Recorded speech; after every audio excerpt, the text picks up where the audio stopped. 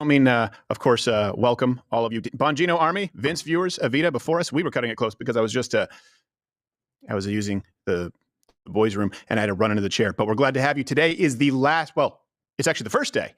Last Friday was the last day. This is the first day in the next chapter for the rest of our lives. No more live streaming on YouTube, and it's not just me. Everyone else in the lineup who you can tune into from 9 a.m. to 4 p.m.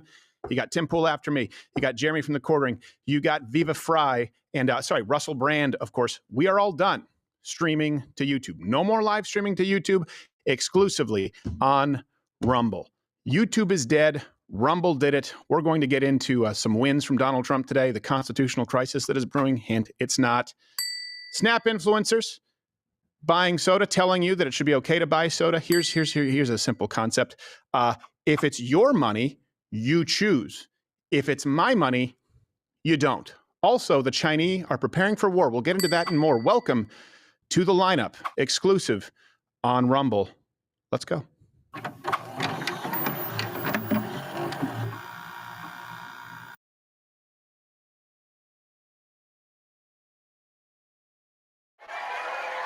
Now, throughout my years, I've come to realize there are 7 words you cannot ever say on YouTube.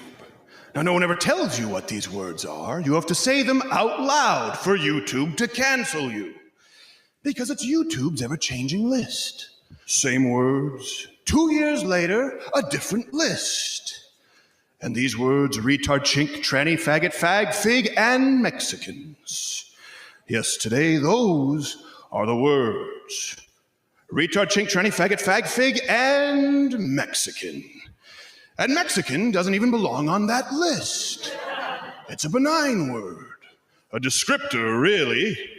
How else do we refer to them? Sir, he's one of those members from down south. Honduran? No. Salvadorian? No. Colombian, Argentinian, Peruvian, Chilean, Brazilian? He's Mexican. Canceled. Just like that. These words, retard, chink, tranny, faggot, fag, fig, and Mexican. Now, the problem with these words is that words change. Notice, I didn't say the N-word. Why? Because everyone here knows which word that is. Not one member in the audience right now is thinking nubile. No. Because the N-word has only ever been one word with one meaning. But not retard, chink, tranny, faggot, fag, fig, and Mexican. Every one of those cancel-worthy words in today's culture, which we can't say now, at some point meant something else. Tranny. Well, that's a scary cancel-worthy word for today's backyard mechanic. Well, your starter's fine, your alternator works, but there seems to be a leak in your T-word. Mainly the T-word gasket where its dick used to be. Chink. Now, granted, that would seem self-explanatory until you realize again that it's a word with multiple meanings. Captain, I found the C word in their armor. No, not cunt. I wouldn't find that in armor. Thus, I suppose she's a female knight, but then we'd have to add another word to the list. See, because these words, they also change depending who's using them or who is hearing them. They can't just hurt on their own, they're just words. But you can use that C word on YouTube. You can use that C word provided that it's not the previously aforementioned C word and that said person using this given C word is a woman and that they're referring to the current president's wife. You see. Words change. Chink was a common word. A benign word. It was used in cultural idioms. To make it a hate word because a jackass said something racist is to give that racist power. And it convolutes the meaning of the word. Now you have people who mistakenly believe it to be the original meaning of that word. Captain, we found a Chinese American in their armor. Do you hear that? That's the sound of a protest starting. Now, please note that the Asian Americans themselves are always notably absent from these protests. They'll let the other social justice warriors distract you while they simply take over your economy and skilled labor employment opportunities. No, they don't make protest signs. They're too busy making money. Seems they found your them in your armor. retard, chink, tranny, faggot, fag, fig, and Mexican. Now, faggot, or fag, these are the new F words. If you say those, you're immediately canceled on YouTube. Primarily because it's moderated entirely by F words. No, not fuck. That's the old F word. You can say fuck all you want on YouTube, provided that it is not referring to, in a derogatory manner, the performative actions of an aforementioned F word. And here, we run into another problem. Because these words, they were co-opted, these F words too. They too, throughout history, have had different meanings to different peoples. A fag, a faggot. Well, are we talking about a bundle of sticks, a lazy old lady, or George Michael in a California rest stop? I was performing in London. A man outside the venue asked for a cigarette. He was put before a human rights tribunal. Your Honor, my client merely asked the man in question for an F word. Do you mean to say that your client was soliciting prostitution? No, Your Honor, he just wanted a cigarette. He's not an F word. It is D-Day.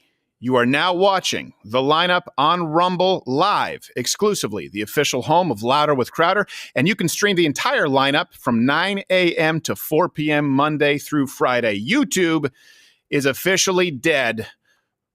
Rumble did it.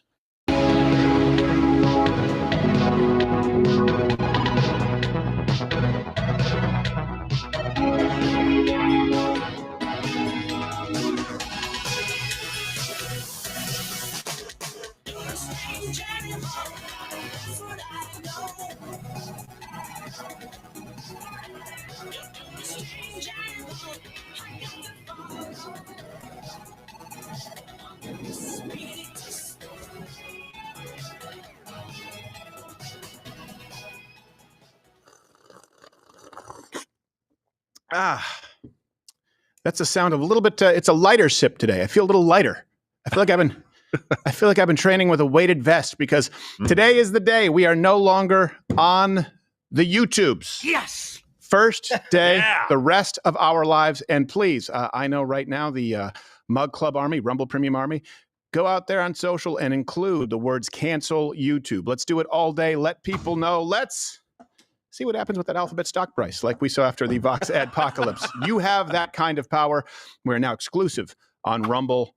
Well, not Rumble. Well, we are on Rumble Premium, but the lineup on Rumble, it is live. It is exclusive, 9 a.m. to 4 p.m. It's a great lineup. And last week, #1 in every time slot in this country. Yeah. Not a show on YouTube to be found. So let's keep that going today. There are some wins from the Trump administration. Going to get into that. There's allegedly a constitutional crisis brewing. By that, I mean the left saying that Donald Trump should basically be subject to the authority of 1 out of 900-something district judges who weren't elected. Snap.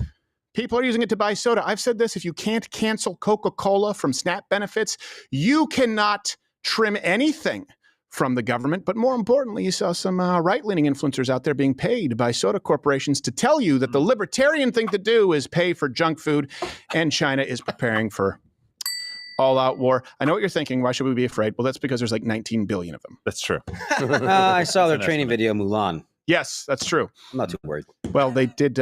They made a man out of her, they thought. And the truth is they couldn't tell her apart from the other men. That only works in the Chinese military, by the way. They're hard to tell apart. So this is I keep thinking to go to the YouTube. There is no YouTube live dump button. It's a live show. Weekdays, 11 a.m. is when you watch this show. Let me ask you this. What part of the Chinese do you fear most? What's the scariest thing? I say the foot binding. Their height. Yeah. Small people. They don't cut their fingernails. And we were supposed to, by the way, before we move on, we are retiring the YouTube dump button. Yeah, right? yeah. Is that you were going to do that today because we don't use it? Is that all taken care of? Actually, no. Of course, I actually did it on Friday. I got rid of the people. You did? Yeah. Okay. Yeah. You fired the folks. I fired them. Yeah. Okay. Yeah. So we're no longer streaming to YouTube, and we really don't think your services are necessary anymore. But we really want to thank you for all the hard work and effort that you've put into your job. Well, I just want to say. All right, that is lunch. I know that it's time for things to close.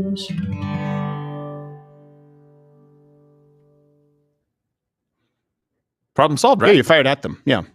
That's what you said. It's okay. I feel You free. said- no. You said fired at them. Captain Morgan CEO and Josh Firestein is here. Not _Firestein on X. Thank you for being here, sir. Yeah, thank you. I actually had a meeting with Gerald on Friday, and thank God I canceled it. Yes. Yeah. Little trigger Josh, happy. I put that back on the books for right after the show. It's also very telling that he uses a single action revolver, which means he plans on taking his time. Like he's not worried about a skirmish.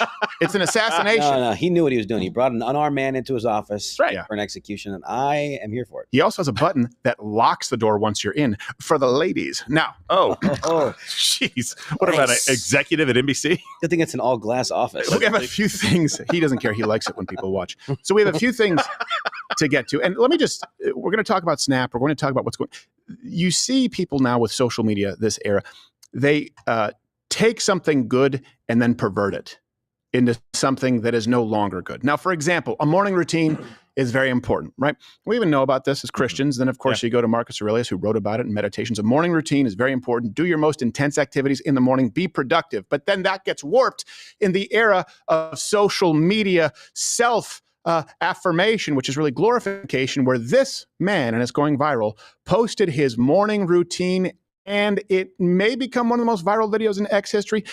I would wager it's because he gets nothing done for like 5 hours, but watch it. 3:53. Tape on the mouth gimmick. Should have just left it. Steroids, don't talk about that. Bottled glass water, okay. Goes out. 17 minutes. Sit on chair. So we're going to be serious about the Lord's business. So that's 45 minutes of listening to After. Well, you got to do. And by the way, you need the glass bottled water for your ice face bath. Yeah. Affirmation shirt. Affirmation shirt. Good. Compression socks that do nothing. Man bag. Gay. Condoms, put them in. Hey, by the way, take this now, do kids. 7:30. All right. Goes to the nice rooftop pool. That dive. He's now been up for 4 hours and accomplished nothing.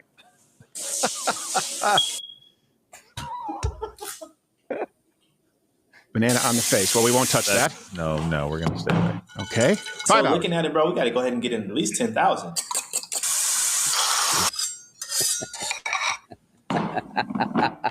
Thank you. Of course, more glass bottled water. Now, notice that his work consisted of telling someone else that he should put in more money.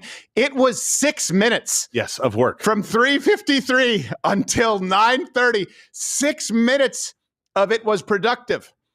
This is the problem with social. If you follow every gimmick on social media, I got to go do tapes that I breathe the right way. I have to use this water because otherwise I'm going to have small balls or I'm going to have xenoestrogens. Okay. I now got to do the cold plunge. And you can't get anything. By the way, I'm someone who's been up at around 4 o'clock for like a decade. But you get up and you start working. So please don't just start a routine for the sake of a routine. Try and focus on what it is that matters, like your family, like work, and not mouth tape, glass bottled water. How many face ice baths does he need? A couple at least. What was he, stung by a bunch of bees? Wait, you don't set up a camera for every moment of your morning routine? No. And if I did, I'd probably put on a better show. I wouldn't be just it'd be like, set up the camera of me listening to somebody telling me that I should be more me. And I put on a shirt that says I'm worthy because I always forget. How much you want to bet he's selling fitness advice? How much you want to bet he's selling influence advice? Hold on. Somebody pull this up. The post right below is where you can buy the merch. Ah, okay. Can you buy those glass water bottles? I think it's him. I don't know if I think he's 100%. not American. I think he's somewhere abroad where I know a lot of people don't recommend doing anything with faucet water. With faucet water, with tap water. Okay. Well, I guess thank you. Tap water is the word. I guess that makes sense. So he needs the most expensive bottled water money can buy. Please, guys, look, let me just give you some. Look, get up early, set a routine, stick to it. Great. Diet, exercise, sleep. And by that, you can train a couple times a week, 3 times a week, eat sensibly healthy, right? That's all. Okay. Meat, fruit, veggies, whatever. Try and keep sugar to a minimum. Try and get 7 hours of sleep. Guess what? You'll be ahead of 90% of the game. If you attempt to do that, it'll never get done. You'll be unproductive like that man. and rub banana peel on your face, you Why? had 95% of the game. Why? It was like EBT motivation. Like why? It's like, yo, if you don't actually have to produce anything, you Right. could do this for like 9 hours a day and tell somebody 10,000. How about 15? He said no. I said okay. That was 10 minutes of work. What does he do for a living? Just that? I guess. You got to put in at least 10,000, bro. I wanna. Ooh, I had a good day. What time does wake up time? Because it said the first thing was 3:52, changing to 3:53. Yeah. So what, is he waking up at 3:50 or 3:45? He also doesn't include the injections of nandrolone that he does every day. So, Well, there was That's all 12 hours natural. unaccounted for. yeah, exactly. With some gynecomastia. Yes. All right, let's move on to someone who is quite productive. There have been so many wins this week. This is just sort of, we just had to rack them all up. It's hard. It's hard to keep them in track. It's hard to keep them what? It's hard to keep track. You know what? This is time for Trump wins. All he do is win, win, win because he's Trump. Trump destroying liberal minds. Leave their asses in the dust, and now that he is in, we get back to building this amazing nation. And we gonna stay there. All right. Now, some of these are wins. You can check the references, link in the description. We have them every day. You may not even realize needed to win on these. You go, wait, what? We were doing that? First example, the United States government cut funding to Australian universities. And they're doing this to see if the funding that they're sending to Australian universities is actually helpful, or if we're funding, like anti-American, anti-Western, pro-communist sentiment. It's about like $600 million. And I know what you're thinking. Wait, we were spending money on Australian universities? Turn it back into a penal colony. I agree, but here's a news update.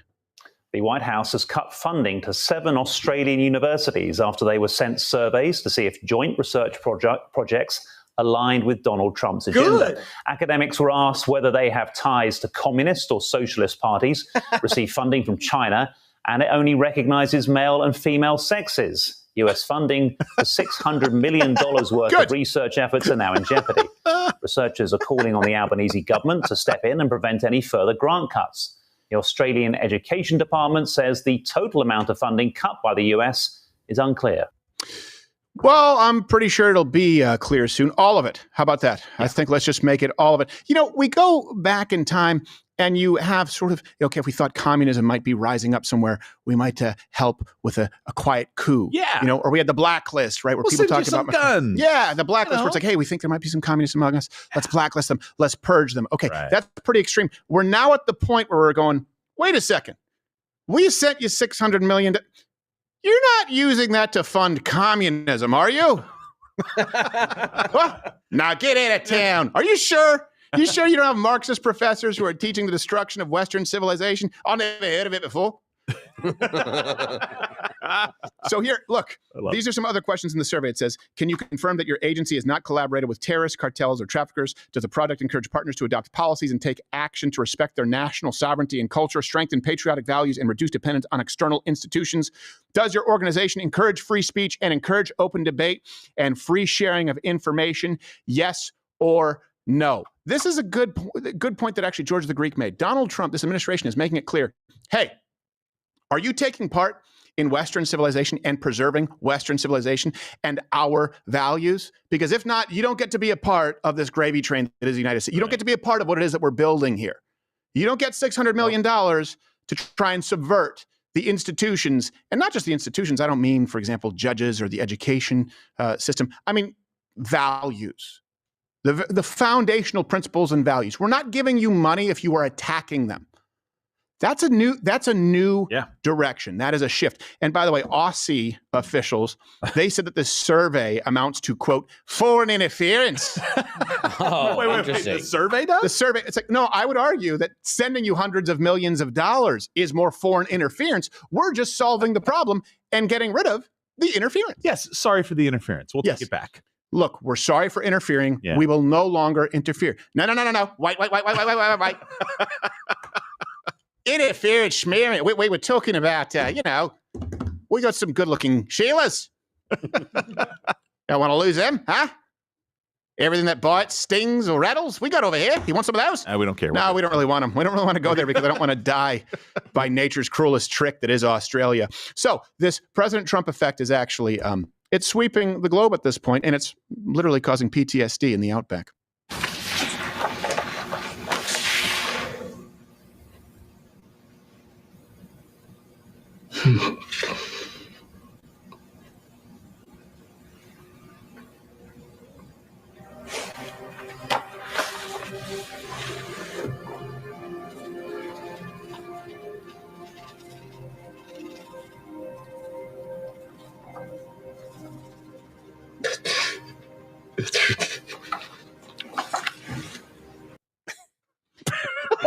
By the way, look, don't believe everything you hear. Yeah, Hugh Jackman, he's straight as an arrow. So that's just the first win. Sorry, we have a lot more to get to, like Venezuelan crime gangs, and we'll get to what we're doing with China. But here's the thing. We need to actually support our own. It is a never-ending supply of you, the American worker. I'm tired of saying taxpayers. You, the American worker. You. When people say taxpayers, they mean you. Do you work? Do you pay taxes? Are you productive? Do you take care of your family? Okay, you are the person who subsidizes the world. You are the person who is spending $600-something million in Australia. It's Americans right now who are actually fighting PTSD, for example, from things like high interest rates on their mortgages. Good news is there's a fix for that. And the cat was happily reunited with its family, but the giraffe still remains at large. Now, a word from our sponsors. You know, I'm finally getting my life on track. Oh, that's nice. Hey, can I get some water in here, please? Yeah, I called American Financing. Oh, good for you. That's great. Yeah, it's true what they say, you know. They helped me close quickly on my junior suite, and they even helped me delay 2 of my mortgage and payments. You know, great. Can you help me get some of those raisins from my desk? In the second drawer, the one with the pretty lady in the basket on it, the colored one. Yeah, please. You should come over sometime. It's a nice place. I want you to check it out. It's got parquet. Oh, boy, you should get some nice Formica. No. Hold on. I said second drawer. Maybe you can spend the night. Play games. Hold on. Wait. Yeah. No. That's right. You got it. Good. You know, on second thought, actually, go next door. Get me one of those ciabatta sandwiches. That sounds delightful. Boy, I sure could eat. You could always eat. Well, I'm saving $850 a month. Mm-hmm. Well, then maybe you should perhaps consider purchasing your own ciabatta with your own money. Like the good little piggy you are. Call American Financing today at 1-800-974-6500 or visit AmericanFinancing.net/Crowder. No upfront fees.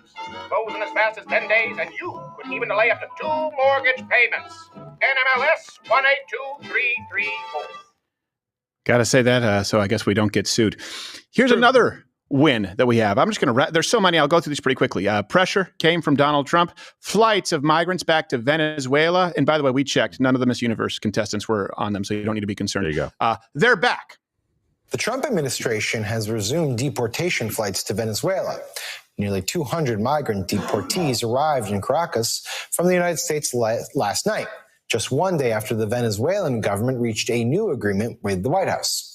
The Venezuelan government had been accepting deportation flights, but that came to a halt earlier this month when the White House revoked a Biden-era policy that allowed Venezuela to produce and export more oil.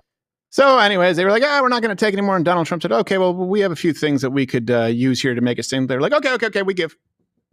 We'll take them back. I know sometimes you guys think it's not that simple. Sometimes it is. It's very simple. Yeah.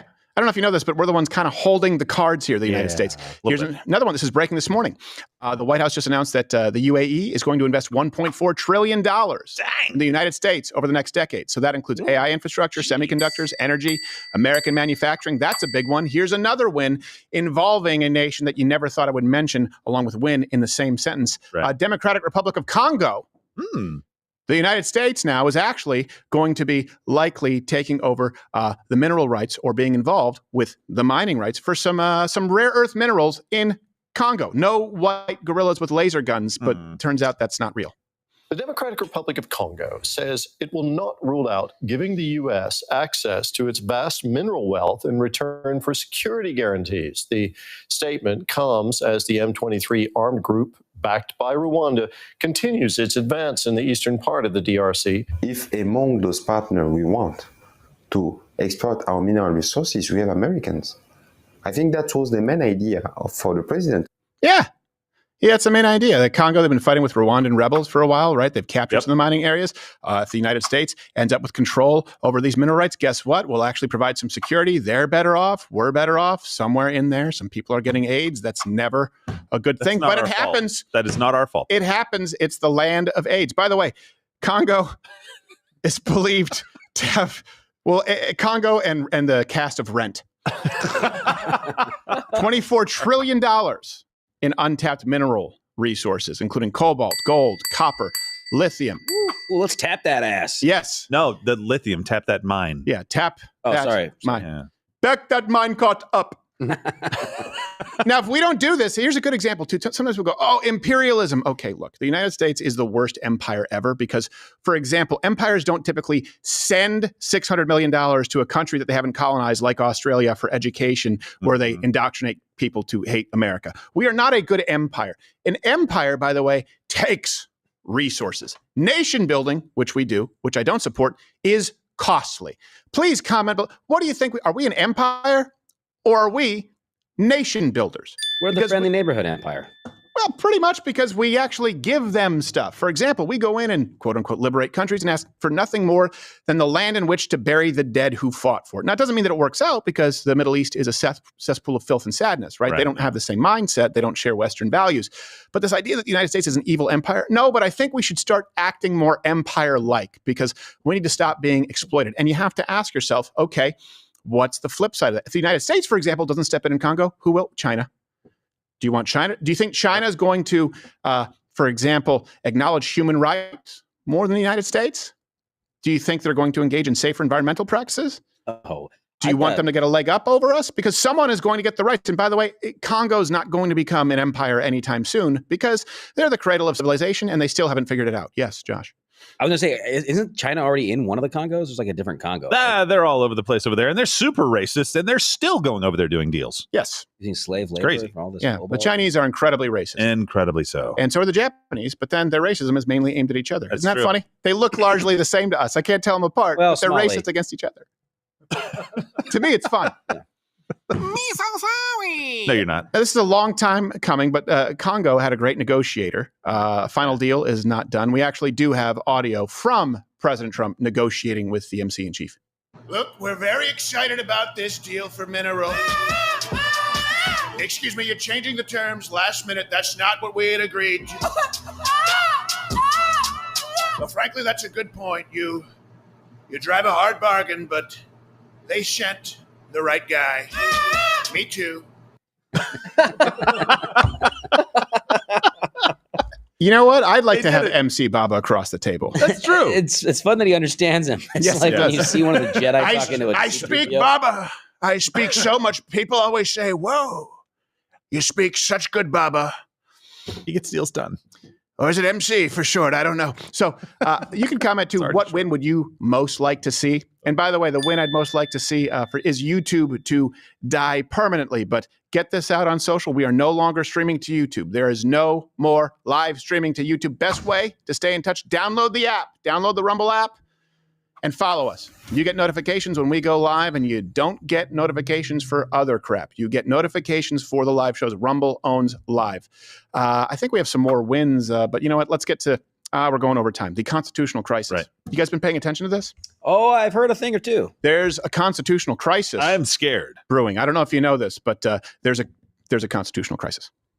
A what? If you say it 3 times, then people understand. Constitutional It crisis. appears. Constitutional crisis. Yeah. Constitutional. Yeah. The crisis of the Constitution. Yeah, it's a crisis of the Constitution because a judge wants to be president. It turns out that he shouldn't be president and he shouldn't be able to act executively like the president. But the left believes that one of 900 or any of the 900 judges should be able to do that. And if the president says, hey, no, you can't do that, well, then we find ourselves at this impasse of a constitutional crisis.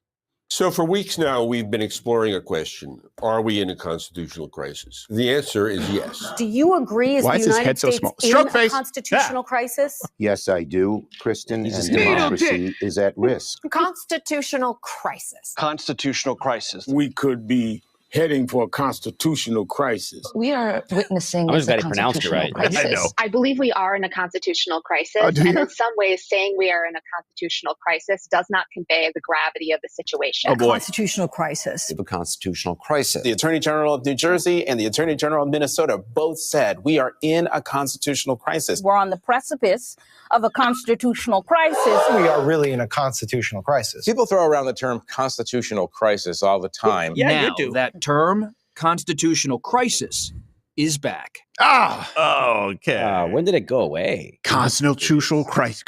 I had a stroke today. Yeah. I look like Schumer. By the way, I'm laughing so hard because on CNN, look, Education Department workers get 30 minutes to collect belongings. They just showed them crying. Let's hear what she has to say. And it feels devastating to me, coming here and packing up my bags, and not knowing when I'm going to get a next paycheck. Yeah, that's called getting fired. I mean, has anyone here ever been fired? I feel like everyone here has been fired at least once, right? I wanted to hear more of her speaking improper English. Yes, exactly. Yeah. This is some of the educational department. Hey, comment. You guys ever been fired? That's a part of life. It's not fun and it sucks. And by the way, we take no joy whenever we have to, but we've had to fire people. Well, I got to shoot the guy doing the button. That was fun. We've also had to fire people who've shown up to work lit. That's and true. I don't know because I have a great morning routine. They've been up since 3:53. It's like, how do you still show up lit? You're so lit. Share your routine. Vodka in those bottles. But they see this as a violation of fundamental human rights. They see this right now as a constitutional crisis where some judge who hasn't been elected cannot usurp the authority of the president. So let me pack my bags and go and do a thing. Yeah, I'm gonna pack my bags and go buy some Coca-Cola Classic half an hour with Snap. I'm a Snap. You get 10 minutes. Get out. So last week, President Trump, called for the impeachment of crooked judges on Truth Social. This is the reason they claim constitutional crisis. I'll read this for you for those of you who missed it. This radical left lunatic of a judge, a troublemaker, an agitator who was sadly appointed by Barack Hussein Obama was not elected president. He didn't win the popular vote by a lot. He didn't win all 7 swing states. All caps. He didn't win 2,750 to 525 counties. That was me. He didn't win anything. I just love the caps. I know. Yeah. I'm just doing what the voters wanted me to do. This judge, like many of the crooked judges I am forced to appear before, should be impeached. And this is one of the things people are making a big deal out of the call to impeach. That's very unlikely to happen. Right. But it's all caps and 3 exclamation points. So you mispronounced it. Can you please do it correctly? Impeach! Okay, there we go. Thank you. So this prompted a rebuke from who many people believe to be compromised, Chief Justice Roberts. Here you have Chief Justice John Roberts appearing to push back on statements President Trump made earlier today, suggesting that a judge, James Boasberg, who of course temporarily blocked deportations by the Trump administration, or at least tried to, should be impeached. And here the Chief Justice writes, for more than 2 centuries, it has been established that impeachment is not an appropriate response to disagreement concerning a judicial decision. The normal appellate review process exists for that purpose. Right, but we'll get into the problem with the appellate process. So let me give you some key facts here. Key fact number 1. And let me set the premise. I actually agree that there may be a constitutional crisis, but not for the reasons that they are claiming. Yep. There may be a constitutional crisis because you have people acting as, to put it simply, president who are not president. A president signs an action. A president makes an executive order.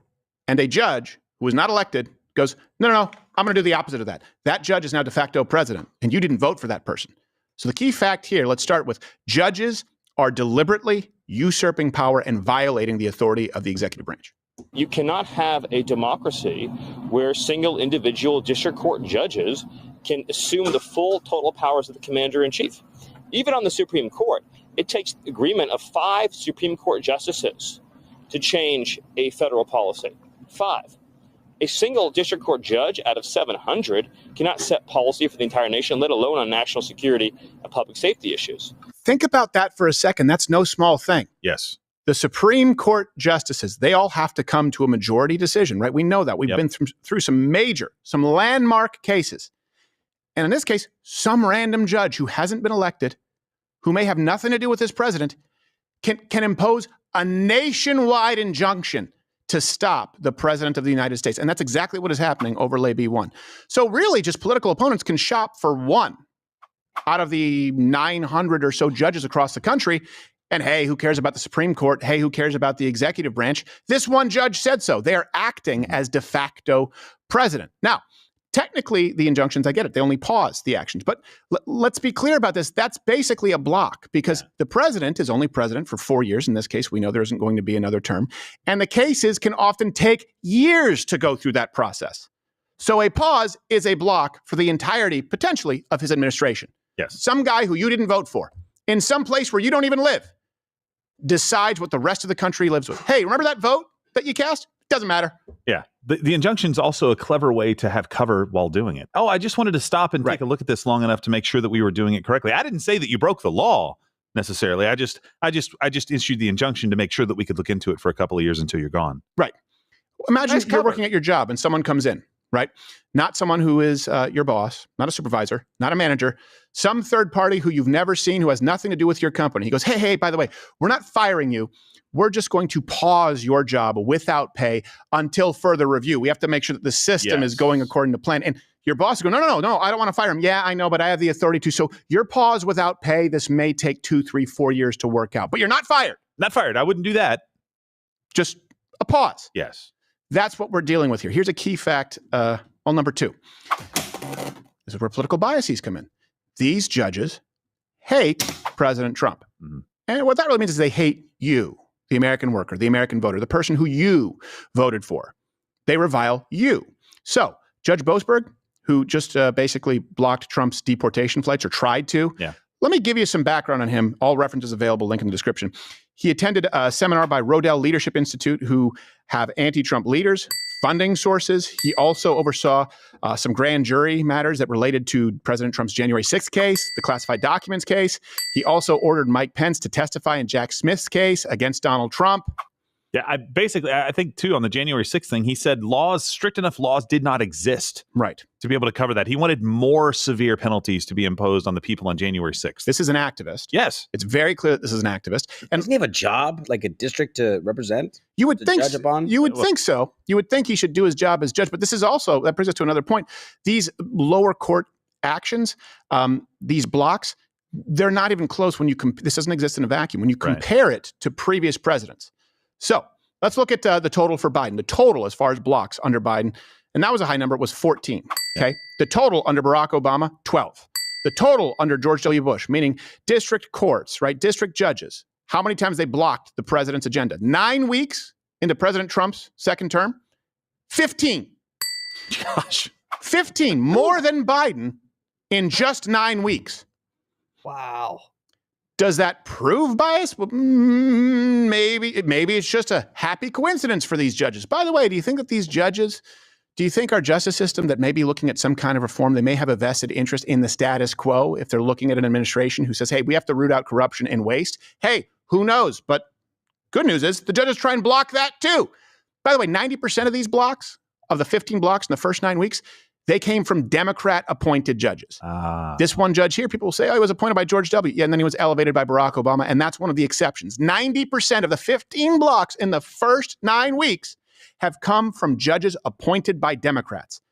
It's the ghost of the tyrant still hanging around here. Yeah. You voted in something different. These judges say, no. I was appointed by the guy who is precisely the reason that the Americans voted for something different. But you know what? No, status quo.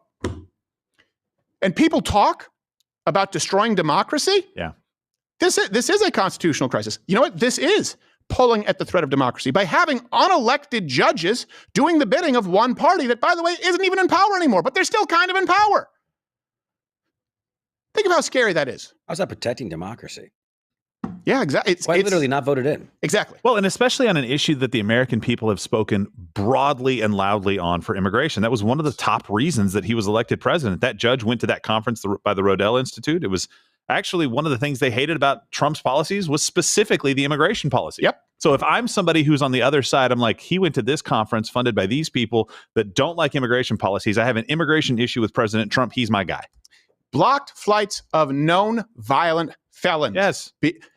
And I watched the legacy media, by the way, this weekend. They referred to all of them as, undocumented citizens, undocumented people, undocumented workers. These are gang members. This is an 80-20 issue. Even people who don't believe in a wall say, well, yeah, of course we should deport people from MS-13. Of course we should deport people who are in violent criminal gangs. This judge says no. You want to talk about being out of touch with the American voting constituency? Only right now, they have the power of president. What did you vote for? Yeah, they're holding a hearing today on it, by the way. CNN's talking about it. Yeah. We need Judge Dredd to be like, you betray the law. That's right. No, this person is acting like Judge Dredd. I am the law. No, you're not. Yeah. Seriously, a betrayal of the law. Wait, hold on a second. Oh, breaking news. Judge rules it can't be fired. There you go. Come on. That's the problem with those lifetime appointments. Here's a key fact. Not a fact, but let's go to category 3, I guess. There are some options here, though, in dealing with this constitutional crisis. President Trump can get Congress, hopefully if they get their act together, pass laws codifying DOJ, their cuts, right, into law, like USA, Department of Education. Passing laws clarifying birthright citizenship is not for illegals and not for children of illegals who came here specifically to have an anchor baby. They can actually confirm, hopefully, the president's power on issues like immigration or foreign policy, which fall firmly under the executive branch. Yes, like clearly. You Schoolhouse Rock, you have legislative, right? You have judicial, you have executive. And in this case, you don't even have the judicial because largely federally, we think of the Supreme Court. You have smaller local courts taking over the executive. That's one thing we didn't really think would happen, huh? No, absolutely not. They've got to come up with a solution to this. Otherwise, this is just a sham. Yeah. Well, here's the thing. You got to get Supreme Courts, the Supreme Court to rein in these lower courts. Yes. And actually, Pam Bondi, AG, who I think is on her 140,000th Fox News appearance. Consistent. Predicted. She's the AG? I thought she was the PR. Yeah, well, a little of column A, a little of column B. And yesterday she predicted this is going to happen with a judge like Boasberg. What can you tell us about Judge Boasberg's ruling and whether or not the Supreme Court is going to get involved here? Oh, the Supreme Court will get involved. This is an out-of-control judge, a federal judge trying to control our entire foreign policy, and he cannot do it. She's still not even that great at PR. No. I think we just did a better job of it here. But I get it.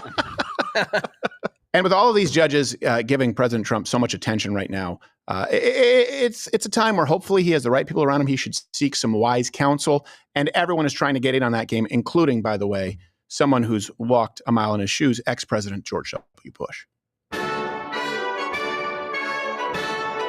Here's some advice.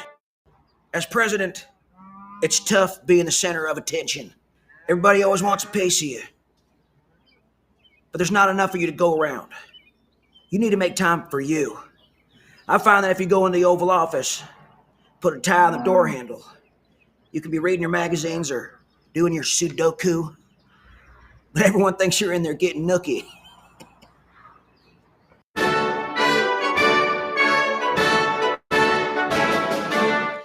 Look, let me wrap this up here with maybe an analogy that you can understand. Okay, or will help you. Let's say you're on a commercial flight. I don't know, American, Delta, Spirit. If you want to lose a weave. Southwest. I'm on Southwest. But the point remains, so you have a pilot, you have a co-pilot. Okay. So let's say you're heading to, I don't know, the Bahamas. Right. Someone in coach speaks up, chimes in and says, no. Hey, you know what? I'm going into the cockpit and we're redirecting this flight. And everyone in there who paid for a ticket to go to the Bahamas going, wait, what's going on? Hey, stop him from getting into the cockpit. They go, no, hold on a second. There's a process to do that, and we're not going to be able to get through that process until we land. So he goes in, redirects you, and then on the ground they say, well, we're going through the process to see if this is something that we should have been doing. Yeah, but I didn't want to be in Haiti. Now I'm in Haiti. The problem is already here. And how'd you get by the first class curtain? Who could penetrate that force? Well, this guy did. We're supposed to have safeguards in place, and instead we're going, no, go through the process. So instead of the pilot, who was the designated pilot, you have some random person in coach saying, no, I'm deciding for the rest of the plane. That's this judge. And by the way, let's go through some other examples. Who do you want? You may not like Donald Trump, but at least you know he was elected. At least you know that a plurality, if not significant majority of Americans voted for him. We went through the process. Everyone knows how this election went. It's one of the few elections in recent memory that has not been questioned by the left or the right. Do you want that guy, the commander-in-chief, the executive who was voted in to make these decisions? Or, let me give you some specific examples. Could be any one of these unelected judges, like Tanya Chutkan. She was the judge in the Trump January 6th case, despite her bias against January 6ers. She recommended sentences even above what the DOJ suggested. You want her making decisions as it relates to all of you in the United States? How about this guy, John McConnell? He's a leftist judge who blocked the U.S. aid, other cuts, and no, you can't make those cuts, which are overwhelmingly supported by you. He also said that he wanted to apply laws to minorities to, quote, meet them where they are, meaning different standards of application of law depending on your race. How about Anna Race? She's one of those judges. She's an LGBTQAI judge who blocked the military trans ban, which is overwhelmingly supported. Do you want these judges to be in charge, or do you want the guy who was elected? And by the way, that question goes for you Democrats, because you can elect someone next time. And the same thing can happen. Well, speaking of bans, really quickly, since we're off of YouTube right now, we no longer have to worry about that, but we are actually now able to sell the Socialism is for Fig shirt. Oh, that's right.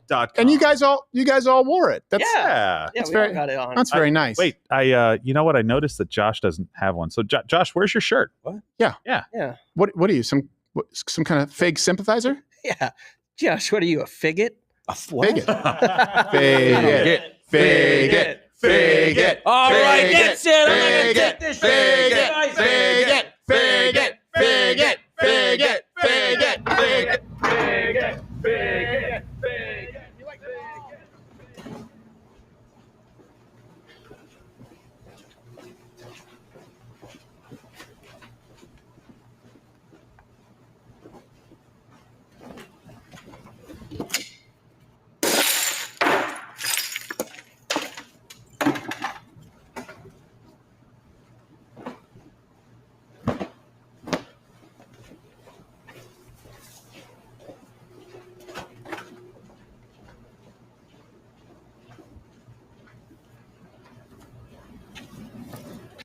There we go. There. All right. That a boy. The team player. There's his shirt. Get a nice shot of that. Crowdershop.com. For those of you who don't know the history, YouTube said that we literally couldn't be on YouTube if we sold this shirt off of YouTube. They said as long as that shirt is sold in the merch shop, you can't be on YouTube if that link. So we've just taken the link off of YouTube. And now what is YouTube going to do? It was our most popular shirt. You can go and purchase it now at crowdershop.com. No mystery box needed. For the first time in years. Crowdershop.com. Go get yours now. I feel comfortable now. Like I feel like me, I've been really slow and boring today. I feel like I'm about to no kicking into high That's gear. it's going to add some zest. Yeah. There's a little glass in this shirt, but Yeah, I think that might be part of it. Well, the fiberglass is what makes it retain its shape. It must be what Jesus felt like. By the way, don't wash that on hot. Do not wash that on hot. No, don't do You it. will be cut all over. Now, I wear it on hot. I give you that as a gift. You know, people have talked about fake news. And that was a term that was used by the left. And then the left tried to, they tried to use it against the right. And then we co-opted it. And now they hate this term, fake news. But it is a real thing. Mm-hmm. And fake news can apply to most of legacy media, of course. ABC, NBC, CNN, CBS, MSNBC, you know the whole list. Yeah. But it applies now online too, where you do have to be really careful with information that gets out there. And so please, we make all of the references available every single show, links in the description. I encourage you to not take my word for it and do your own research, because this applies now to soda and Snap. Before we get to this and get to the bad actors here who accepted money from big soda companies to tell you that conservatives should support junk food and Snap, let me give you a concept. It's novel here. Mm-hmm. It's as simple as this. You pay for it, whatever it is, food, healthcare. You choose. I pay for it. You don't. It's the difference between you going to the store and purchasing something for yourself. You can choose whatever you want, versus me getting you a gift. You have no say in it. It's the exact same thing I tell my kids at the ice cream truck. I pay my rules. I pay. There you go. You get Cheetos. So this brings us to the Snap. You pay, you get ice cream. If you don't finish your Cheetos, you don't get your Takis. Dad, can I have an avocado? No, you fig. No. Corn chips. So over the weekend, this whole thing now, Snap, there's been discussion regarding banning soda and junk food from Snap, right? This is the government program that pays for people's food. There were a bunch of influencers, many of whom were on the right, who copy-pasted talking points about Snap. People on the right trying to tell you this is a conservative idea, saying a new war on soda has begun, targeting purchases made through Snap. I don't believe it's the government's role to decide what people should or shouldn't eat. Restricting soda through SNAP is an unnecessary move by the government to control consumption, overstepping its authority and infringing on individual liberty. So this was framed. You have the left who think that you can trim nothing from government. And now you have people on the right, so-called influencers, who reportedly, by the way, were offered up to $1,000. Jeez. And were given direct talking points to try and advocate as though it's a libertarian or conservative point of view to keep junk food in SNAP. And by the way, Nick Shorter was the one who reported on this. Think about that so be very, very careful. And by the way, I would not trust anyone who put these out there and copy pasted these talking points. They were even given the talking points about Donald Trump's Diet Coke button. Yes. It's like that old sitcom bit with the friend in the bush telling you what to say to the girl in the window. Yeah. Okay. Now tell her soda makes you super buff. Yeah. Yeah, but he's paying him $1,000. Yeah, exactly. Oh, big money. Tell them that Thomas Jefferson would want you to have Fanta. And to be fair, Eric Doherty, who posted this there, he said, yeah, that was dumb of me. Massive egg on my face. In all seriousness, it won't happen again. No, there's a good point to be made here. It's just because you got caught. Yeah. Like, oh, man, I shouldn't have done that. Should have been when you got the email saying, hey, will you say something stupid for $1,000? Egg on my face. Right in. And also, soda gives you great boners. It also gets egg off of your face. It's great as part of your 9-hour morning routine. Those weren't Just bottled rub a water. They Diet were Coke. sodas. But yeah. And Riley Gaines, she's out there quite a bit as a commentator. She said that she was offered money to make a post, and she said no. So good for her. There are some Well, people she out saw there the Sprite was actually a 7-Up. It was in a different costume. I'm more of a squirt person, maybe Fresca, but this is no Squirt and Fresca. You guys haven't had Leah Thomas is more of a Fresca. Yeah. All right, stop it. Grow up. You don't get it in the supermarket. Don't look at me. It was noodles. You people, you're children. started it. But this is why you say, why is there this infighting? There are people with ulterior motives. They have a vested interest in warping your perspective. Again, this is really simple. This is why I say don't just take issues on an individual basis. You do need to have a worldview. You do need to have a lens through which you see these issues. When we're dealing with your dollars, the American workers' dollars, okay, look, you pay for your own crap, you choose. I pay for it, you don't. And if some of these people, by the way, can't just buy whatever they want, you need to understand this. Many people involved with SNAP, they'll just take it.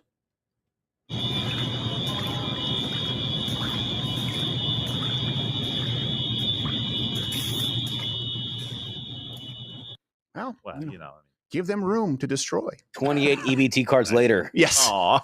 And here's the thing, too. You were talking about this. Look, a lot of these people are on some kind of government health care program. Exactly. Too. This is the problem. If you work and you make just a middling income, you won't qualify for the Obamacare exchange. Okay. So you have to pay for your own health care. That's very likely expensive. You won't qualify for SNAP. You have to buy your own groceries, which is very expensive. Meanwhile, someone who is on subsidized health care can buy junk food all at your expense. And it's a never-ending loop of disease, of obesity, and government subsidization. Let me give you some examples here, just as far as how much more life costs for you if you are a productive, contributing member of society. That's the problem. Right now, we're incentivizing people to not be contributing members of society. So a normal shopping cart for the average American, people not on SNAP. These are the top items they likely purchase. Number 1, meat. 2, veggies. 3, dairy, cheese. 4, fruit. 5, sweetened beverages. You look at a SNAP cart, this comes from the USDA. Number 1, meat. Number 2, sweetened beverages. Number 3, you got to marinate your meat in Fanta. Yeah. Veggies. Then 4, prepared frozen food. Bad. 5, prepared frozen desserts. Bad. That makes me sad. Each year, SNAP recipients spend $27 billion on junk food. And more importantly, SNAP recipients spend 2 times more than you per average grocery store trip. For non-SNAP citizens, meaning you're paying with your own money, $18. SNAP recipients, $36. It's almost twice. We spend $145 billion a year on SNAP. It's meant to give people necessities. You pay for necessities. During a time where egg prices were skyrocketing, SNAP recipients, you pay for luxuries for them. Oh, even poor people deserve a treat. No, they don't. No, they don't. That's the talking point from the left. You don't think poor people deserve treats? Fuck no. How about that? No, I don't. I absolutely don't. If you're down on your luck and you need a roll of salami, you need some eggs, some milk, fine. I don't want your kids to starve. You don't know. No, I don't. I don't think you deserve Funyuns. That doesn't mean I'm racist. That doesn't mean I'm classist. You know why? Because I don't buy them. Prepared desserts. How about I give you flour, milk, sugar, and eggs, and you can make your own dessert? Yes. You're not doing shit. You don't have a job. I know. You got the time. Bake a cake, stupid. Well, pardon my language, but look, this kind of thing, because it's at the root of the problem. Yeah. For some reason, one side of the aisle and paid influencers who claim to be on the right always support subsidizing the non-contributing zeros while vilifying you for your contributions. You're saying that you should have a say. Yes, I am. And yes, I do. If you know what? If there isn't some kind of a control mechanism, you know what you're going to have? You're going to have grocery slapping vigilantes. Just me, Josh, and Joe walking in, seeing the Frito going, get that out of here. Here's some milk. Yeah, when you got a fat guy slapping junk food out of your hands, you know something's wrong. Yes. It's really wrong. It's primarily a financial issue. And by the way, 10% is usually the amount, roughly 10% of what they spend on sugary drinks alone. So back in, I think when the study was done, it was about 6 to 10 billion. Based on that number, it's about $14 billion a year. Yeah. Being spent. No wonder soda companies are paying people to post to keep it. Next time you see a commercial for Coca-Cola or the newest sugary energy drink, hey, I want you to think, you paid for that. Yep. The fact that it's common practice to call it junk food, and we're like, yeah, we should be subsidized. We should be paying for that. Yeah, Here, exactly. Eat the junk food. Here's your junk's another word for garbage. Here's your garbage food. Right. What's the first Eat generation? it, you poor little garbage person. We have more access to food than ever, and we have a generation That's what who it are sounds like. fatter, sicker, and they're going to die younger than their parents. And we're talking about if the taxpayer should foot the bill for what we know is making them fatter, sicker, die younger. We have a health epidemic in this country, and some folks seem to think soda is actually and literally, not figuratively, the cure. Our mom told us when we were younger, if we ate a sugar, you drink a Diet Coke afterwards and it'll cancel out the sugar. Okay. It's hard to argue with that logic because I didn't prepare this segment and I don't know the science on it. She may be right. She may be correct. But I'm going to bet she's not. I don't know. It only works with Diet Right. Yes. It's not just all diet sodas. She thinks diet soda is a tapeworm that eats all the sugar. If you want to look like her, follow her advice. Yeah. You want to ferment as well. Let's just, let's start importing Mexican tap water. Give it to them. That it'll solve it. See what happens. See how much weight you lose with food Actually poisoning? might help. You got a tapeworm.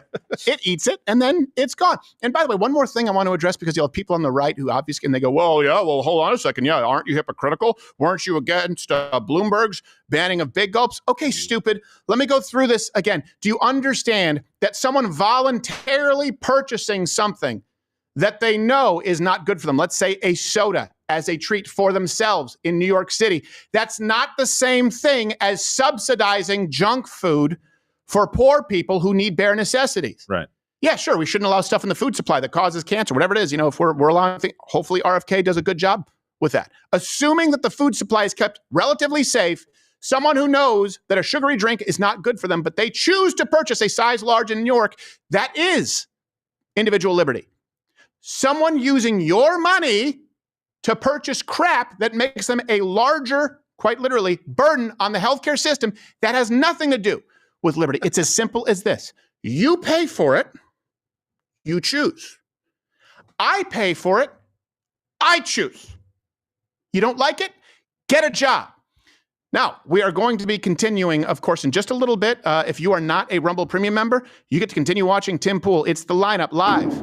9 a.m. through 4 p.m. You just keep watching. And then, of course, if you are a Rumble Premium member, you get to go another 100% longer, 100% more show, double the show with us. You just click that button down there, $99 annually, $9.99 a month. Mug Club is Rumble Premium. Rumble Premium is Mug Club. You get us, you get Donald Trump Jr., you get Nick DiPaolo, you get extended shows, you get everything ad-free. And you notice there's only one ad spot in this show as opposed to 16 minutes per hour. We are funded by viewers like you. Let's go on to anything else with Snap. Can I go to the tiny people? China. Snap sounds like an off-brand soda. It does. It does sound like an off-brand soda. Tired of Coke and Pepsi? Try Snap. Yeah, it's basically the same thing with a different logo, like RC. Remember them? If you have an EBT card, you'll get one. Pull that Just up, a Snap. Pull it up really quickly. What? I thought Thomas Massey was on the right side of this. Hold on. People should not. Oh, wait, hold on. No, he is. He's saying you should not use food stamps. Okay. Oh, good thing you interrupted. Sorry. We got some momentum going. Yeah. All right, hold on a second. Well, we got to send it to Tim Pool first. We're gonna. That one worked. Thanks, research. All right, China. By the way, you think China's funding junk food? They don't even have a chip in their brain. No. You're already fat. Already fat. We don't pay for food. Can't snap your own finger. You fat. We pay for Ozempic. Make you no more fat. China is preparing for war. How do we know now? Because there's pretty much a date that seems to be set, and the equipment and artillery that they are developing has been raising some eyebrows. Let's get to the little Chinese men. It's time for China to be rising. We invade Taiwan any day. We train with secret kung fu fighting. With people in your culture, by the way. China is asshole. Don't you pick a fight. We turn you to fried rice.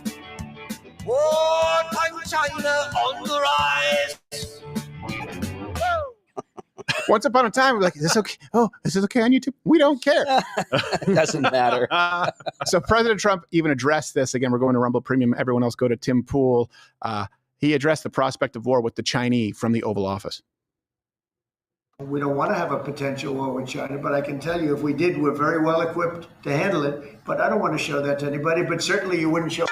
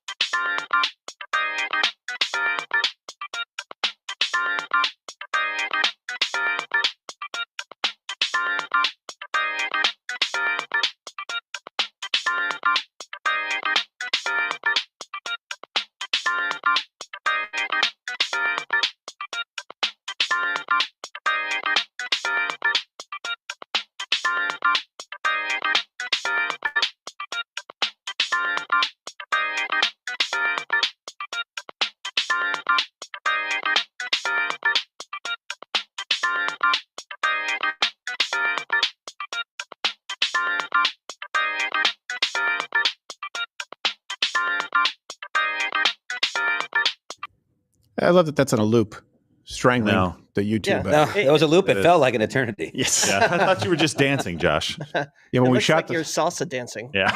Yeah, I'm very bad at it. When we shot them, I just wanted to make sure I didn't accidentally catch your jaw. You know what I mean? Like a horse bit. I thought it would have been funny because then I would have been trying to talk and then No. like a like a gimp. That can break your jaw. Yeah. It's really, I've had it happen where when you're new my to jaw, jiu-jitsu and you like tuck your chin, like, he can't choke me. And they just squeeze your face. You crack. Like, oh crap, this was a bad idea. I got my jaw. My jaw locks up all those sodies. Oh, really? Sodies, huh? Sodies? Got the lock jaw. I can unlock my jaw like an anaconda and just swallow things whole.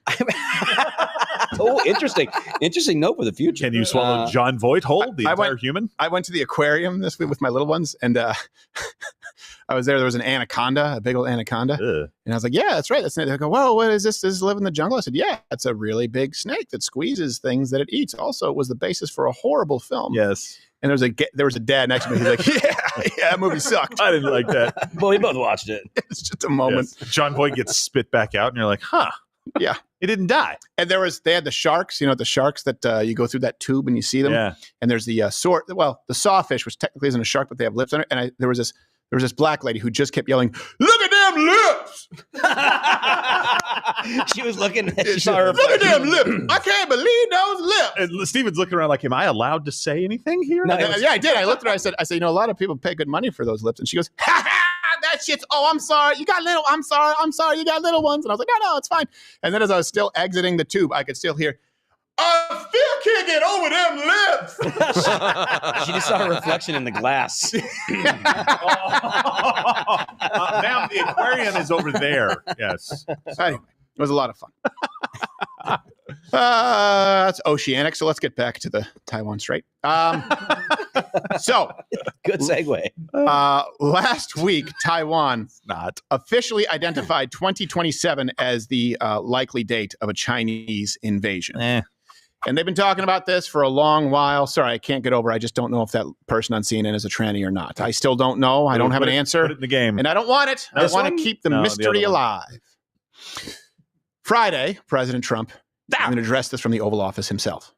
We don't want to have a potential war with China, but I can tell you if we did, we're very well equipped to handle it. But I don't want to show that to anybody. But certainly you wouldn't show it to a businessman who is helping us so much. He's a great patriot. He's paying a big price for helping us cut costs, and he's doing a great job. He's finding tremendous waste, fraud, and abuse. But I certainly wouldn't want, Elon has businesses in China, and he would be susceptible perhaps to that. But it was such a fake story. The New York Times is just as fake as CNN and MSDNC.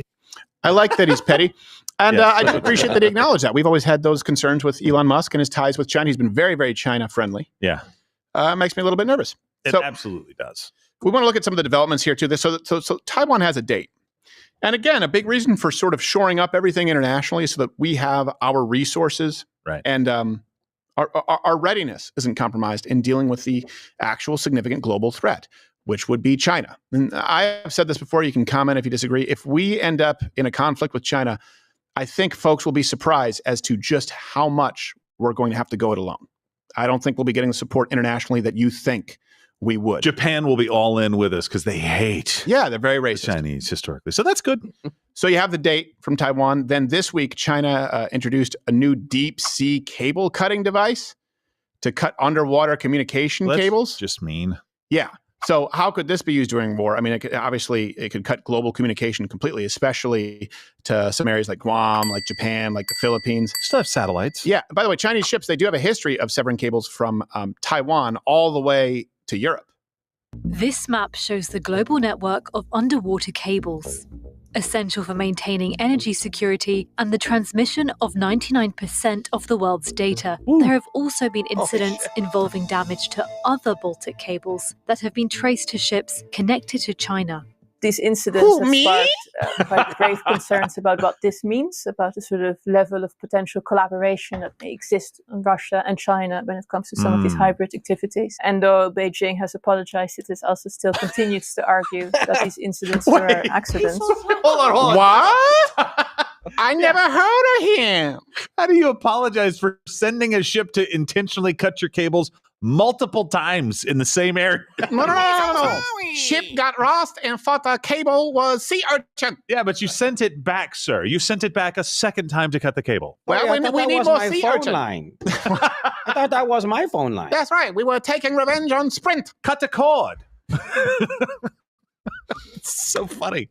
They apologized. Oh, did they? It's a very dishonest nation, which is why I always find it funny when people say, like, you know what? I really actually have adopted Eastern religious philosophy. Good for Why? you. Go live Why? They all suck. Yes. Now, here's another development. They have amphibious landing barges. What does that mean? What does it do? Well, they debuted a new barge system that's designed to transfer like a huge amount of materials from shore to sea to another shore.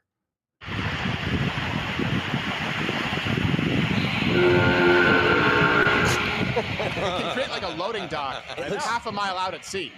Seriously? Yeah, and then look. This guy's like, guy who runs the old boats. We screwed. Oh, come on. We can still use old boat. She's steady. She'll get you where you want to go. So sad. Look at the old boats. For comparison, this is what we did yesterday. Oh, come on. We had some good time. So this could be used, and it's designed to like really rapidly unload equipment, troops onto beaches during an invasion. Maybe in Taiwan. Yeah, maybe in Taiwan. The place that they specifically have said they're going to invade and like would require this kind of technology. And the naval analyst H.I. Sutton said, it is possible that these ships can be explained away as having a civilian role, but the construction of so many much larger than similar civilian vessels seen before makes this seem implausible. Yes. No. That's just for tourists. That's right.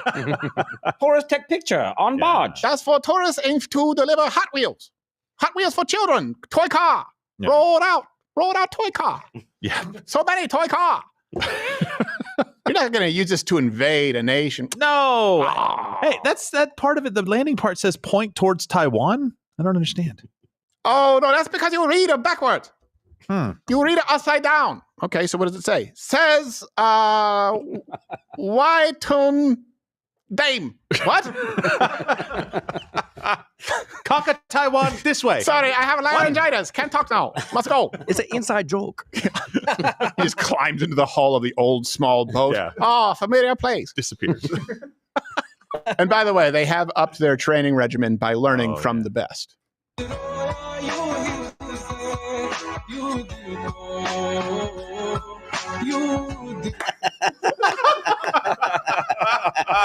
Look, I'm a good sweat. So smelly. So smelly. I am more scared though. I feel bad for people who didn't get to see that. Yeah, it's more fun on video. So, look, this is a threat. Like we've said, we shouldn't be wasting money in Ukraine. We shouldn't be wasting money in conflicts that don't involve us because, look, and I know one can argue that China-Taiwan isn't one that necessarily involves, sure, until you understand our reliance on them for semiconductors, for chipsets. Like this would be something that would disrupt a whole lot. And of course, China would probably try and march on down the line through Japan. Like they've been very clear about their ambitions. And people say that Putin has been clear about his ambitions in reuniting the USSR because they trot out some old quote and he's not even capable. If you assume that was true, China has been reiterating it nonstop that this is what they plan to do. They want another reunited pan-Pacific superior race, which is always weird to me. The Japanese buddied up with the Nazis during World War II because they both believed that their race was the superior race and they're nothing alike. We will get them when it's over. That's right. They're playing the long game, Stephen. Yes. We will use the Aryans to extinguish the enemy. Then we kill the Aryans. Oh, no, so tall. We've made the mistake. Can't get in reach. He just hold out the hand on the forehead. Ha. Karate, you failed me. I also don't know. Like, I just want to push back one thing on the date setting here. I feel like this is a move by Taiwan to get not only them taking it even more seriously than they already do, obviously, but also the rest of the world to take it a little more seriously. Because, like, if you listen to some of these reports, guys, and research, let me know if I'm mistaken on any of this. I didn't see anything specific that said 2027, other than they're saying, like, oh, the Chinese have said, certain things, but they've said these things for decades now, it seems. If I'm wrong on that, let me know. But I almost was like, Taiwan, is this you going like, hey, they set a date? Yeah. So I know Elaine's probably going to say something right here. So I don't know. That's Did they send them a remember the date? No. Exactly. Save the date card. They send me save the date. So Xi demanded his PLA get ready for 2027. Yeah, but has he ever said anything remotely like that before? Maybe not specifically, okay, get ready for 27. I thought 25 was a year. I thought 22 was a year. I don't know. We'll see. Xi Jinping sent me save the date. Look, he's in picture with wife on horse carriage downtown. Downtown Taiwan. Very tasteful picture. Save the date. Going to kill us. I mean, it's a good idea to be prepared because China does want to take them back. I'm not making light of that point. Of course they do. Of course they do. Yeah, and they would have to do it in 1 of 2 months, really, because of the way the seas are. So, it's something that choppy water. Choppy water, which is kind of crazy when you think about the fact that still in 2025 a war relies on water must be more calm. Yeah. Check your weather app. What does it say? Have a system of 42 barge. Yes. Check your weather calm water. Call Noah. Call Noah. Okay, to invade Taiwan? Okay, go. Okay. Call Noah. That's fine. Oh, you've been defunded. Son of a bitch. That's why we did it. 2 from every Chinese household. Yes. No lady. Oh, we don't have any problem solved itself. We need more test tube baby. Do we? Was there anything breaking while we were live, or do we want to go? There was not a whole lot breaking. There's stuff that's supposed to be happening later on today. I just wanted to make one quick point here that I thought was kind of funny. Jackson Hinkle was obviously he's known as kind of a shill for Russia. He's shilled for China as well. But he was recently seen over in Yemen. Now that we've decided to Oh, start fighting no. the Houthi, and he's literally there shaking hands with the commander that's supposed to be fighting us. At what point do you become an enemy of the state? Yeah. For like supporting terrorist organizations people were at war with? Like, how is this? Well, wasn't he the guy- one sending that video to the Houthis where he was like video Yeah, streaming see, them going look like, at "Oh, this. we support you." It's like Well, the Houthis. he went to the funeral. So the girl, I can't remember her name. Was she a professor, guys? The guy that got kind of deported. She went over to the funeral of one of these guys, these terrorist leaders, and Hinkle was there as well. Yeah. And I'm just like, how is this guy? I mean, I know he's born here, but how is this guy allowed to like shill for all of our enemies and go over and shake hands with the commander of the country, essentially, that we're having some difficulty with right now? Well, do these people think that the Jackson Hinkles of the world are they're important? The weird thing is, like, if I had a friend who happened to be a terrorist and like I found out later, I don't like to throw friends under the bus, right. But I'd probably be a little bit concerned about like attending a public event with him. Yes. Like, I probably shouldn't be seen with you on account of the fact that you're an actual terrorist. Yeah. This guy, Jackson Hinkle, isn't even friends with these people. He's like, what's that? A terrorist funeral? Can I come? My invite must have been lost in the mail, guys. They must view him with such scorn, like, ugh, the influencers here. Yeah. All right. We need him. We'll have him. We'll tell him we have exclusive binder. Here you go. Take picture. I'll take him hostage. All right. It was a Brown University professor that was deported, and she went to Brown University professor or a Brown professor from a university? She went to the Nasrallah funeral. She's from Brown University, but she's from Lebanon. So we basically were like, you're supporting terrorists, so bye-bye. Yeah. Yeah, we're not going to let you back in. Why? Well, on account of the fact that you're supporting people who want to destroy our entire country. Oh, that makes sense. Rubio said this the best. He said, look, if you had told us what you were going to do on your application to come here, we would have said no to begin with. Yes, so exactly. If you had put down, will attend Nasrallah funeral if it happens during my time here in the United States, we'd be like, well, no. It's like people don't understand what a contract is. When you're signing these documents, You're signing a contract. It would be like getting up at the altar and you're taking your wedding vows and like for richer or poorer in sickness and in health. Actually, I'm going to fleece you and take all your money. Wait. Don't sign on the dotted line. I mean, what's the big deal? It's just a funeral. It's a fun time. They got a nice spread. Yeah, I'm sure they got good shrimp.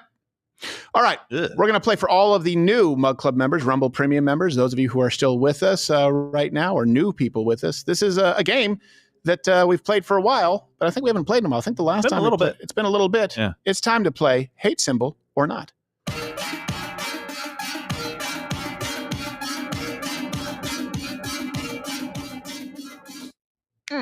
All right, Toolman, explain the rules for people who are new in chat. All right. I have about 5 questions here of symbols, and you will have to guess whether this symbol is a hate symbol as defined by the ADL. ADL? Or not. Or not. Could just be a nice little symbol. Could be any symbol. Like the Lions Club, or the Polish Firebirds. I always thought that was a motorcycle gang until I found out it was like this Polish thing where they, I don't know, they help out other Polish people. I still don't know what they do. But they have swastikas? No. They just have like they have a bird that looks like it's on fire, and it just looked like a motorcycle club. But then I still don't know what they do. The Polish Firebirds, I think they do like community stuff, but exclusively for Polish people. It's like something really like dainty. Yeah, they have like They have a really potlucks. cool logo. You go down there, get some Sausages, generic Polish brand coffee, sausage, yeah. and talk with other Polacks. Mhm. All right, Hey, first I'm one. skiing my name. Can you help me out? Yeah, pretty much. I think that's what it is. Let's grab the first one. First one. Oh, that's a comment. Wow. No, time out. Start again. You admonish yourself. Yeah, right now.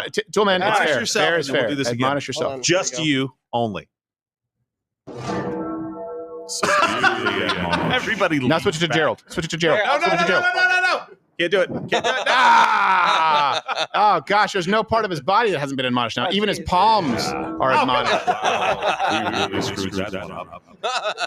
I still feel left out, but that's okay. I'll get one later. I'll screw one up on purpose. I'm going to throw the game. Remember, I start with the champion point. All right, the first one, Toolman. There it is. Hey, you got it. What do you think I like there, that noise. Captain Morgan, CEO? I don't. I'm gonna go with not. Like, there's. I get that it looks like there's. I don't know. It somewhat looks menacing. It's not like a flower or something like that. Kind of Maybe it looks actually like is. I don't know. like an angry fleur de It lis. does a little bit, yeah, but it's not. Yeah, it's you're not right. crazy. It also looks like it so- could be like something from Zelda. Like if this is your thing and you don't have like really strong words to go with it, you're just a bunch of figs. Yeah, it could just. It's like we have a shield. Like, do you have an Yeah. offensive weapon? Not so much. We just hate blacks. Ooh. We have the colors, and check me on this: red and white. Is that both? Or I'm colorblind. Is that red and no, white? it's white and Sure. green. Yeah. No. Yeah, I Gerald was is going to let him colorblind. think it's red. Yeah. Hold on, let me put my shirt. You can't admonish an immutable characteristic, Tim. Says who? Yeah. I believe we just did. Gerald actually is colorblind. Is So that really you can green? actually- yeah, it's green. Yes. I thought it was a shade of red. Oh, you Never poor- mind. Now it's even worse. Poor son of a Definitely bitch. not. It's definitely How not. do you live? Josh, what do you think? I think it's not. No? No, it looks like it could be a military symbol. Like an Oh, American okay, could military be. So symbol. you say no, Gerald? No. You say Correct. no, you say no. I will Distinctive Union say, insignia. I'll say yes just to be a tiebreaker Oh, here, but boy. I think no. But let's say yes. What's the answer to All man? right, the answer is it is not a hate symbol. Oh, There okay. we go. The Hey, I was IDF right. It is a military symbol. It's a Jewish thing? Secretive Cyber Warfare, the IDF's Unit 8200. There you go. Imagine if Gal Gadot was in there. The I know, single right? largest military unit in Israel Defense Forces. It's like the NSA for the United States. Okay. Gal All right, Gadot was a fine. supervisor. Now they're going to call us shills for Israel. Thanks, you doing? Thanks. I have to go do Wonder Man 3. Wonder Woman. Wonder Woman. Wonder Man. Hey, there you go. There it is. Anything for Gadot. So what did you say? Did you say it was or wasn't? I said it was just to be a tiebreaker. I I said I'll be a tiebreaker, but I don't think it is. Everyone heard me, so you know what? I get the point too. No, You'll get a point. No, you don't get a point. I said to be a You don't get to say- tiebreaker, but you just said No. if I didn't believe it, I said I don't think it is, No, but I'll that's- be a tiebreaker. That's horse All mess. right, fine. We'll make it neutral. Horse mess. Not neutral. You lost that point. We'll You make it- lose. By the way, I haven't worn a watch in a long time. It was a lovely watch. It was given to me as a gift, but I keep finding myself doing this. You do, yeah. Just because I'm not You're used to winding it. it. That's true. Yeah, you're just It winds Okay. it. Yeah, that's right. I wouldn't keep doing that. No, I won't. Why not? Shake Because it. this reminds Gerald of Friday night. All right. So I got one. You got one. I That's have right. one. Okay. Next one, hate symbol or not? Number You 2. had one. What did you said? It wasn't a hate symbol. Correct. All right. All right, go. Next one. Remember that. Ooh. Oh man. This is really a difficult game. This is like a gangland symbol. It's got to be. Those look like guns.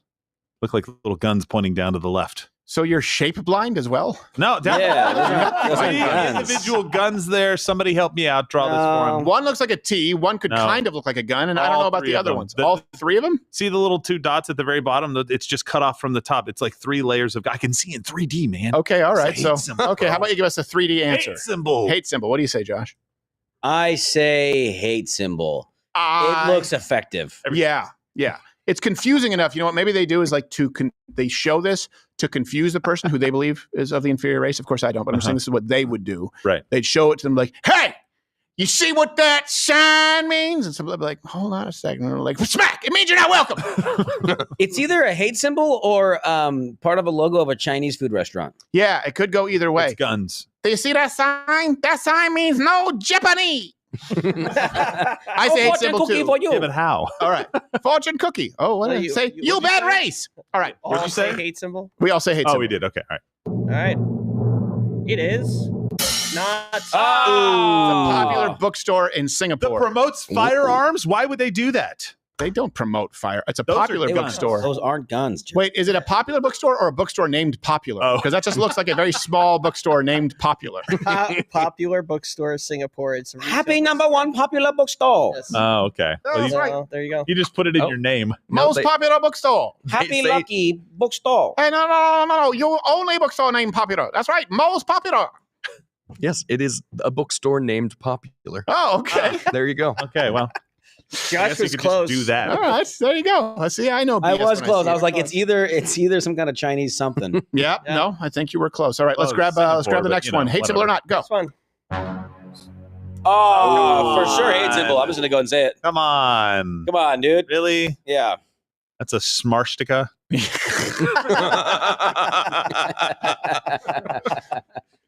What do you think there? It could be an insult to Nazis. Yeah, it because really kind of could. it could be Yeah. like, the German resistance, like, oh yeah, your swastika, yeah, I make your swastika, I take your swastika, make it limp. Oh, and I smoosh. Your swastika is soft, flaccid. And they get all upset, like, no, my swastika is hard. That's either a hate symbol or the national logo of Snake Island. Could be. Ooh, there you could be go. that too. So you say hate symbol or no, Gerald? I'm going last. What do you say, Josh? I say hate symbol. I say no. I feel like it's too obvious, so they try. I do too. I feel like it's too obvious. I'm going no. Okay, you go no. All right, answer, Toolman. Answer is God dang! Sun cross. What does that mean? sun cross. I don't know, but that's really weird. A sun cross, solar cross, or wheel cross is frequently found in the symbolism of prehistoric cultures. Hey, hold on, time out. Okay. All of the pictures on this screen right now, none of them look remotely like the symbol. No, none of them look at all remotely like the symbol. One of them looks like a steering wheel off my old Datsun. Yeah, one of them looks like a crop circle, but they didn't have any crops. Yeah. They do look remotely sand like the symbol, circle. but it No. there's no gap. There's See, no on the gap. on the symbol we saw, there was a gap between the straight line. It looked like a swastika because there was a little gap Yeah. in between. Huh. These all look like captain's wheels or like the early No. X-Men symbol there. This looks like the graveyard in the movie we saw, Bone Tomahawk. Oh yeah, a little That's bit. the place you don't walk across. We don't mention that film anymore. We do. All right. So you're 2, I'm 2, you're 1. Yeah. All right, let's go next one. All right, next Hate one. symbol or not? It's sun cross. That's Vegas. Yeah. What is that? What is that? I think the numbers matter here. Going out of What do you think there, Gerald? Hate symbol or not? We're gonna go through this quickly. It's got to be hate symbol now. It's got to be. Yeah, because there've been too many not There's hate too symbols, many, yeah, and it's too no many of fun those. if they're not hate symbols. And nobody can have dice in it, not be a hate symbol. Yeah, that's what I think. Yeah. What do you think there, Josh? I think there's a plot afoot. Uh-oh. What kind of plot? Are the people who make this game? Where they're going to make every single one not. You know hate what? I'm symbol? already behind. I'm going to go ahead and go out on a limb here and say it's not a hate symbol. It's not a hate symbol. So we both say hate symbol. Me and Gerald say hate symbol. You say not. I'll tell you why I think it's a hate symbol. Give us the answer. It is a Damn hate it. symbol. 1488. But I didn't have that. That's part not of what it I just down. counted number 6. Oh, geez. I just counted 6, and I thought 6 had something to do with it. The 14 refers. I know what the to 14 words are from the 14 West Wing. words, the popular white supremacist slogan, and the 88 refers to Heil Hitler. Yeah, and remember Iraq veteran 8888? They were like accused of that, but it was like their birth date. They were actually veterans, and their birthday was 88. And they're like, someone came out like, "Yo, you're one of like what?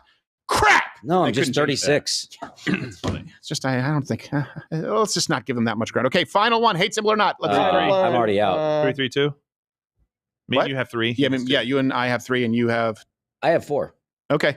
You don't. All right. Either way, I win. I So have let's 1. go. Final one. Let's rapid fire like That's speed fine. round. All right. Looks like Japanese writing or the thing that Little Mermaid's dad held. What do you think there, Gerald? Not a hate symbol. Not a hate symbol, Josh. Not a hate That's a hate symbol. That's No. a crooked. Can't possibly be. Yeah, it's a crooked trident. Okay. I'm going to say not a hate symbol. Dang it. I would have won. All right, it is not a hate symbol. Gerald and I It's a tied. Mahjong tile. mahjong. It's a mahjong tile? I feel Yeah, bad that I knew that. Wow. So- This game has been like, Gerald knew it, so he cheated. talk about running out of ideas. They're literally just grabbing pieces from board games. Gerald cheated. I should get his points. Not really a board game. The next one's just going to be the boot from Monopoly. Like, what the hell's the difference? Is it a hate symbol? And we won't even know. This me has been I win again, hate symbol or not.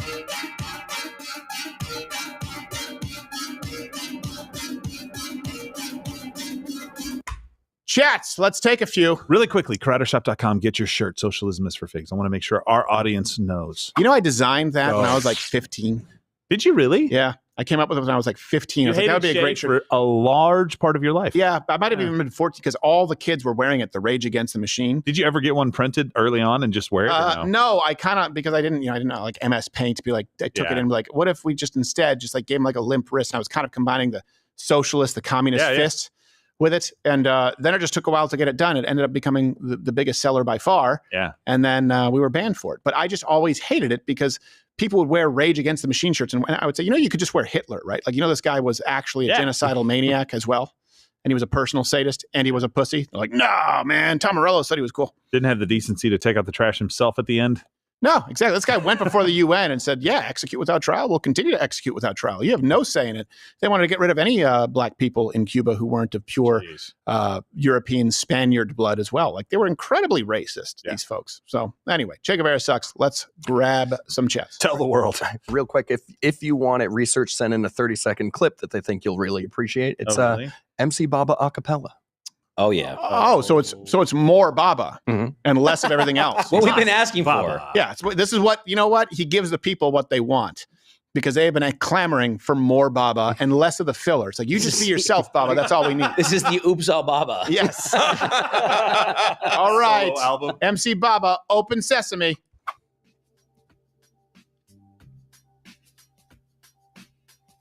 about what I expected. Okay. All right. Be So Love Reefer.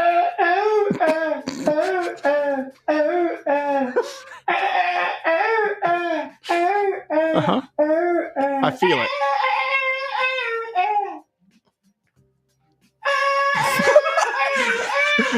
Tilt the head like, yeah, I did Hold that. on, this is a couple. You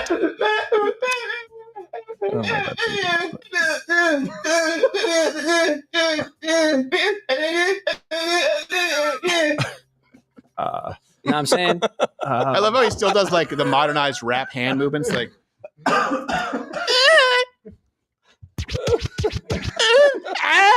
And then he pauses and waits. Here's the thing. Timing is everything. This is a lesson in not all people get to be all things. His music is being played in the United States on the #1 show. I will argue who with wins? you till I die on this. This guy is one of the greatest rappers of my generation. Well, that's not saying much about your generation. You just don't get it, Charles. How awesome would it be if 20 years from now we find out this is all performance art and he's like a member of Mensa? He's like, well, you know, when I was in the creative endeavor of MC Baba, we thought it'd be interesting. Because it would be a look inside people. It was really however they wanted to interpret it. An And, experiment to reflect society back in itself. Yeah, it turns out he's an opera singer. You're like, really? You're bullshit. Wow. Chase your dreams, sure. But if you're 5'2", you're probably not going to be in the NBA. If Spudweb. If you're deaf and mute, music's probably not for you. Muggsy Bogues. Like the good thing is you have all of your other senses, so there's a lot you can do. You can still see, you can smell, you could be a chef, you could be an ice cream taster, you could be a bikini inspector, you could be anything. You just don't get to do. Those are not real jobs. The endeavor, you just don't get to engage in the endeavors that require being able to hear and speak. Not everyone gets to be all things. Nah, I disagree. I want to see this guy at the Super Bowl halftime show. Oh man, just lowering like Lady Gaga. I remember from that. I mean, it's got kind of a catchy beat. It does have kind of a catchy So- beat. All right, let's grab some chats. All right. First chat from Ibrahim Asmodeus.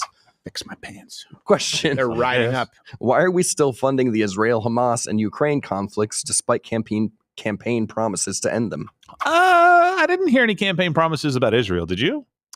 I think he did say he was going to put a stop. He said he's to going it. to end it. He said that Hamas better He's gonna start put a playing stop ball to the war, not stop funding Israel's. Yeah. I'm not arguing for either side. I'm just saying I don't remember hearing that promise. I did on Ukraine, but it seems like they're conflated. He said he would the two. stop funding Ukraine, right? Right. I remember because that. he would put a stop to the war, but it came with Right. both. He said when he came to be in power that Hamas better straighten up or he would end Right. all of them, right? It was more of a threat. Right. And they did start sending some hostages back, but not all of them. I mean, look, this is one thing too. There's a lot of rhetoric, right, with Donald Trump. He comes in hot, he comes in high so that you end up settling somewhere in between.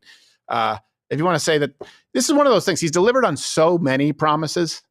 Remember his first term and was like, yeah, he didn't do enough on immigration. Well, he came in and he's done more. Now, has he done everything? No.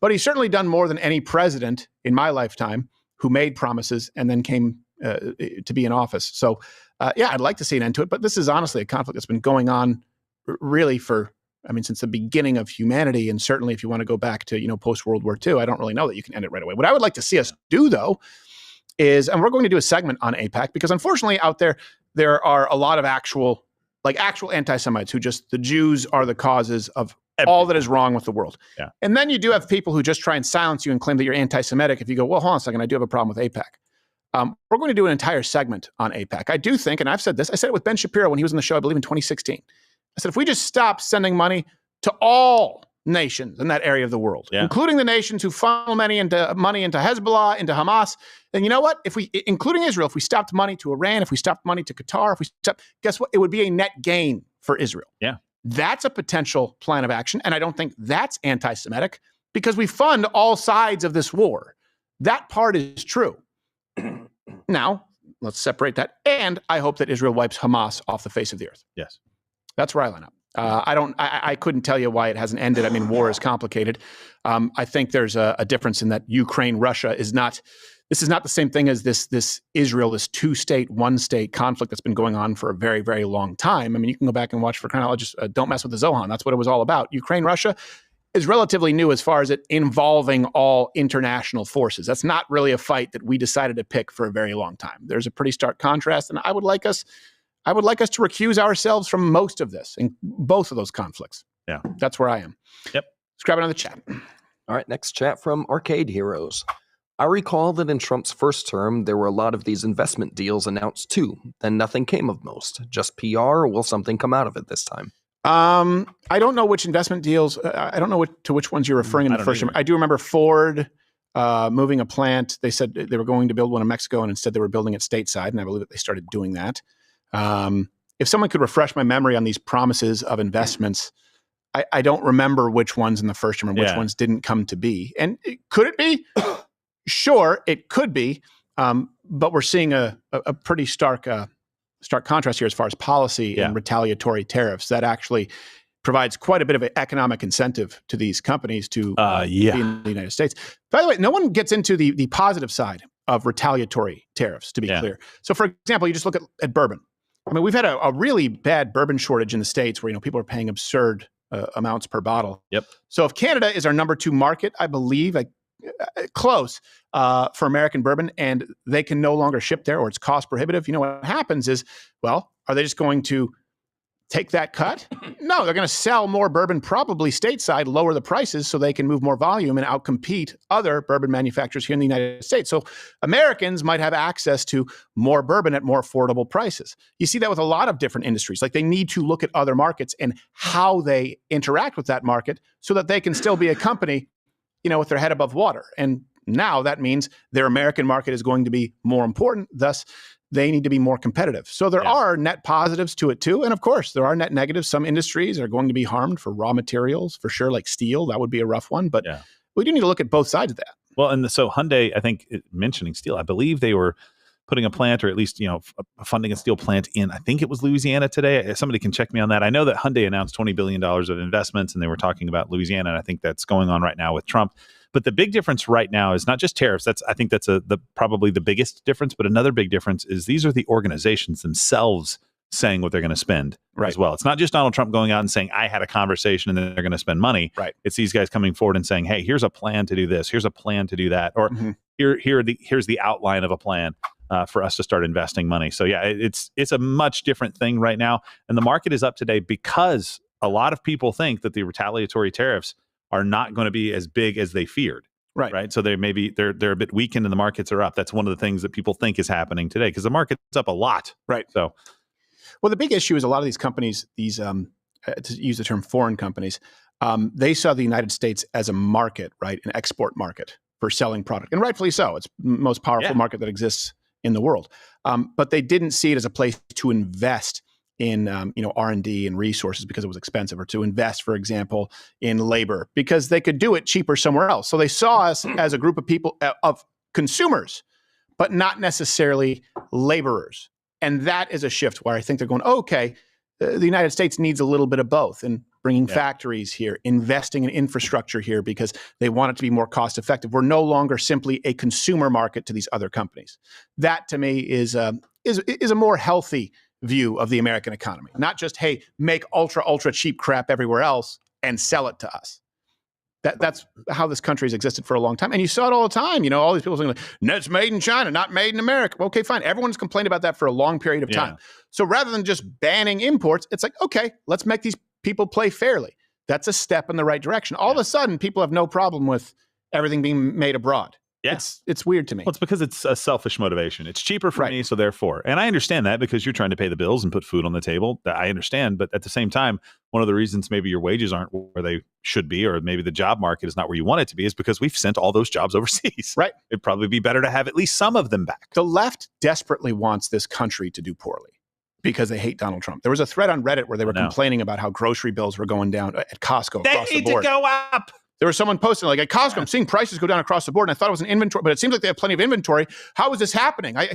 This shouldn't be happening under Donald Trump. And then everyone starts giving their reasons as to why it's a bad thing. I mean, the New York Times will probably be writing that up soon. Like, why middle-class Americans keeping more of their own money is actually a bad thing. I actually did see an article that said gas is under $3 per gallon. Why that's a bad thing. Yeah, there you go. There's a real article I saw. Well, it's a bad thing for oil because we need it to be high so that we can do our own oil exploration, right?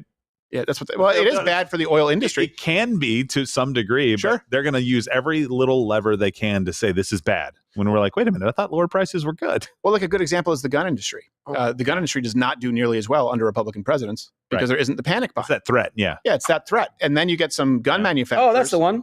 Found you. Yeah. Why that's not actually a good thing. And I don't want to tar and feather because they may have switched, but like Smith & Wesson, Ruger, and I think Springfield all had some kind of controversies where they were supporting some kind of gun control measures or proposed legislation that, since they were bigger, would have given them a competitive advantage. You'd be surprised that some firearm manufacturers sometimes, as far as policy, are not necessarily your allies. And a big part of that is self-preservation. They know right now firearms are way, way cheaper, or at least comparatively speaking, in relation to inflation than they are when Barack Obama or Joe Biden were president. Why? Because you don't have a president threatening to remove them, to ban them.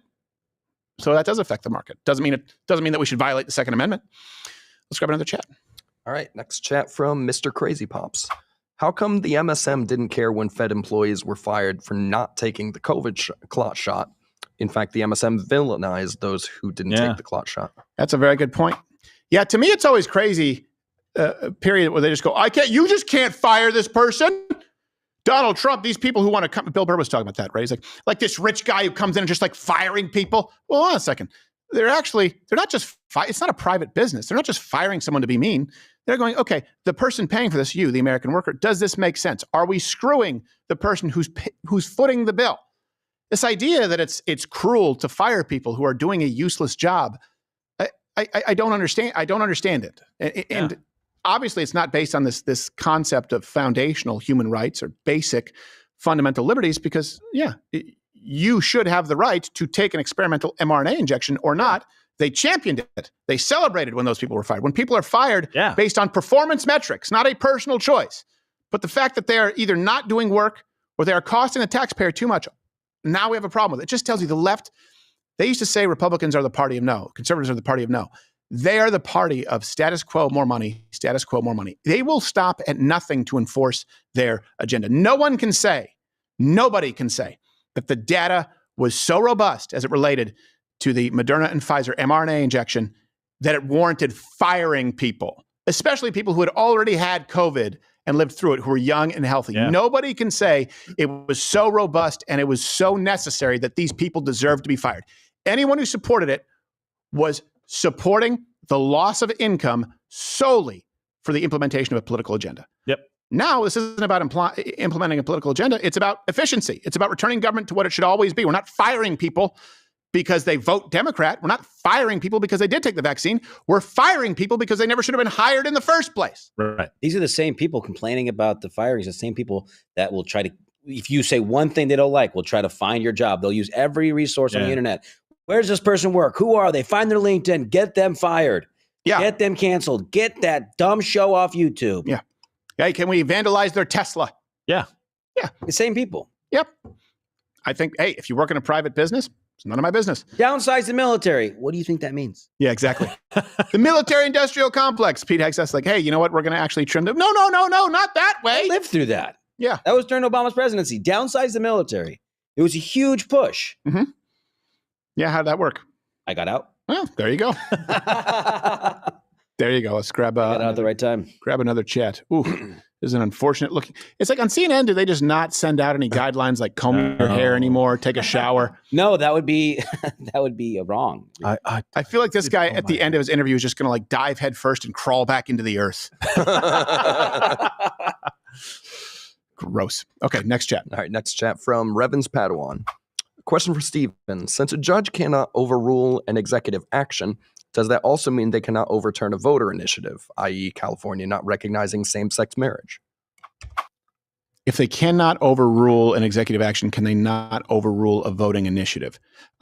Well, I guess again, one is about a vote in a state, right? That's different from an executive order, meaning we have established guidelines as to what the executive order should entail, right? What's under that umbrella?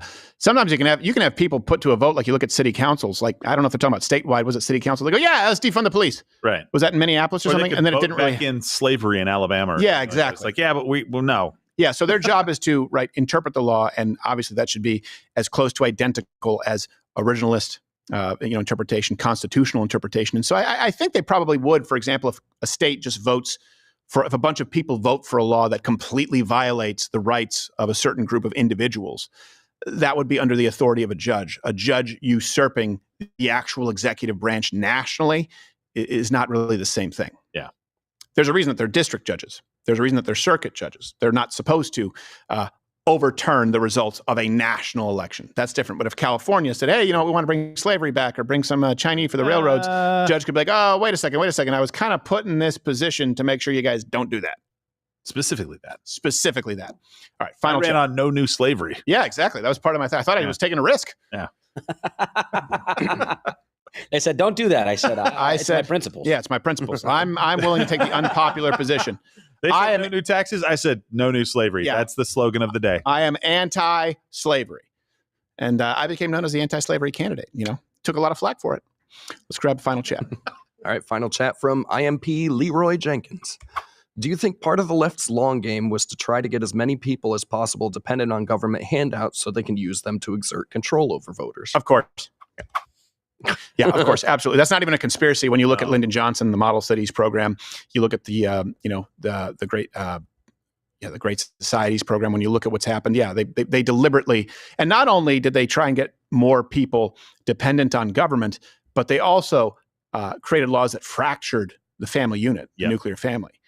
When you combine, baby mama laws, which effectively means that you get more welfare depending on the amount of children, if you don't have a legal father in the house, when you combine that with, for example, no-fault divorce laws too, you really do create this perfect storm for someone to be dependent on government for the rest of their lives. I mean, you have people who are lifelong government dependents. Do you understand? That's not what this country is supposed to be. By the way, if they want to do it in Europe, they want to do it in some of these Norwegian countries or Sweden, fine. That's not what the United States is.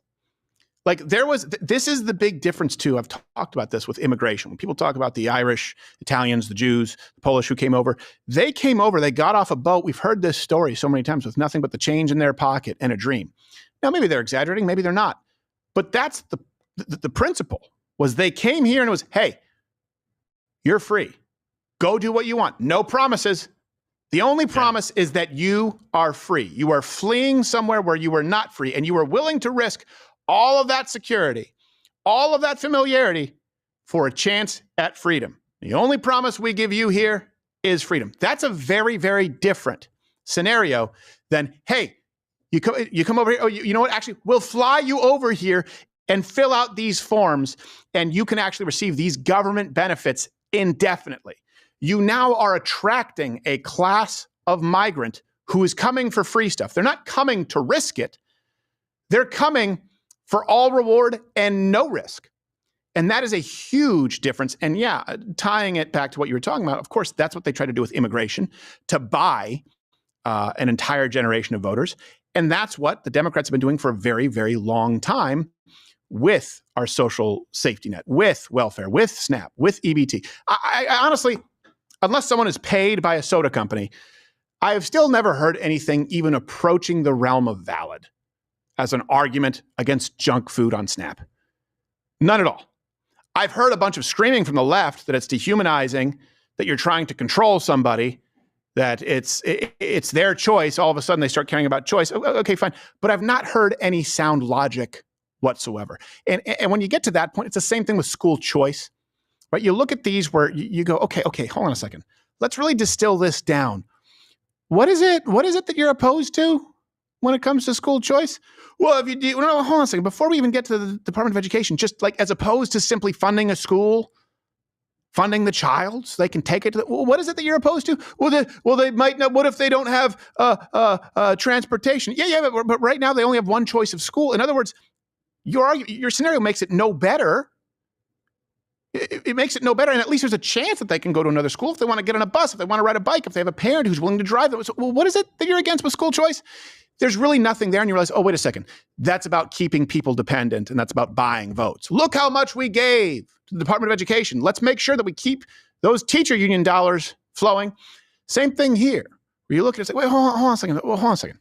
We're not even talking about completely doing away with SNAP or EBT. We're just saying that we have an obesity epidemic. People are dying younger now, they're fatter, they're sicker. And if we want to give someone a leg up, okay, sure, but let's just make sure they're buying healthy food and that we're not effectively subsidizing these giant corporations who are poisoning us. Yeah, but you can't do that. Okay, but why are you against it though? Like we're saying instead of Coke, you could drink milk or water. Yeah, but no, hold on a second. We're saying instead of buying more expensive, pre-prepared frozen meals that you, for the longest time, right, said was poison, GMOs, all that they can buy bananas, they can buy lean beef. Well, why are you trying to exert control? I get the emotional thing, but what's the argument against it? And you realize it's about maintaining a voter base. It's really just about, hey, when you go into that voting booth, remember who kept Mr. Pibb in your pantry, right? When you go in, vote Mr. Pibb. It sounds simple, it sounds stupid, but guess what? That's exactly what is happening. And you, the American worker, you are the one paying for it. It's time to put a stop to that. Just really bear down on these arguments, and you'll see there is not a single valid one to be made. Come back tomorrow. Let me know how those conversations go. Genuinely, if there's one, I'd like to hear it. See you then.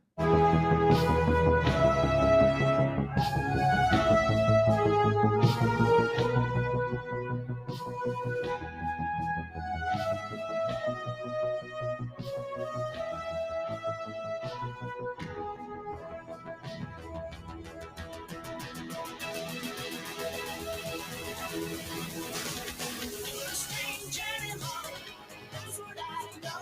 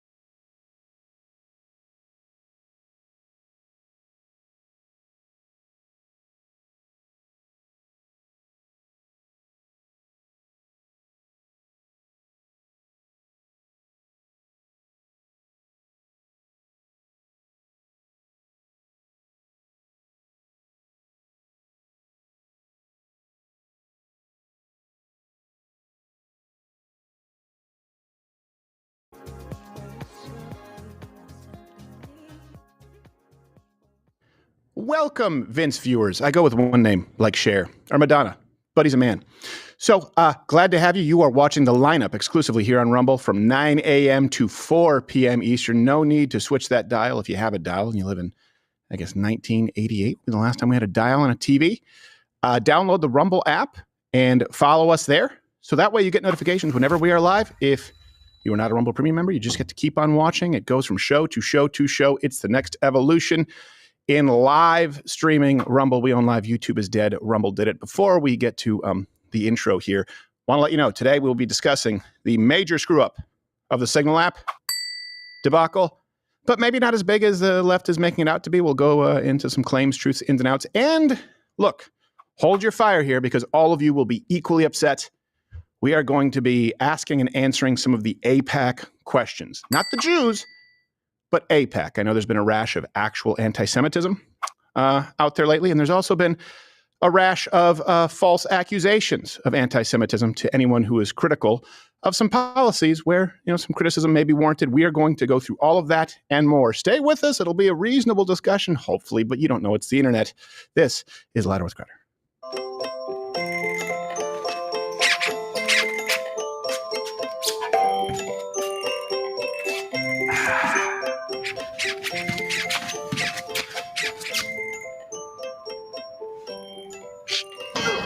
Rumble is reimagining the video platform.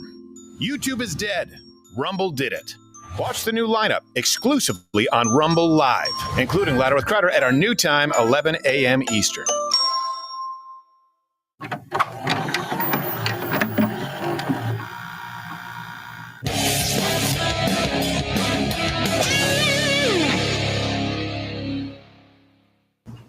Hey, Josh, you want to come in my office for a second? Yeah, sure. Excellent. Please sit down. What's up, Sam? Nothing much. Just figured we could, kibitz a little bit, as they say, der Menschen tachen, Gott lachen, that kind of thing. Yeah, it's cool to kick back and relax a little bit. Sure. Definitely. Do you like the shashlik for lunch? Oh, yeah, it was great, man. Oh, a little spicy for my taste, but I ate it all, yeah. So I wanted to ask you, my people, they came from Kletsk. Where your people originate? What do you mean? Where your people from Zhankoye, Sopotkon, Vitebsk, Eretz Israel? Seattle. Oh. Yeah. Wait, Sam, I'm not Jewish. But Josh Firestein. No, it's Firestein. It's not Firestein, yeah. Oh. With an I. Firestein. Oh. Yeah. Okay. Get out. You really are. You can leave. Get out. Fuck you. Hey, Mumsers, get out. Tweed wear. Get out, Putz.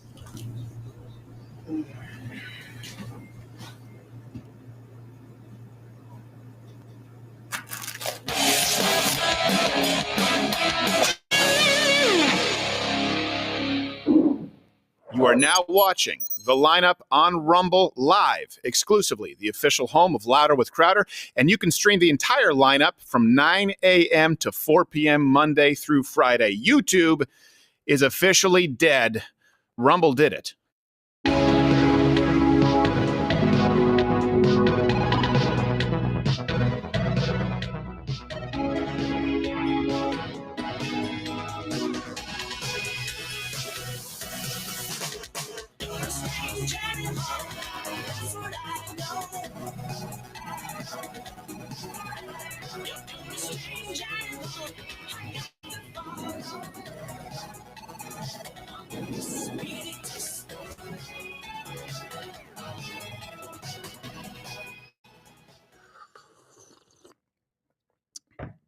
I've been drinking too many hot beverages this morning. You got to cut me off.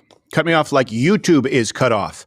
Glad to be with you. Rumble exclusive now. This is the lineup like we discussed. No more live streaming to YouTube. They're done and still been number one in every time slot on Rumble for, a week and a half at this point. Thank you so much. So all your support, share, like, we appreciate it. It's a live show weekdays, 11 a.m. Eastern.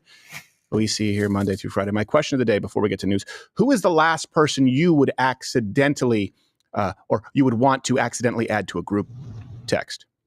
Your mother notwithstanding, we all know. HR Sam. Especially if it involves the ladies. In your case, guys.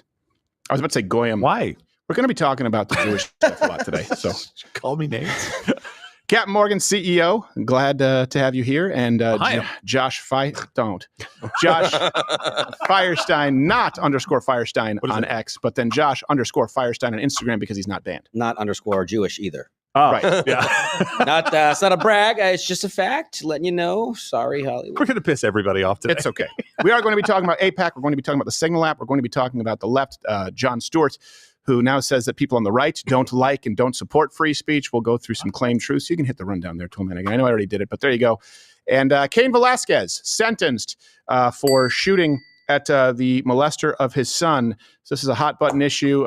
Just so you know, I'm not afraid to take the risky positions on this show as it relates to punishing or executing pedophiles. I'm pro. You can comment your grievance.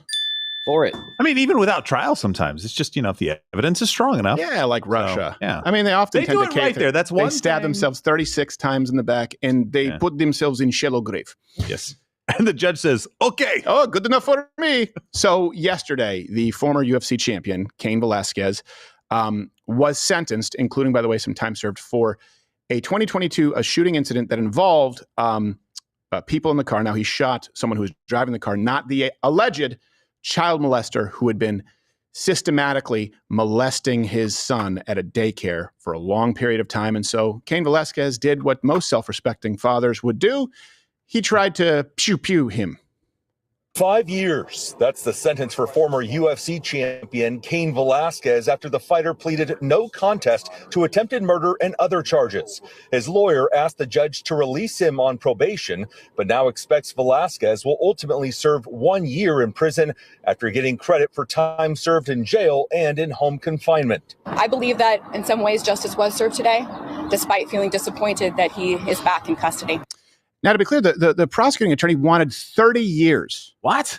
30 years. Velasquez shot at people in a car. It included the man, Harry Goulart, I have not heard it pronounced, only read it, who allegedly was sexually assaulting his son. And by the way, multiple other children. And the reason that we have to say alleged is because the child molester, allegedly in question, still hasn't been sentenced, still hasn't gone to court. And so this does beg the question, look, our justice system, yeah, I get it. We can't have vigilante justice. I understand that. But when a man who shoots, who's never been a danger to society whatsoever, shoots someone who, with his verifiable proof from what he claims, molested his son, and the so-called molester is still going through the process, at what point do we say, hey, our justice system maybe has a problem? And the judge said this when he actually announced the sentence. He said, punishment comes in many ways, and one of the worst is forcing a father to not be present in his child's life. This is a tragic case. Mr. Velasquez is not a danger to public safety. Mr. Danger was his amateur fighter name. It's before he made the UFC. Yeah. So it's really sad. I mean, here's the thing. I kind of get it, but look, what are we doing here? This man has never been a danger to anyone else. He doesn't have any kind of a violent criminal record. He exclusively shot at someone. Now, he missed. That was his problem, who he believed molested his son. So he's really only a danger to people who are molesting children. This guy doesn't need to be rehabilitated, doesn't need prison for that. And then it comes down to what degree of punishment. How much do we want to punish people who shoot pedophiles? I don't know. I'm conflicted. I would say time served. Good enough for me. Next Don't case. Go shooting any more pedophiles that are on this logbook right here. I wouldn't even say that much. Yeah, be a Gary Plausch. Yes. Yeah, exactly. And it's kind of funny, actually, if this judge says he's not a danger to society, that's actually better than normal because this guy's job was beating people up for a living. And he's not a danger to society. Most of those guys are. Yeah, but not society, just other people he had to face in the that's what I mean. It's like, hey, he's controlling it. This guy found a creative outlet instead of being a serial killer. Fantastic. Which, by the way, if you're that child molester, I mean, you deserve every consequence that's coming at you just for the fact that you're a moron. Yeah. Well, just put him in the same Manifest prison. Destiny should take care of you because you molested a UFC champion's son. Yeah. No. What a retard. Yeah, exactly. I would agree. And the left would be more offended at the use of retard than the man who molested a son. And to be clear, you know what? Maybe he's perverted. Maybe that's part of the thrill. It's the danger. Oh, it's wait. the risk. Oh, he's Mr. Danger. Hold on.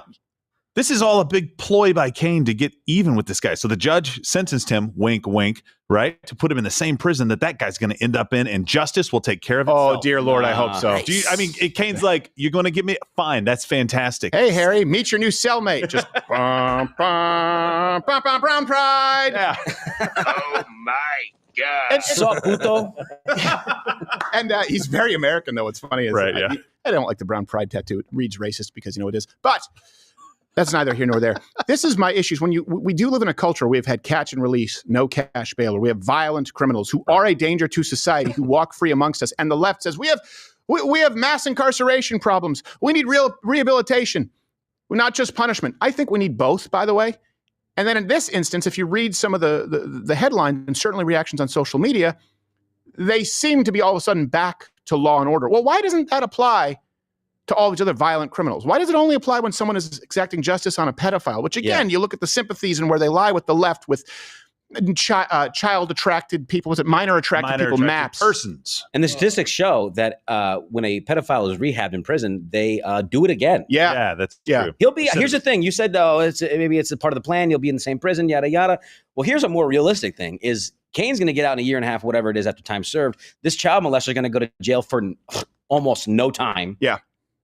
And he's going to have Cain Velasquez on his ass. Yeah, I hope so. For the rest of his life. Yep. Now, don't use a gun next time. You're Cain Velasquez. Make him feel it. A little ground and pound. Work him a little bit. Brass knuckles. Soften him up. Never in a locked vehicle. I mean, he's not the Hulk. Even bring someone with an air horn so you set rounds just so you sit him down for a while and stare him down so he knows more is coming. Yeah, give him an IV. It's a weigh-in. They just prop him up, sit him down here. Okay, you got 24 hours before the fight. So here's a press reaction from, I think it's the San Francisco Gate. It says, former UFC heavyweight champ gets 5-year sentence for vigilante justice shooting case. From Time, former UFC champion Cain Velasquez sentenced to 5 years in prison for vigilante shooting spree. Shooting spree. Well, at the same time, many of these leftist publications either allowed, advocated for, or were understanding of catch and release policies, not only for violent felons in our major cities, but even at the borders. So I guess they like brown people, just not if they're American shooting pedophiles. That's the key thing, shooting pedophiles. Yep. They don't want you to shoot pedophiles. Why? Seems pretty cut and dry because they like them. They are one. Yep. The Democrat Party, just remember that. When you think Democrats, think pedophiles. And by the way, trigger. I tell you what, pedophilia, because we're not afraid to go against the grain. Pedophilia is, by the way, is strongly condemned, but we're outsiders here at Rumble. And if you are not a member, Rumble Premium, $99 annually or $9.99 a month, you can get $20 off today. Use the promo code Rumble Live. Mug Club is Rumble Premium. Rumble Premium is Mug Club. You get us. You get 100% more show. You get Dr. Disrespect. You get Nick DiPaolo. You get Donald Trump Jr. You get everything ad-free and more. And with this show, you only get one sponsor spot in a show because we forego many, many, many millions to be beholden to you. Let's go on. And if not, continue watching for free. You watch Tim Pool. You can watch for free or you can support. Choice is yours. We hope we make it worth your while. Let's go to the Trump administration and the big story right now. They're talking about it with Rogue on CNN. Okay. So for those of you who don't know this story, if you haven't been following it, it's not good. Okay. This doesn't reflect well upon this administration in the sense that someone needs to be fired. Hint, hint, Mike Waltz. He should be fired, right? We get it. But there are a lot of claims that are simply not true out there. There's a lot of misinformation surrounding the story. And so that's what happens. You take a kernel of truth on which we can all agree, okay, national security is important. We understand it.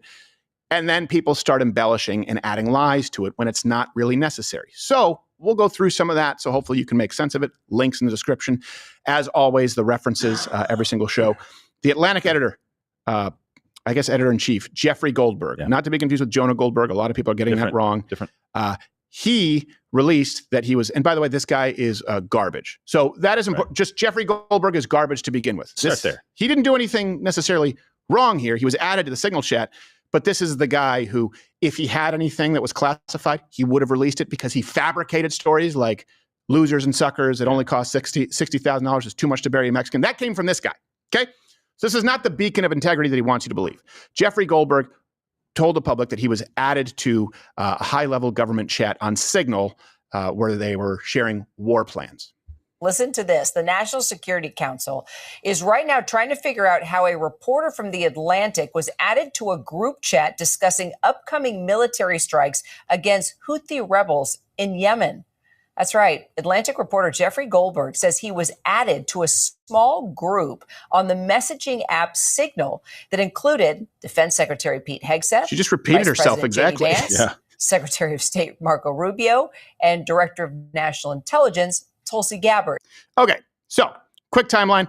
They're on Signal. The people who were mentioned there, National Security Advisor Mike Waltz added Goldberg. All right. It was a group called the Houthi PC Small Group where they discussed the attack on the Houthis, and the United States bombed the Houthis. It worked anyway. So at the end of the day, there wasn't anything that was particularly, I should say, poignant as far as military secrets, because, of course, if this was leaked to a left-wing press, they often support our enemies and would likely give them a heads up, especially if it's Hinkle. It's not good, but I don't really know that there's a whole lot to come of this other than someone needs to be fired and people need to be careful. I also understand why they would move to Signal. Doesn't mean that it's right, but I can understand the logic. We'll get into that. President Trump, Secretary Hegseth, they both addressed the controversy yesterday with President Trump finding out seemingly live, and it's entertaining. I don't know anything about it. I'm not a big fan of The Atlantic. To me, it's a magazine that's going out of business. I think it's not much of a magazine, but I know nothing about it. You're saying that they had what? They were using Signal to coordinate on sensitive materials and Having to do with what? Having to do with what? What were they talking about? With the Houthis. The Houthis? You mean the attack on the Houthis?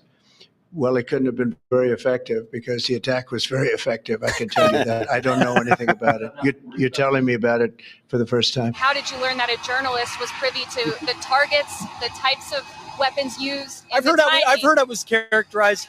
Nobody was texting war plans, and that's all I have to say about that. Thank you. And to be clear, it doesn't really seem like there were serious war plans that were being discussed. And if you actually read the conversation, I will say this, silver lining, I'd like to have a beer with those guys. They're pretty consistent. Yeah, they're tired of Europe. They don't like terrorists. There's nothing really damning in there. Well, what is except Mike damning is Waltz. the act. What was that? I won't want to have a beer with Mike Waltz. No, neither would I. He'll invite all kinds of dorks. Apparently, Donald Trump will. He's coming out and saying right now that he's not going to be fired and that this was just an accident. So that's not ideal. Not ideal. But I also understand, look, to be clear, them going to Signal, I understand the presidential records? Yeah, record preservation across the government, basically, that you can't. And I understand they have to go through specific sort of government applications, encrypted services. That being said, the first term of this administration had more leaks than any administration in our lifetime. And so if you're trying to drain the swamp and you don't know who's a friend amongst you, you discuss the official battle plans through the official channels that are required. And then you have the contextual conversation that you don't want these people reading because they're likely to leak it to the press, where, Pete Hegseth probably doesn't want the press knowing that he calls them a bunch of Eurofags.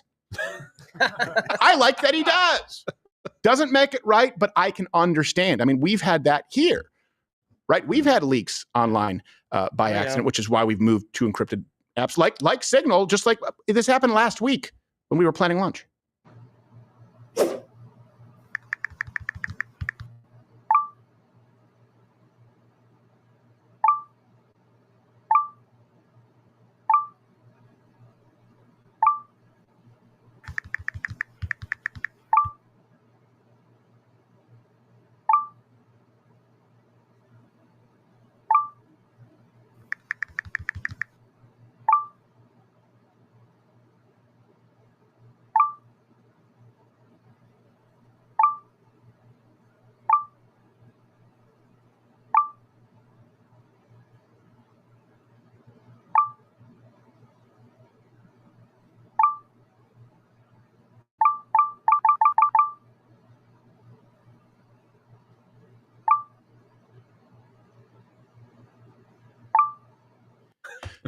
To those on audio, that makes no sense. You should go and watch on Rumble Live. This is not just an audio podcast where we're talking to a microphone. There's a lot of spared no expense. So let's go through some claims and truths here just so we can clear some confusion up. Here's a claim that you will hear made across media that top secret war plans were divulged. Jeffrey Goldberg reporting he accidentally received top secret war plans from Defense Secretary Pete Hegseth after he was included in a group chat on the encrypted messaging platform Signal. Okay, here's the truth. These were not top secret war plans. This was seemingly an informal check-in with people who seem to be friendly, by the way, after the planning had already been done. It's battle plans versus beer talk. In other words, you have a meeting, let's say, at the Pentagon. Okay, great. We're going to set a battle plan. Go. Hey, you guys want to go out for a couple of beers afterwards, or you want to go grab lunch? And then you talk about it contextually, which we all do. Yeah. It's just we live in an era where everything is written down and people want to weaponize something against you. Again, Waltz made a huge mistake, huge screw up, but these were not top secret battle plans. And the journalist in question, Goldberg, has provided no proof whatsoever that there was anything top secret discussed. And if there happened to be, you know he would release it because he has no conscience or moral integrity. This is the guy who ran with stories of Donald Trump saying losers and suckers about our military. Right? He's actually been involved in the fabrication of stories to try and damage this administration. If he had anything, he would have used it. Right. So the only pushback that we have right now regarding this is from Tulsi Gabbard this morning. Not just the only pushback, but on the record before this committee, she's DNI. She said no classified information was shared in that chat. So it's up to Goldberg now, I guess, to show some proof. And I don't know if he'd get in trouble for doing that. Well, and Waltz did say, oh, maybe there was some classified information that was shared to try and keep the story from getting out. That seems like he's covering his own rear, and that doesn't reflect well upon him. No. I think he should be fired. Yeah, he's a national security advisor? Yes. I had nationally advised that he'd not do that anymore. Yes. Nothing related to security. Yeah. Let me advise you on the security of your job. It's gone. Bye-bye. Here's another claim that's making the rounds out there. All references available. That the leaked chats show some discord among the ranks over there at the Trump administration. In this chat, there was a moment where J.D. Vance questioned. First off, pause for a POTUS's second. judgment. It's very hard to take a journalist seriously who looks like that chick from Nightmare Before Christmas. Yeah. No. But let's continue with the clip. In this chat, there was a moment where J.D. Vance questioned POTUS's judgment about this Houthi bombing. And then he had to be talked back and ended up, agreeing, and they were all on side.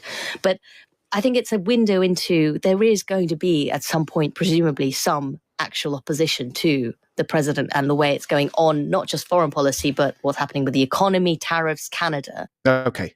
So discord among the Trump administration. Okay. Here's the truth. It shows the opposite of that.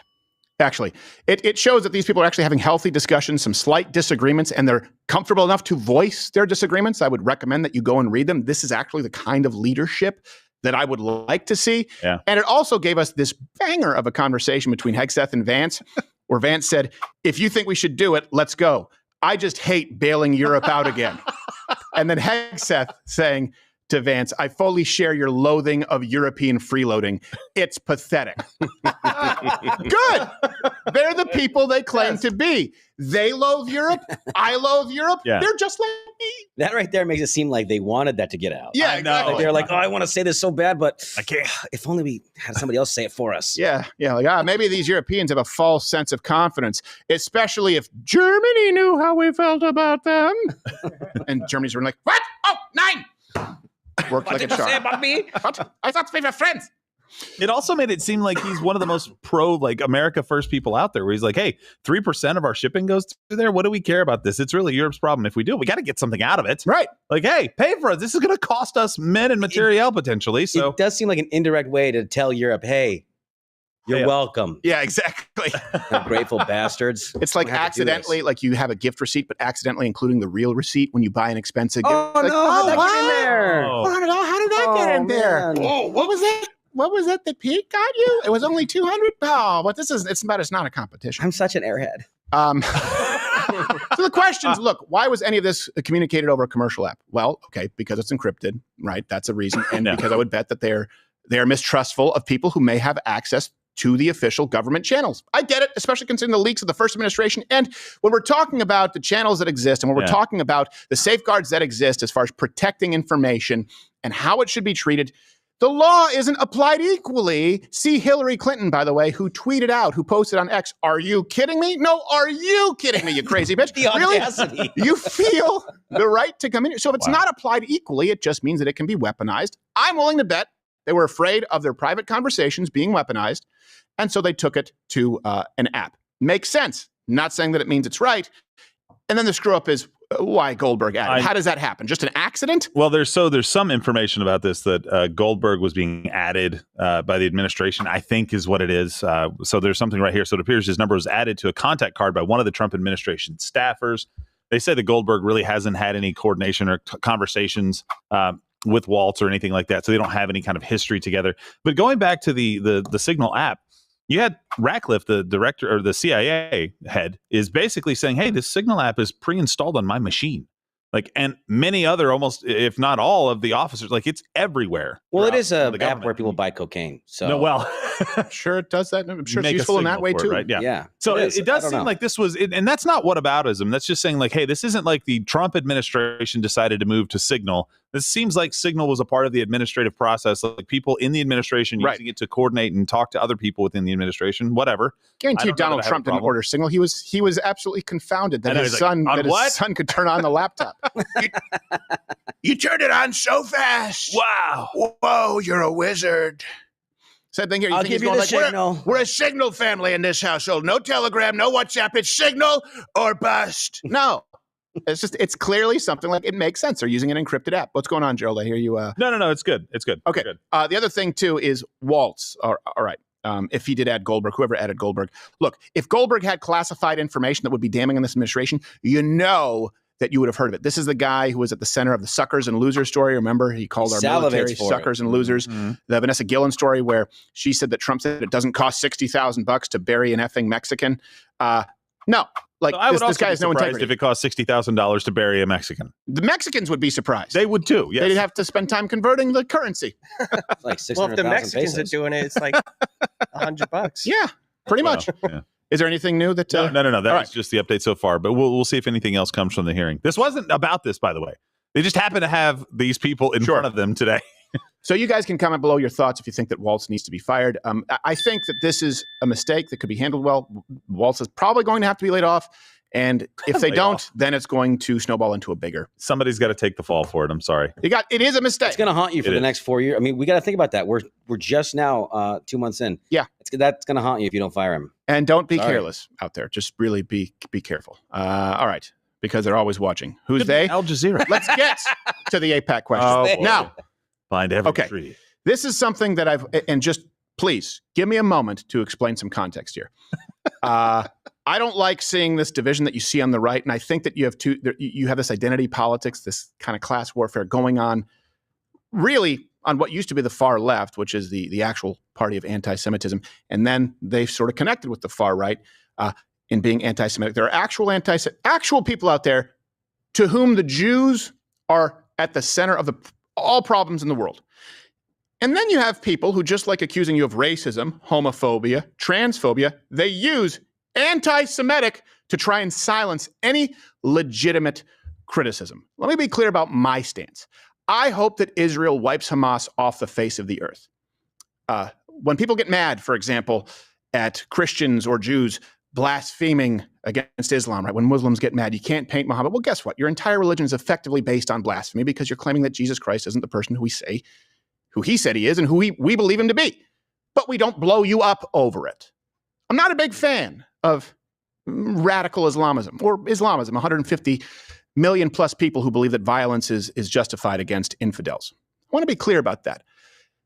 Now, with that being said, and as a Christian, I do believe that Israel has a right to exist. You need to separate your personal faith and your personal beliefs sometimes from your duty as an American. And I do have a problem specifically with AIPAC as an organization. Let me put a finer point on it. I dislike AIPAC for the same reason I dislike Act Blue and the SEIU, because they give huge sums of cash to far-left anti-American candidates. The only caveat with AIPAC is if they support Israel. Now, I have no problem with someone who supports Israel. I have a problem with someone who's anti-First Amendment, anti-Second Amendment, right? Who's pro-abortion, because I passed the litmus test, pro-Israel. And so you see AIPAC supporting. You cannot give money to a far-left Democrat in 2025 and claim that you love America. I'm a Christian. I believe in charity. We all do. At least 1/10 goes to the church, right? A tithe. I also understand that as an American, I shouldn't be voting for the United States to be the charity of the world, because that's not my role as an American. It's a system of government. I should personally be charitable.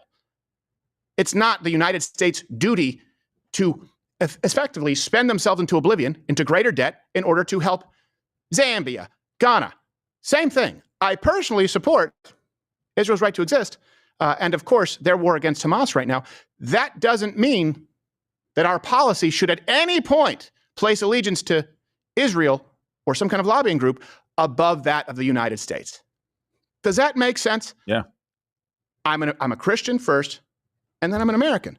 But as it relates to our system of government, my duty is as an American first. And I understand you can be Jewish and American. But as an American, it is your duty when you vote and we discuss politics to place this country first. The founders were very, very clear about that. So, getting into this, there are a lot of claims out there, some of which are true, some of which aren't, and claims from both sides regarding AIPAC. So I'm going to go through some claims both from the attack angle and the defense angle, and hopefully make sense of this. All references are available, link in the description. Just, if you disagree, I expect hate to come from all sides here. And I think that most people out there probably line up with this line of thinking more than the people who scream the loudest on social media. You can comment at the end of this segment. What is AIPAC? They're the American Israel Public Affairs Committee, and of course, you've heard a whole lot about them in the news recently.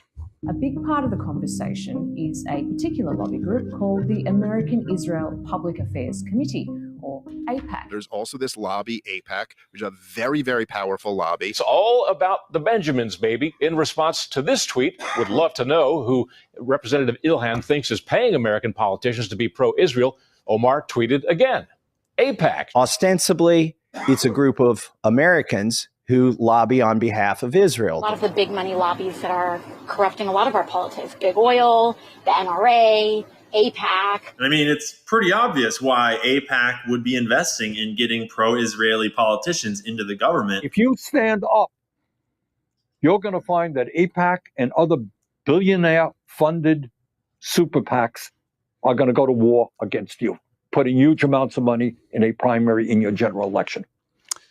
All right, a lot to unpack there, as the kiddos say. So it's time for some Claim Truth.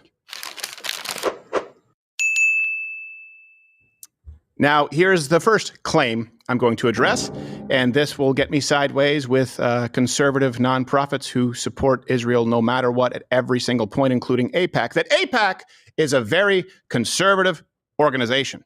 AIPAC's election war chest, financed by major donors, including several Republican billionaires and key GOP funders, has started imposing expensive consequences for lawmakers who express criticism of the U.S.'s unwavering support for Israel.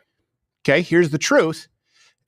AIPAC donates significantly more to Democrats than Republicans. They do donate a lot to Republicans. Again, their only qualifier is, do you support Israel, period. That is not an American ideal as far as policy. They give more to Democrats. So in 2024, Democrat candidates received from AIPAC, to give you an idea, $19.1 million. I believe this is a total of congressional and Senate candidates.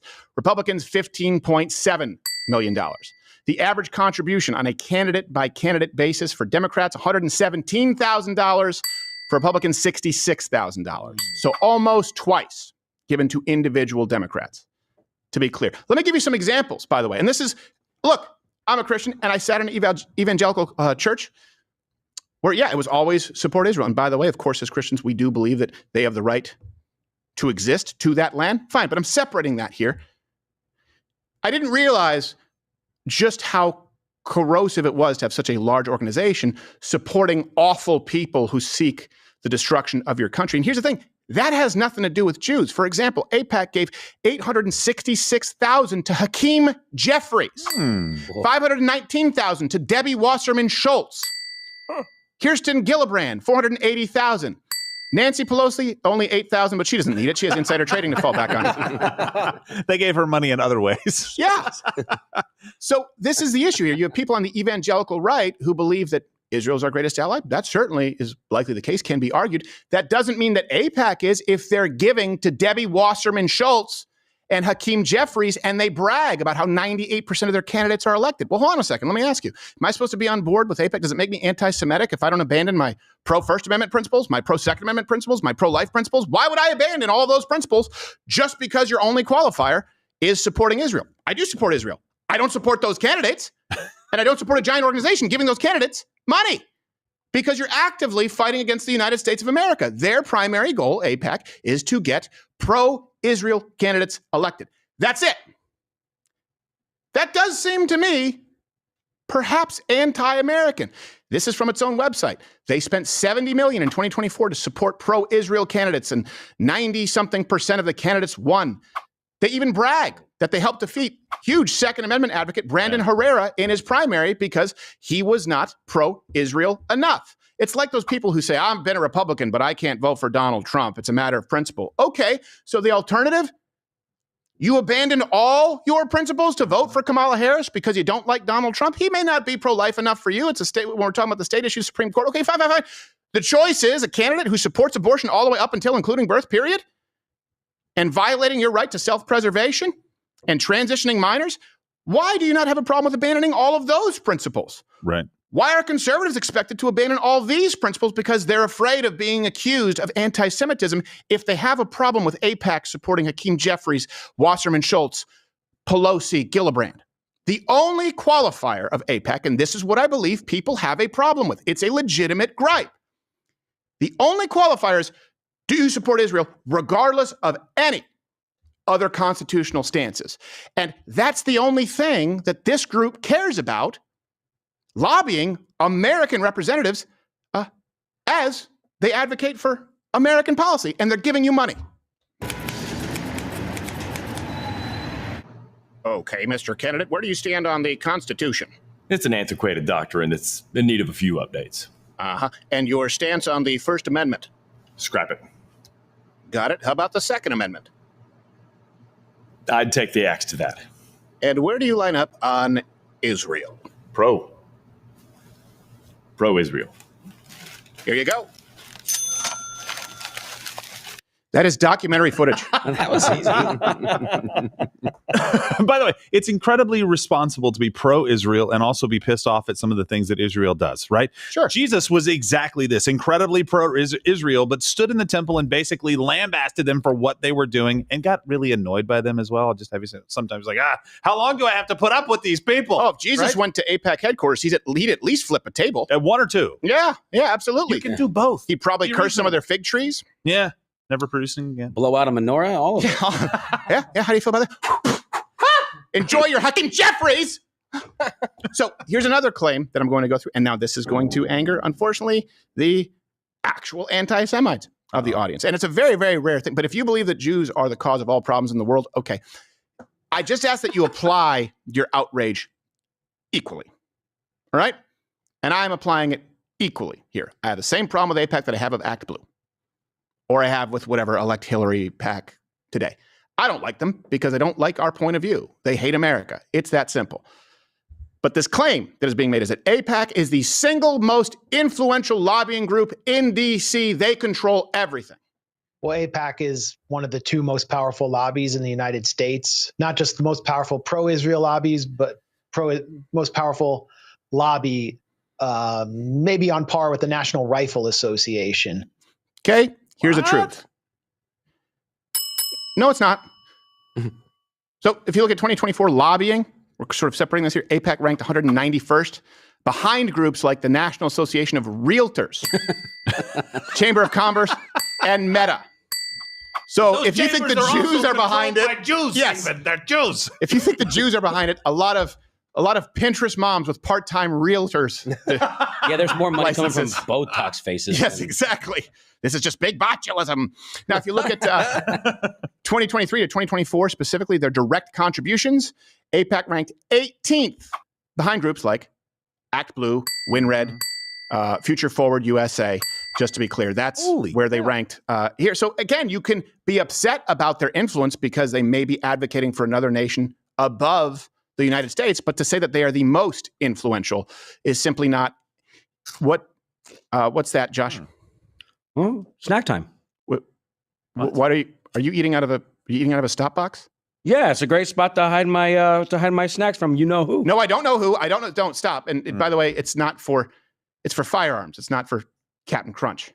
Captain Crunch. I don't have Captain Crunch money, dude. This is Colonel Munch. Money bags. No, stop. Okay, stop talking. Can you please stop talking? Look, this is what? This is how you use A stop box right here. Okay. You put your fire. What's this? That looks like Captain Crunch. That's a rich man's cereal. No, it looks a lot like Colonel Munch to me. No, I don't think so. I don't eat Captain Crunch or Colonel Munch. You know what? You're about to be introduced to Senior Punch. Okay. Well, maybe you should change your password. Not make it so easy to get into. I will change my password. This is for firearms, which, by the way, you can use to conceal and prevent unintended access to your firearm. It's easy. You don't have to worry about a biometric safe like I once had and then couldn't get at 3 a.m. with a man and a loaded rifle and a balaclava at the foot of my bed at 3 a.m. The battery ran out. The battery ran out. And then it wouldn't accept the fast current charger. So I just spent time charging it. I was like, oh, my God. Turns out it was a cat, and I couldn't shoot it.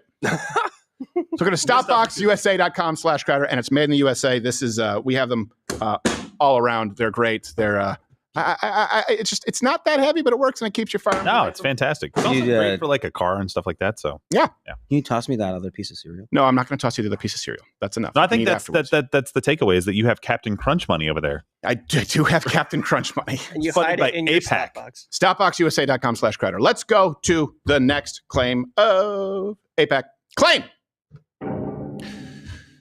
APAC works, and they're the only organization that work on behalf of and lobby for a foreign nation. The only ones. Have you ever wondered how we got to this point where one of the biggest lobbying groups in America can openly brag that they are representing a foreign country? This is from APAC's website, but somehow they don't have to register under the FARA Act as someone acting on behalf of a foreign actor. Now, here's the truth. Well, they should have to register under FARA, and they do advocate on behalf of a foreign nation. That all is true. And by the way, these are valid points. But they're not the only PAC to do so. They're not the only organization. That part is the lie that you will hear out there. So the National Iranian American Council advocates for the Islamic Republic of Iran. Republic, we're using that term a little loosely.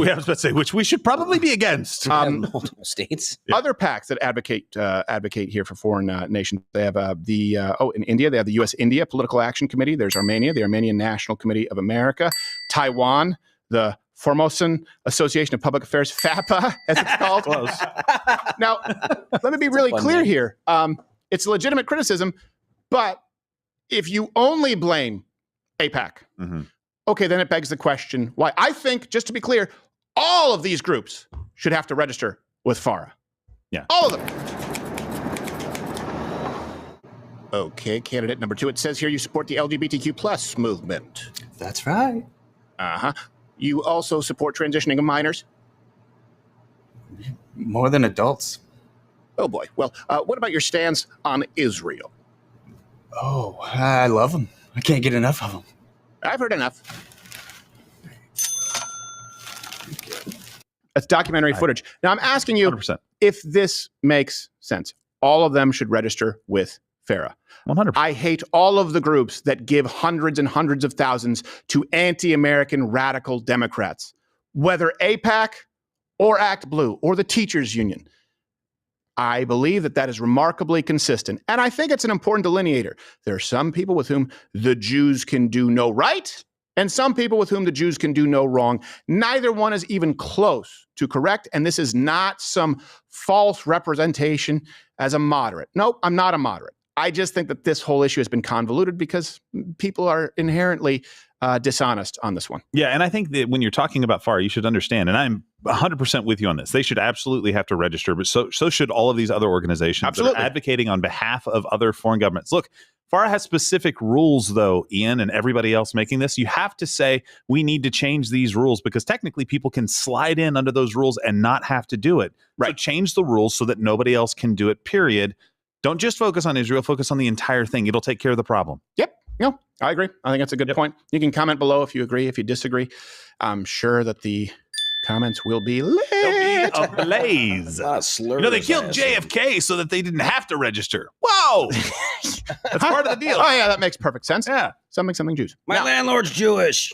I knew this one guy who had sideburns. I don't know if he was a Jew, but I didn't like him. That was a big-nosed guy. He could have been Iranian, but... could have had a good Roman nose, in which case I like him. Or it could have been a Jew nose, in which case I hate him. Well, I said I'll clip that out of context. Yeah. Let's go to the next claim. that is made, and you will see this again from people on the right, and people on the right who sell something wholesale and not acknowledge criticism. Guess what? That foments more conspiracy theories and, frankly, disdain. So this claim that you will hear is we absolutely have to keep giving money to Israel because they are our greatest allies, and it's necessary. Something. Israel is a critical ally of ours, and I think most people understand the necessity of this funding. They're fighting for their very existence. They're the only stable democracy in the Middle East. Okay, here's the truth. No, we don't. Now, you could advocate that we should, and in some instances, because they are an ally, yeah, it makes sense militarily. But this idea that we simply need to send more money as a blanket statement, no, we actually don't. So between 1946 and 2024, we've given Israel around $300+ billion. Dang. And that's adjusted in aid. Inflation. Now that's since 46. Now, if we contrast that with Ukraine, $183 billion committed in just 3 years. In just 3 years. Right? It still is a lot, though, to Israel. And here's my perspective. This is, you guys let me know if you think this is unreasonable. I dislike AIPAC for the same reason that I dislike ActBlue, right? We've gone through there. I think that they should have to register under FARA, just like I think these other nations should. They all should have to. How about maybe instead of saying we need to continue giving money to Israel as a blank check, and I understand the criticism, how about we just stop funding all sides of the war in the Middle East? How about we stop supporting Israel's enemies at the same time, which we are? Palestine, since 1950, they've sent them $6 billion in aid. When you look at Iran, not big fans of the Jews. The Obama administration gave them billions as part of the nuclear deal. Right? Unlocked at least $50 billion in assets, $400 million in cash. Contrast that. Donald Trump, the sanctions cost the Iranian economy $1 trillion. Hey, that's more of a net benefit to Israel than sending them our money. And I know we don't necessarily send money, but again, the idea of supporting or being in supportive relationships with plenty of nations who want to wipe them off the face of the map. In other words, we say, hey, let's have a relationship with these people. Let's send them money, or let's have supportive trade with them. Oh, and they want to wipe these people off the face. Well, then let's send them some money. How about you just stop both? Israel would come out with a net win. So a good example of that, Qatar. 2022, the Biden administration designated Qatar a major non-NATO ally. Why? Why? By the way, what that means is it provides foreign partners with certain benefits in areas of defense, trade, and security cooperation. However, Qatar sends billions to Hamas, billions to Hezbollah, billions that they invest in American universities that they try and subvert. Qatar, we'll do a whole other segment on Qatar, by the way, in the future. They certainly are someone to watch out for. They have a lot of oil money. So they're modernized. It's amazing how successful you can be when you just throw a bunch of indentured servants, slaves at it. Mm-hmm. But if we just said, you know what, let's get out of the Iranian business. Let's get out of the Palestine business. Let's get out of the Qatar business. Guess what? Israel would be better off, and we wouldn't have to be sending them so much money. I understand. I don't think it's anti-Semitic for someone to say we shouldn't be sending money to Ukraine, and I don't think we should be sending so much money to Israel. We can have a disagreement over policy, but I won't accuse them of being an anti-Semite. And I certainly won't accuse someone of being an anti-Semite simply because they have a problem with AIPAC. Yeah. Well, let me ask you this. They have successfully lobbied and had elected far-left Democrats who actively fight against everything you stand for. Why don't you have a problem with AIPAC? Well, can they give enough to the candidate you like that it undoes giving more to the candidates who hate you? That's why I try not to wade into a lot of this temporary social media BS surrounding these conversations, because it's an outrage today that's based on maybe a half-truth or a complete mistruth, and then someone moves on tomorrow. There's no winning with it. I think that our perspective here has been remarkably consistent, and I think it's in line with most Americans. The problem is that most Americans aren't represented in the era of clickbait, where one side is quick to accuse you of wholesale blanket discrimination or prejudice, and the other side is ready to accuse you of being a Jew. I have been referred to as a Jew fag many times.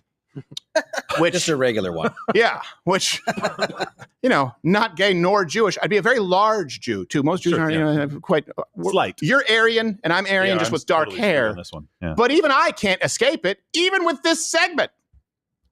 We will be accused of being on AIPAC's payroll. Watch. That, to me, is where there is actual anti-Semitism and no winning.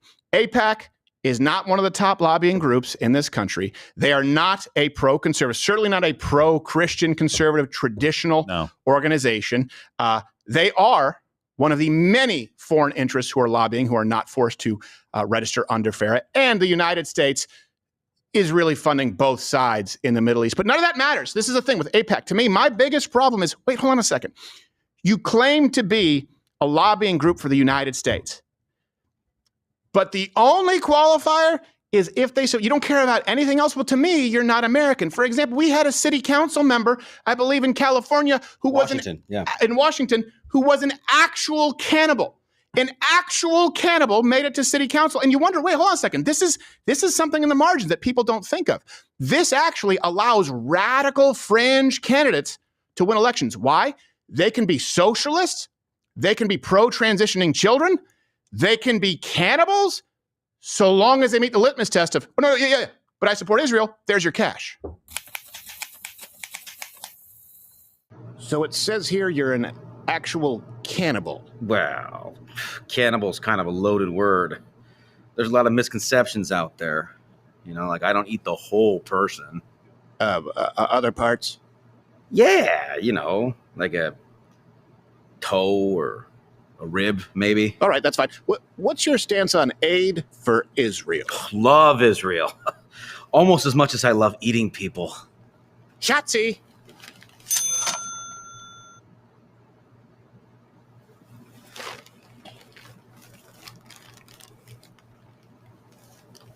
Oh. Could you get that for me? Sure. A lot of people think AIPAC don't be like it is, but it do. It do indeed. You know, it's not funded by the Jews or AIPAC or anybody else or the Iranians. It is crowdershop.com. The Socialism is for Figs shirt is back. It's available now that we are off YouTube and they can't touch us, baby.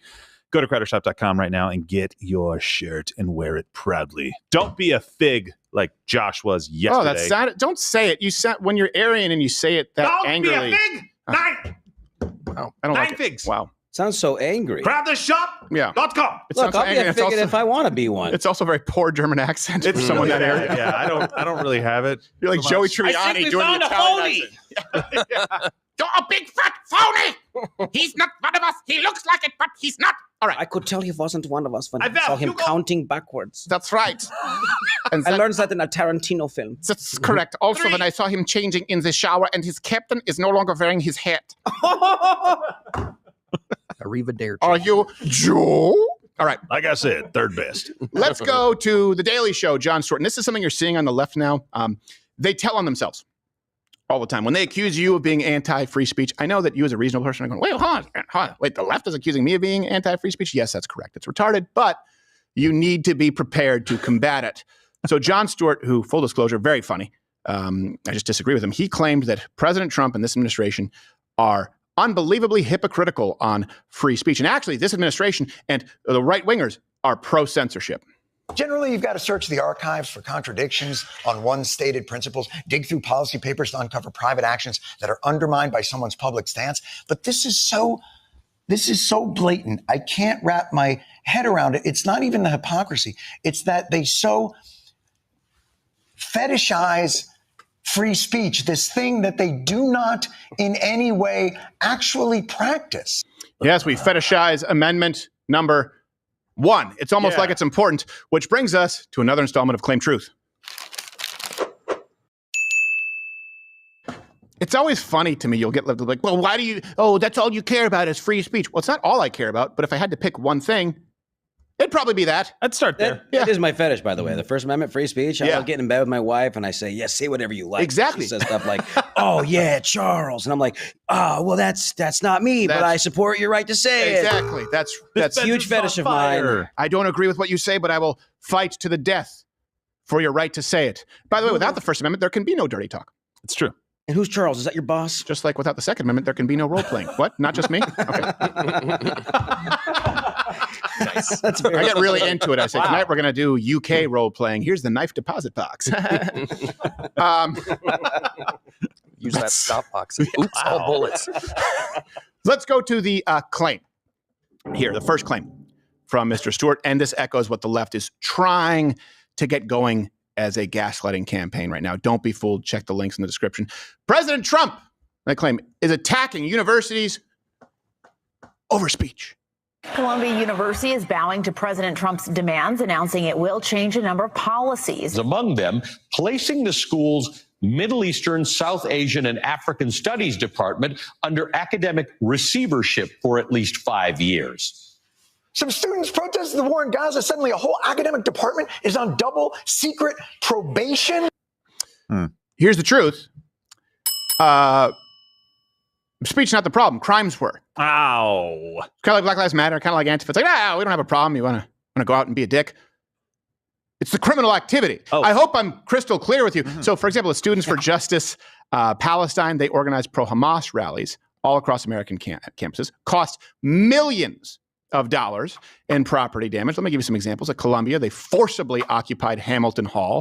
They were intimidating and harassing, including physically, Jewish students. And let me add some context here. Let's contrast that because they're trying to say, hey, you as a conservative, you're anti-free speech. Okay, it doesn't exist in a vacuum. Conservative speech has specifically been banned and not welcome at universities when no crimes were taking place. So let me give you some examples. So conservative speakers from 1998 to now, 754 successful bannings or deplatformings by universities. In 2017, there were the Berkeley riots over Ann Coulter and Milo Yiannopoulos going to speak. By the way, 2018, yours truly, I was banned from DePaul University for Change My Mind. There are only two genders. Change my mind. I am pro Second Amendment. Change my mind. No crimes taking place, banned because of speech. It's not even close. This is stupid. Jon Stewart knows better. He's lying to you. Let's go to the next claim that President Trump is now the word police because he has a list of banned words. What exactly would an actual government-run word police organization look like?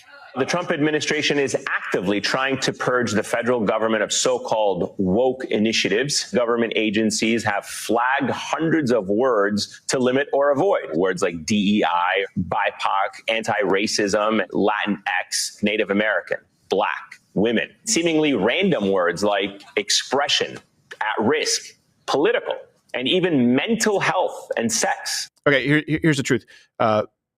That was largely bullshit. Now, there is no list of official banned words. Individual agencies can decide how to comply with the executive order on eliminating DEI from government, to be clear. And we'll get into the contrast there. There are no banned words, to be clear, despite what the left actually believes. Don't think it. Don't say it. Don't say it, don't think it. Don't say it, don't think it. Don't say it, don't think it. Don't say it, don't think it. Don't say it, don't think it. Don't say it, don't think it. Don't say it, don't think it. Don't say it.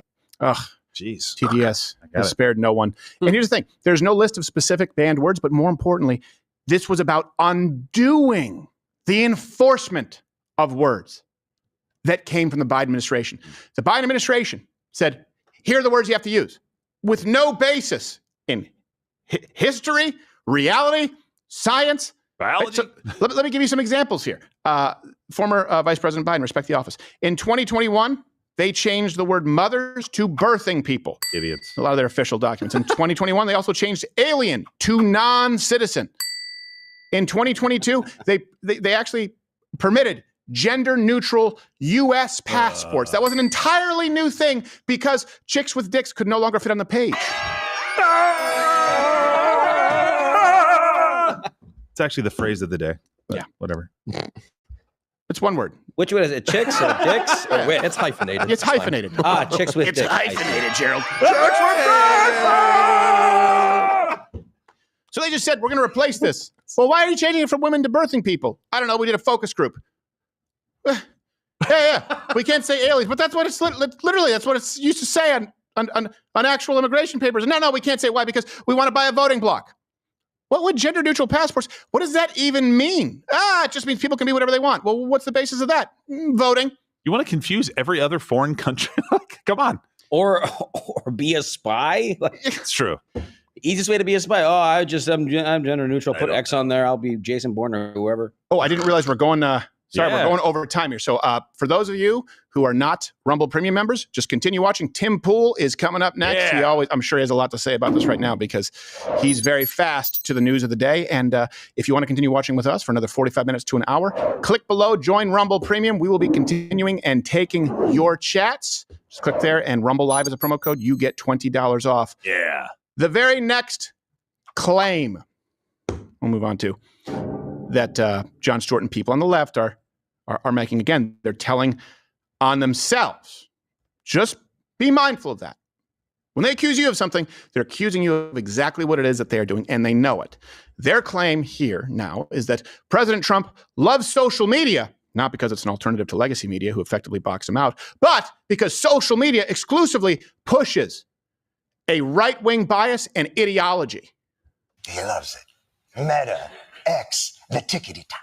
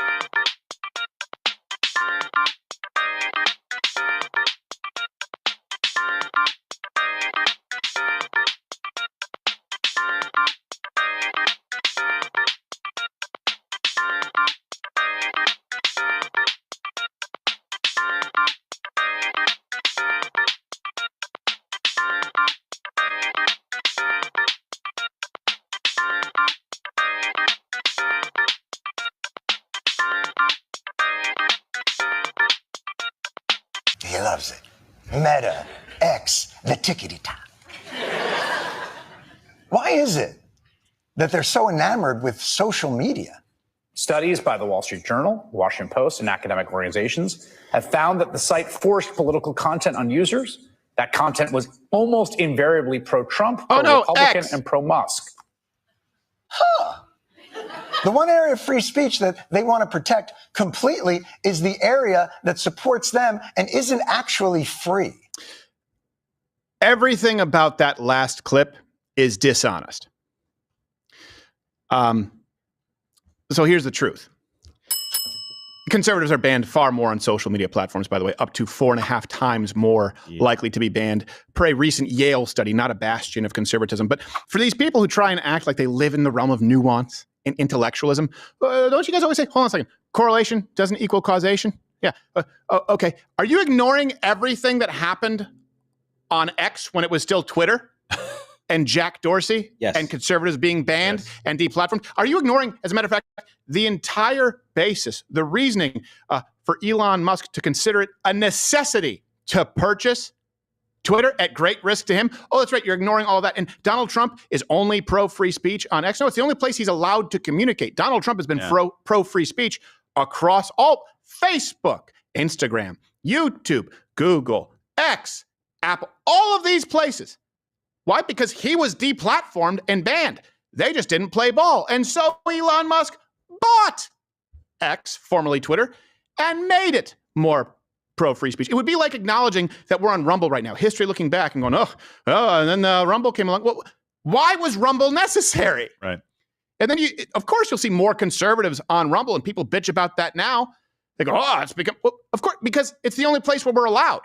Anything on this show seems so controversial that it needs to be censored on YouTube? Well, it is, to be clear. So it is intellectually dishonest because Jon Stewart, who's very funny, is never going to convince me that he's that unintelligent that he doesn't get it. 4.5 times more likely to be banned, according to Yale. And let me give you a contrast here. The left is the one who specifically targeted social media platforms for censorship. Donald Trump asked them to play ball and allow conservatives to be on the platforms. Allow the Hunter Biden laptop story to be circulated for the true bombshell that it is, right? Those were the actions taken. The left targeted social media to ban people. Nina Jankowicz, remember her? Biden's Disinformation Governance Board. Now she works for a nonprofit where they simply seek to get conservatives banned from social media, labeling them extremists. Remember the Twitter files before it was X? Right? They showed that the Biden administration specifically targeted, quote unquote, disfavored speech. Zuckerberg even came out publicly expressing regret. How much he's doing it to save his own ass, I don't know. Right, yeah. But regretted censoring speech at the behest of the Biden administration. Hey, do you know how I know this is true? Because my biggest line item is legal. This show has been targeted so many times, and thank you. I know right now you're watching your Rumble Premium members. That's what keeps us afloat. Hey, if you'd rather me cancel memberships and do 16 minutes of advertisements every single hour of the show, I can do that too. Let me know below, because that's the alternative. That's what happens on AM radio. This show, if not for you, wouldn't exist. We've been targeted so many times. There's a Vox Apocalypse where they systematically changed the YouTube rules because of us. Senator Hirono called for this show to be censored from the floor.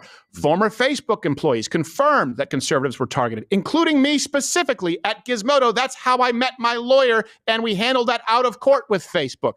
We were censored for quoting the CDC directly as it related to flu deaths for toddlers, which were much higher than COVID deaths in total, just in a given season. We were censored for questioning the 2020 election, knowing now that this came at the behest of the Biden administration. The Nashville Manifesto was removed from YouTube, meaning that investigative journalism is dead on YouTube, provided you investigate the wrong topic. And of course, YouTube suspended us right before the 2022 midterms, after we had the largest national election live stream of all time in 2020. But the good news is you made it right, because in 2024, we had the biggest election stream that night on Earth, period, off of YouTube.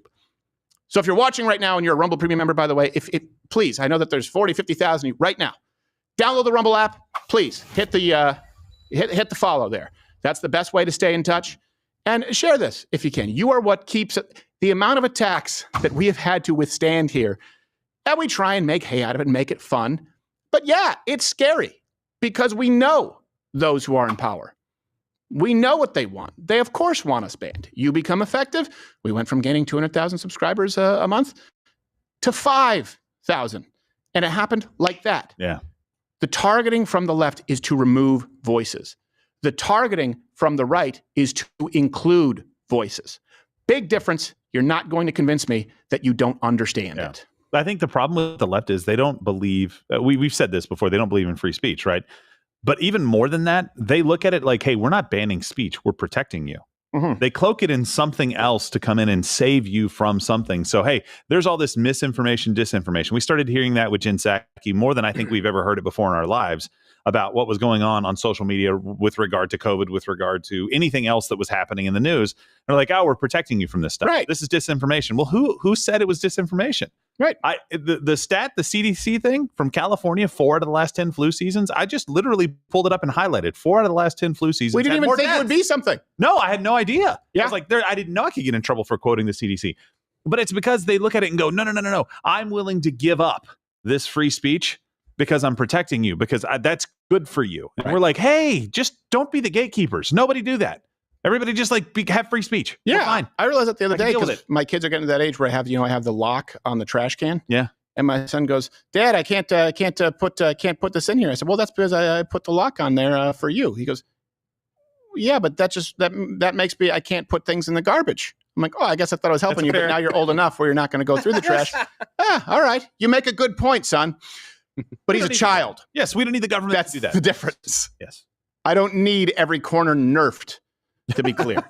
And by the way, I would rather people have the ability to go out and say stuff that's objectively wrong and offensive, honestly, than to silence them, because I can point at them and go, no, the USS Liberty most likely was not attacked by the Jews. It was on purpose to kind of pull us into a war. It was a 6-day war. Well, they definitely were attacked, but it was friendly fire, but it wasn't on purpose. The on purpose part. It was That's the key. That was totally on purpose, bro. Our friends did that. I completely, easily defeated that argument and said, you cannot say that. You can say you don't like what happened.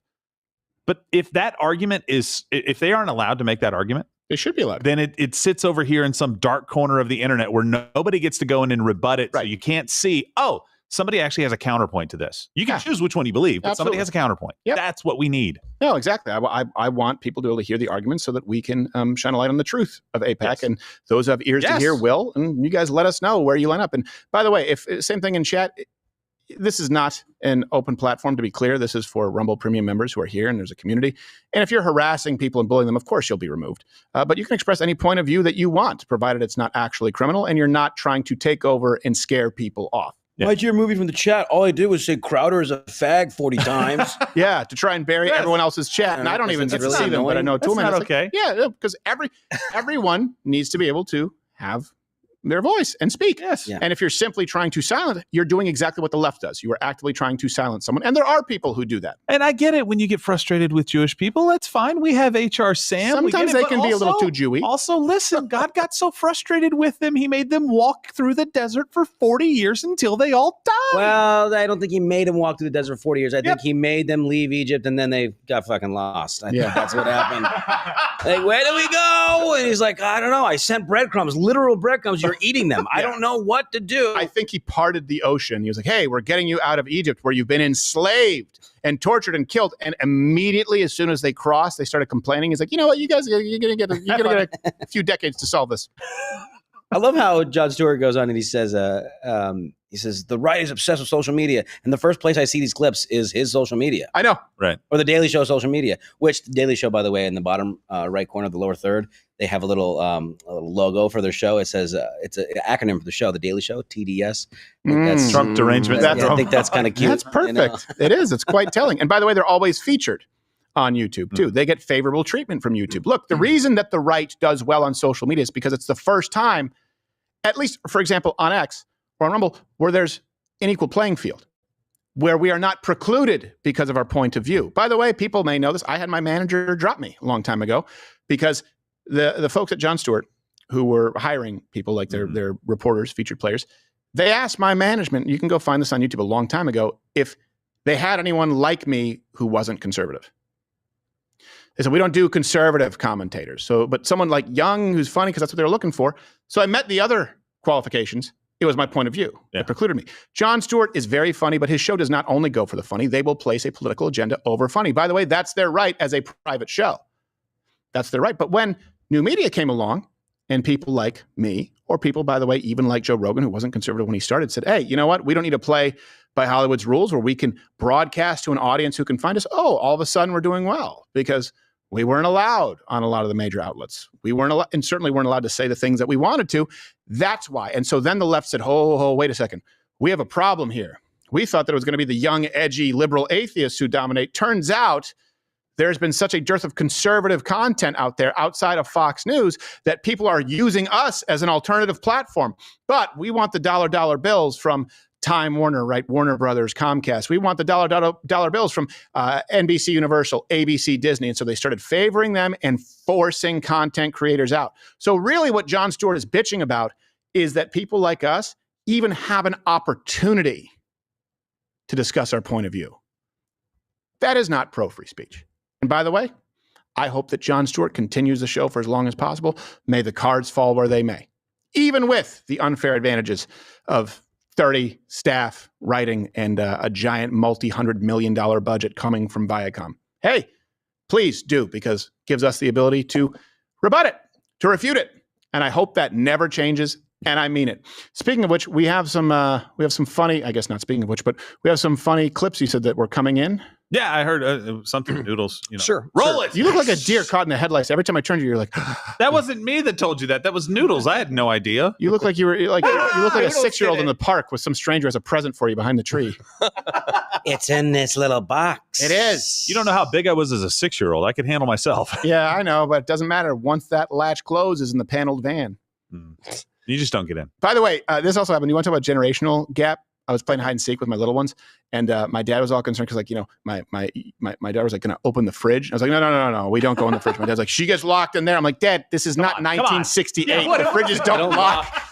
Like a vacuum seal, put some kid out to the curb for trash. That used to happen. All you have to do is push. Yeah, you just have to push. Also, those aren't really made big enough for kids to kind of weasel their ways into them anymore. They're pretty good with hide and seek. They're starting to get it. They're at that crossover where I used to just go, hey, ready or not? Here, I'm here. I'm like, no, that's not how we play. No. And now they hide and they stay really still behind the clothes in the closet, and I can feel them breathing. You can't see me. I can't see you. We had to put a lock on our fridge at my house. Oh, did you? Yeah. Not because of me. I know it sounds like it's because of me. But Josh. My brother, who has Down syndrome, he would go get snacks and all that. And it wasn't that he was overeating. It was the fact that my mom and dad would be gone. He's an adult at this point, and he would go in the fridge and eat stuff that wasn't edible. Like one time he ate raw chicken. Oh, wow. Well, he put it in the microwave. Wait, what's God bless the him. problem Did he get sick? He tried to cook it. Thank God, no. But it was after that they're like, okay, I don't want to sound like I'm locking the food away from my son, but I have to lock the food away from my son. He's going to microwave raw chicken. Although we have to see, but we have to study that. People maybe have some kind of genetic phenotype that allows them to consume raw chicken. I don't think so. I think it was just luck. It would save us on cooking time. Save us on cooking time. Nobody likes a dry chicken. No, nobody likes a dry chicken. People overcook chicken, by the way. All the Cook it to 150 and let it sit for. It's fine. You don't need to go to 165. No, you absolutely do. Especially if you're cutting them in half. Allegedly, hold on. Cut your breast in half, cook it to 165. It's like if you get a 165 on a half cut chicken breast, you're done. You're eating. Same thing with pork chops, by the way, too. Sawdust. Yeah. You can either cook it to a very sensible temperature and let it sit for a couple minutes. Same effect as what it means is that you have to cook it to 165 so it pasteurizes it within 1 second. Or at 150. Wait, really? Yeah. I didn't know that. Yeah, there's a chart that shows the temperature and the amount of time. So at 150, it maybe needs to be there for like a minute. As long as it sits there for a minute, it's still. I need to know more about this. Yeah. Because People overcook all the meats. Pork chops. You do too. I know we both do. And when I cook them, sometimes I undercook. I'm like, man, I just can't. I can't get it to 165. Like it's just. I think the poultry is the one that's most done though, because people are very scared. Very scared. To undercook their. Oh, for sure. Yeah. Well, a lot of people are scared of trichinosis and pork, and I don't know that there's been a single case I've never even heard of that in the United States. Yeah, pigs are gross. Trichinosis me into thinking that you're right. They're not gross. By the way, Nick DiPaolo is he's on vacation where he can swim with the pigs. Oh, that's right. And I was like, hey, by the way, you got to be careful. I heard a story. A lady, they feed them apples beforehand to get them to go in the water, and then they demand apples from you, and they're very aggressive. He's like, oh, yeah, no, I already figured. They were very aggressive little pricks. I was like, oh, so he got attacked by a pig in the Caribbean. I hope there's video. All right, speaking of video, Noodles, what is it? You said you had some developments for us. Sure. So this is all stuff research sent in. Apparently, Figure Robot has decided that they've made the most naturally human-like walking robots. Okay, well, it's just like when people say they've been saying AI will be just like your friend, and I'm not really getting that, but I have high hopes for robots. This is just going to be like AI's going to sleep with my girlfriend. We call that side piece. This is going to be this is monumental. Let's see.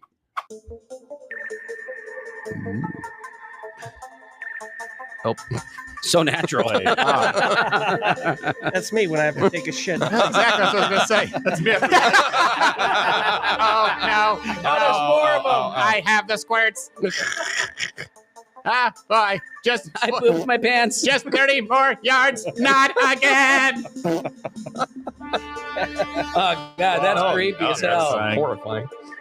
And they're playing this weird music with the horns. Like, what is this, Hans Zimmer? The last thing you'll ever hear. Are these real robots or is this a mock, computer animated? It's supposed to be real. Well, they're real robots, I guess. I don't know. This looks like a computer animation to me. That one looks real. Yeah. It looks like there's one real one, and then they're copying. That's an Indian robot. He's shitting outside. This looks like a good curb. Who the hell wants these? Does not include actual feces. I mean, I don't know. Someone who needs a friend. I mean, if they can start doing some chores and stuff at some point, that'd be great. Yeah, that's all we need is women to have less household chores. That'll make them happier. Yeah, I want a walking Roomba. Yeah, exactly. That's why you used to have a dozen kids because they would do all the chores. That's true. You help out. Well, they got to make it humanoid. They got to give it a head and limbs. Make it more practical, like a spider. No. Yeah, give it 8 legs and a little round body. What are you saying yes for? Yeah. I don't know. I like it. It would freak you out, dude. I don't like it. Yeah, add hairs to it. Make it like a tarantula. I both like it and I don't like it. Fangs? I like it. Why not fangs? It's like iRobot, where it's like, will this hurt? I hope so, you little prick. You're not one of us. That's where I'm racist against. I would be that racist redneck character in the film. Like, hey, he's a synthetic, and I don't trust him. Right? Yeah, they make it look like a bad guy. It's like that is how everyone should be. That's exactly how everyone should be. So like you don't feel bad at all. Like, this one's a pedophile. Okay, perfect. Yeah. I can shoot it. I would just be like in the Aliens movies. I think they call them synthetics. Like I would be that guy on the ship. Like, what's that? What's Bobby? And I'd see like the milky fluid. Like, he's got milk behind his ear, and I would just blow him away.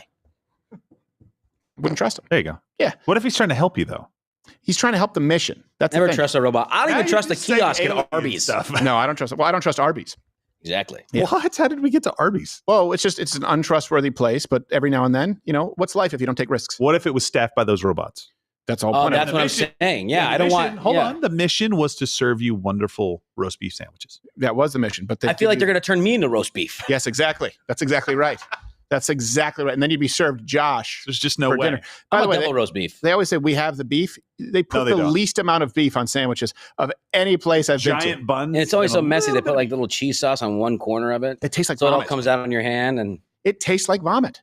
yeah. I don't think it tastes terrible. I'll be I honest. think that's the sauce they use, actually. I think it's vomit. Yes, exactly. They got one hungover guy back there. Every night, God bless him, he does the Lord's work. He gets drunk every night. So in the morning, come in and vomit on these sandwiches. Would you like some more of our world famous throw up sauce?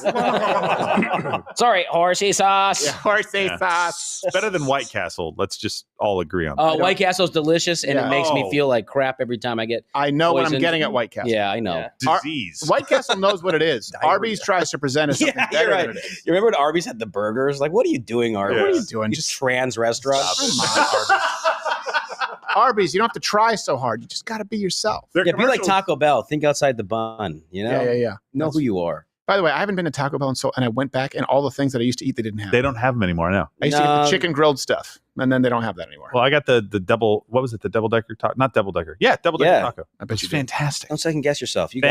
Fan-freaking-tastic. Chili cheese burritos. Oh, Yeah. loved them. Oh. We have an editor who worked at Arby's. He swears that when the meat arrives, it arrives in liquid form. That's I not don't doubt true. it. That's I not don't- true. Well, No? It's not true. How did you know? They tried to say chicken nuggets were pink paste, and that wasn't true. I don't know what to tell you on that. It's like, look, I don't think that eating, and I eat almost no fast food. I do but it's like, I also think that the anti-fast, they go a little bit too far. It's like, They you know do, what you're yeah. getting at McDonald's. You could eat and be in good health, even if you ate every day at McDonald's or a fast food place. You could choose some healthier options. It doesn't mean It'd it's be okay. ideal. Yeah. You'd be fine. You can go and you can get a salad or whatever, but who wants to go there and get a salad? You're not Nobody. gay. What's the next clip? That you have? Overpriced. all right.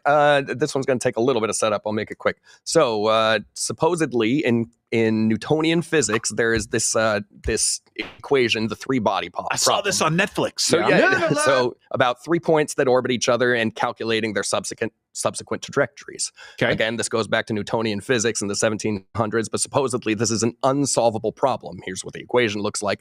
But now everyone's favorite new age Why is it in- astrophysicist. why Look, is can it you in put it German? back up? Can you put it back up? I can't solve it. It's too. Here you go. Now I got it. Lots Now of I got. Rs. Okay, I might be able to get it now. Just solve for R. We're done. I've been Duh. doing Jeez. I've been doing my Sudoku and I just missed it. No clue. And dead. Well, Terrence Howard has come Oh. to the rescue and Really? solved this, 300 and change year old problem. Oh my word. Okay. Let's We have a clip? Yes, we do. Oh boy. Hold on, pause. That's what I want as far as a look from the person who's solving the unsolvable problem of humanity. Is someone looks like he mugged both a hobo and Carmen Sandiego. No, they like stole Einstein's outfit. He looks like and that famous got a hat. mobster Al Jabroni. Okay, so yes. He also starts out by saying, check this. Well, let's see if he talks. Let's see if he does the thing. He always talks like he's about to cry. People said this was an unsolvable problem, but they didn't have my Pythagoras. Let's see. So now what? Come on, Black Snake. No, What you want to do? I don't know. Ask your shawl. Point. Look at what we just did. We just solved a 300-year-old problem. We just freed up a whole lot of minds Are we in the room with you right now? with the same stuff that you said was bathwater. What? I don't blame you. Thank you. Thank you. It does seem like something from out of this planet. You know, Right. maybe it is. I thought you knew. But three-body problem has been solved. Look forward to hearing your thoughts. Okay. Wait, What? Did he show his work? Did he Work? show the solution to the problem? It says, watch Terrence's IG video and attached and read his solution. So let's see. Oh my goodness. Okay. Is it very long? Yeah, but there's the introduction. I think that's probably all we need to read. Well, here's the thing. If he solved it, no one else would be able to confirm it. Yeah. I mean, you could probably find fault with it, I would imagine. Maybe You're just not going to have to solving take my word for it. Yeah. I got 3 bodies in the house. I buried them all. Problem solved. 3-body problem. I solved it. They in the trunk.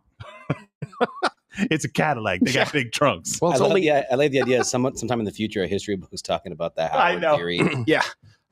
Look, We can't have nuclear war right by the way, now. I hate the appeal to Terrence's authority law. fallacy as much as anyone. Yeah. But he's proven himself to be incorrect too many times at this point. Well, a little That's bit. the issue. Also, he's an actor, not an astrophysicist. Well, he or could whatever be you very need good to at it. be. I mean, people can come to some unbelievable Sure. discoveries, and they could be anybody. But Yeah, he's sure. proven himself to be wrong many, many times, and it's like he just doesn't care. Stephen Finally Hawking. solved the problem. How to make McDonald's machines make ice cream. Yeah. Why is it when you go, their milkshake machine never works? You know, Ray Kroc, when they started selling milk machines. Think about it. I did. What are you saying? I don't know. Okay. I found the conclusion. Oh, what is it? This is easy to understand. Okay. The incorporation of linchpin geometry, Tetrian bifurcation constraints, and Howard comma corrections resolves the fundamental challenges of the 3-body problem. Oh, he added his own thing? Yeah. Comma corrections? Exactly. Apparently. The key word there being Howard, comma corrections. Simulations. See, I put the commas where I wanted them. And then it worked. And then the answer is 4. Oh my goodness. Look, you only need 3 things to solve this problem: the concept of gravity, the force velocity curve, and the Crowder economics model. Okay. Oh, that just changes all the others. You mind sharing that with me? Yeah, you can buy it. Yeah. $39.99 Yeah, you got to do what I say. at Borders Books. They don't exist anymore. Also, I hope we didn't free up a whole lot of minds. I'm not sure what the application of the 3-body problem solution is, but I'm sure maybe I feel like, would relieved, blow your to be mind. But honest. I don't know how many minds are thinking on that one. Probably a few. Here's the thing, and you'll see people on the left say, and I've seen people say this, like, this is the problem with the modern social media is the misinformation. But okay, this is going to be refuted really quickly, right? People are going to come out and say, this is true, this is incorrect. They're going to poke holes in, again, assuming that it's, maybe he's right. I don't know. Just the comma movement thing done false. Yeah. But I want him to be able to say disprove that. No, you can't disprove that. Because it's his, It's his. It's the CNN guy that had his own polls that we just tore to shreds. Well, I know it's trademarked, but the point is, he can't refute it. This is something he made up. But I would much rather have a world where someone like him can speak freely and then people can rebut it freely. My bigger concern is, let's just say you have someone like a Terrence Howard, who, by the way, is the head of a network. And we've had those kinds of situations. Mm-hmm. That's the issue, is the concern with centralized power. Is it silly? Sure. Do I think the guy is maybe a little bit, he's off his nut a mile and a half? Yeah. Sure. It doesn't seem like he's dangerous, No. and he has the right to speak, and he has the right to be wrong, and other people have the right to call him out as being wrong. And that video should not be removed from anything. No, of course not. I think it's total horse mess. Yeah. But that doesn't mean he has to be taken off. He also looks like every single magazine ad I've seen with like the cigar, the cigar company owners in the fields. Like, that's a good tobacco leaf. Yeah. You know, and they have their little hat. Also, just solve the 3-body problem. Yeah, that's right. Really? Wow, make that one a corojo. There you go. I don't know why they sound The Mexican. solution to the Yeah, they 3-body do. problem That's is my a fault. 4th body. Let's get more guys out here. That's right. Pick these leaves faster. I'm Just solved MS-13, it. but I'm also OCD. I can't have odd numbers. Oh, even, bro. There's also a prime number. Did you think about that? That's right. Oh, no. Hey, what's the square root of, I don't know, the guy who knew it, I killed him. That's not that. All right. Well, you know what? Actually, we were going to do Stallone or Coach, but I think we can probably run that tomorrow. Let's grab some. Some chats, and then we didn't tell you yesterday, but of course, those of you right here in Rumble Premium, we're going to send you over to Tim Pool and then Jeremy at the quartering. Oh, sorry, Tim Pool and I believe Russell Brand, Jeremy at the quartering, Viva Fry. So the lineup is expanding and many new applications with resumes now. Yeah. A lot of the naysayers who's, all right, you can't go off YouTube. And they're like, hey, you got room for one more, Doc? No. Let's grab some chats. All right. First chat from Mariano Alvarez. Question for Crowder. With judges overstepping to halt Trump admin, should Trump continue regardless while this gets sorted out? Do the pros outweigh the fake news cons? Well, Biden did that, former VP Biden. In this case, well, in one of the cases, it kind of solved itself because the flight was over international waters. That's a good question. I go back and forth on it. I'm not going to lie to you. I go back and forth because I believe in rule of law, but when the law is applied selectively and you have people who are perverting the law in order to halt the will of the people, I don't know. You get pretty close to civil war time if judges keep doing this. That is my primary concern. Yeah, and we're seeing stuff like this play out in Brazil. So I think a very fair thing to say, if you were the Trump administration, is to say, okay, there's an injunction on this. There has to be, and this has to come down from, I don't know if it's Justice Roberts, it has to be passed in Congress. If this maybe an amendment, I have no idea how this mechanism gets put in place. You got a month. Yeah, you've got a month. An injunction cannot be something that is used to stall something till I'm gone. You can't do that for the president because effectively you've just neutered the president of the United States, and all it takes is one district judge. That's not how we set this thing up. That wasn't the agreement. So, okay, you don't like this? You got a month. You got 2 months. Whatever the time frame is, it's very limited. Then otherwise, I think you're right. Otherwise, it's like, well, we can just tie this up in court for a couple of years, and then we're on to the next guy. I think court should be framed. It should be framed as far as priority with obviously anything that's a danger. If we're talking about criminal courts, first, and then I think that cases should be addressed if there's a specific time-sensitive table that has been set. I mean, you see this, for example, you see it across this country, and in a lot of cases in divorce court, you see it where someone files for divorce years before alimony kicks in. They drag it out. Now, technically, they wouldn't be entitled. But then, depending on the judge, all of a sudden, someone has forced a guy into a junior suite, and I know someone where this happened, into a junior suite apartment while he saves his money, and it got dragged past the point of alimony like 2 years later. I think that those should be seen first if they're going, okay, this was filed, or some kind of a note needs to be put so that that timetable doesn't negatively affect the one party playing by the rules. That's the problem. So you have one party playing by the rules, following the law, and it's used to harm them from someone who is knowingly subverting the law. Now you no longer have rule of law, and I think we find ourselves there right now. Yeah. We So should have George, the theory of innocent until proven guilty, even in this. You know, you want to you have a problem with something, you don't get to pause it. You just get to go, hey, until I can prove this is actually illegal. There you go. You can keep doing this, but I'm going to prove it's illegal. Like, sure. Okay. George the Greek had a very similar point, honestly, to what you were saying right now. I'll just read it. So he's a lawyer. It's not Trump's job to check himself in this regard. He has a mandate. Let the system rein him in. The conflict is between the powers of POTUS and Congress. Congress should be acting if there's a problem with what's happening. So, yeah, they should be acting. But I also agree with Josh, where it's like you shouldn't just be able to step in and go like, "No, I'm going to stop this." Yeah. If you have a problem, well, prove it. Do an investigation. Prove it. Yeah. I mean, why do you get to stop it until you? I deem this is legal or unlegal. Yeah. I think you should push harder. Make it hurt. Donald Trump? Yes. Yeah. You mean just do it? I think he should just keep pushing because this is the playbook. And I think, they're right. Like it's for them. Like if Congress has a problem with what he's doing, fine. Right. The judiciary has a problem with what he's doing. I don't think she should be able to stop it just while they take a look at it. I think they have to prove that point. Escalate it to the Supreme Court if it's really that big of a deal. Yep. And the Supreme Court has to go, you know what? Priority has to go to, we have a constitutional crisis apparently, and we have to help solve this. Makes sense. Let's grab the next chat. All right. Well, I guess after the figure robot, Man of Steel 24 asks, question. Wait a second. Uh-oh. What? Are you one of the robots? Could be. Yes. Have you noticed the influx of movies lately where humans are the villains and robots are victims to evil mankind? Electric State, The Creator, J-Lo Abortion on Netflix, etc. Is J-Lo Abortion the name of a film? I don't have Netflix. I think it's probably just Sounds like a really Ben bad Affleck J-Lo hit piece. movie. J-Lo Abortion? Huh. J-Lo Creator Abortion is that thing where the robots are kind of these. Wait, are you referring to Geely? I don't think so. I don't know what that is. It was an really abortion bad- on her It's career. Atlas. It's Atlas? Oh, yeah. I didn't see it. What is it about? She wants to have an abortion and a robot's like, I can do that. Yeah, misanthropic. Oh no, data I went analyst too far. You are dead. who must trust AI to save humanity. Just get your giant fat ass up on these stirrups. Num, num, num, num, num. Puerto Rican, num, num. I might not have emotions, but I have a boner. You're a pervert robot. Say it twice to make me hard. Sorry, I'm a child. Yeah, I do notice that. Actually. I don't know those films, but you see, I mean, I feel like we used to always be warned about the impending doom of robots, and now it's like, oh, robots are actually the good guys.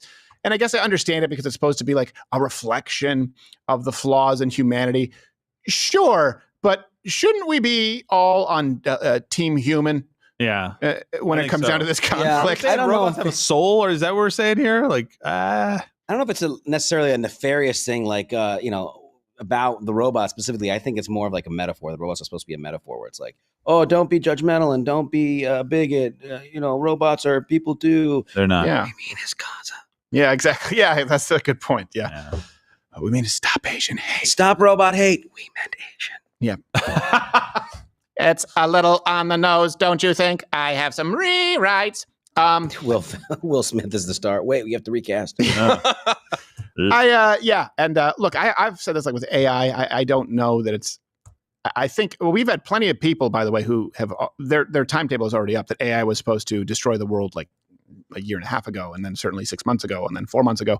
It has to become self-aware. Yeah, I think there's a difference between automation and AI, and I think that some of these things can be used as tools. Certainly not there yet as far as at the point of overtaking humanity. But if it does come to that, I would expect funny enough, the secular humanists, the left, right, and they're just choosing that in the face of the alternative, which is God and being created in the image of God, right? They're just secular humanists. They would be the first ones to ally themselves with the robots. That would be my guess. I would be willing to bet that the same people who are mistrustful of everything from the CDC to Ivy League schools to the Department of Misinformation to the WHO to Congress, right? I believe that those same skeptics who may sometimes veer into the far too conspiratorial would be very skeptical of robots who come in peace. That would be my guess.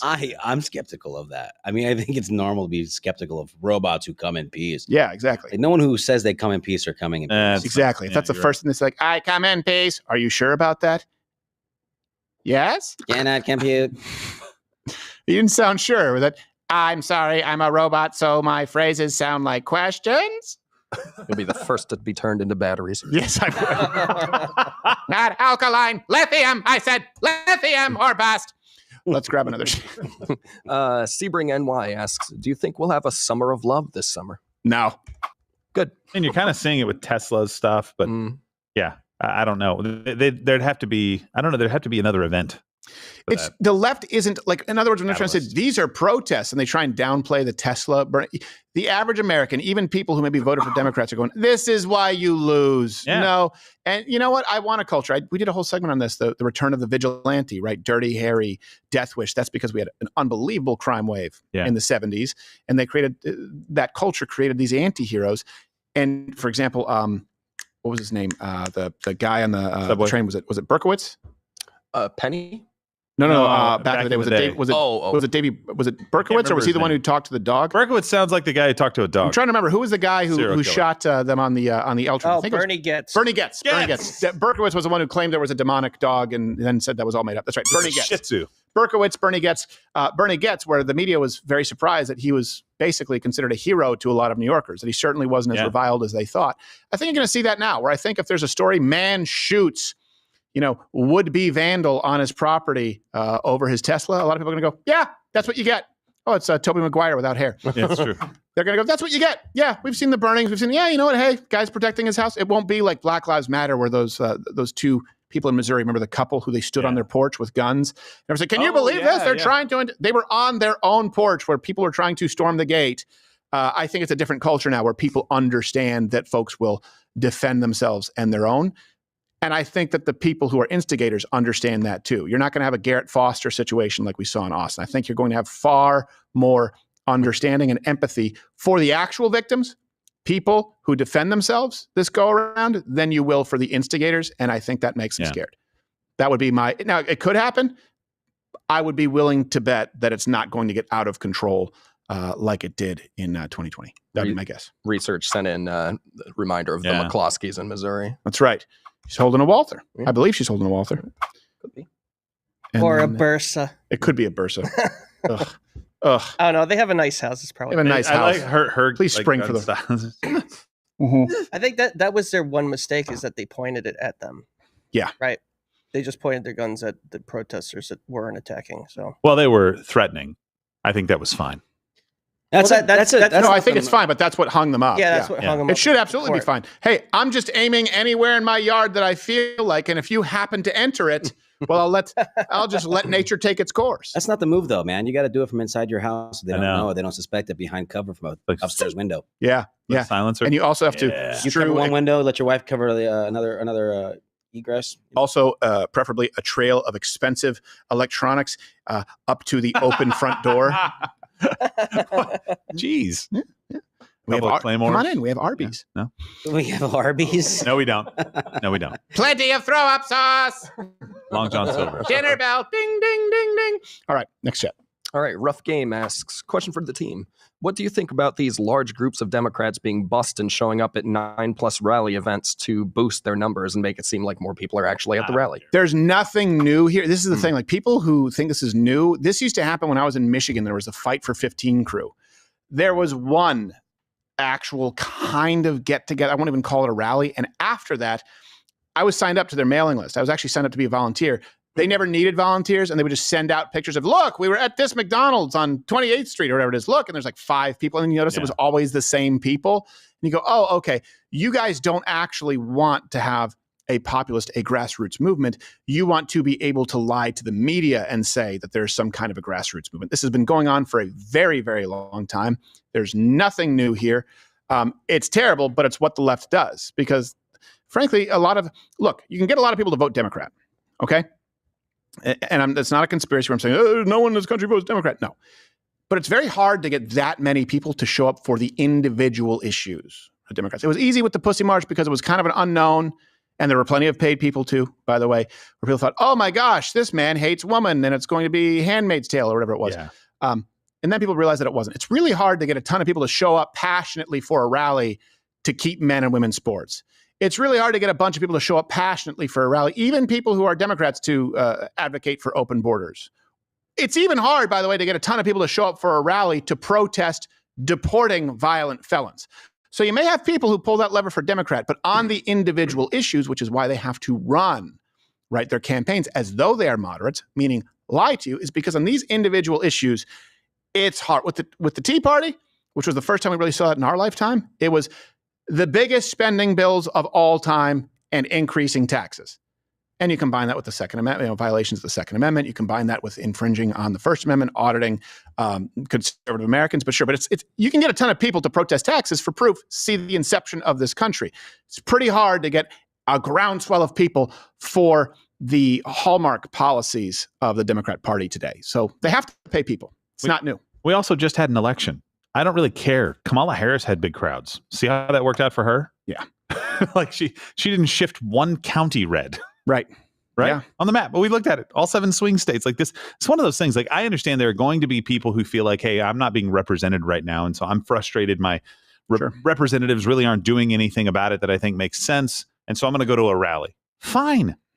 We're so far away from the election coming up, for the midterms, and then obviously really far away from the next presidential election. Fine. I don't care if Bernie and AOC go have some successful rallies. We'll keep an eye on it. Mm-hmm. We'll make sure we understand what's going on so we're not out of touch. I get that. Yeah. But to be worried about crowd size, I just don't care about it right now. So I did think it was weird. Thousands of people showing up at one rally, I'd pay a little bit more attention to that. If there's like 250, 300,000 people at a rally, I'd be like, hey, are they busing all those people in? If not, man, what are they talking about? Because people are showing up. Right.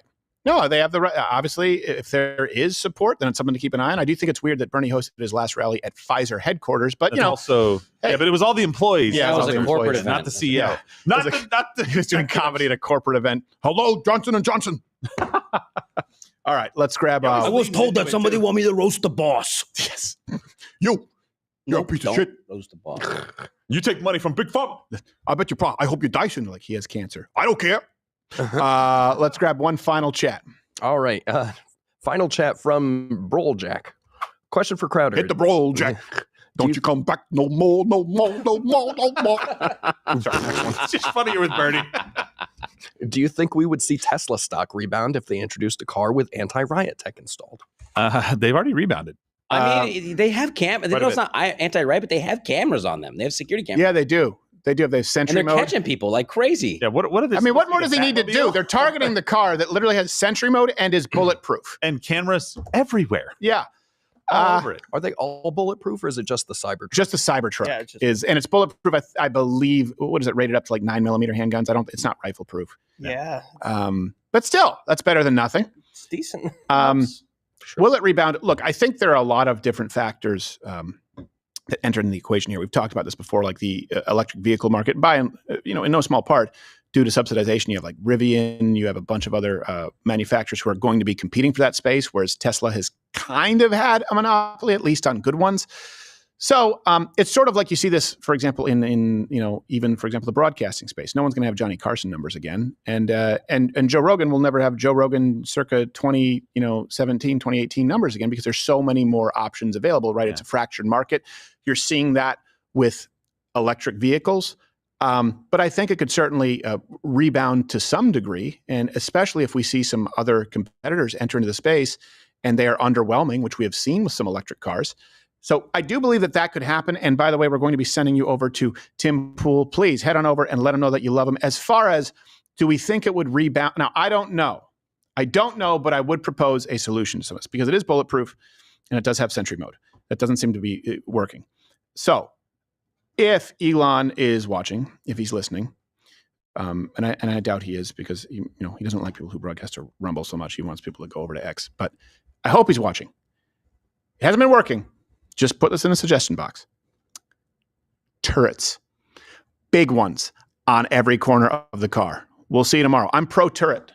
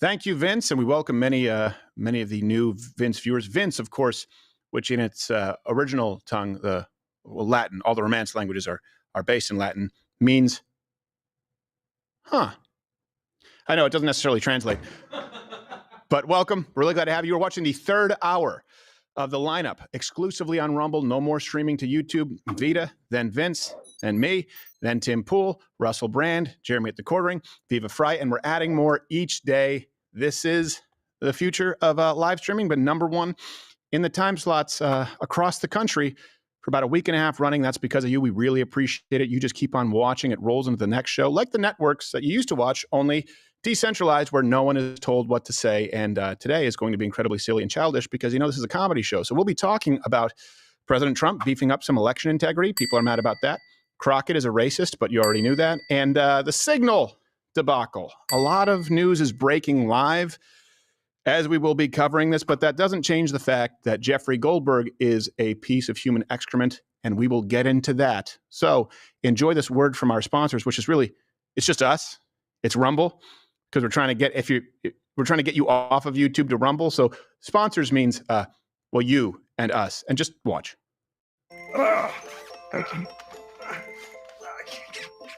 Oh, thank God. Hey, Rumble, can you help me? I fell. I think I'm dying. Please come back. No, yeah, get someone. I'm going to help you.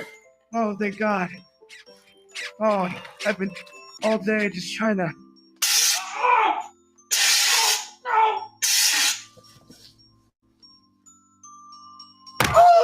Rumble is reimagining the video platform. YouTube is dead. Rumble did it. Watch the new lineup exclusively on Rumble Live, including Louder with Crowder at our new time, 11 a.m. Eastern.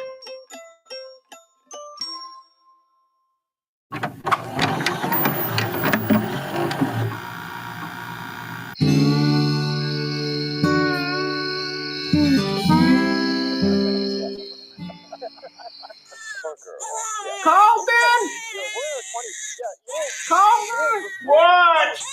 You know I'm trying to watch Louder with Crowder. I bought this mug to watch daily. You know I'm gonna get my money, Lauren. It's your turn to feed the baby. He's hungry. Well, why don't you put them titties to good use then? Lord knows I use them. Why you gotta be so mean, Colton? It's what you were made to do, Josephine. That's your domain. I wish I could help you, but I can't. When it comes to providing and fixing shit, I'll step up. You know I always do. That mean you'll finally fix the pontoon?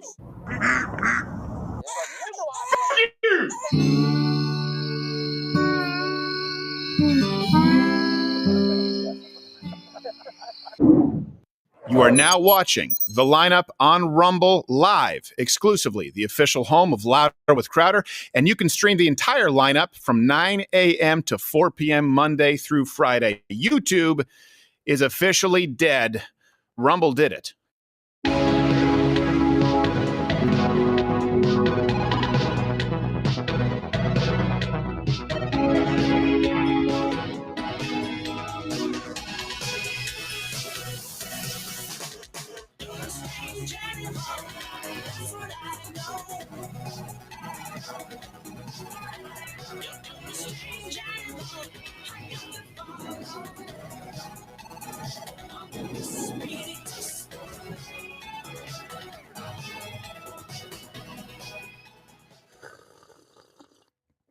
Glad to be with you and glad to be here, part of the lineup.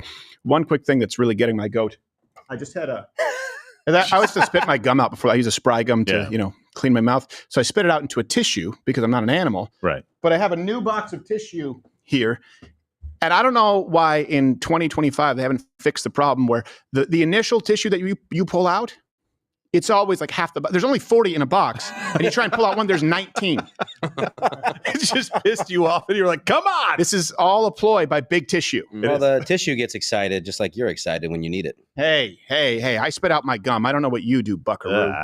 Bucko. We already told you what we're talking about. Jasmine Crockett, the racist. Jeffrey Goldberg is a piece of crap. Yes, there was a screw up from this administration with the Signal app, and we'll get into that, the ins and outs. Who is most likely going to be the fall guy? The screw up's not what you think, by the way. It's not what you think. No, it's not what you think. Or it is what you think. But I don't know.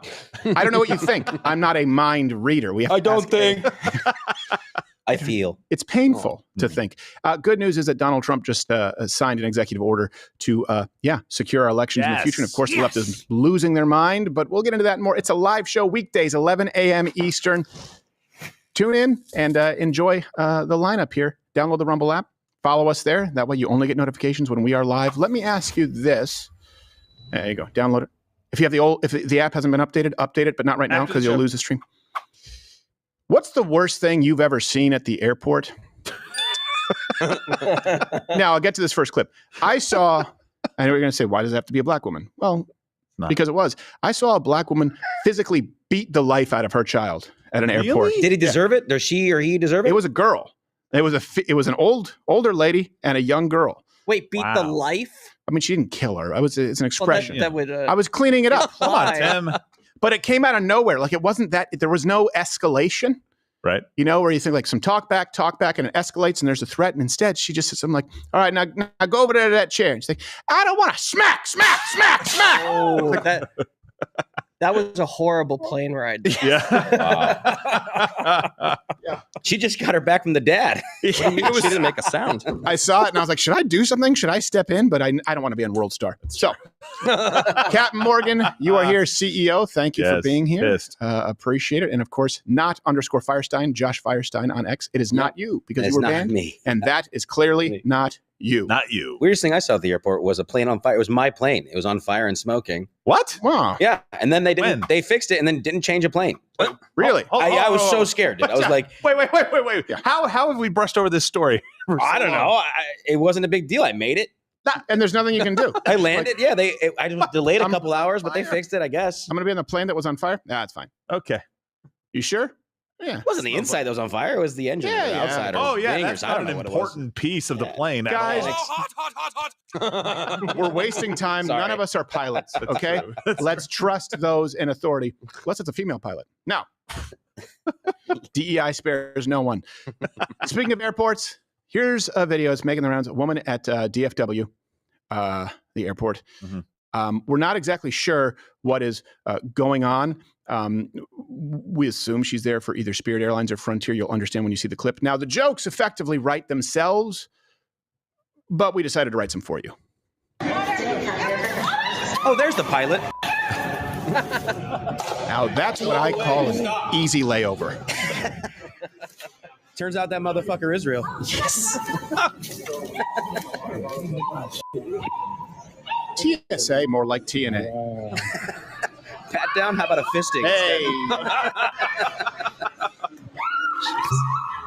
Now, looks like there was 3 landing strips at DFW yesterday.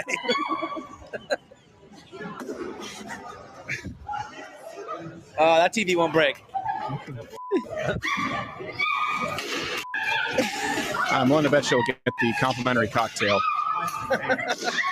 Oh, gosh.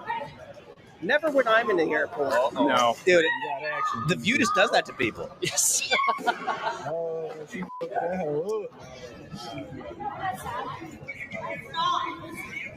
I love how security is backing up from her. Yeah, she feels tough. Don't want to get me too'd. Now, a couple of things, okay? In all seriousness, full disclosure, this turns out this was all just guerrilla marketing for Final Destination 18 crazy naked whores. So she was, the plane's gonna crash! But I will say this.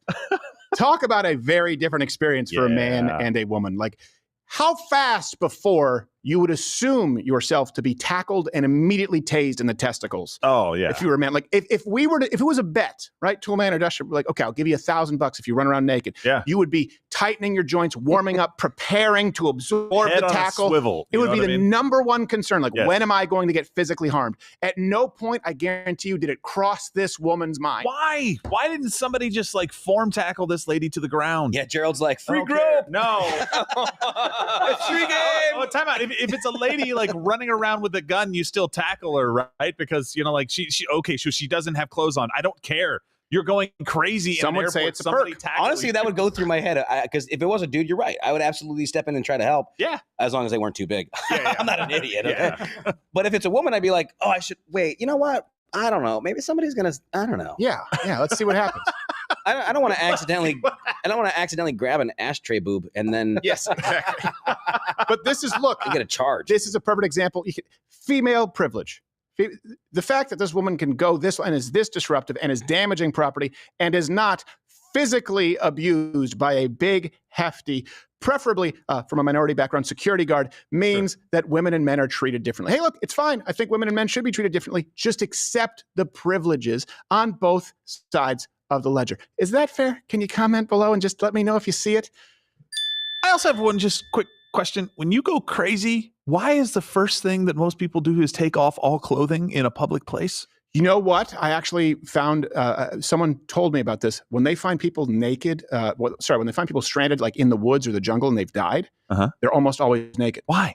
Because they start panicking and they feel constrained, and I guess your body heat, your temperature starts rising. It's just one of the hallmarks. Airport. She's not like naked and alone on the. Well, I think she was at the E gates. There's nothing good to eat there. I've been there. Actually, I'm pretty sure it was the D gate. Yes, it was. It was the D or terminal. D terminal. Yeah, Yes. she's terminally ill, I think. But I think what happened is that those terminals are very hot. Yeah. They keep it hot in there. Or I'm you know always what? sweating. Maybe it's because I'm fat. I think I've been there. She probably had a couple of margaritas at Papacitas, and they use Aha. Mexican tap water. So That happens. who knows? It works its way into your Been brain. there.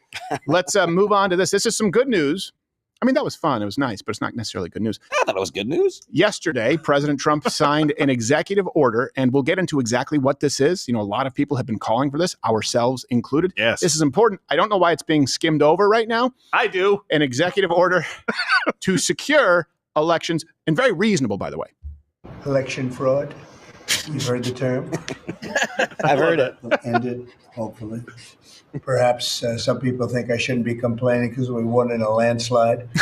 But we got to straighten out our election. This country is so sick because of the election, the fake elections and the bad elections. And we're going to straighten it out. I can't do that. I can't pause during a signature. There's no way. That's a skill. What's in that jar? And it's an honor to sign this one. It's water. Sign all of them, but to sign this one is a great honor. Now, this is important, right? Because you'll see a lot of people where they can never be pleased, go, yeah, well, he's not delivering on all the promises. This is an important one. We've been talking about it for a long time. It would require him to be president. It would require a Republican to get into this, into the White House, who is willing to do something. And we're here. This is a big deal. So what does it do? This executive order requires proof of citizenship to vote. I know some of you are saying that wasn't a thing before. Exactly. Voting system upgrades, and it requires states, by the way, to comply or risk losing federal funds. These are all good things. Also requires you to vote with only your hands, which really screws limbless Larry. Sorry, Larry. Oh, I didn't think about that one. And here's the thing, too. I want to be clear about proof of citizenship to vote. This is not an issue that should be controversial. It is not controversial. We'll get to other nations. By the way, this just puts us, really raises us to the standards of most nations in the first world, but it's become a politicized issue here. This does matter when you look at the numbers. From the 2024 presidential election, to give you an idea, in Arizona, President Trump won by 187. Total non-citizens in Arizona are 273,000. He lost it by about 10, 15,000, I believe, in the election before that. Georgia, yeah.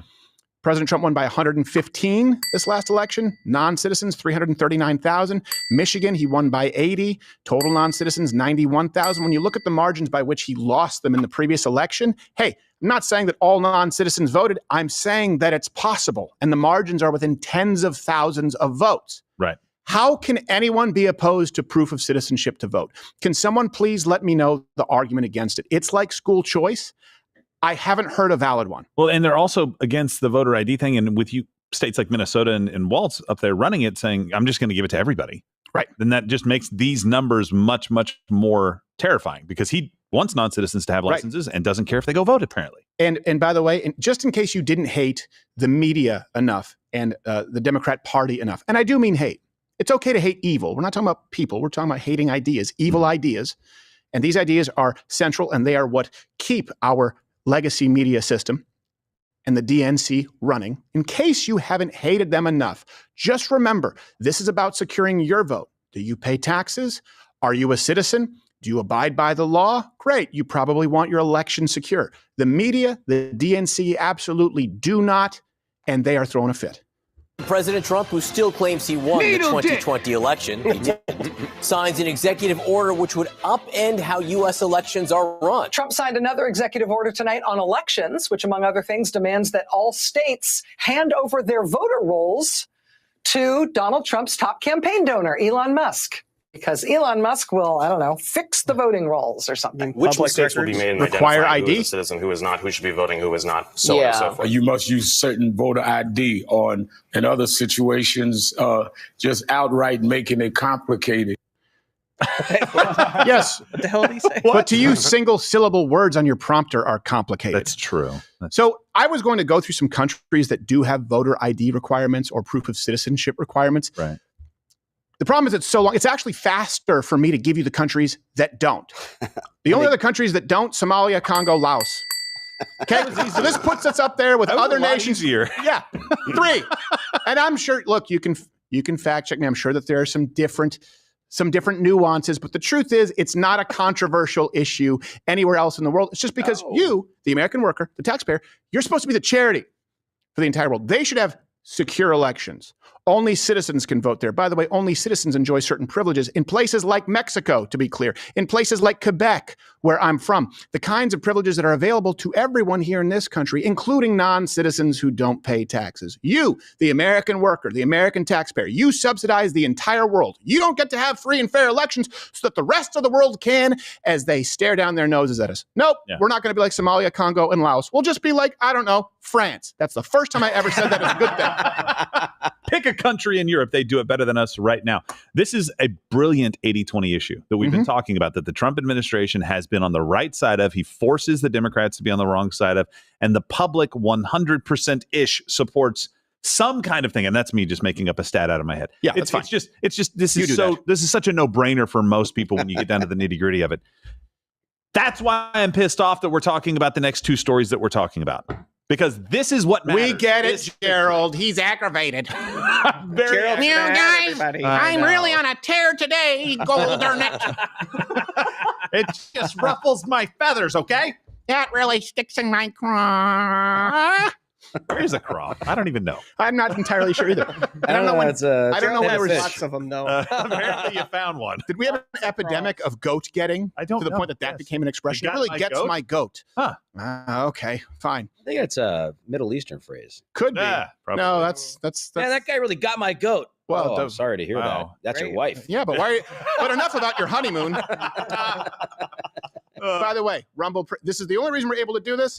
Rumble Premium. If you are not a Rumble Premium member, Mug Club is Rumble Premium. Rumble Premium is Mug Club. It's $99 annually, $9.99 a month. You can get $20 off today. Use the promo code Rumble Live. We are not funded by a foreign caliphate, not funded by the government. We are funded by viewers like you, and it all goes away if you guys don't join. And if not, we'll provide the free content for you, and we'll be around as long as you will have us. Let's move on to this. Jasmine Crockett. Just to be clear, so there's no confusion. Big fan. I'm anti. Oh. Yeah, see, that's the confusion. Sorry. Yeah, that's why I was like, oh. That's the confusion. See, I don't like her. And we had several different intros and stingers for this because the ideas just came to us. Easy. Kind of like the naked lady at the DFW terminal. So we just picked a couple. She is absolutely a racist, and she's the worst, and she's a race baiter. We couldn't pick the intro, so here's the first one. Jasmine. Elon. Jasmine Crockett. Come through, racist extraordinaire. White supremacist. So let me tell you something. Jasmine Crockett. No rain beneath her weave hair. Now that was funny. Thank you, Kimmel. Of course, this last week, she threatened 2 people and even insulted and berated a cripple, which brings us to Crockett the Racist's second intro. The only people that are crying are the mediocre white boys. I am tired of the white tears. I am truly here for very selfish reasons. Starting with on March 29th, it's my birthday. And all I want to see happen on my birthday is for Elon to be taken down. Yes. I think you're okay with you okay with punching. You know, I think and I love Colin. And I think towards the end he started to punch a little harder. But like, it's Ted Cruz. I mean, like, this dude has to be knocked over the head, like, hard. Right? Give it a shot. Like, there is no niceties with him, like, at all. Like, you go clean off on him. Congresswoman, will you condemn violence at the test? We in these hot ass Texas streets, honey. Here it comes. Y'all know we got Governor Hot Wheels down there. Come on now. And the only thing hot about him is that he is a hot ass mess, honey. The only people that are crying are the mediocre white boys. I am tired of the white tears. Now, let me be really clear. I don't care that she made that joke. Honestly, that doesn't really bother. I care that she ripped it off, that it's a hack joke. It's terrible. And that the left tries to clutch their pearls when they claim that the right is offensive. Yeah, you know, she can make it. She says it in a ghetto-ass way that is unappealing to me. But that's me, a basic white guy, you know, wanting to preserve my white American culture with basic decorum and respect. But I'm not offended by the joke. I bet you Governor Abbott isn't actually all that offended by the joke. And to be fair, the joke may sound mean, but it makes sense when you see the recent renovations to the governor's mansion.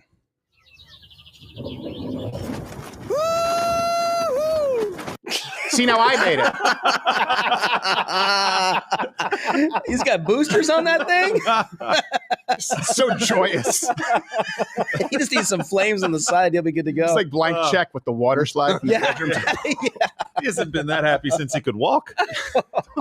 I don't know, Governor. Is this ADA regulation? DC in 5 minutes. So It's I'm a not. ramp. Am I offended? No, you guys can comment. I don't want to play the outrage game. No. I get why you can say it's a double standard, absolutely, but I'm not going to play into an act like I am offended. That being said, she did rip off the joke, to be clear, from a 2021 Facebook post. Yeah, it was a Facebook post that called Abbott Hot Wheels. It's overlay A3. So it's not original. And liked it. She was trying to set a premise like, we all know we call them Hot Wheels. We're like, wait, what? Hot ass mess. It's like, this is really, really bad writing. Honey. But she made it worse. Honey. When she took to X. She did, honey. To defend herself. She said, I wasn't thinking about the governor's condition. Now I care. I mean, look, you don't have to think about it. You just need to look at him. It's not a thinking. I was talking about his whip. Yeah. It's not like it's a surprise at this point. Like he just wheels like, you're bullshitting. I wasn't thinking about the governor's condition.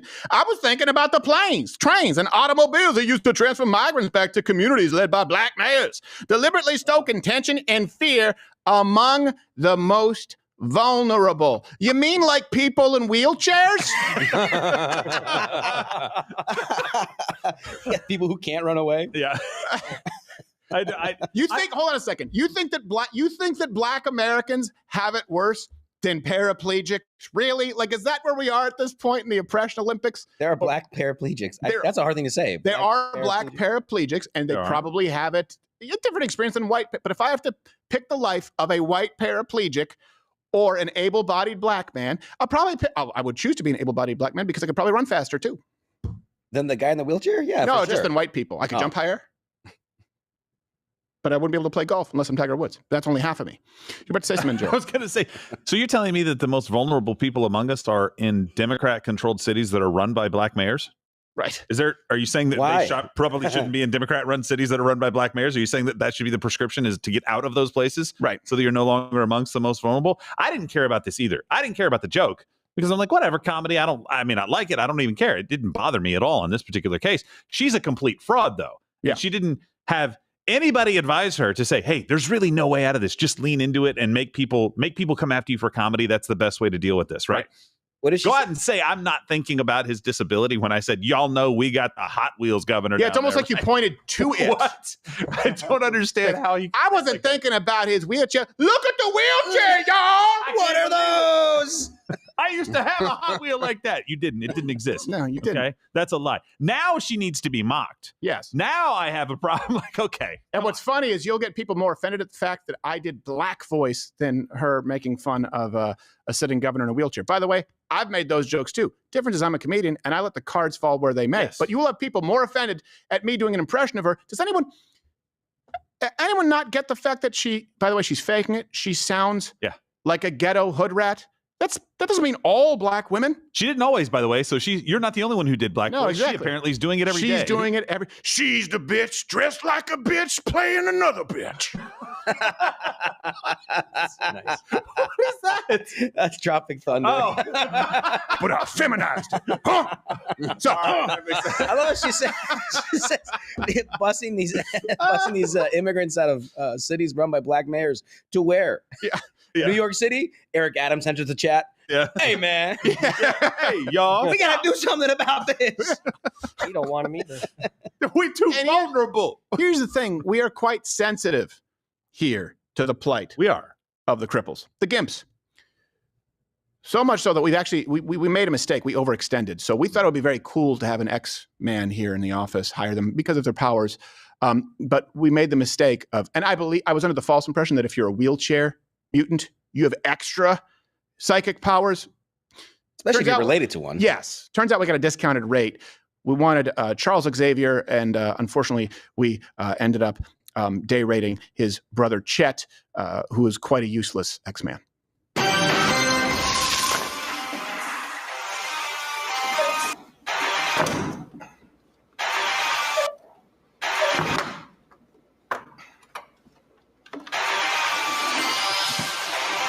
You know, the American with Disabilities Act, it's there for a reason.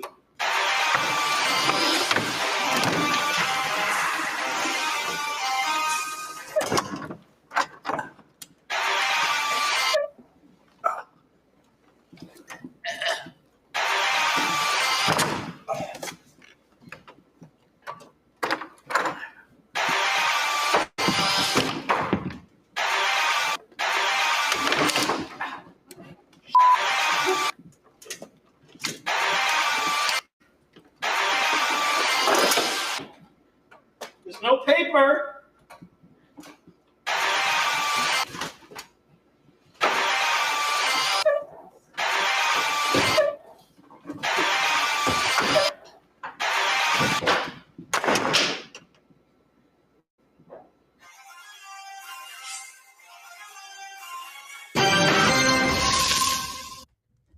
You got to read the fine print. Yeah. You're in charge of hiring, Gerald. I wouldn't say that is my fault so much. That's a you problem. I'd like to step down as CEO. Hey, you know what? Good. Lead by example, and maybe someone like Mike Waltz can take notes.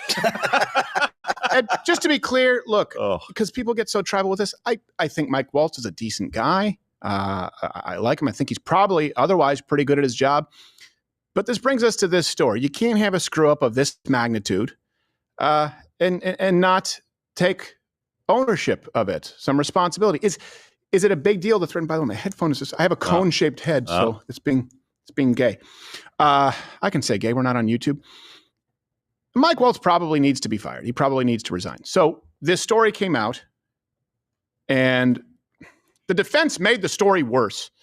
That's kind of where we are at this point. The National Security Advisor, Mike Waltz, he explained or tried to exactly how the editor-in-chief there, Jeffrey Goldberg, who we'll get to in a minute, at The Atlantic. I still don't understand, but here's his explanation as to how Goldberg was added to a high-level government chat, and then we'll get to the fallout, which makes it worse.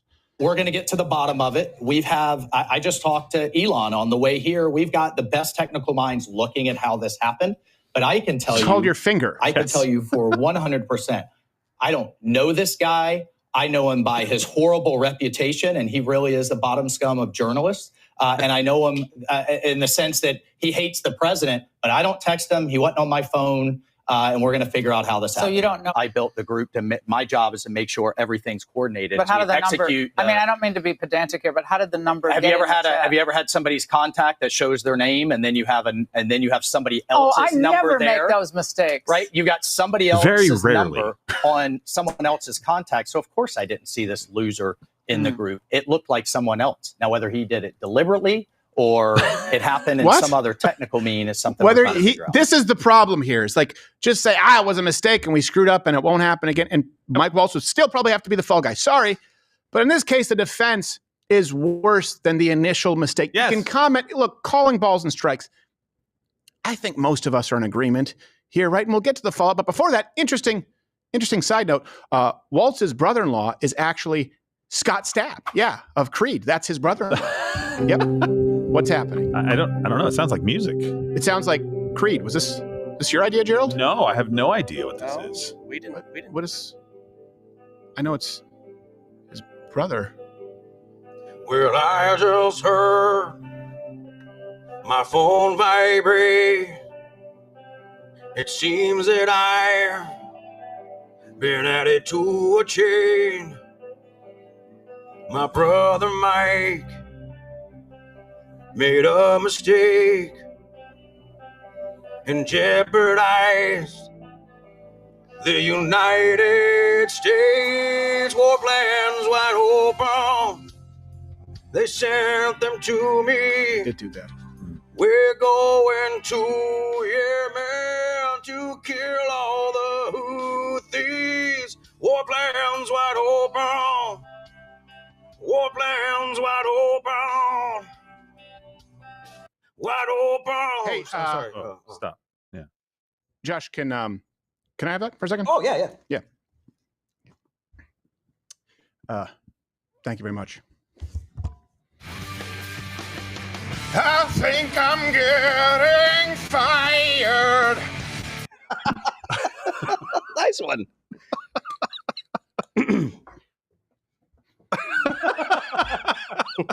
true. He should. It's the little. He for sure should get fired. Sure should No, get you fired. know what he should do? You were saying this earlier. He should resign. I agree with you. Yes. Make it easy So on everybody. let me give you the timeline here a little bit. And to be clear, Tulsi Gabbard, President Trump may not have known. Right. CIA Director John Ratcliffe may not have known.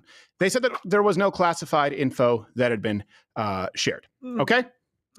So did Pete Hegseth, though. The problem here is that he knew because he would have been the one who sent them. Yes. So this morning, Jeffrey They called his Goldberg. bluff. Yeah, Jeffrey Goldberg, who I do not like at all. At all. To be clear. And you'll understand in a moment just how much I don't like him.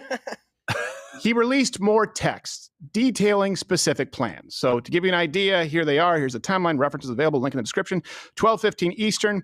F-18s launch the first strike package at 1:45. Trigger-based F-18 first strike. Window starts at 2:15. There were strikes, drone strikes on a target there as far as we're dealing with the Houthis. So this matters. This matters. This is definitely when the first bombs will definitely drop. Yeah. At a specific time. Yes. It's not a location. Fine. I get it. These are the texts saying this is when the first bombs will definitely drop. This isn't war plans. There is like, there is no classified information. Is this not this is definitely when the first bombs will drop? Well, son of a that could be anything. Yeah. Okay, but they did drop right here, right? Coincidence? At 3:36. We didn't say what kind of bombs it was going to be or how much they'd weigh. Yeah, the F-18, the second strikes begin to start. There was the first sea-based Tomahawks that were launched. Oh, they did. And then the texts also show the aftermath. So this is, again, look, you just have to be, people come out and say there was absolutely nothing classified. There were not war plans. And this guy goes, all right. I mean, I just don't understand how you mishandle it like this. And especially when you look at it now and you see Walter like, this is absolutely wrong. There's nothing classified. Yes. Well, he said there was classified. Then he said there kind of wasn't. And then Pete Hegseth said there wasn't. Again, Tulsi Gabbard and Donald Trump may not know, but Hegseth knows. Vance knows. So here are some texts in the aftermath from Waltz. Typing too fast. The first target, their top missile guy.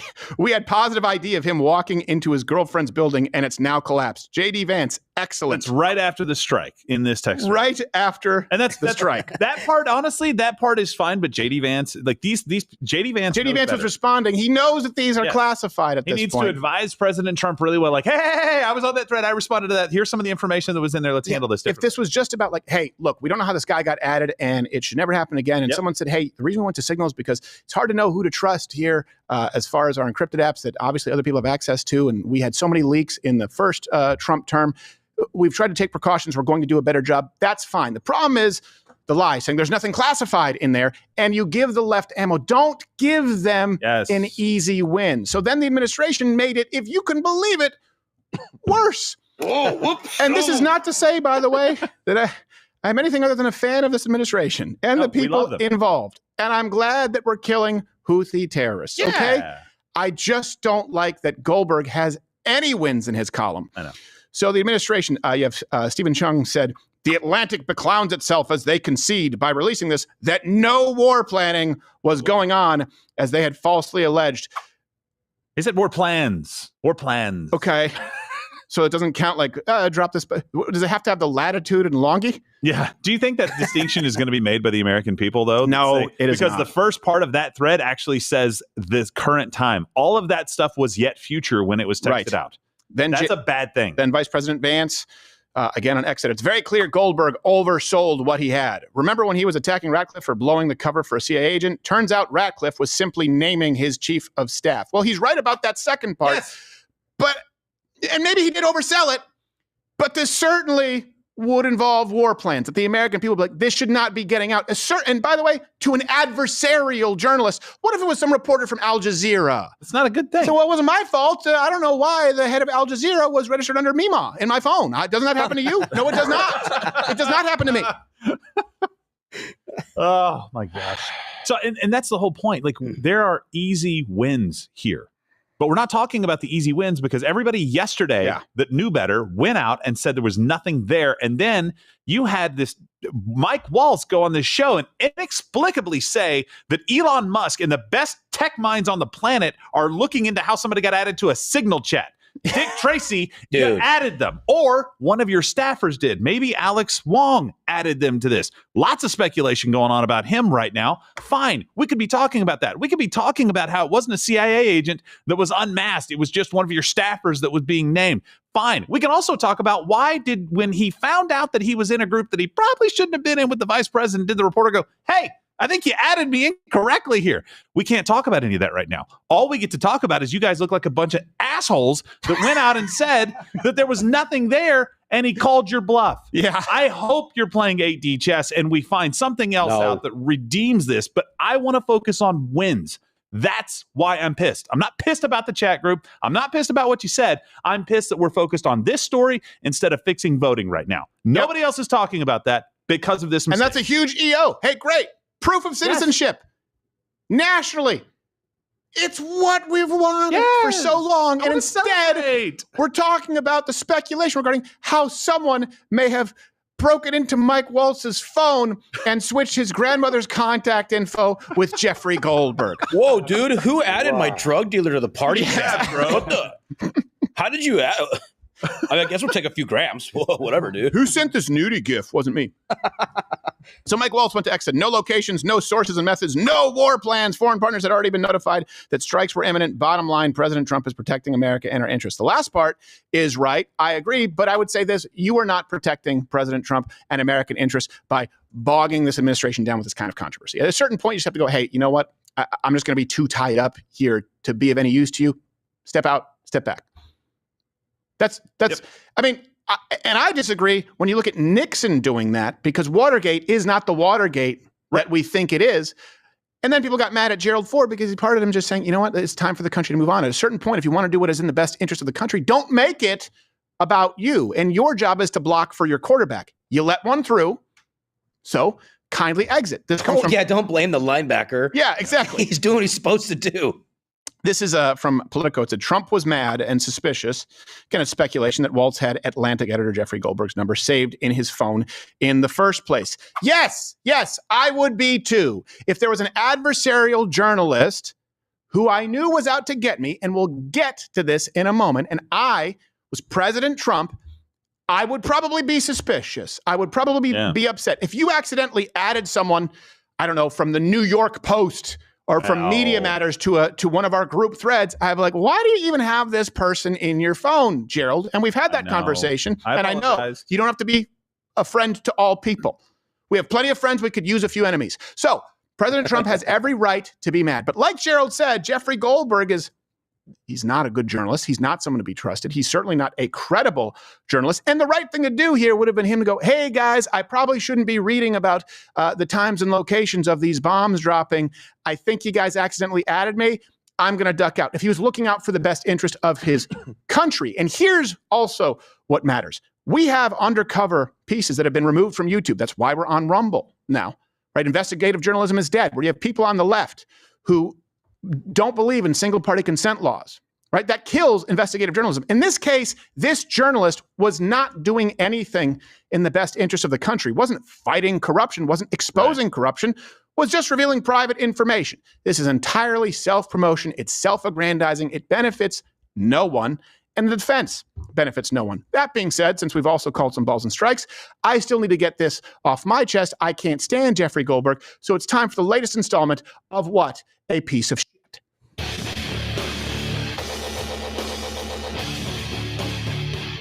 He looked like a priest there. I was gonna say, that's what he looks weird, like? Yeah. I don't know. He looks Seems like a gay priest. Yes. Well, I mean, that's quite a few of them. Yeah. Sorry. So in case you've forgotten, this is who Goldberg is. And this is why it's so concerning that this person could be added to the Signal chat. A few of his greatest hits. 2002, right, pre-Iraq war, a lot of his reporting focused on two now universally discredited points. So number one, he claimed that Saddam's intelligence agencies were closely linked and maintained ties to al-Qaeda. This was actually directly cited by Dick Cheney, to be clear. And then it was determined false by the Pentagon. They're like, yeah, it turns out we were wrong about that. Goldberg was the source of that. And so people came out back then and said, hey, hold on a second. You said that Saddam Hussein was tied to al-Qaeda, and now we all have egg on our face, including the vice president who actually believed you. Oh, turns out you just wanted to increase your circulation and your notoriety, Jeffrey Goldberg. What a piece of shit. He then also alleged Iraq. All references available in the description. Please do your research here. You'll understand what this guy is about. He was the one who went out there and said that Iraq was close to some kind of a nuclear breakout. This comes from the New Yorker. He said there's no disagreement that Iraq, if unchecked, will have them soon, and a nuclear-armed Iraq would alter forever the balance of power in the Middle East. So when people go after George W. Bush and they say, back then they go, no WMDs, no WMDs. Well, that's not true. There were no nuclear weapons, but there were WMDs. Even the New York Times said, we got to stop just sort of continuing to repeat this debunked talking point. But this is the guy who specifically said, they're there, right? Saddam Hussein is close with al-Qaeda.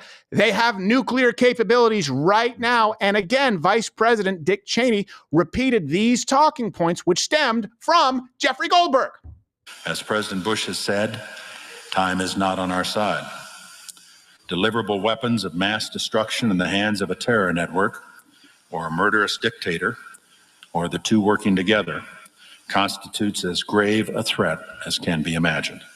The risk of inaction are far greater than the risk of action. As one of those who worked to assemble the Gulf War Coalition, I can tell you that our job then would have been infinitely more difficult in the face of a nuclear-armed Saddam Hussein. I would agree. He wasn't nuclearly armed. No. I sound like George W. Nuclear. It's hard for me to say. Nuclearly armed. Is that a word? Just call them nukes. Just call them nukes. Armed with them. Like the drug in RoboCop 3. Is that what it was? Nuke 3? It's definitely Nuke. I just can't remember which one it was. Or like Duke Nukem, my favorite video game. That's right, Duke Nukem. It's the only game where you can kill strippers. Not anymore. Any 90s kids, you remember Duke Nukem. Yeah. So think about that for a second. People said intelligence agencies were wrong. Sure. The international community was wrong. Sure. But a lot of it the waters got muddied by people like Jeffrey Goldberg acting as though they were credible journalists with inside information that we now know was verifiably false. And if the American public would have known at that moment in time, myself included, very likely would not have been as supportive of the war in Iraq as most Americans were. Thanks, Jeffrey Goldberg, you piece of shit. Now, if you look at that... that's where you go. Oh, excuse me. That energy on Dick Cheney there, he seems a little bit tense. Doesn't he look like he could use a delicious cup of coffee? Alice, you missed with the toast. You missed with the eggs. Be a sport, Herb, and try the coffee. Coffee? Oh, your coffee's always a real treat. This is 1775 coffee, just like your mother used to make when she would entertain her male friends. Her great many male friends.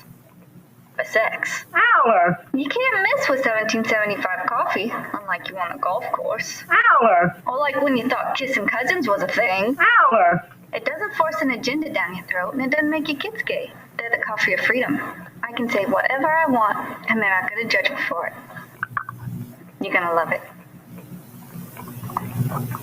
That's great. I knew it. That's great tasting coffee, Alice. So it's all right about the toast? Uh-huh. And the eggs? Uh-huh. And you're going to mow the grass? Uh-huh. Tone down the domestic battery? Uh-huh. And kick your lazy, freeloading sister out of our house? Alice! Great tasting coffee, Alice. 1775 coffee, revolting against shitty coffee, supporting freedom of speech and the First Amendment. 1775coffee.com/Crowder. You're gonna love it. That's right. And use the promo code Crowder for 15% off. The only coffee we use here, wrong side. Only coffee we use here in the office is their Pea Berry. It's awesome. It comes in 16-ounce bags and fresh roasted. I cannot recommend them enough. And you know what? They don't give all their money to Democrats while claiming that they're a conservative company. Hey. Do your research. You'll find out the frauds. Boy, we are in it today. We are a little angry. We are going deep. You get one. You go through one Scott Stapp impression. You just can't get out of it. I feel like Heath Ledger in The Joker. I can't get out of the method acting. I'm in too deep. Yes. Let's go to more current, I guess, bungles, just outright lies, let's call it, from Jeffrey Goldberg in September 2020. You remember the suckers and losers story, right? Do you remember this story? This was a story where It was claimed that Donald Trump said at a 2018 veterans, there was a commemoration in France. We'll have the clip here, that he called our armed servicemen and women suckers and losers, right? Well, that actually stemmed from Goldberg in The Atlantic, and it was pretty much just coming from him. William Brangham reports on the fallout intensifying today over an article that alleges President Trump made disparaging remarks about U.S. troops. It's a fake story, and it's a disgrace that they're allowed to do it. President Trump is firing back after a report in The Atlantic magazine, and later confirmed by multiple news organizations, said the president several times called fallen American service members losers and suckers. So you can thank Jeffrey Goldberg for that. The story was immediately debunked by a multitude of sources, and the only corroborating source was Goldberg himself. What a piece of shit. I'm really glad he waited until September of 2020. Yeah, exactly. To put that. I mean, he had it since apparently 2018, but he just got to sit on it to do the American people a solid, right? And this is why you can't give someone like this an inch with a mistake. Nope. If you do, admit your mistake. Okay, all right, then move on. I get it. I also understand the logic. Apologizing to these people, they're just going to try and gain some more ground. I understand it. This is a bad person. This is not a good journalist. This is not an honest journalist. This is the kind of journalist who wants you to trust legacy media and berates new media journalists, the kind of journalist who believes that Mug Club Undercover, breaking some of the biggest stories of that year, shouldn't exist because they're not professional, but he should be allowed to spew and spread propaganda. That's really what it is. So October 2024. Remember this story? Yeah. Where we all heard, and Donald Trump had to run interference, right? So even if you don't make a mistake, they'll attack you. So don't give them a freebie. The story was, for those who've forgotten, President Trump disparaged this fallen Mexican-American soldier. Remember, he said, how much does it cost to bury a Mexican? Right. And he was saying all kinds of racist things. Well, again, this story that you heard and the media covered as though it was legitimate and corroborated came from none other than Jeff Goldberg. According to attendees and to contemporaneous notes of the meeting taken by a participant, an aide answered, yes, we received a bill. The funeral cost $60,000. Trump became angry. It doesn't cost $60,000 to bury a bleeping Mexican. He turned to his chief of staff, Mark Meadows, and issued an order, quote, don't pay it. Now, that would seem bad if there was any truth to it. It was immediately debunked by the soldier in question's sister, Myra. She posted this. She said, wow, I don't appreciate how you were exploiting my sister's death for politics. Hurtful and disrespectful to the important changes she made for service members. President Donald Trump did nothing but show respect to my family and Vanessa. In fact, I voted for President Trump today. So stick that in your pipe and smoke it, Goldberg, you piece of shit. Huh. It is a terrible thing. It's a terrible thing. He came up with it. Yes. Yeah. It wasn't like a misunderstanding or a misquote. He came up with that in his own head. No. What happened, Josh, is that he had a completely unverified story, but they only come every 4 years when Donald Trump is running for office. So the first one was September of 2020. Yeah. This one is October of 2024. Interesting that Jeff only gets stories when it's trying to torpedo Trump's campaign. And the problem with Jeffrey Goldberg is he hides behind someone else. It's exactly like when we released the Nashville Manifesto, right? Yeah. We found out this was a radicalized trans shooter. And the people who were opposed to it go, this hurts the families. No, I think I think the families were hurt by the shooting. And I think you lying about the shooting is also hurtful. I think the truth may sting, but the truth is not damaging. The truth is healing in the long term. Jeffrey Goldberg has never met a truth that he is interested in. In that same article, by the way, Goldberg alleged, let's just say Goldberg because anonymous source, who cares, that Trump said at that point, I need the kind of generals that Hitler had. Now, the source for that was two people who allegedly heard him say it. It exists nowhere else on planet Earth aside from Jeff Goldberg telling you that two people say they heard Donald Trump claim he would like to have generals like Hitler. I can't even debunk it because it might as well not exist. It's a figment of your imagination. Jeff Goldberg, you are indeed, without a doubt, a huge, steaming piece of shit.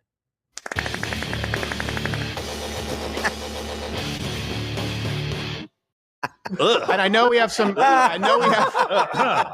That was a boiler. And by the way, for people who are new, I know the Bongino Army, Vince. Yes, sometimes we do go up. We're very. This is the comedy. This is the only place where we do this. Fart sounds are still funny. We're immature. They are funny to everyone. There's a lot. Don't admit it. There's a lot to answer for here, right? Yes. The president was let down. They didn't block for their that quarterback. Is one of the biggest problems in this. Yeah. He should have been advised better, especially by these individuals who should have his back. And and here's the thing. I appreciate Donald Trump wanting to be loyal and saying, he made a mistake. He doesn't need to apologize. Donald Trump, for people who say Donald Trump just wants sycophants, if you make a mistake, but Donald Trump believes that you are loyal, and we've seen this throughout we've seen it broadcast, by the way, on Celebrity Apprentice. For crying out loud, Arsenio Hall won the Celebrity Apprentice. That guy shouldn't win anything ever. But he came in doing woo, woo, yeah. woo. He was not. Donald Trump does recognize that, and he will stand by. He will have your back. But, Waltz, to have the president's back right now, it's good that he has your back.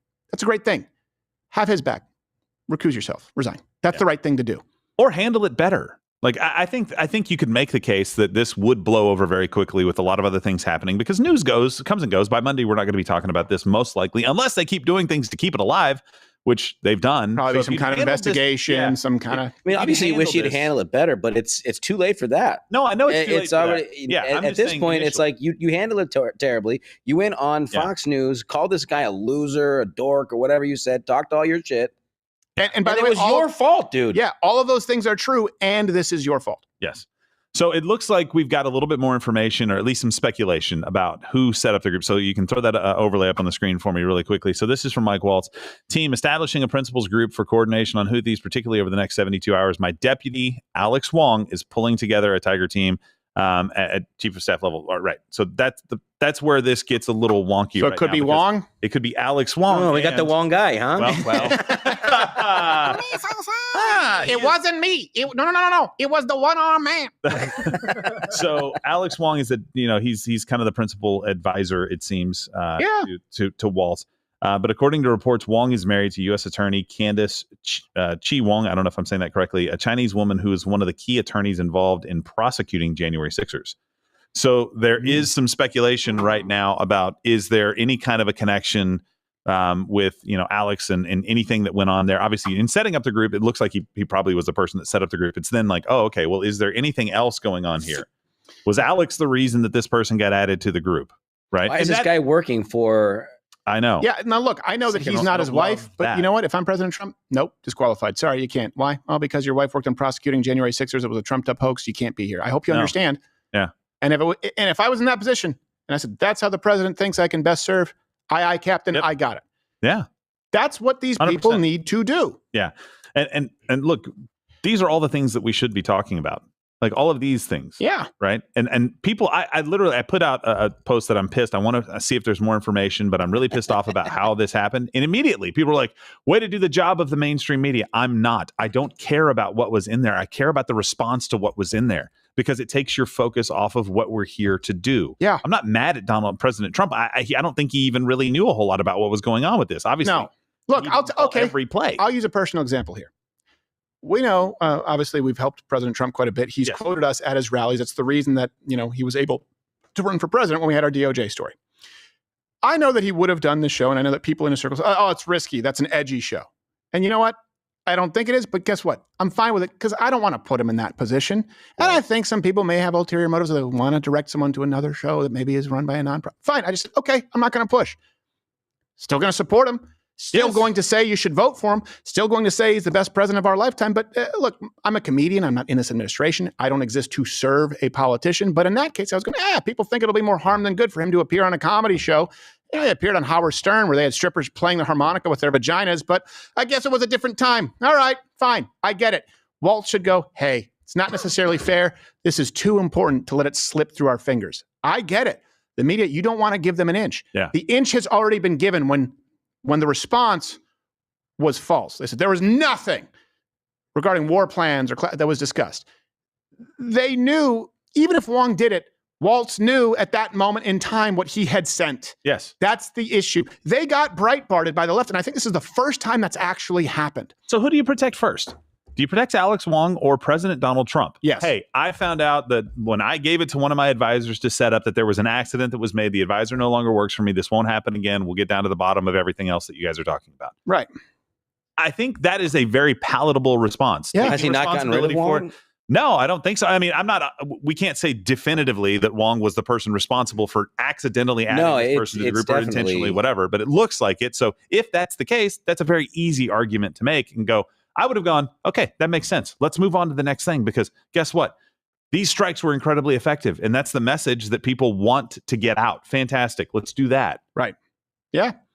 I just don't like how it was handled. And I look, give me crap for it. I don't care. I agree with this you. helps the Trump administration, not hurts. I'm not here to try to pile on, and I'm not going to be talking about it next week either when things move on. But right here, right now, this was a mistake. Don't do this you know what else? again. You know what else? Now, unfortunately, the fallout is Tulsi Gabbard probably can welcome an investigation. Yes. Because did you know President Trump now may have some kind of investigation? Or Kash Patel didn't even say anything. He's like, I'm just in a chat, guys. I don't know. Yeah. He's getting roped in. What? They all get roped in. They all get roped in. What they should have waited, said nothing. And the first focus is, if you are in the cabinet or if you are in this administration, you are appointed by the president. You exist to serve the president. No, I'm not saying oligarchy like Bernie Sanders. Right. That's the reason you're there. That is your primary objective. Understand that the anger here is with people who knew better and didn't protect the president of the United States. He's the quarterback. They're supposed to block for him. Yes. They screwed up. Always. And they let another opening. They allowed for another opening by screwing up in the response. This has to get a little more buttoned up. It has to be tighter. We have to be better. And you know what? I really wish that we could spend more time. We probably will tomorrow on the executive order for voter integrity, proof of citizenship.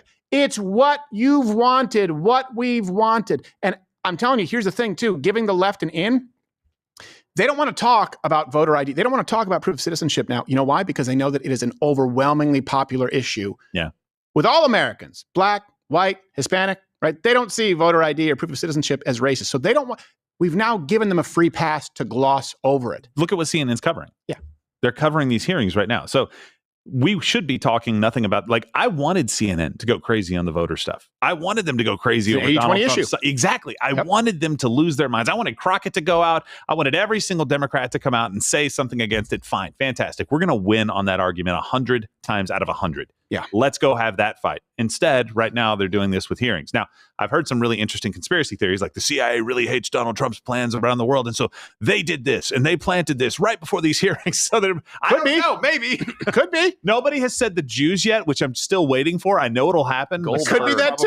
Yeah, Goldberg. Oh, there we go. They're saying it. Yeah. Are they saying it really? Yes, in Oh, chat. I haven't seen it. You're not looking at chat. Okay. So long as no one's being harassed on private chat. That's fine. You know, just don't Not harass. anymore. it's just, They have to take their integrity, seriously at this Yeah. point, because if they don't, then it just makes it easier to call into question anything from here on out. yeah, no, that's what they'll do. And you know what? Unfortunately, now Pete Hegseth is also implicated because he said there was nothing classified or warped. And I get you can have an out on the technical terms, whether it's classified or not, and that also depends on how you define it. The definition of is all that. But the fact is, this is not going to play well. You know what would play well? You know what absolutely will play well? And a big part of that is because of the work that you have done, Mug Club, Rebel Premium members, and the investigative journalists out there. What plays well is proof of citizenship to vote. Mm-hmm. That's a popular issue. And we could be talking about that for most of the day today. And I would like to see, but they've been given an easy out. They don't have to cover it. They'd much rather cover a mild or severe screw up from this administration. That we have this sometimes, right, where we go, hey, we're about to do something really big, whether it's the election. We go, so everyone here, you just got to be Button it extra up. careful. Button it up, cross your T's, dot your I's, because when you have this kind of a success that's coming, they're going to be looking for a reason. Do not give it to them. And by the way, we are going to continue. If you are not a Rumble Premium member, you can just keep watching. Tim Pool is coming up next. You'll be taken to him, whisked over there automatically. And if you are a Rumble Premium member, or you want to be, click that button below. We're going to go on for another 45 minutes to an hour. Actually, we will be discussing, this one's fun, a little bit of a palate cleanse. Yeah. Snow White. It turns out Snow White is not doing very well, but for reasons that won't surprise you, it's going to be an entertainment minute.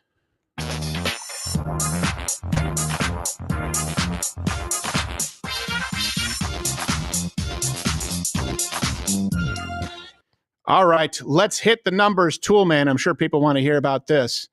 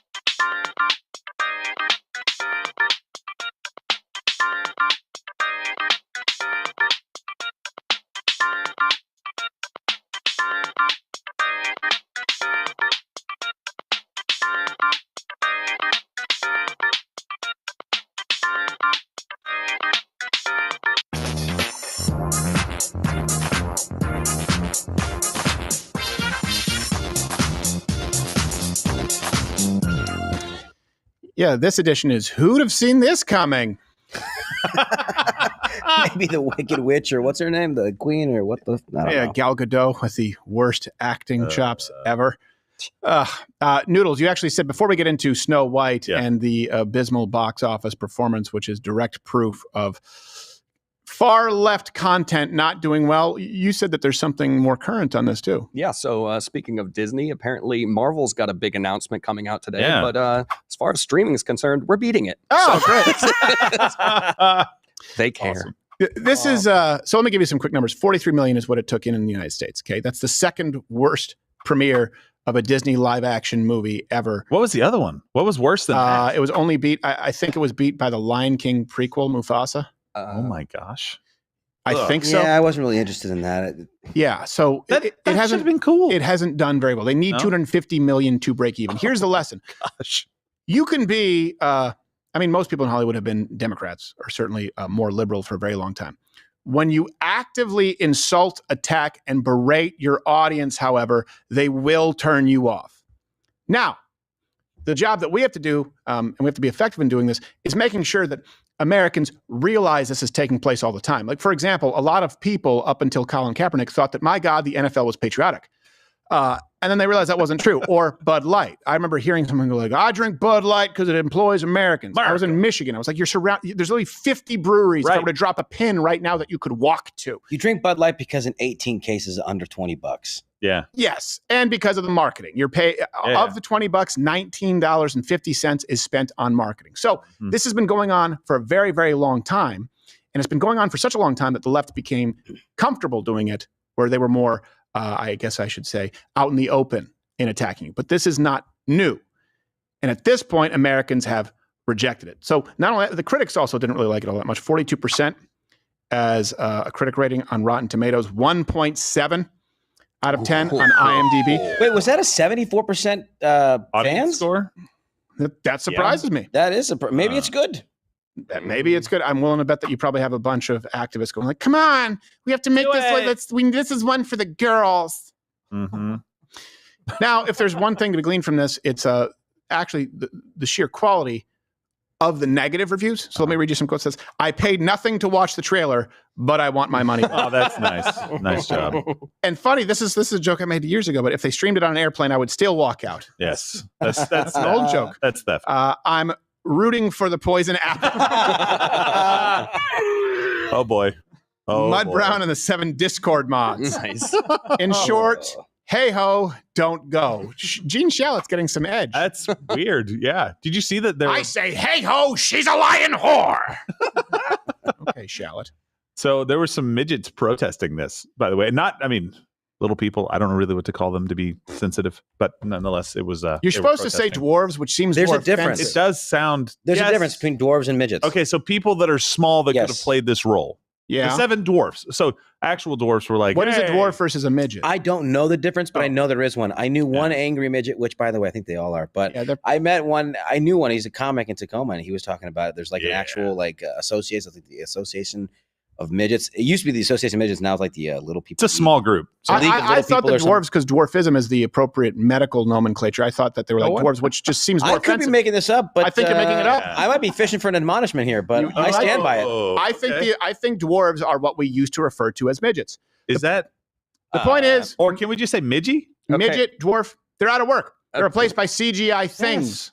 Like this is just a perfect Imagine example. that. When there's Thing no 1 and thing 12. there's no guiding principle, just progress for the sake of progress, and you're just trying to weave around offense after offense. And someone goes like, "Hey, 7 dwarves is offensive to midgets." You're like, "Oh, okay. So let's just not employ any of them." Yes, Peter Dinklage.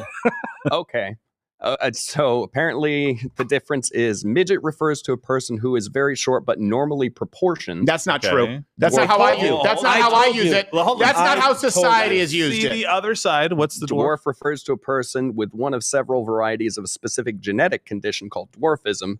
A dwarf has disproportionate body parts. So a midget could be So like like 3 a feet huge tall, but everything is proportionate. It makes sense. Like the arms Little and arms legs and a make big head. Yeah, but dwarf would have like little tiny body but bigger arms or a big penis That or whatever. seems like so. That seems so much worse because there's a process where you have to meet the qualifications where someone's like, Yes. oh, gosh, your hands are way too big for your body. I guess you qualify. So kids are technically midgets. Yeah, but we've never. No, because that's Yes. their age. Yeah. No, it's they're equally proportioned. What about it- Asian? It does say adult, an extremely short adult. Well, that doesn't matter. So Nobody Asian- uses you're right, it like Asians that. are midgets. Yeah, well then I guess No, they it'd be have to be under a certain height, right? Danny Well, DeVito, is Danny 58 DeVito like inches. a barely passable? He's kind of between the two. I think Danny DeVito technically is a midget. He has Midget to or be dwarf? Midget. Midget. He's Super proportionate. short. He's not very proportionate. He is Well, the belly's not. 4'10". But that's He's 4'10" and Oh, he has he's not- orangutan. Oh, he's not a midget then. Yes. No, Maybe I he's a think, dwarf? I think I'd be like under 4'6", and I'm making that up for sure. No, you're definitely making that up. I think it's if you're under 5 foot, you get midget money for college. No, he makes it right on the dot. It says under 58 inches, and he is 58 inches. So he's not a midget. So he is a full-grown man. He is just barely. Oh. How did he get a career in acting? Well, he's a good actor. He's amazing. No, I He's know. hilarious. I'm just saying, like, it's just, it boggles my mind, though, because in every movie, other than twins, because they actually make a big deal out of it. Right. In every other movie, I don't really know that he's that short. Yeah, they Well, don't. I mean, average height at least in America is like 5'9". Yeah, he's substantially shorter. So that's a foot shorter. That's a lot shorter. That's less than a foot shorter. It's not that much. That is a lot. Especially for an Italian guy. I don't know. I'm trying to pull this out of my ass. Yeah, right I think Yeah. I know. I definitely. You're working on it. The point is, they don't harp on it. It's like he's Yeah. little. We know, but he's a good actor. He's that good. Yeah, I guess that's the best answer. I just have never. I mean, we grew up with him being like a big movie star Yeah. for us. Like, and I've never thought of him as being short other than in Twins. We'll put it this way: the difference between Steven and I in height is the same as the difference between Danny DeVito and I in height, which is crazy because me standing Whoa. next to Steven is wildly different. Wow. Yeah, it's we're standing next to Huh. Gerald, but you know, That's true. he's only got 3 years. Yeah, left to live. Gerald's a Stop it. monster. Listen, that's not true. Tall guys do not last long. Well, they'd last somewhat shorter or periods of time. No, it's tall guys, black guys, and midgets. Gerald's great uncle got killed by David. That makes sense. I don't think so. Does that make me a Philistine? Yeah, Makes you a giant for your sure. great uncle had a big mouth. You already got a rock right here. A stone and a leather stroke solved it. We moved to Germany after that. Oh, that's why Gerald has a no slingshot policy. That's He right, does. yeah. He has a no slingshot policy. That makes It just sense. always feels wrong. I don't know Yeah, why. it does. I understand it, right? Family first. I get it. So with Snow White, let's go through this, right? Oh, there's no prince. Woman doesn't need a prince. Oh, Lord. Really? Okay. Good Shut luck back then. It's just so stupid. Like, of course you do. He doesn't need a prince to save her and not surrounded by 7 weird people. Oh, okay. Just CGI fictional goblins, I guess. And then she came out and said that, what did she say? That she had no empathy for Trump voters. Like she was. Oh, it was worse than that. What's crazy about this is Disney has been so careful and controlling for a long time as far as the narrative and protecting their brand. And what their actors say. I mean, there's a famous video of Avengers Infinity War backstage where one guy was like taking I can't remember which one. One of them was taking a video of all the Avengers in the same room. Right. In like plain clothes. And someone's like, that's an illegal video. You're gonna get sued for that if it gets out. Yeah. And it's like they kept so much of those stories under wraps. Yeah. And I get it. There's a difference between spoiling and whatever, but to go out and badmouth everybody and talk smack about, I mean, older movies in the same franchise, the canon story, I guess. Yeah. I don't know, dude. I feel like they would have had better control over that. Well, no, you know, I do wonder if it's generational because we've also struggled with this in the office. For example, people from a different generation and from our generation, and really anyone outside of Gen Z or younger millennials, you understand that when you are employed by someone, there's an agreement and you have to abide by certain terms. And this is something I've always been very clear about. Like, hey, YouTube, for example, X, these are open. These are supposed to be platforms, not publishers, right? So you are supposed to be able to upload anything you want because it's a digital town square. They're afforded those legal protections. I understand that if I write for the New York Times, or for example, when I was working at Fox News, if they say you can't discuss it, well, that's part of the deal with the employer. I understand that. Young people feel like, what? So now you're anti-freedom of speech just because you're signing my check? It's like, yeah. We've had that here too, where remember, we have NDAs here because we have an investigative journalism unit. Yes. And we had people who were working here, young people going out talking about it. We're like, hey, you can talk, you can say you work a job, whatever. You cannot talk about trade secrets and certainly not compromise our investigative journalists in the field. What? So no free speech?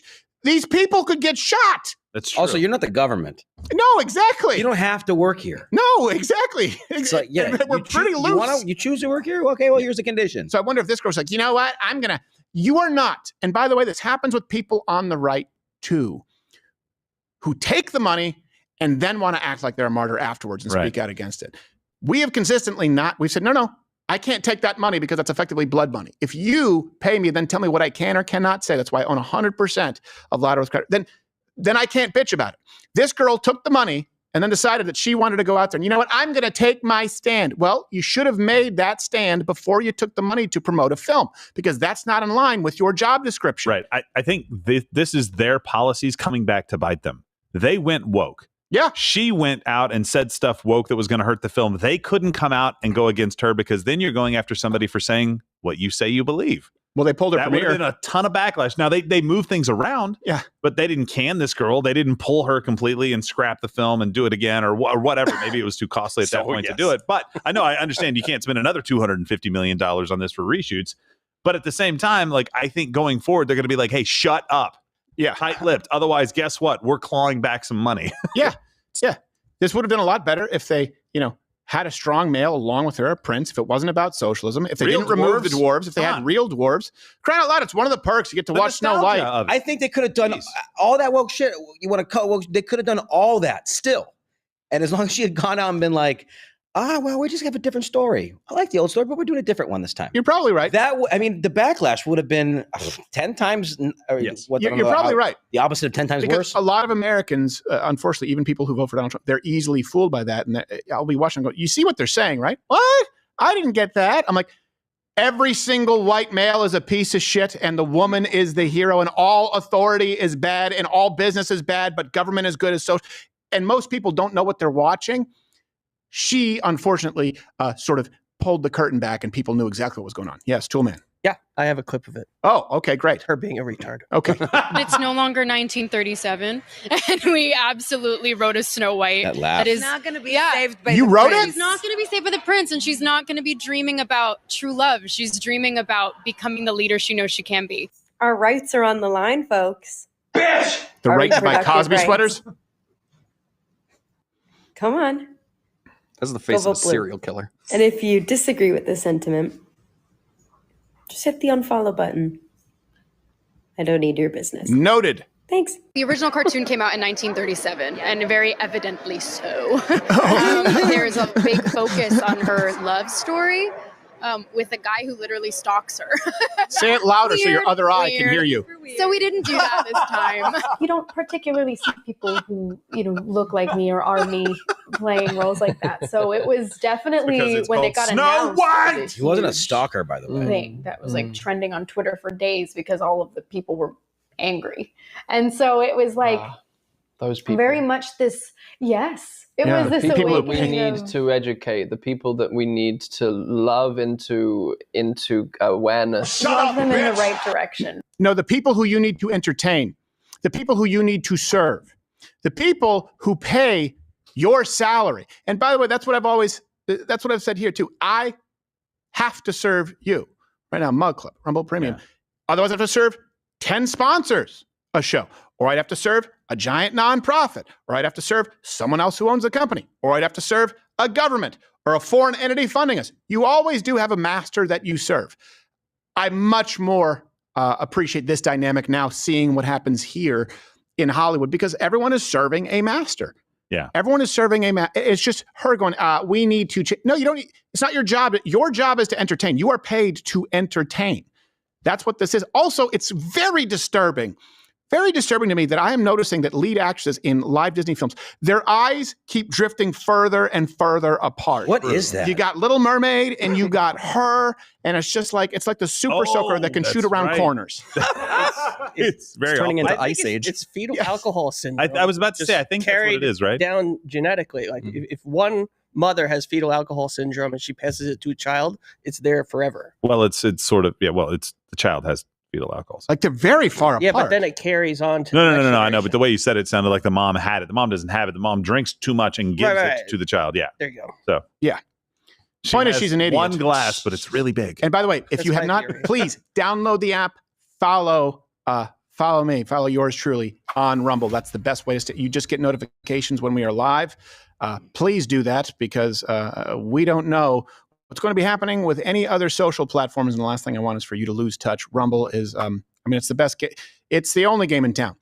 as far as being able to say what it is that you believe in, never having any interference. That's why you see this lineup. Everyone has different points of view. It's independent, but we banded together so that we can support one another. Hey, isn't that wonderful? It's like a commune without the nudity. Or Terminal D without the nudity. So, yes, that's true. Neither is good. I think we're just going to go there for lunch. Every now and then I like to hang out at the airport. You can't. You have to buy a plane ticket See to get what's in there. going on. I think at a lot of airports you can buy a visitor's pass. Actually, Yep. No. Yep. That's what I'm going to do. Really? Yep. I have I've my never heard of that. afternoon Is that planned. true? Yep. That's interesting. A friend of mine had this one thing too that he used to do with his girlfriend. She traveled a lot, and he would buy a refundable ticket. Like you can get refundable ticket, like a main cabin or whatever it is. Yeah. And he'd buy a ticket for a later flight that day, and then go hang out with her in the terminal, and then get a refund for his ticket and go home. That's funny.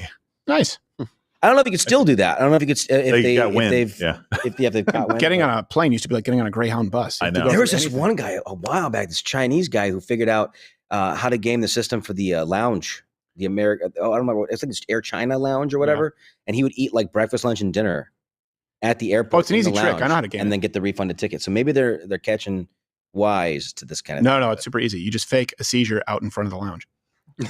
Well, I mean, Yeah, but you then- just fake a seizure, like, and they go, do you need anything? You go, I think I just need to lay down, but where would I lounge? But then after a while, they catch wise to you. No. They just think Steven, I you're have, right. That guy, Again, that's that really? guy again. they just think I have a condition.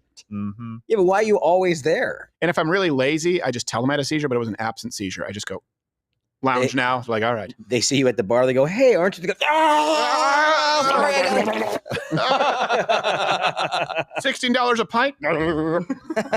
free. They're free in the lounge. Yeah, they keep, by the way, like now, if you get a first class ticket, you still don't get access to the lounge. No, you have to have lounge access. You have to have the it's double, expensive. triple, quadruple platinum, which No. is, it makes no sense anymore because That is true, Joe. anyone who flies with one I airline fly now is way getting more ripped than off. you. You Yeah. fly first class? Yeah, quite a bit. Yeah, you'd be Yeah. surprised how much money I got, No, dog. I'm not talking money, you bro. classist son of a bitch. No, figured if you you're would flying upgrade. if you're flying internationally first class, they'll do it. No, it's so at not some of first them, class otherwise? but yeah, not first class. It actually ended. I want to say a year or two ago. Oh. Boo. Yeah, where it's like because people were going like, "Oh yeah, I got a first class ticket from Seattle to Spokane." 45-minute flight, and they're getting drunk at the bar. It's like, wait, hey, I know, okay, we right? got to put a Yeah. stop to this. Yeah. You don't belong here, sir. My favorite was when I was sitting behind Bernie Sanders in the flight from I know. Washington, D.C. to Vermont, and he was in economy plus. It was first class without the free cocktail. Oh, that sucks. Yeah, he was right behind it, just They- like, a lot I of fly airlines do that coach. now. Like, come on, man. A lot of airlines give you a free drink and premium now. Oh, really? Maybe you Yeah. did get a free drink. Ah. I have no idea. You probably did. I just like that. I didn't get free drinks from the airline. I got it from one small donut. I like Yeah. to get loose. I fly Spirit only. That's why he sits back there because he knows someone's going to buy him a drink. Yeah, Yeah, probably. okay. I should have confronted him, but I didn't. I No, figured he he looked was like a sad the human rules being of in that. engagement. Yeah. He was walking down the hallway like Brooks from Shawshank, and I was like, this poor guy. I don't want to sandbag him. And here he is, still banging around the country doing rallies. Yeah. Jerk, you could have helped us. Him and You chose AOC. not to. Absolute morons. All right. Do we want to grab? Are there any other news updates? Because I know we don't have enough time for Stallone or Coach. I don't think. Do I we? think we do. You think we do? Do we have a story, or do we want to play Stallone or Coach or chat? I don't know of any stories right now that are breaking. They're still doing these hearings, but that's about it. So Do you want? Hey, Chet. Do you want us to play? A game of Sylvester Stallone character tell us, we're gonna wait. or football coach, or do you want us to take chats? Because I know we take chats every Thursday, but So, Steven, he just moved off the screen. The guy with the beady eyes, the guy with like the eyes that are real close Yeah, together. he looks If like it's a Clay Bay Yeah, character. but if it's fetal alcohol syndrome that does the opposite and makes them go apart, what makes them go together? no, he's An Rosemary's extra baby. chromosome. An extra chromosome makes Yeah. that happen? Yeah, I don't Down know. syndrome. He is in fact Oh. Rosemary's baby, all grown up. Not Down syndrome. Though. Yeah, that's why he has soulless beady eyes. He does, but He they're has only really pupils. close together. Yeah. Like if you went to get glasses, they'd be like, no, those don't. We're not work making because fun or your poking eyes fun don't- at anybody, but that is a fact. People with Down syndrome have close eyes together. No, I know, but I'm not sure this guy has Down syndrome. No. Oh, you asked what causes that? Down syndrome. Oh no, I'm sorry. There was a specific Just the guy who person looks on weird. CNN. Like my Look, brother we're and spending Selena way Gomez. too much time. I'm buying time. I for the understand answers. that the eyes are the window to the soul, but I can't even look in that bitch's eyes, so it's irrelevant. It's true. Like, look at me. You can look in one. No, both. Look at me. Oh, that's right. You can't. All right. Just pick one. Sorry about it. Well, your movie flopped. Are we doing Sylvester Stallone or football coach? I'm looking through. It's pretty evenly mixed, but it looks like Game is winning. All right, game. It's time to play Sylvester Stallone or coach.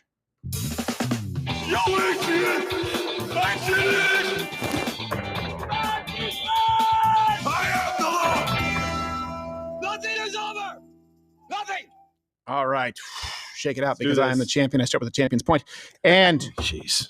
Rigged. to be the champ, you've got to beat the champion. Toolman, the rules to this game are pretty simple. Yes, I will show a name on screen, and you have to guess whether that name is a character in a Sylvester Stallone character in one of his movies or a college football coach. Or a college football coach. Okay. And because very much like Arnold, the names that they come up with do not represent So stupid. Sylvester Stallone at all. All right. And they are obscure universities so that Gerald doesn't know it and can't cheat. That's true. And the answer key is here. It was here overnight, and I don't know if Gerald looked at it. So Oh, he probably we're did. we're Oh, he gonna, definitely did. Definitely. Hold that there in was our an back answer pocket. key. Yeah. I didn't know. I was Yeah. wondering, I heard him walking down the hall going, BBAC, BBA. I heard him yesterday tell the guys out there. I tell Mission Control. I heard him say, "Hey, let's play Sylvester Stallone, our football coach, tomorrow." Yeah, I heard him None say of this is true. That's what I heard. And him then I also heard him go to the edit bay and say, I said no blacks.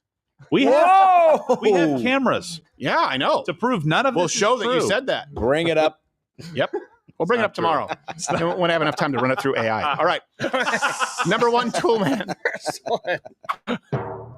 Jack Crow. I'm Jack Crow. Hey, Coach Crow. I think you're wrong. I think you're going to be eating some me.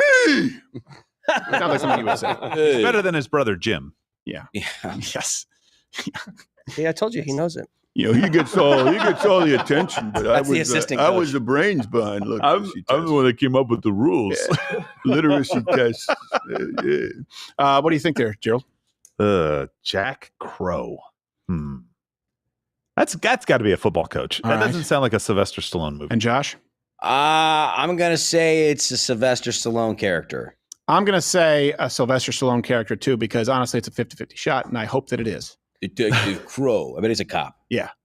I bet. He's always a cop. Toolman. All right, the answer is My first head coach, Jack Crow, got fired my very first Oh, Gerald game got it right. of my freshman year. Oh, surprise, surprise, surprise. Hey, you know, I really like your soul patch. You get angry when I get a question right. That's how perverted this game is. All like right. I said, Yeah. this was left here overnight. So if Gerald had I- not cheated, he would have gotten a Gerald point. was in and out Number of the- two, No, I did get Toolman. Cheated points don't count, Gerald. Yeah, they don't count. Son of a god. Ray Breslin. Hey, it's Breslin. Ray Breslin. Ray. People, my name's Raymond, but people call me Ray. That sounds like something you would say. Hey, Raymond was my father's name. Yeah. Call me Mr. Breslin. Yeah, right. Just based on that, I'm gonna go with Sylvester Stallone myself. What do you Me think? too. Sylvester Stallone. All right, let's all go Sylvester Stallone at this point. All right, the Toolman. answer is Ray Breslin, he possesses There a you unique go. set of skills. He is Oh, able Gerald to tried break again, huh? out of any prison designed by Well. What's weird is that Vincent D'Onofrio, like, he's either an amazing actor in incredible films or he's doing complete utter crap. And that was crap. It's just bizarre. Yeah. It just sounded bad too. Like looked Yeah. bad. I'm like, oh. Yeah. He's like, look, you deliver your lines. I'll sit there pensively because I can reflect everything through the windows of my soul. And I'm really old. They're not too far apart, are they? I got some work done to bring them back. Escape Plan is the name of the movie and what you have to do before you go to the movie. That's right. Yeah. Make an escape plan. Yes. Escape from the bridge of my nose. Yeah. Especially if you're going to see the movie in Aurora, Colorado. Oh. Hey, It's been enough time! It's over! All right. Number three. Nothing's over. next one. Ray Quick. Oh, Another Ray? Another Ray. Hey, Please tell me it's also I Stallone. always play Ray. Ray. They call me they used to call me Ray Slow. That's right. Until I filled out. I told them to change the script to make me quick. Yeah. At first I suggested Ray Fast. I said Ray Speed. Then they said, how about Ray Quick? I said, yeah. I tried to tell them Alex Acceleration, but they wouldn't have it. Yeah. What do you think? You think it's I think it's a football coach. Yeah, what do you think, Gerald? This is where the game comes into play, like the gamesmanship, because I can beat you. I'm tired. And Coach Ray Quick wins his fourth championship. I'm going Stallone. Stallone. It's Stallone. Got to be Stallone. I'm going to say Stallone just so I can box Gerald out. And I hope it's Stallone Right, because I come on. really hope he has a lot of characters named Ray. This is where I catch up. All right, the answer is Dang it! Hello, Mr. Davis. My name is Jack Carter, and you don't know me. What? Wait, what? What? Oh. That was Jack Carter. What? Did you put the wrong one in, or is his real name Ray Quick and they call him Jack Carter? Because I remember Get Carter. Hey, my name is Jack. This is answer 3, guys. Q3A3. So yeah. Hey, my name is Jack Carter, otherwise known as Ray Quick. Someone's like, what? Why would you have 2 different names? They're not even related. It's not a like an shorter abbreviation. name. I guess it's shorter, but it has nothing to do with Jack Carter. What happened? well, Why would you have to go from Jack to Ray? Question 5. They're equally That's short. weird. Oops. They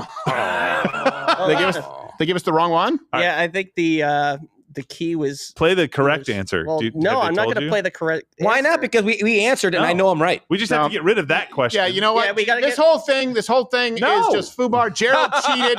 We got the wrong answer. It's been a busy. It's not as bad as a signal screw up, but someone is going to have to go out on their shield on this one because you don't play around with Ray Quick. We all know that Ray Quick is not Jack Carter. That character is a national hero. I am rendering Trying to this. pull a fast one on us. This is a no contest, which of course means it stays with the champion. I'm It's taking Vince Stallone, collateral our football damage. coach. I win.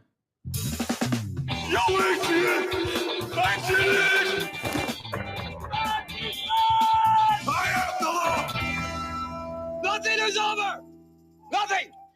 But see, unlike Gerald, I can control my emotions. I have an idea. One day, I don't when think you're so. not- I think you're so Ray Quick to false. Never mind. I stopped talking for that. I didn't falsely accuse. They got it wrong. They got it Listen, wrong. One day when you're not here, we're going to play this game, and because you're not here, you automatically are disqualified, and so one of us will win. Okay, you know what? You would feel good about a garbage win like Yes, that. I would, because Yeah. Mr. That tells- Champion's point. That says a lot about you and your character. It does. I wouldn't feel good about it. I I would wanna win. forfeit in solidarity. No, you wouldn't. Mhm. And, then he would win. He would win by double forfeit. That's why you and I are like this. What That's- I'm saying, Joe, is it Champions doesn't point. reflect kindly on your character. Champions. Well, speaking of Gerald's character, Oh, no. Oh no. Should I set this up with the? Do you have Yeah. the tweet? So Oh. somebody sent me a post yesterday. Gerald needs to be admonished on Uh-oh. yesterday's show. 14308. He said she didn't shift one county red when talking about Kamala Harris. Oh, yeah, that's Should have true. been blue. Please, he needs an Yeah, admonishment. no, that's fine. That Thank you Edit very has much. prepared Thank you something very much. special. I hope it's actually good. Okay. The hallmark policies of the Democrat Party today. So they have to pay people. It's not new. we also just had an election. I don't really care. Kamala Harris had big crowds. See how that worked out for her? Yeah. Like she didn't shift one county red. Right. Right? Yeah. On the map. But we looked at it. All 7 It swing was states. blue. She shifted quite a few counties red. Yes, she did. Yes, she did. That's fair. Sometimes that happens. You say Oh, it of a course little it happens, backwards. Oh, well. Hey, thank you for that. I appreciate that. It's unlike this bogus crap that I'm dealing with on the game. That one's actually deserved. Yeah. Now they're all deserved. Well, Gerald, you were Actually, you were because Ray Quick is a Stallone character. Thank you. Where he Okay, it answer is. key. So All right. No, Gerald doesn't was- matter. Doesn't matter. No, I was no, on no, my no, way no, to no, a no. victory. Well, thanks for ruining a surprise. We could have saved that for the next installment. But thanks to him, man. Oh. The kind of kid who shakes your presence. It's a Power Wheels. Yeah. That's a big shake. It's Hot Wheels. Ooh, Governor.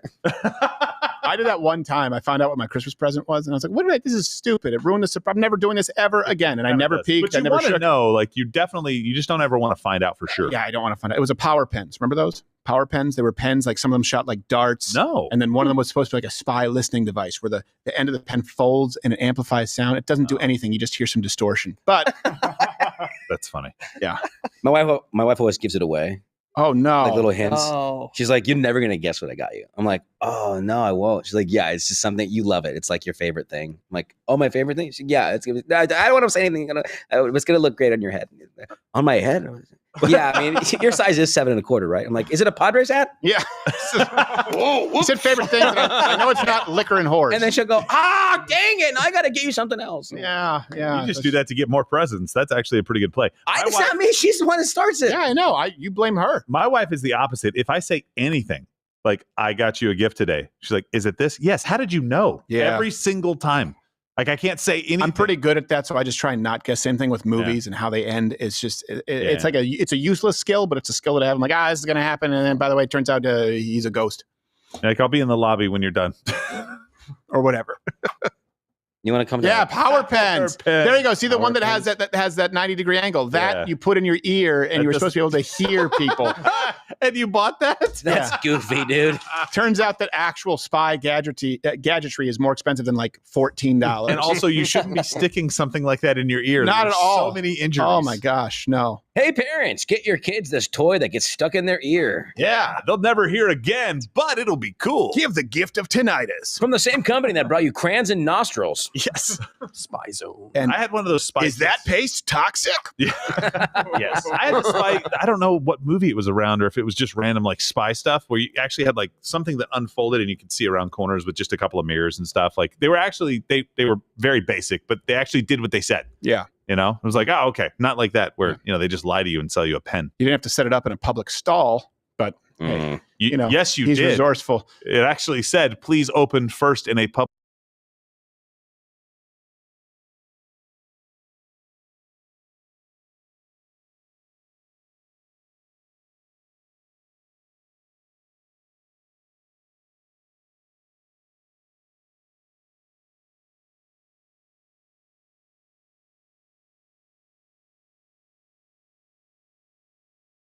He said, please open first in a public stall. Yeah, ask him about his mirrors on his shoes. But he's a different man now. I am.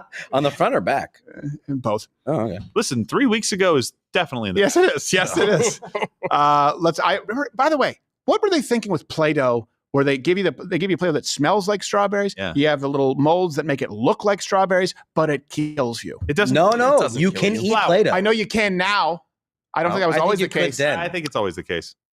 I don't know. Let me guess. You ate Play-Doh noodles? I ate Of plenty of every Play-Doh. Guess what, Steven? You eat the Play-Doh, parents got to buy them new Play-Doh. That's right. That's right. And I love how it dries out and completely becomes like stone. Yeah. You're like, oh, now I got to go buy it again. What I hate is that my kid we always get them the multiple colors and then they just mix them and then now we have brown Play-Doh Yeah, I know. all over the place.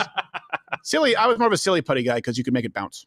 That's true. That was a lot of fun with silly putty. I hate the sand, the kinetic sand. I know. I banned it in my house. My wife secretly does it when I'm not there. You can do it as long as it's on like hardwood or tile floor, and then you just take the sand and you use it to clean up the other sand. But if it's on a carpet, it's done. You have to recarpet. You have to burn the house. Yeah, it's Burn the house. Take off and nuke it from space. It's like these toy makers. They don't care about parents. They don't. They're just like, yeah, good luck, have fun with it, enjoy your kinetic sand, easy cleanup. Put that in the box. Let's grab some chats. All right, first chat from Sometimes Problems. Does the Fed have any other leverage over states than cutting funding? Should the Fed be giving money to states when the states should not be reliant and capable of raising their own funds? Well, come on. Well, are you talking about when you say do you mean the federal government or are we talking about the Federal Reserve? Not reserve government. Okay. Yeah. Okay. If we're talking about the federal government, not the Federal Reserve, because it's often used to say like, and the Fed means the Federal Reserve. Can I read the question one more time? Sure. Okay. Do they have any leverage? No, that's pretty much the only leverage that I think they have that's honestly of consequence. And I agree with you. They shouldn't, in most cases, they shouldn't be giving money to the states, for example, the Department of Education. But so long as we exist within that paradigm right now, I think it's a useful lever to be able to pull. Where it's like, okay, hey, you're not going to, we talked about this, right? I think you and I had a slight disagreement, but not so much. We were talking about, hey, states have their own laws regarding elections. And I said, yeah, but it's a national election. And I think we should have some national standards. Yeah. And then states don't know how you enforce it. Like you've got to I think the way that Donald Trump is doing it and tying it to some funding is the enforcement mechanism. It's like, I don't know how you do it otherwise. Yeah. There are some things I think that the federal government does need to pay for, or at least feels a responsibility to pay for, because if you just make the states responsible for everything that they have, then you're really going to take a hit to national infrastructure. You're going to have some states that are like a third world country and some that are like, elitist havens where people are getting gentrified out and having to move to a poverty state. There's a middle ground for sure. Well, the middle ground is giving too much, I think, at the moment. Let me give you an example, and maybe this might help you with it, because I understand that. Unfortunately, you have people who take that, which is an honest premise, and then they use it as an argument for socialism, right? They go, well, do you like your roads? Do you like your military? Okay. The legitimate purview of government, right, is to keep the citizens safe, both from external and internal threats. That would mean that obviously a military, some kind of a guard, is necessary to keep people safe. And then where it makes sense for the government to step in is if something is non-fungible or non-rivalrous, meaning like, let's say, a road. Even though there are exceptions, for example, with toll roads in Texas, where if more people are added, it doesn't increase the profitability to the company. So it doesn't really make a whole lot of sense to invest in that kind of infrastructure if it's no greater cost to them, or if really it's the kind of thing where it wouldn't make sense for someone to compete. So things like roads, infrastructure, you could still have state-managed fire departments, obviously, because you could have state funding for that. But when people just try and act like, all of it, so you like these things, well, it's pretty clear as to where it makes sense for there to be a federal government. For example, like a bridge might make sense. It could still be done by the states, but if you keep it within those confines, you still eliminate the risk of it just becoming a wish list. Yeah. Well, the But I other agree part with of that is that you don't want. I understand that point too, but you also are taking away one of the key motivators for change, which is dealing with the consequences of your own actions, right? So, like Detroit, for example, if by this kind of standard the states are kind of left to their own to figure this out, then Detroit goes down in flames decades ago, most likely, right? And now you go, okay, well, we can look at it. It's gone down in flames pretty much, but It I comes think we back like a still phoenix? propped it up. Yeah, exactly. And so, oh look, you take away that motivation. An embarrassing search that we were doing for a Photoshop. Sure, it was. That was your own thing. We never did that search. So I think it's good to have that motivator. But the reason that I said, "Oh, come on," when you were reading that last part of the question is fat, gross housewives. The Get off my iPad. Sorry, I was trying to bring up the term of non-rivalrous. Yeah, and I'm trying to remember if it was non-rivalrous and non-fungible or non-exclude. There's another term, but non-rivalrous. So I just think because we're paying federal income tax, yes, if all of the money goes to the states first, then I think you can have a much better system. But if we are paying federal income taxes, then yes, the federal government does need to put funding back down into those states. Not proportionally necessarily, but it does need to come back to some degree. Otherwise, the states would just have to levy a tax on their own. Yeah. And that can screw a lot of things up. And I just think if you're going to do it, fine. Cut the federal income tax. Let it be a state level. State has to pay X number of dollars into the federal government based on population to provide for an army and all the other stuff that we need. What were you going to say? Remember the holy trinity of the internet that we were discussing? Oh, no. Back in the day? Oh, no. You found it, huh? I forgot. All three. No, not all three, but it was close. It's hard to find these days. The unholy. So my brain is distracted. What you got to do is Thank God I have it in inverted mode right now so that it doesn't reflect. So I didn't see the whole thing. What you got to do is you got to download it, save it to your photo. Okay, we'll talk about it. Yeah, we'll talk about it later. And print it out? What? If people had the search history in this, put on a we have to do floppy Photoshops disk. or cover stories, we're like, who's going to have to search this? I think it's hilarious when somebody has to go buy certain props. I'm like, yes, we're like, oh boy. All right, I got the shivers. Oh. Next chat. All right, next one. It's usually noodles. Amanda Denice one. Question for crew. Do you think it would be worth the time and effort to prove that the 2020 election was stolen? No. Not just to prove Trump won and was right, but to prove our elections are not secure. It's a good question. No, not worth a ton of time and effort at this point because you need to move forward. But I certainly do think that having a few fast facts that show some of the discrepancies is important to have. So you go, look, okay. My approach is, and we were on that like a dog on a bone when a lot of conservatives said, don't touch it. And I certainly would make a mental note of any conservatives now who go, well, there's no proof. That's an extreme, which is not true. Where you go, look, okay, maybe we know how these discrepancies happen. Maybe we don't, kind of like Social Security rolls. You go, but this just safeguards, it just makes sure that it doesn't happen. Proof of citizenship, right? So that way we don't have to keep bickering about it. Let's find common ground. Let's not keep having this argument. Proof of citizenship, like every other country aside from Somalia, Laos, and one other, Congo. Yeah, so we're not like those three crap holes. Yes. He gets to vote. Basically 3 nations that don't. No, I 100% agree. But I also think like there's not enough clear legal evidence that you could go in a court case with to be able to make this case. If something like that came up where it was like 100% bulletproof, yeah, go make an example. Fine. But there's nothing like that Sure, but we can go and win we're it. 5 years removed, and I think it's in the same territory as the Epstein files. Like, yeah. Any proof or evidence is gone. It was hacked by that, especially by the previous administration. Like, don't let this well, like we could prove that people voted from people who didn't exist, voted from addresses that aren't even there. But that's not enough to prove the 10, 20, because you then have to bring it to someone who can prove 10, 20, 30, 40,000. You can prove the small cases and go like, we don't know how big of a problem it is, but this non-citizen voted, or there was an error here. Right, so this is just something, hey, other nations have it. It's basic. It's a freebie. Let's make sure that only citizens vote. That's my approach to it. And I'm very mindful of people on the right who tried to denigrate folks who believed that there were issues with that election. Right. And we've been very clear with that too. Like mind right now too. It must be a recent something that popped up. Now on the flip side, Mike Lindell, he had this whole thing with Dominion, and we were going, oh no, he's wrong. We had some data analysts look go, actually, no, that's something that would take place. It doesn't prove anything. No. And his heart was in the right place. But that, again, that's why it was dismissed, because something verifiably false was championed as though it was the Kraken, as though it was the truth. And we were dealing behind the scenes with people who were asking us questions. We said, look, here's our data. Here are the voter rolls. Here are the ones that we can 100% prove. And instead, they went with something bigger, which was proven to be a red herring, if you will. Yeah. And that's why I say don't. Just please focus on the ones that you can prove that are airtight. If your argument is strong, just make sure that you use the substantiation, the evidence that is equally strong. Meaning, if you know that your argument is strong, hey, we should have voter ID or we should have proof of citizenship. That is a strong argument.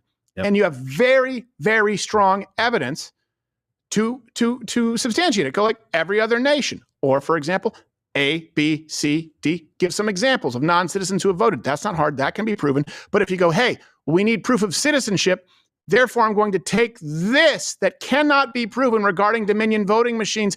Oh, now people discount your argument as weak. Right. It doesn't mean that I don't even believe some of these theories out there. I don't even want to say conspiracies, but if I can't prove them, I would be doing you a disservice championing them as though they are verified. Now, I always try and let you know, this is my speculation. I have a hunch, and I try and delineate between the two. Unfortunately, that doesn't play well in the era of engagement, farming, and clickbait. So, and this isn't me just patting myself, it's everyone here too. Like Lane the Brain, our people here, and like these are people, we have people who are lawyers. We have people who could punch their ticket to go work anywhere, and they do appreciate that we actually, as a comedy show, and do silly fart sounds, try and really bring you accurate information. Because long term, I think it matters. And Gerald and I know this, like we've seen it. I've been around since 2009. How many times have we seen like a flash in the pan? Someone comes out with something really crazy, controversial, and it's a hot new ticket. I go, yeah, it's not going to last because this is going to be disproven. Long term, we and you have built something that is going to outlast a lot of it. And that's, if you have a strong argument, it's really not that complicated. This is the Crowder Doctrine here. Remember, this is the Bush Doctrine when they asked about it. So the Crowder Doctrine is, if you have a really strong argument, only use the references or the substantiating arguments that are equally as strong. There may be some others that are more interesting or bigger, but if they are not equally as strong as your argument, get rid of it. Otherwise, your argument will be discounted to be just as weak as the references and substantiation you have. That's you give them a win if you do that. And too many people argue like that. They go to the thing that's the most interesting to them, but it's something where it's like you can't prove that. Like you're giving them an out. They don't have to focus on your strong points now. They can focus on that because it's a weak point. Right. It's just like this. Like going out and saying what they said about the signal issue gave them the out. Instead of us talking about CIA thing where he's like, hey, he said this, and Jeffrey Goldberg being a piece of crap and not raising his hand the minute he was added to a group he knew he shouldn't have been a part of, which maybe would have disclosed classified information. Those are all, you can make arguments both sides, but we would have been talking about that. Now we're not. Right. We went to their strongest argument now. Yeah. And it gave them kind of the win on that. So yeah, I agree 100%. But Mike Lindell actually just on his website is selling signed copies of this executive order. And it's basically, my secure elections, you're going to love. They're going to be your my voting booth, going to be your favorite voting booth. He sells everything. Cotton. Every single freaking thing you can sell, he sells now. Yeah. And nice guy. I like him. He was He's a little loopy, wrong. Though. He was wrong on that. It's the same thing, for example, when people go, Epstein, Mossad is, look, I have no doubt that Mossad, that Israeli intelligence, has been involved in espionage and blackmail the same way the CIA, the FBI, the KGB, Kremlin, FSB now, MI6, the KGB, the Communist Chinese Party have. Yes. I have no doubt, okay? But do you really think that I'm, for example, paid off by the establishment when we recreated the entire Jeffrey Epstein cell down to the centimeter and had a newtometer and an event in which I put on a neck brace and tried to see if I could physically break that, I believe it was C4, C5 vertebrae, and come out and definitively say there is no way that this could have been done, let alone cutting the bed sheets right into a rope in that allotted time? No, I absolutely know. Now, I know because I can prove that.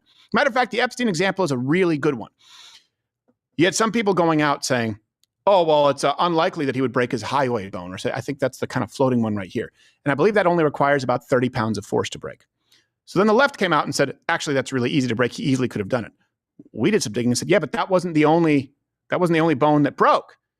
Bone that broke that would require the most amount of force is this, I believe it was C4, that the bone between C4, C5, it was somewhere in your cervical spine, right? It wasn't the hyoid. And I believe that required 60 or 80 pounds of force to break.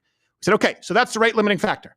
In other words, if someone gets into a car wreck and they break their finger, but they also break their femur, to find out how much force, right, was involved in this car wreck, you need to know how much force is required to break the femur, because it's at least that baseline. Sure, it's a lot less to break a finger, but the femur was broken. So obviously the force would have to be at least as strong as is required to break a femur. So the right came out some people were misinformed or maybe uneducated, jumped the gun a little bit. The left YouTube is dead. Rumble did it. Watch the new lineup exclusively on Rumble Live, including Louder with Crowder at our new time, 11 a.m. Eastern.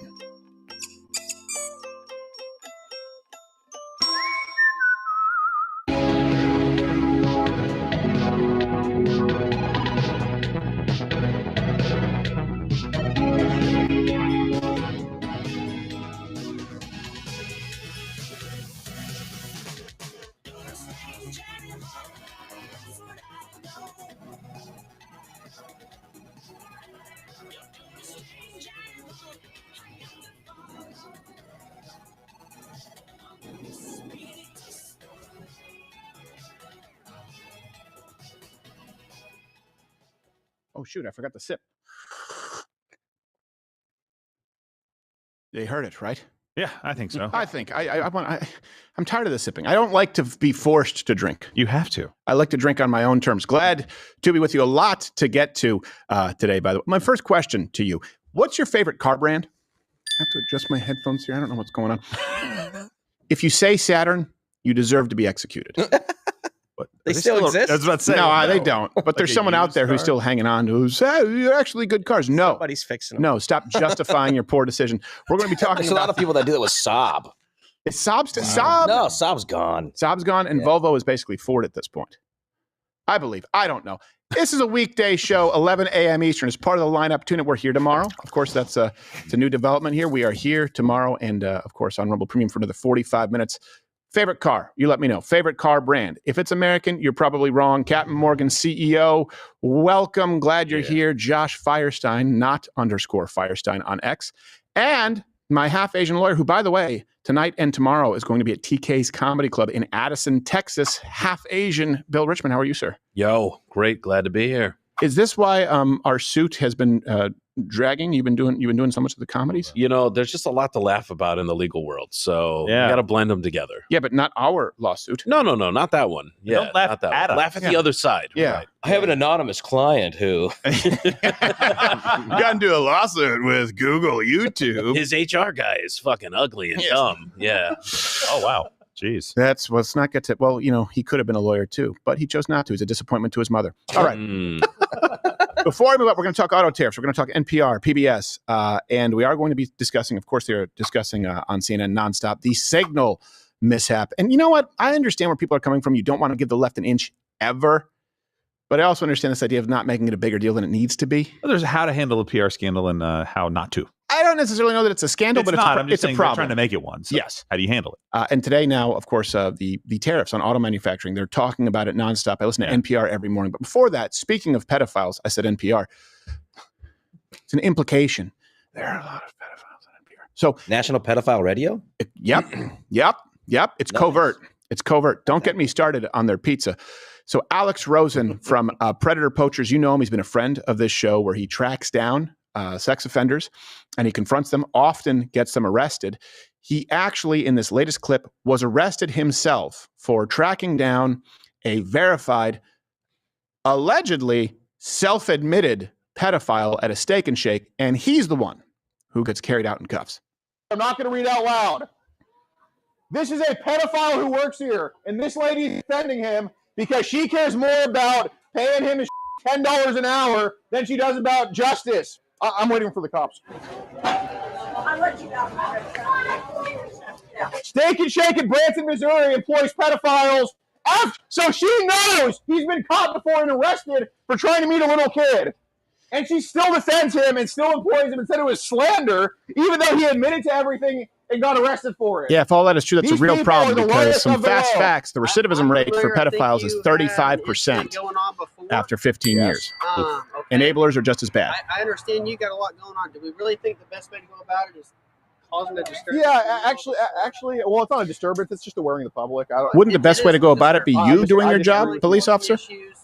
Well, there's No, nothing. the best thing that's is to untrue. do nothing. Yeah. I understand that, but the manner in which you're Child saying sex it offenders or represents pedophiles make up 1 to 4% people of the are here trying to population I'm by just our sitting here trying by to estimates work from with pedophiles. psychology journals. So that's about 13 million people, but only 140,000 of them are in jail as of 2021. So around 10%. Hey, something should be done. She said she he was relieved for a while after the incident, kind of calmed down, and it calmed down. End up I think it's charges or 1%. whatever it was. She felt it was right. She could hire him back. Am I wrong on my So math? she's just trying That's to what do I said. her thing. I So said whenever 10%. Whenever you Or in guys jail. come Oh, in sorry. here As far as and arrested, did yes, all yeah. that, it was pretty upsetting for her. Okay. Well, he did the same thing he was doing in October, and obviously, whoever looks into that, it'll be proven. So. Okay. So that being said, I'm gonna document all of the stuff that you've given me. No I'm gonna problem. Pass it forward to our detectives. Okay. Right now, you're gonna be placed under arrest for peace disturbance and trespassing. Okay. The humanity. Hey, how about the pedophile? We're going to do anything with that? All right. Doesn't seem so. Put you in. Yep. He was peacefully pedophiling. Yeah. Yeah. No, can they get my wallet? You want this mic off? Oh yeah, may I get it? Yeah. As far as your actions today, I understand. I'm going to be straight up honest with you guys, right? Straight up. I understand you can record, you have your rights, freedom of speech, stuff like that. What you do not have the right to do is to go into a public place, raiding and talking to folks like that, causing them emotional distress while they're trying to eat. Emotional distress. How about you don't have the right to employ pedophiles? Now, I get it if the person's not convicted, but we don't have a system that convicts them quickly enough. How about you don't have the right to employ a pedophile if the customers, every single one, doesn't know about it? Because they have to notify their neighbors, but not the children at the Steak and Shake? That's wrong. At the end of the day, that's You also don't have a right to molest children. In general. I think that's a superseding. So I do believe he's doing the Lord's work. And let me explain something to you. Again, the recidivism rate is 35% for pedophiles. That's just what we know of. 1 to 4% of the population. That makes up about 13 to 14 million people. Only 140,000 in jail. Like Gerald said, closer to 1%. Hey, what we're doing isn't working. And these people have advocacy groups. I know you know about NAMBLA because it's silly and it's funny, but it's also evil. Then you also have the IPCE, the International Pedophile and Child Emancipation Organization. Here's the deal.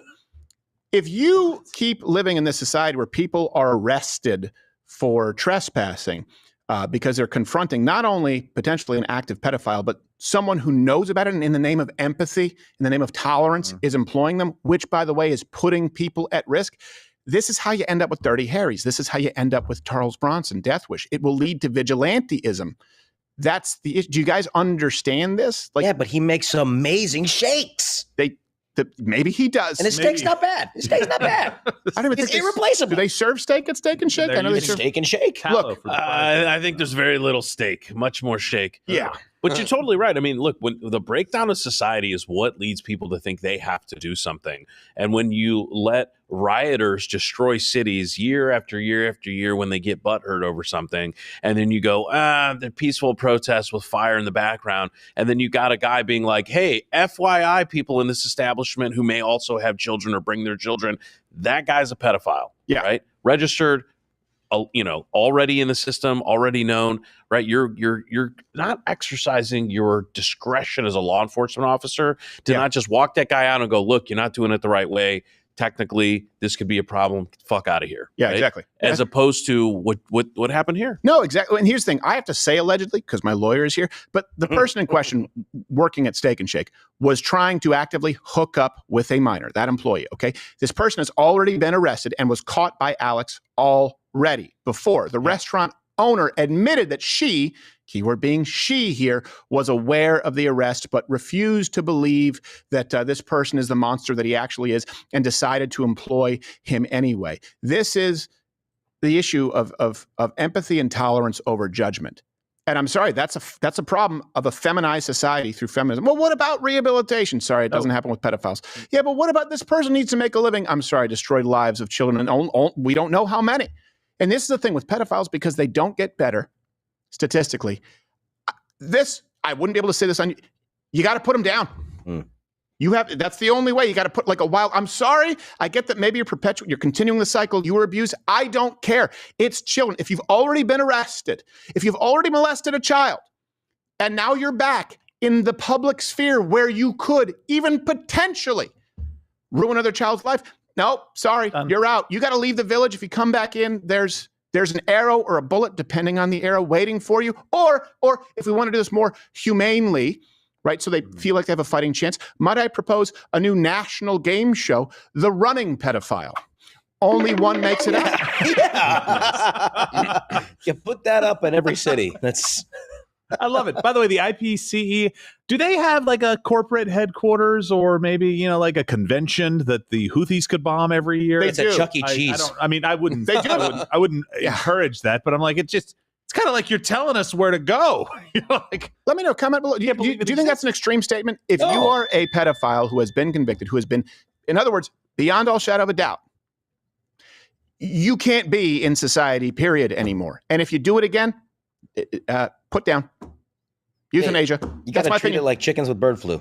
Yes. Well, I mean, call it culling if it's more humane. Exactly. Whatever you need to do. But do me a favor. And if you have a problem with what we're saying right now, and I understand there's compassion and there's blah, blah, I get it. Right? I don't. But do me a favor. Try and imagine that your son or daughter is molested by a pedophile who got released in the hopes that they would be redeemed. Also, some lady can go, well, come on, have a heart. We've all made mistakes. Not that one. Nope.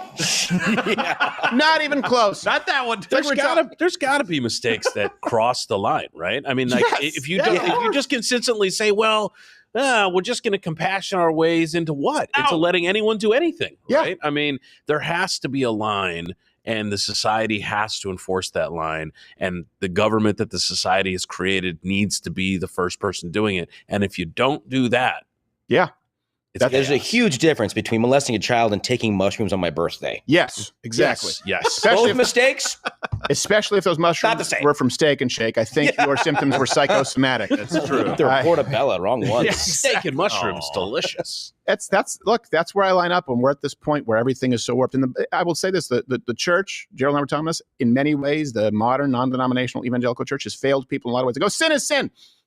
In the sense that it separates you from God, sure. But lying about doing your homework is not the same as raping a child. I'm sorry. Okay? That is not the case in my house. Yeah. When I grew up, if I didn't do my homework, that's true. Yeah. My mom was like, "You got to go Steak and Shake. You got to go work at Steak." Yeah. I was like, "What? I like Steak and Shake." She's like, "You're not allowed to eat there. You just got to work there." Go down the street to pedophile gyms. Your mom was very strict. I wondered about the meat hook in the basement. I was like, weird. "Oh, that was where Bill used to hang from when he did." That was only for misdemeanors. Which, by the way, speaking of societies that are broken, and I'm not a fan of, and on YouTube this would be considered racist, and on Rumble it might be considered a little bit racist. If you're feeling down about how bad it is in the United States, just remember, thank your lucky stars or the Lord above for all that, because you could have been born in India.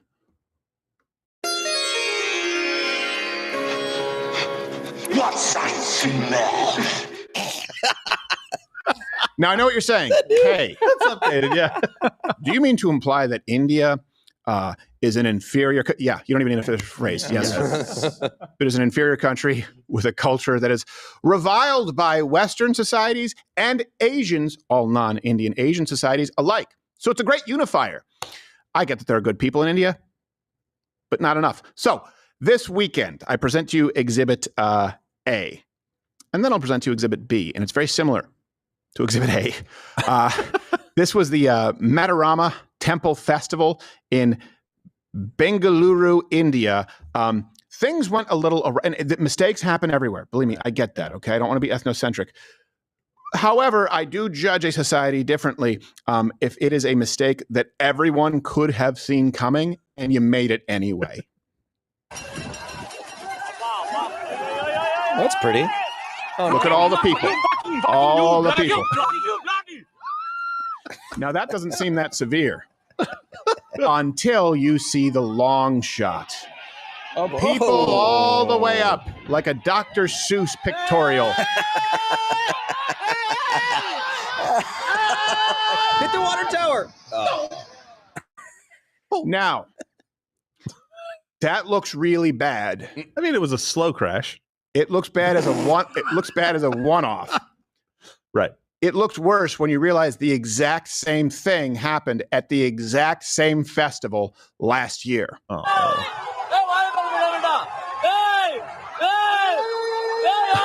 This is last year. Oh, shit.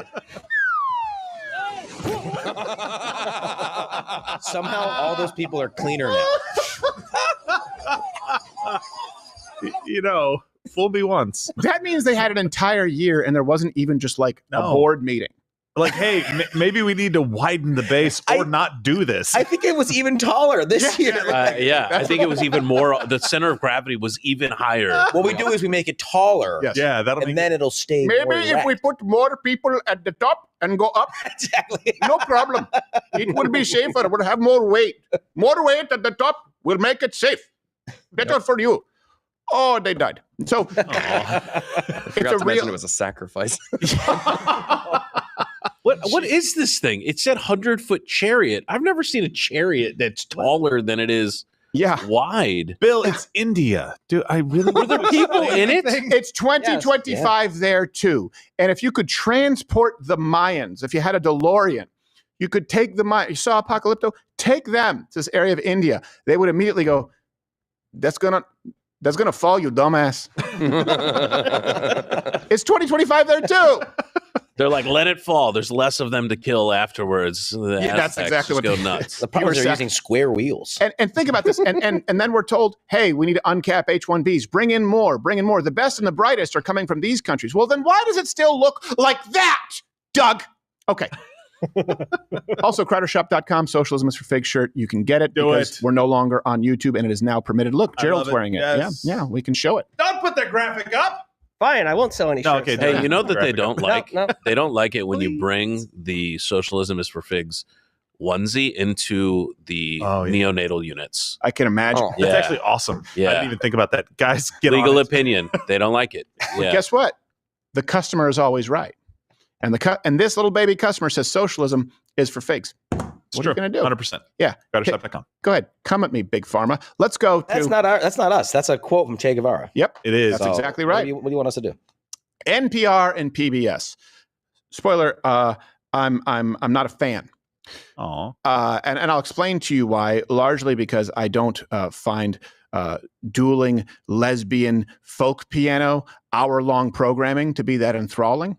And I wonder, hey, who's listening to this? Who's paying for this? Well, it turns out it's you and me, the American worker. People say taxpayer. The American worker, whether you're an employee or you're a business owner, you are the one who funds the kind of crap that we see on PBS and NPR. And you can we went through this with Snap and Soda.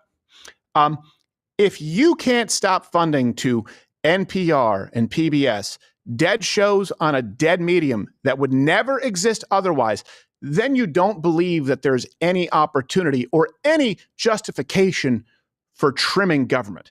When you look up bloat, you see NPR in the dictionary and certainly PBS. So yesterday, this came to a head. We've been talking about this for a long time, but the House Doge subcommittee specifically had a hearing on PBS and NPR, and they grilled some folks from those corporations.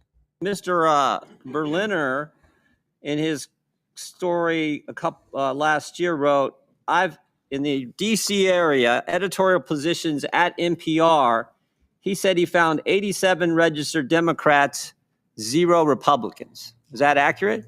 Yes. We do not track the numbers or the voter registration. I mean, it wasn't 44-43. It wasn't 60-27. It wasn't 70-17. It wasn't even 80-7. It was 87 Democrats, 0 Republicans. And you say NPR is not biased. Do you think that a few years ago, NPR educated America about, quote, the whole community of genderqueer dinosaur enthusiasts? Do you think that that's an appropriate use of tax dollars? This is garbage. I'll spend all of my time doing everything I can to ensure you guys never get another dollar of taxpayer funding. This is complete garbage. I feel like there's disinformation every time I listen to NPR. And, a media entity like MSNBC or Huffington Post that, in my opinion, consistently spews disinformation, they can do that. They're a private company. And it's still less left than NPR, according to metrics. Stories over the last few years. But then he said when the Mueller report came out and Robert Mueller said he found no evidence of collusion, he said Russiagate faded from our programming. Is that accurate? October 2020, the New York Post had the Hunter Biden laptop story. And one of those editors, I guess one of those 87 Democrat editors, said this: "We don't want to waste our time on stories that are not really stories." Mr. Berliner said, "We became fervent members of the team Natural Origin, even declaring that the lab leak was debunked by scientists." Turns out, though, the lab leak is what most people think actually caused the COVID virus. Sorry. Is there a question there? There is. You guys were 0 for 3 on the three of the biggest stories in the last 5 years. You guys were 0 for 3, and yet you maintain that NPR is not biased. Wow. By the way, fact check, everything that you just heard there is accurate. We actually had this framed out for the segment. I was like, you know what? Jim Jordan did it. He already did it. He did it very well. So just point it out and like, yeah, that's accurate. Now, let's think of this racket, right? You think about money laundering. That's washing, cleaning money, where you put it through different entities and sources so that people don't really know where it's coming from. Okay? You have the government, and the money goes to NPR, PBS, where they claim that they are actually funded by viewers like you, and then they affect the outcome of elections so that they continue the cycle of government funding. Think about that. Just the Hunter Biden laptop story affected the election. Russiagate probably affected midterms. Lab leak. That's why we were suspended. That's the big reason Donald Trump was deplatformed. Remember that? Do you remember that? I know he's back now, but do you remember that? The president of the United States was deplatformed because of COVID and because of January 6th, which was also lied about by NPR. And you paid to undo your own vote in the election because of misinformation. You won't see it on CNN. You won't see it on any of the legacy media. They'll go, oh, they want to defund Big Bird. Remember that when even Mitt Romney, one of the few things he did right, said, yeah, I think we're going to stop PBS funding. People go, why do you want to defund Big Bird? Well, hold on a second. Talk about the news and talk about their relationship with the government. It's a government-funded entity. By the way, let me give you the number, $535 million from the federal government alone for their 2025 budget. $535 million. They've come out and said less than 10% of our funding comes from the government. It's a lie. So, of course, the left, who wants this propaganda to continue, and Pravda are, they came to the defense of NPR because you can't trim anything from the government. Like Representative Greg Caesar, played, by the way, by Keegan-Michael Key. Here they go. Nailed it. Holy shit, is that a real photo? That is bring it back up. Real photo. Yeah. Here you go. That guy's everywhere. Holy cow. That's the same guy. It looks like Keegan-Michael Key's on the left because of Elmo. Yes. It looks sillier. It looks like a sketch. Yeah. The real person looks sillier than the comedic actor. Let's hear their defense of NPR, including, by the way, Crockett the racist. So once again, my Republican colleagues are dragging in a sounds like him scapegoat, too. this time PBS and NPR, to try to distract from the fact that Trump and Musk are robbing working people. It's Sesame Street that's making things expensive. It's the Mr. $535 Rogers that's million. blowing taxpayer money. Mr. It's Rogers listeners is like still on the you. air? So I'm sad to see that this once proud committee, the principal investigative committee in the House of Representatives, has now stooped to the lowest levels of partisanship and political theater to hold a hearing to go after the likes of Elmo and Cookie Monster and Arthur the Aardvark, all for the unforgivable sin of teaching the alphabet to low-income families' children. Low-income families, huh? All it is straw man. News and That's programs. for sex. Free speech is not about whatever it is that y'all want somebody to say. And the idea that you want to shut down everybody that is not Fox News is bullshit. We need to stop playing. These people are fundamentally stupid and dishonest. You want to shut down everybody that isn't Fox News. And if you're more offended that you think that's racist, get out. I'm not seeing them want to shut down anybody. MSNBC? No one's trying to shut it down. CNN? No one's trying to shut it down. No, I'm trying to shut it down. Oh. We'd like to see it fail of its own accord. No one's trying to shut it down. It's $535 million. And I say, well, who cares? Hold on a second. We went through the billions of dollars going to junk food in SNAP. Remember the billions of dollars with USA? $500 billion a year in annual just fraud. Fraud. Not misappropriation, not overspending. Right? Not inefficiencies, not fraud. We don't know where it goes. Can we not all start with, trans dinosaur enthusiasts at NPR? I don't know, maybe you get a few bucks, maybe $1 million. But by the time we reach $534 million per annum, I think the taxpayer deserves a little bit better for their money. I mean, I know we're we've lost context, scope so much that we think that's not a lot of money. How much do you think that could contribute to? I don't know, military readiness, $535 million. How much do you think it could contribute to improving education if we want to do that? If we're talking about school, how much do you, hey, what about just not spending it? How about that? The left starts with status quo, status quo, status quo, status quo, more money. That's the solution to everything. By the way, when they're talking about freedom of speech, it's funny. Whenever the left talks about freedom of speech, like Jasmine Crockett, it's not being able to tell them what to say. Well, hold on a second. Why do you say if it's a company, it's their choice, even though they benefit from Section 230? And in this case, wouldn't the same rule apply that the company is funded by the government? So they would have a vested interest, logically, in speaking well of large government. I was raised in Canada. I apologize. And the last election, you wonder how someone like Trudeau gets elected? Right? You wonder how a closeted homosexual who's a love child of Castro gets elected. He promised more money to the CBC, the Canadian Broadcasting Corporation, than anyone. Literally part of the election. One of the candidates said, I will give, I believe it was $100 million extra dollars per year to the CBC. And Trudeau said, I'll give 150. Guess who got the positive coverage? You want that here in this country? $535 million from the federal government for NPR, PBS, to fund projects like Woke Word of the Day. With Louder with Crowder, learning is fun. Hi, I'm Josh Firestein. And I'm PJ. And we're here to tell you about today's Woke Word of the Day, which is... At the logo. Today's word is marginalization. That's right, marginalization. Marginalization is like a more spreadable substitute for butter that some people have argued is a more healthy replacement. What?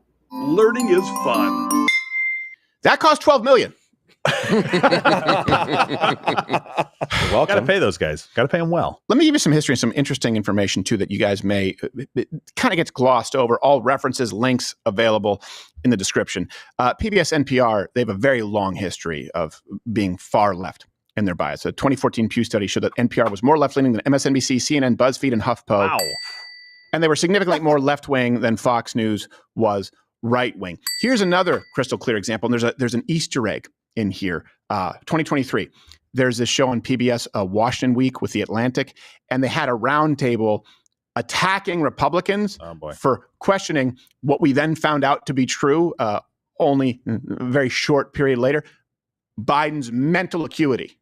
It's not just making an issue of Biden's age. It's lying. It's saying he's senile. It's saying he's demented. Saying he's out of it. I mean, I think it's important to sort of state for a fact that a lot of these are just right. Mentally, he's quite acute. Wrong. Yeah. That was Jeffrey Goldberg. How's that guy? Sounds familiar. Mentally, he's quite acute. Yeah. That was September of 23, you moron. That was Jeffrey Goldberg, the guy at the center of this Signal scandal right now. So just in case you wondered how incestuous it was. Ugh. And even after that, from 23 to 24, the PBS NewsHour used the term far right 27 times more than the term far left. Here's something interesting, too, and this comes down to the pathology of the left. Okay, the average PBS viewer, right? It's a middle-aged woman who owns a home, has at least one child, a pet, a postgraduate degree, right? They're 44% more likely, the average PBS viewer, to hold a doctoral degree than the general public. In general, they have a $250,000 portfolio, and less than 10% of them give to PBS or NPR. In other words, these people are wealthy. These people are the example of white privilege. Generally, the average PBS PBS viewer or NPR listener, we don't have the numbers on NPR. I bet you they're even worse because it's radio, so it's likely even older and more privileged. Go look at that. And they don't. Why do we allow this to be said as a narrative that the left is somehow more empathetic or compassionate? This is the perfect example. You want it? Just pay for it. You can't even get 10% of privileged, white, wealthy, doctorate-holding viewers to give to this shit. But they think it's compassionate to take from you who makes less, you who likely has invested less, to pay for the crap that they want to watch. It's a wealth transfer. You are some wealthy, privileged white bitch's plaything. And I love it when Jasmine Crockett and others go out there and say, you're trying to take away public programming from poor kids. Poor black kids, typically, is what she says. I just did this thing, PBS primetime viewership, 80% plus white. Yeah. So they're not even reaching the target audience very well. And by the way, if you like Sesame Street, Mr. Rogers, they can stand on their own. Yeah. They can go out there. And by the way, these white women, 126% chance, the more likely that they're going to have a $250,000 portfolio. Do you also know that probably means they have internet, which means they probably have more access to all of human history than all of human history to content for kids that's free for them on YouTube and other platforms. It's not like this is the only place they can go. Right. Get our money back. Yeah, We're but they done have with Daniel this. Tiger. So. I mean, you know what the Insane. test is? Here's the test. You go back to that stat that Jordan was saying where he said, what was it, 88 folks who were Democrats were 87-0. And this is the argument you use when someone goes, this is terrible. No, there's no bias. Be like, okay, great. So during the next 4 years, we're just going to switch it. It's going to be 87 Republicans and 0 Democrats. Okay. And if they even twitch just a little bit, and their eye, of course, will blow out of their brains, right? Like their skulls will collapse. Like that's how you know it's a problem, right? So if you're like, hey, if the other side was doing the exact same thing, right? What if we just did 60-20, right? 60-20, would you be okay, Republicans versus Democrat? They would say, absolutely not. This is state-sponsored communication. This is propaganda, blah, blah, blah. And you're like, all right, great, let's just turn it around. Yep. It is state-sponsored propaganda, just to be clear. To give you an idea, to put in 87-0. 87-0, and they say, it's not biased. They want you to believe that their journalism is necessary. And shows like this are more extremist, even though we make our references available. 87-0. Do you realize that if you grabbed 87 people in downtown San Francisco or Oakland or Detroit, you would have registered Republicans? Do you realize it would be a statistical impossibility? I guarantee you it would probably be at least 7. And she claims that she didn't know. Yeah. Oh, we don't keep a record of people's political affiliations. Oh, okay. Oh, you just accidentally got 87 and 0. And 0. Yeah. That just happened. Yeah. That's like getting a 0 in the SAT. You're right. They're like, you literally get 1,200 points just getting your name right. For Christ's sake, I think Mr. Rogers was Republican. It's just, it's everything is a lie from the left. And I mean that. They go, I don't think there's any bias. Just say that there is. Look, go ahead. Let's play this game. Ask me if there's some bias here. Is there any bias? Yes. Oh, okay. Yes, and I let you know. And I ask you to fact check me. I've been saying this I came up under the tutelage of that guy, Andrew Breitbart. I don't believe there's such a thing as unbiased journalism. I don't think that it's a thing. I don't think it was ever a thing. If you go back to Walter Cronkite, Brian Williams, anyone, take your pick. It's not a thing. Human beings have their own biases, period. I'm honest about it. NPR is still trying to keep the charade alive. No. We're just objective.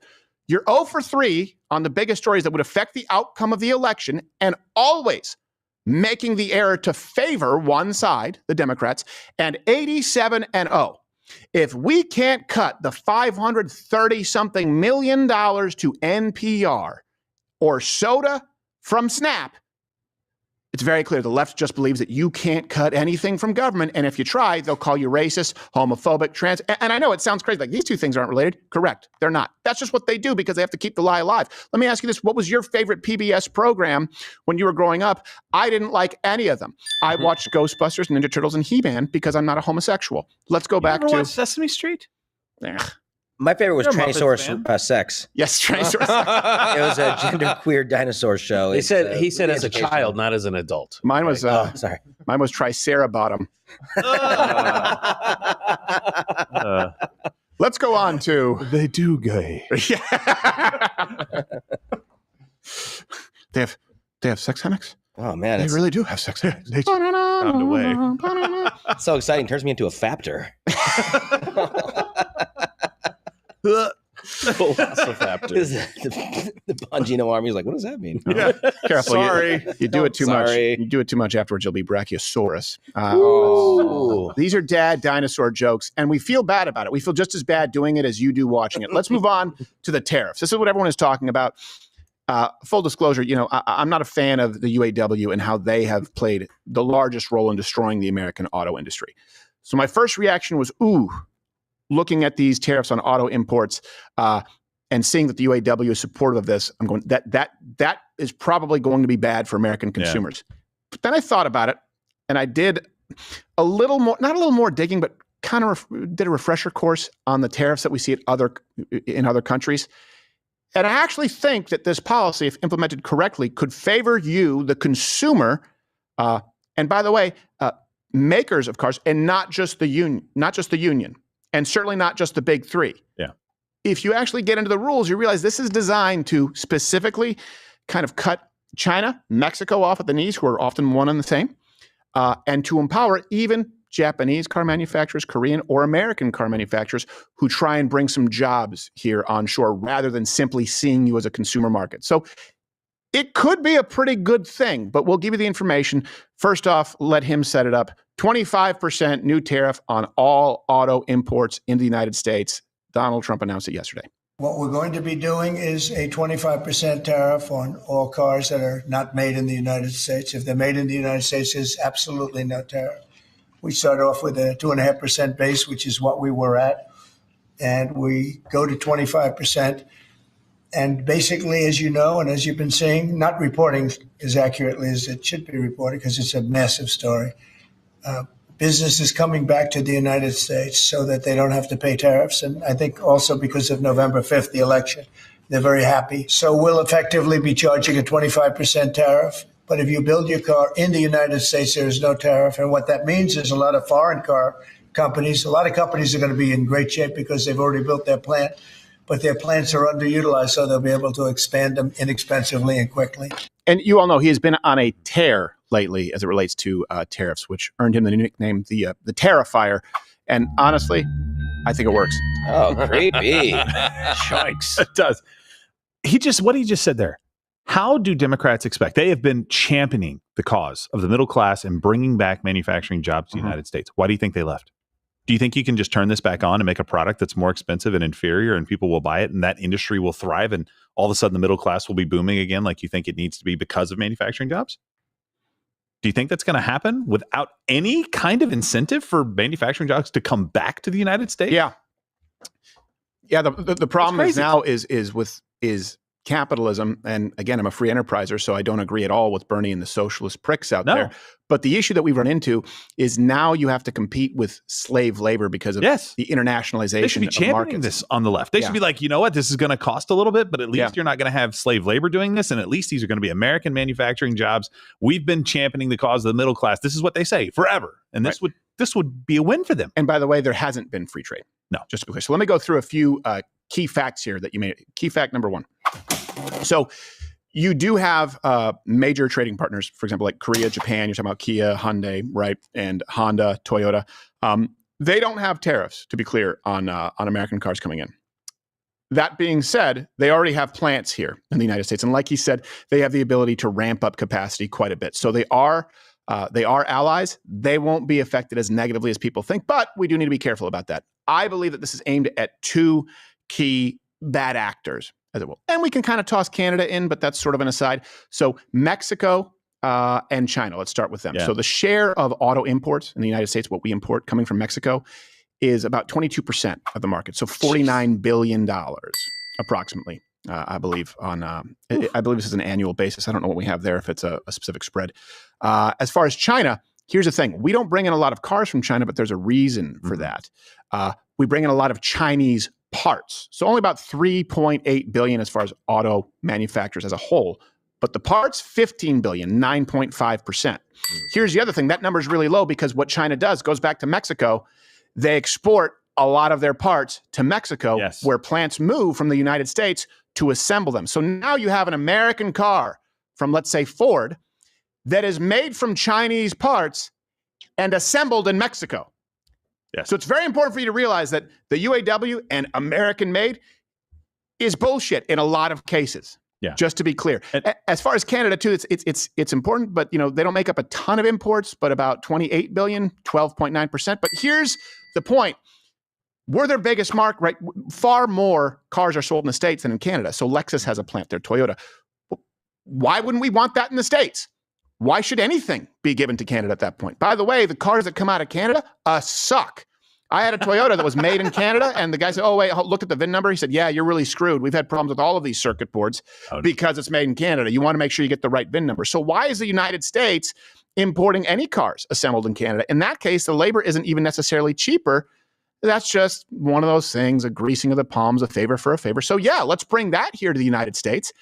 And certainly, as you were about to say something. Yeah, well, so the production of cars, obviously that matters a lot. We talked about China. They're circumventing this process. Just so you know, according to our good friends here at CNN, 50% of the parts used to make cars in America are foreign parts.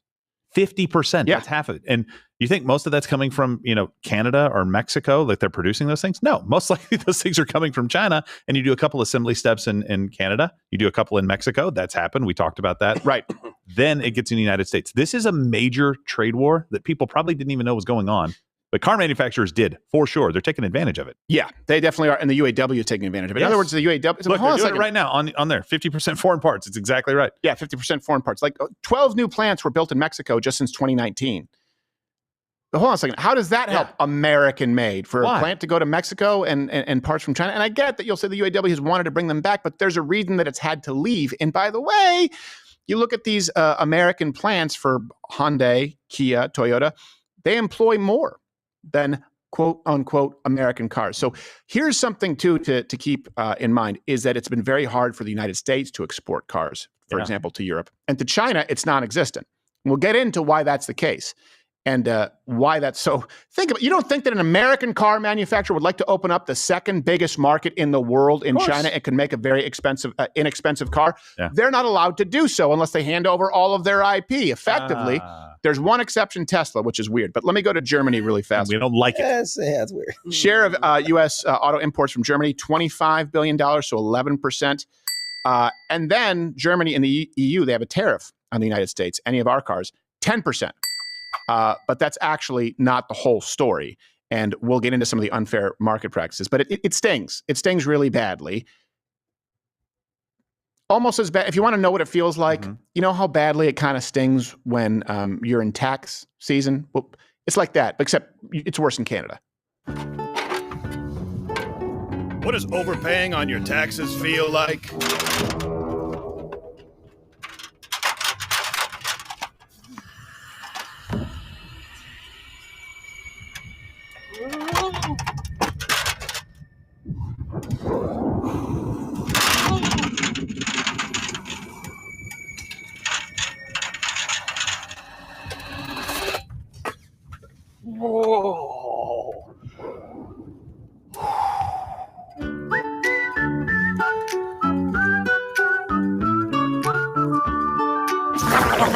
About like that.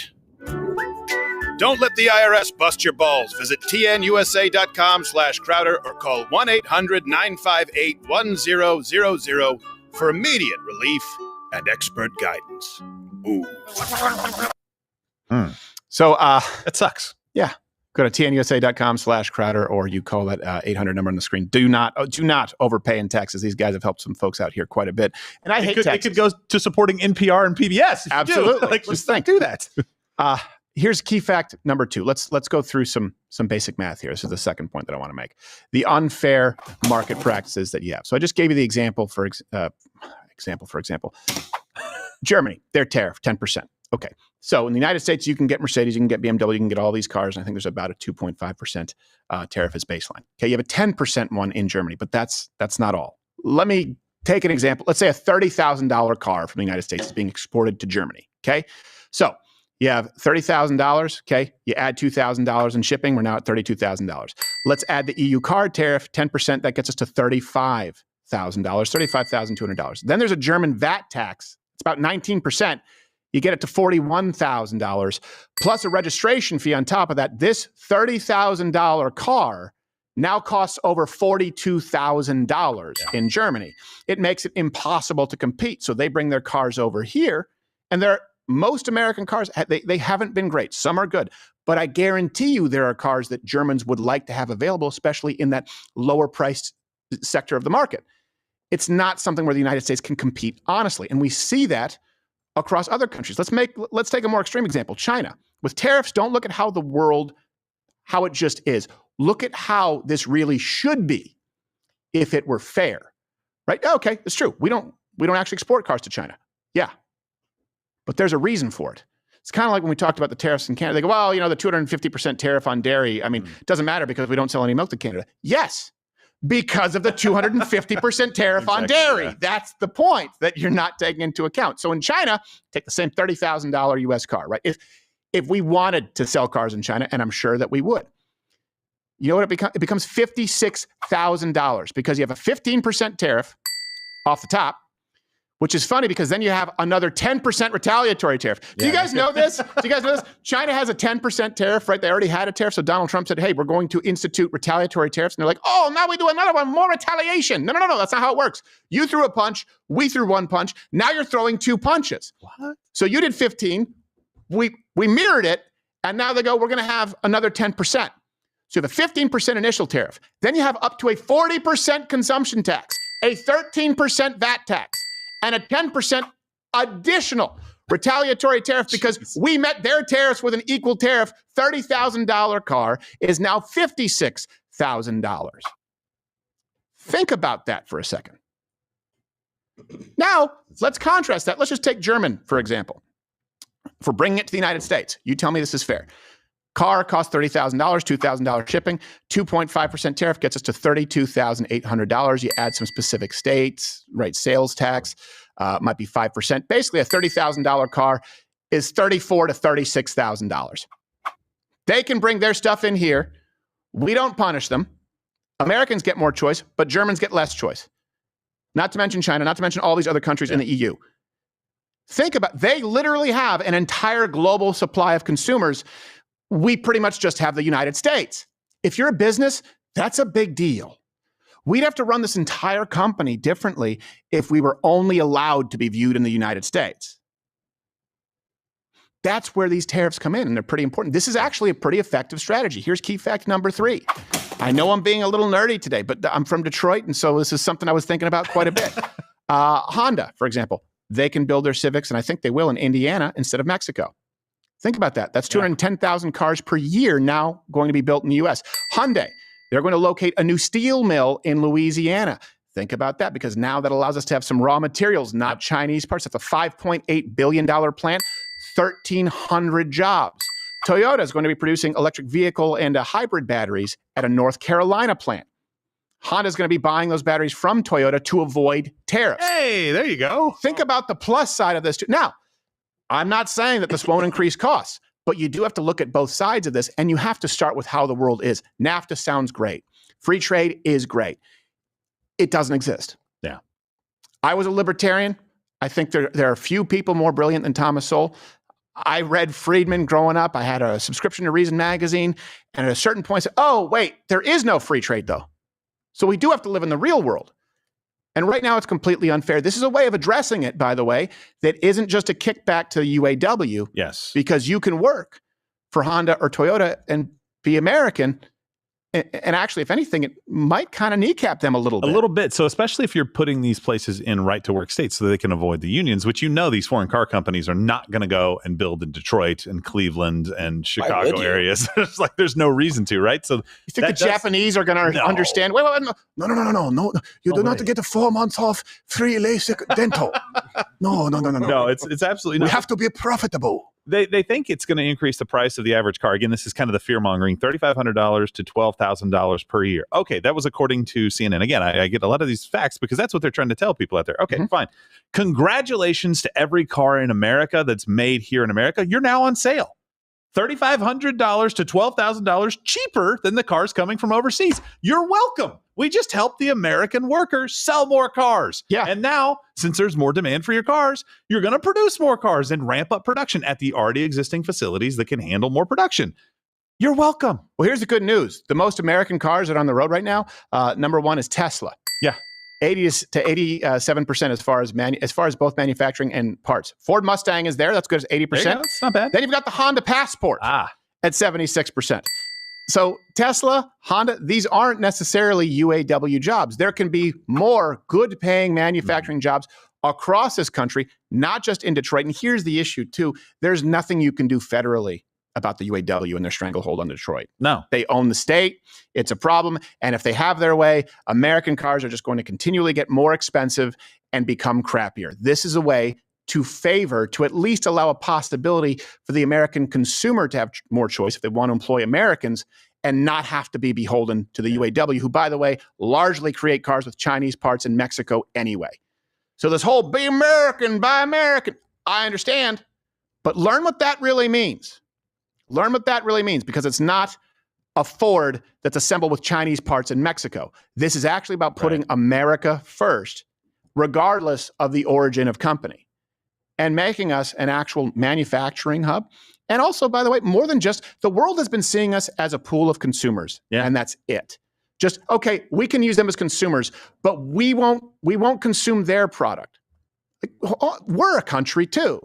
China, you have consumers, but you're also you guys are protectionists as far as your businesses, your industry, making sure your people have jobs. Same thing with Japan in a lot of ways, certainly with the EU. Okay, so we're a country too. I know that you think the American worker can afford it and we can subsidize the whole world, but at a certain point, we're not just people who hand over our money. You do have to start playing fairly, and that's and by the way, it's leverage, it's negotiation. I'm sure when people say, hey, we will move some plants over, Donald Trump will ease up on it. Except for China. Screw those guys. Yeah, absolutely. Sorry, half of you, Bill. It's okay. It's okay. I get it. Good half. But I like the Chinese rules. They're really good. My mom loves them. No, they're not. They're not at all. They're really good. I get 7 wontons for every car that's sold. Nice. So, I'm a hungry guy. It's down from 8. So the tariffs are working. They're working. But I don't understand why these things existed in the first place. We had a position of strength. We negotiated from a position of strength, and we did it in the weakest possible way. Do not in any way, shape, or form protect our consumers, our workers, our economy, and just let them protect theirs. Now, I understand we want to sell stuff over there in different ways, but we have done this in every industry, it seems, where we have screwed the American worker over, and we never had to. That was the thing. We never had to do it. Let me ask you this. It's a loss of values. Yeah. What's what matters. And are we paying the lowest price for something versus in the short-term benefit versus the long-term benefit of making sure that we have capacity? Right. I mean, we talk about cars, but I'll tell you, if you look at the pharmaceutical side, the number of drugs that come here or the key ingredients that only come from China or something like 80 or 90%, right? Yes. If we want to talk about a trade war, all right, we can walk, but you're not going to get your blood pressure meds. You're not going to be able to get all these other important things if we don't do something about this now. So this is a beachhead about how these nations are going to relate to each other on an economic standing. And if we don't do something about it now, it will be too late. And it might already be. Right? It might already be. And think about this in another world, right? Let's say Ford, GM, Dodge. What do you think would happen if they weren't facing 20, 30, 40% taxes and tariffs, for example, in China, or 15, 20% when you add it up in Europe, if they were able to sell that much more product from which they've been boxed out? You think that might reduce costs? You think that if they had a bigger market, a bigger buying pool, you think they might be able to make more cars, right? Because as capacity goes up, often costs can go down. Do you think that they could be a more profitable company? Do you think they could make cars that are cheaper, more effective for people who are in that lower end of the market? We don't really have a market, American cars, as far as Europe, as far as China. And China, by the way, is a big problem, because if you look at EVs, guess what? They're all too happy to supply Europe with cheap EVs, provided they steal intellectual property from other companies. And Europe's happy to take it. But God, no. Let's make sure that we punish the American cars coming in. This is a rigged game. It really is. And unfortunately, it is largely, they sit at the table, they go, okay, all right. Let's just assume the United States, right? We don't need to do anything to help them, because how can they help us?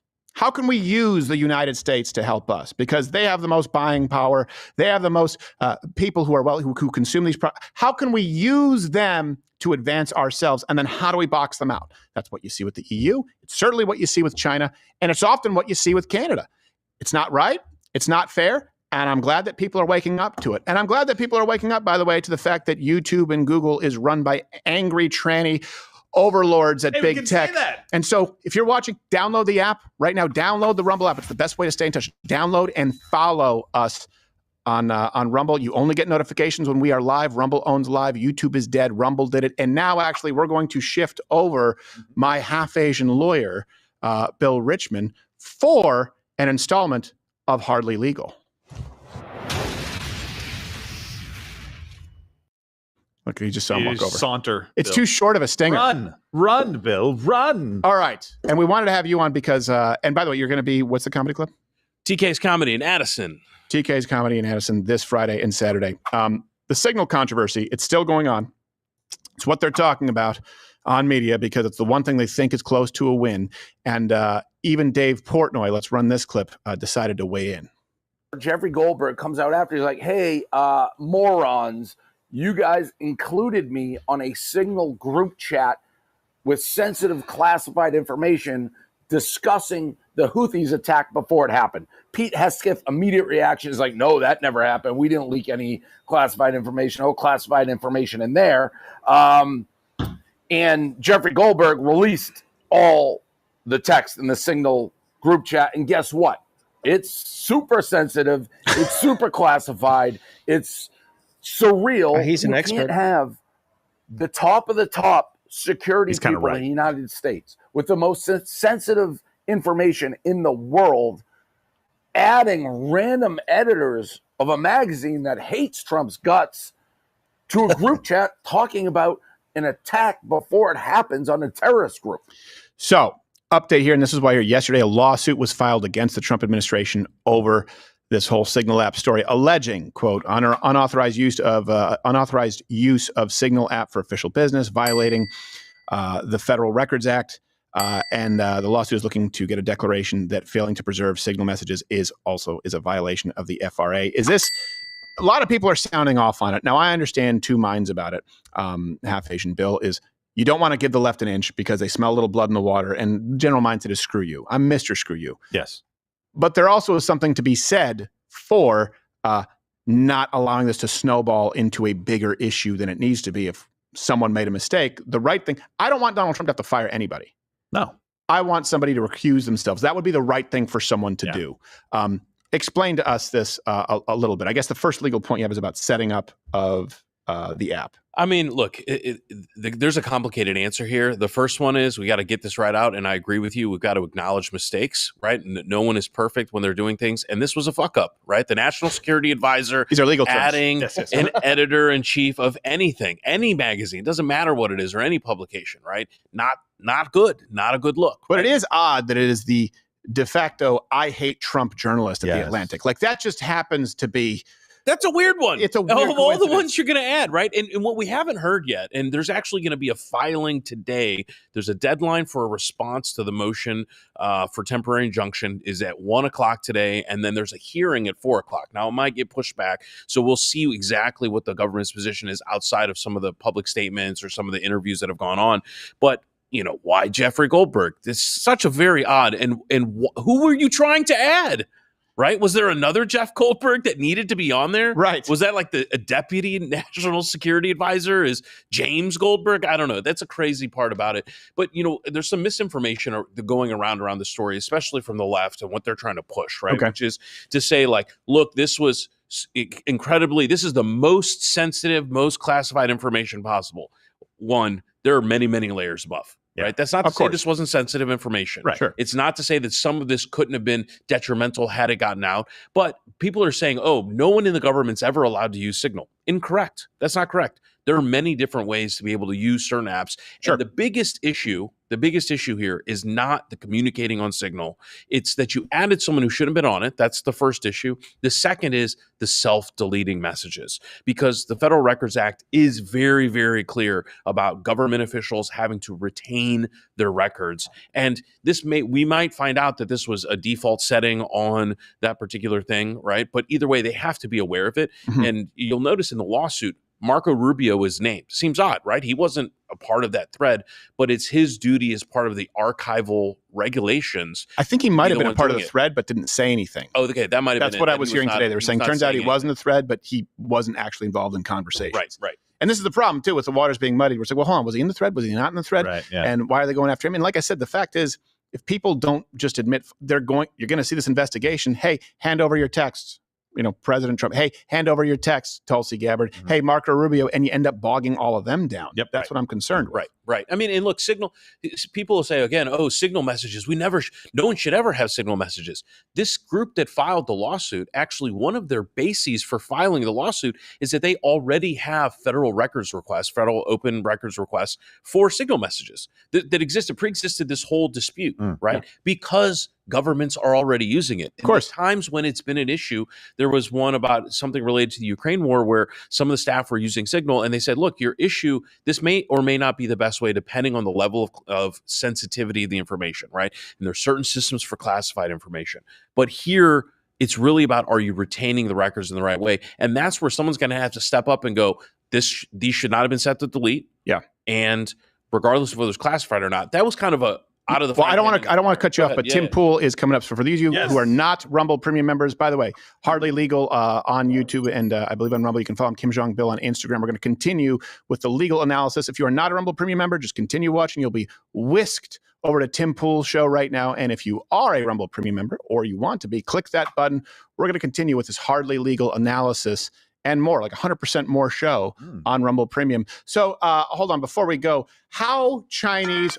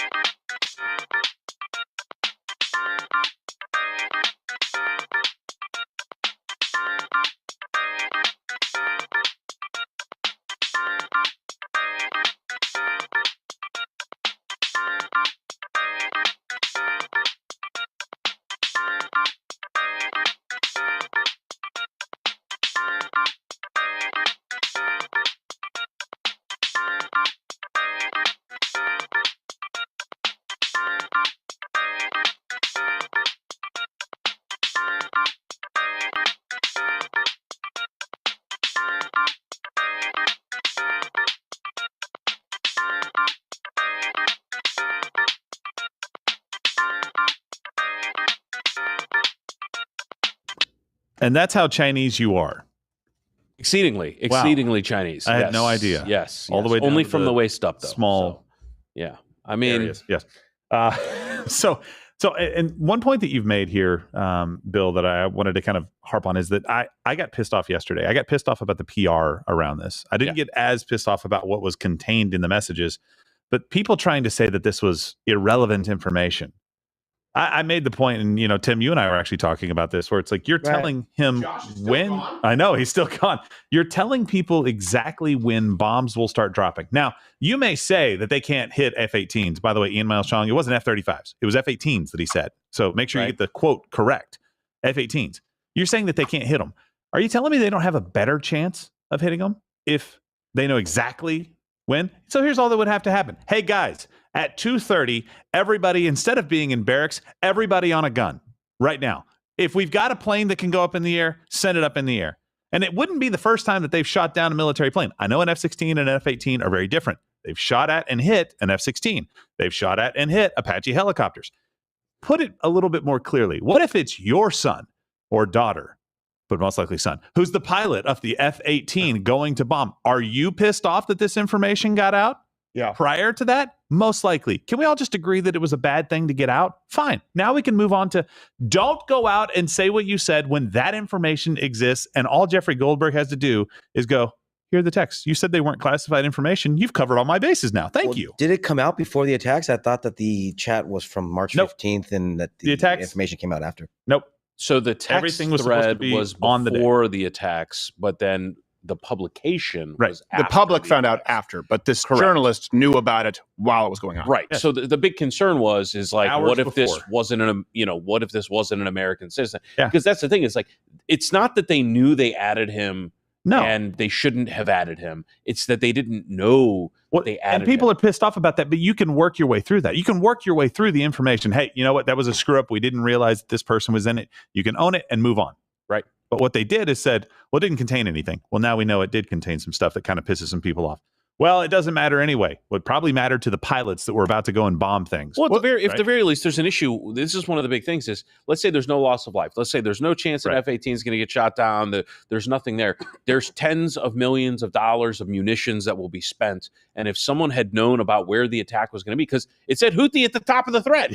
So it's not like you're like, oh, wait a minute, is this going to Gaza, right? No, is this Peru? They're fucked, right? I mean, they knew what was happening, and there's only so many Houthi sites, right? So they're like, all right, we don't know exactly which one, but let's not risk it and just clear them all out. So that's just a bad argument. We talked about this the other day. Don't give them an in. When you say there was nothing in there, that gives them an in to argue. Yeah, that's my issue. Is afterwards and like, oh, there was nothing that was classified. And by the way, it also the left, they just want some blood, right? So now they're going, Hegseth is the one inexperienced. Now that no. This as far as I'm concerned, it's Waltz. It's Waltz. Waltz needs to go down. And Hegseth didn't add him. At that point in time, Hegseth is not responsible for seeing everyone in the chat. If he didn't create the chat, if they're allowed to be on Signal and discuss these things on Signal, which it seems as though they are, he was doing something that he was well within his rights to do. The issue is when after said there was nothing that was sensitive or classified. And that is where I'm like, hey, look, this all comes down to Waltz, who, by the way, little bit of a Bondi. If you go into Waltz's history, this is a guy who was really pretty pro-Ukraine war and kind of morphed when he read the room. Waltz is not a MAGA outsider that people think he is. So it's also kind of no love lost. If he were to do the right thing, he'd just go, okay, you know what? I screwed up. I'm out. No one else had anything to do with it. That way, Donald Trump doesn't have to fire anybody. Yeah. That way, no one else gets attacked. The left has their pound of flesh. Boom, it's done. But now, if they don't do it, they're going to go after Hegseth. They're going to go in on him hard. They're going to go after Vance. They're going to go after Rubio, despite the fact that they did nothing wrong. Look at what CNN saying. Nothing wrong in this conversation. I love what I read in that conversation. Growing concerns over Hegseth's judgment and experience. He didn't do anything wrong. By the way, it was set up by their staffers. They even have that in the threads. It says JD, so-and-so on behalf of JD Vance, so-and-so on behalf of Hegseth, so-and-so on behalf of... They weren't setting it up themselves. Are you telling me that Pete Hegseth needs to worry that an accidental addition has been made to his Signal account when he's going in and saying, hey, we've actually set up kind of a Tiger team, I guess is what they were calling it, for this? And he's got to go, well, hold on, let's check all the contacts. That should already be done. Right. How is that? How is he supposed to live his entire... Okay, hey, we have a phone call for you. Is it on a secure line? Yeah. That should already be handled. I learned my lesson the first time when I accidentally shared a Dropbox link to my mom and she deleted my childhood videos. That's true. Well, it's because she didn't like them. It was beatings. Yeah, that's true. I mean, look, I set that up. She deleted him? If you analogize to something else, it's like, okay, let's say we're on a secure line and you're like, yeah, I'm on a secure line. I'm just going to walk out and throw the trash out. And then you look around and you're like, there's 7 neighbors just standing there listening to you on speakerphone on a secure line, right? It's like, this is clearly a fuck up. Yeah. Whoever allowed this to happen, Waltz, needs to be the one who takes the fall for it. Yeah. I mean, that was the problem. And again, if it doesn't get dealt with sooner, I think you just said this, Stephen, if it doesn't get dealt with now, it's going to snowball into a bigger and bigger and bigger issue. Yeah. Waltz can kill 3 pedophiles and redeem himself. It's his choice. Yeah, he exactly. can resign or kill. Shallow grave. Yeah. Well, he can find 3 pedophiles who commit suicide by stabbing themselves in the back 36 times. That's true. And lay down gently into a shallow grave. And put the dirt back on top. But I also understand the screw you. You don't apologize when they're demanding an apology and you've done nothing wrong. But this is not a moral failure. This is a technical failure, as far as we know right now. But it's one that has a serious ripple effect. So you just go, all right, I screwed up. The problem is right now, the right thing to do if you are in that position as Waltz, to protect the president and to protect everyone else, is you go, it was my mistake. I'm really sorry that happened. He's not. Kind of like Pam Bondi a little bit. I don't hate Pam Bondi, but Pam Bondi going like, oh, I was told by the FBI that I was going to have the Epstein files, and that's why I had a bunch of influencers come and gave them something and said it was exclusive and demanded that they take a picture with something that was not exclusive and was not new at all. Like, you should have said, no, it was a screw up, and you're actually going to get to the bottom of it and actually do it. But instead, we hear a multitude of reasons, and now there are still no Epstein files. No. And that ends up betraying the trust of, I'm not just talking about the American people, I'm talking about specifically those who voted for you. And I will say this, because I know some people get upset and like, you should never give them a pound of, I agree. The perspective, and Josh is in this camp, that I will say in talking with people who are in the military, who've been involved with sensitive missions, it's pretty consistent. They're going, yeah, someone like this would be court-martialed. And this obviously would put us at, I wouldn't I mean, at a minimum, court-martialed, yeah, maybe, but at a minimum, some type of change of position. Right. Yeah, the demotion. Either a demotion or you lose your unquestionable. responsibility. You lose your, Yeah. lose your command. I've seen people lose command for less. Yeah. So it also makes it tough to have Doge go out and go like, hey, we have competency issues. We're firing these people. They go, well, you put on the... Especially when every 5 minutes, literally every 5 minutes or less, the media is accusing you of not taking accountability or not being able to be trusted. Yeah. It's not a good look. It's a terrible look. And you got to take accountability where especially something this huge. Yep. No, it's going to be huge if they don't do it. Is it that huge? As far as, but Watergate wasn't Watergate. Is it as big as Hunter Biden laptop? No. Is it as big as what Hillary Clinton did? No. Believe me, that's not law. I get it. But the left has tried to, whether it's the confirmation of RFK, whether it was a confirmation of Gabbard, whether it was a confirmation of Patel, whether it was Donald Trump, they're trying to render him ineligible to run for presidency. They've tried things and they kind of have to move on when they realize it doesn't have legs. The reason they're staying on this is because they think it's sticking. It's an I told you so. Less than a month after confirming these folks. Didn't have to be. Didn't have to be. No. Really quickly, Bill, I know you have to go here in just a couple of minutes, but I was curious because the conversation is kind of centered around, okay, well, what responsibility did Goldberg have, right? So if you're looking at ways to kind of go after this from a different angle, what responsibility does he have being added to this group?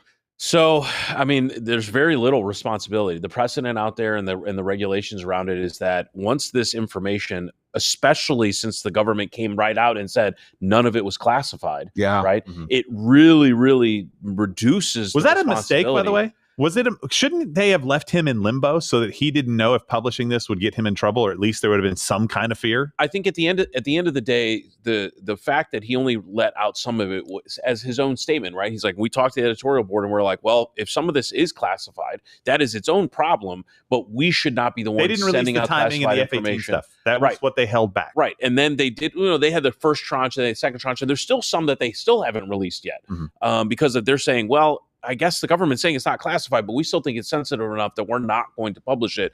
But the reality is that if someone gets inadvertently added to something, you might have a moral obligation to go, hey guys, I don't think I'm supposed to be on this. Right. But there's not a legal standing, and there's very, very little precedent about what your responsibility is. If you happen to walk into somewhere and like, oh, wow, this looks like a bunch of JFK files. What should I do with these? Like, publish. Yeah.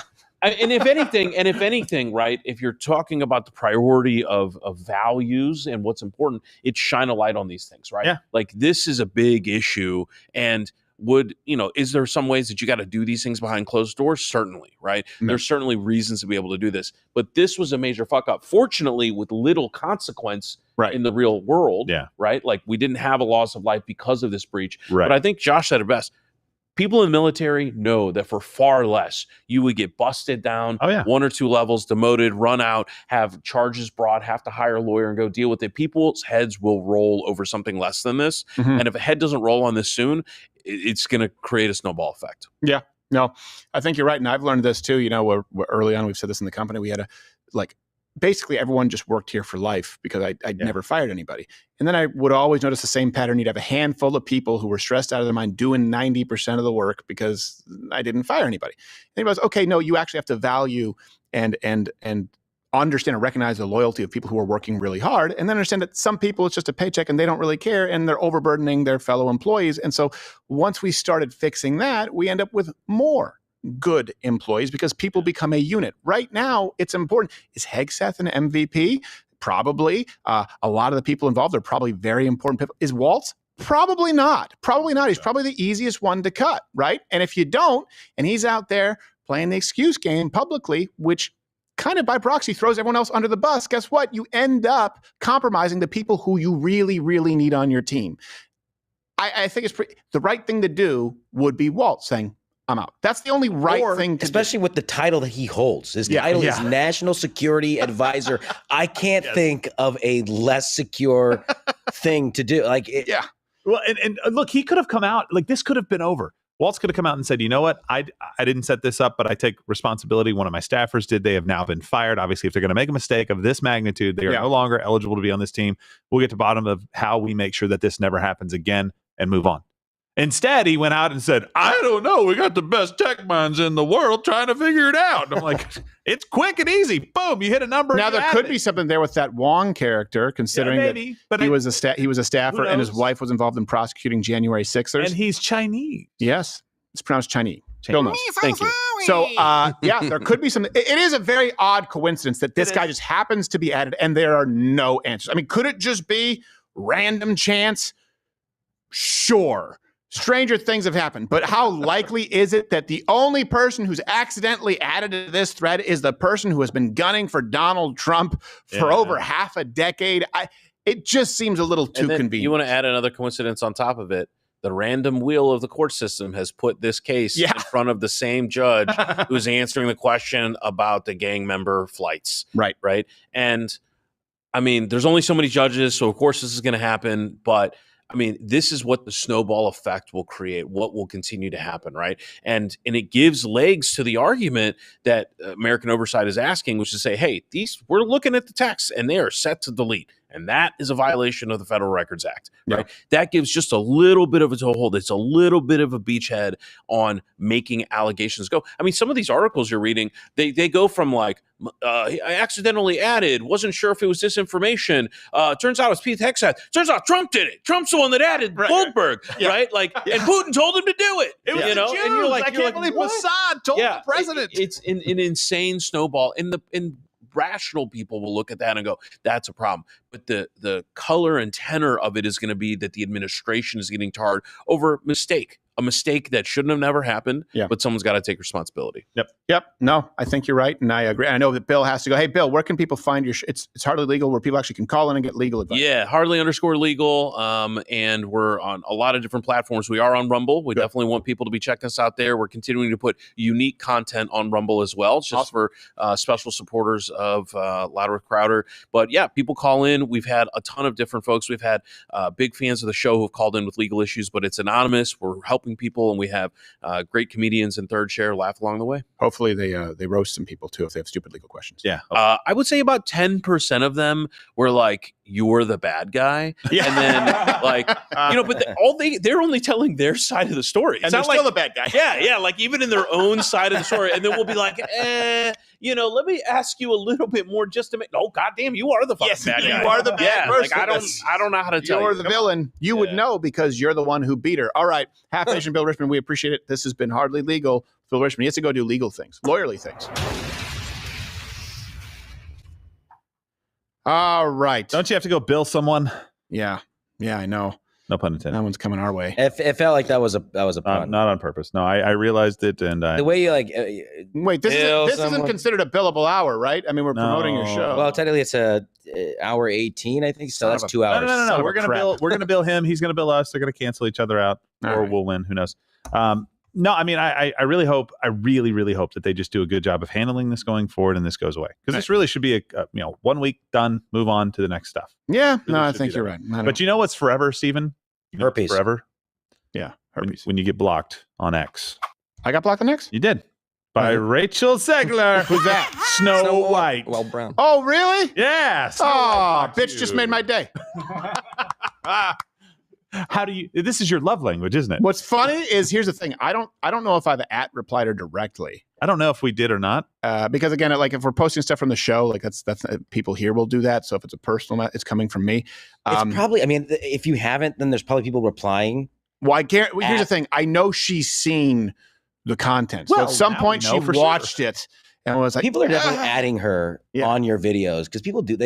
People on the internet, they love that. They love like trying to start a beef or something like that. So, well, there is a beef here. We really don't like her. Yeah, I really don't like her. And the director's son actually came out and responded about all of this. Is like, oh, okay, so we really want to do this here? Fine.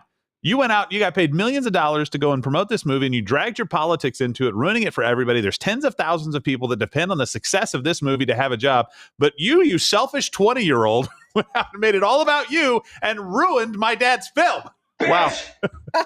Good. Summarized. That was what he said. I was like, good for you. Good for him. And you're not invited to my birthday. That's right. We're going to do The Little Mermaid 2, where her eyes are only slightly oddly far apart. Bring up that picture. I don't know if people remember, but when you said it yesterday, I was like, I forgot because I The Little Mermaid? it out. Yes, I blocked it out. They all have Avatar eyes. Yeah. They do. Why? Yes, they do. Avatar faces. Syndrome eyes. With the weird nose. I think it's just trying to soften the soil so we're ready for AI and we accept. Come on. What is that? I mean, that actually makes sense because she's a fish lady. Yeah, I don't know. It would make sense that she has, Nemo eyes. Did they change that digitally, or are those just her eyes? No, those are just her eyes. Now, how in the hell is she? How are you going to fit a broad like that for glasses? How are you going to have the bridge?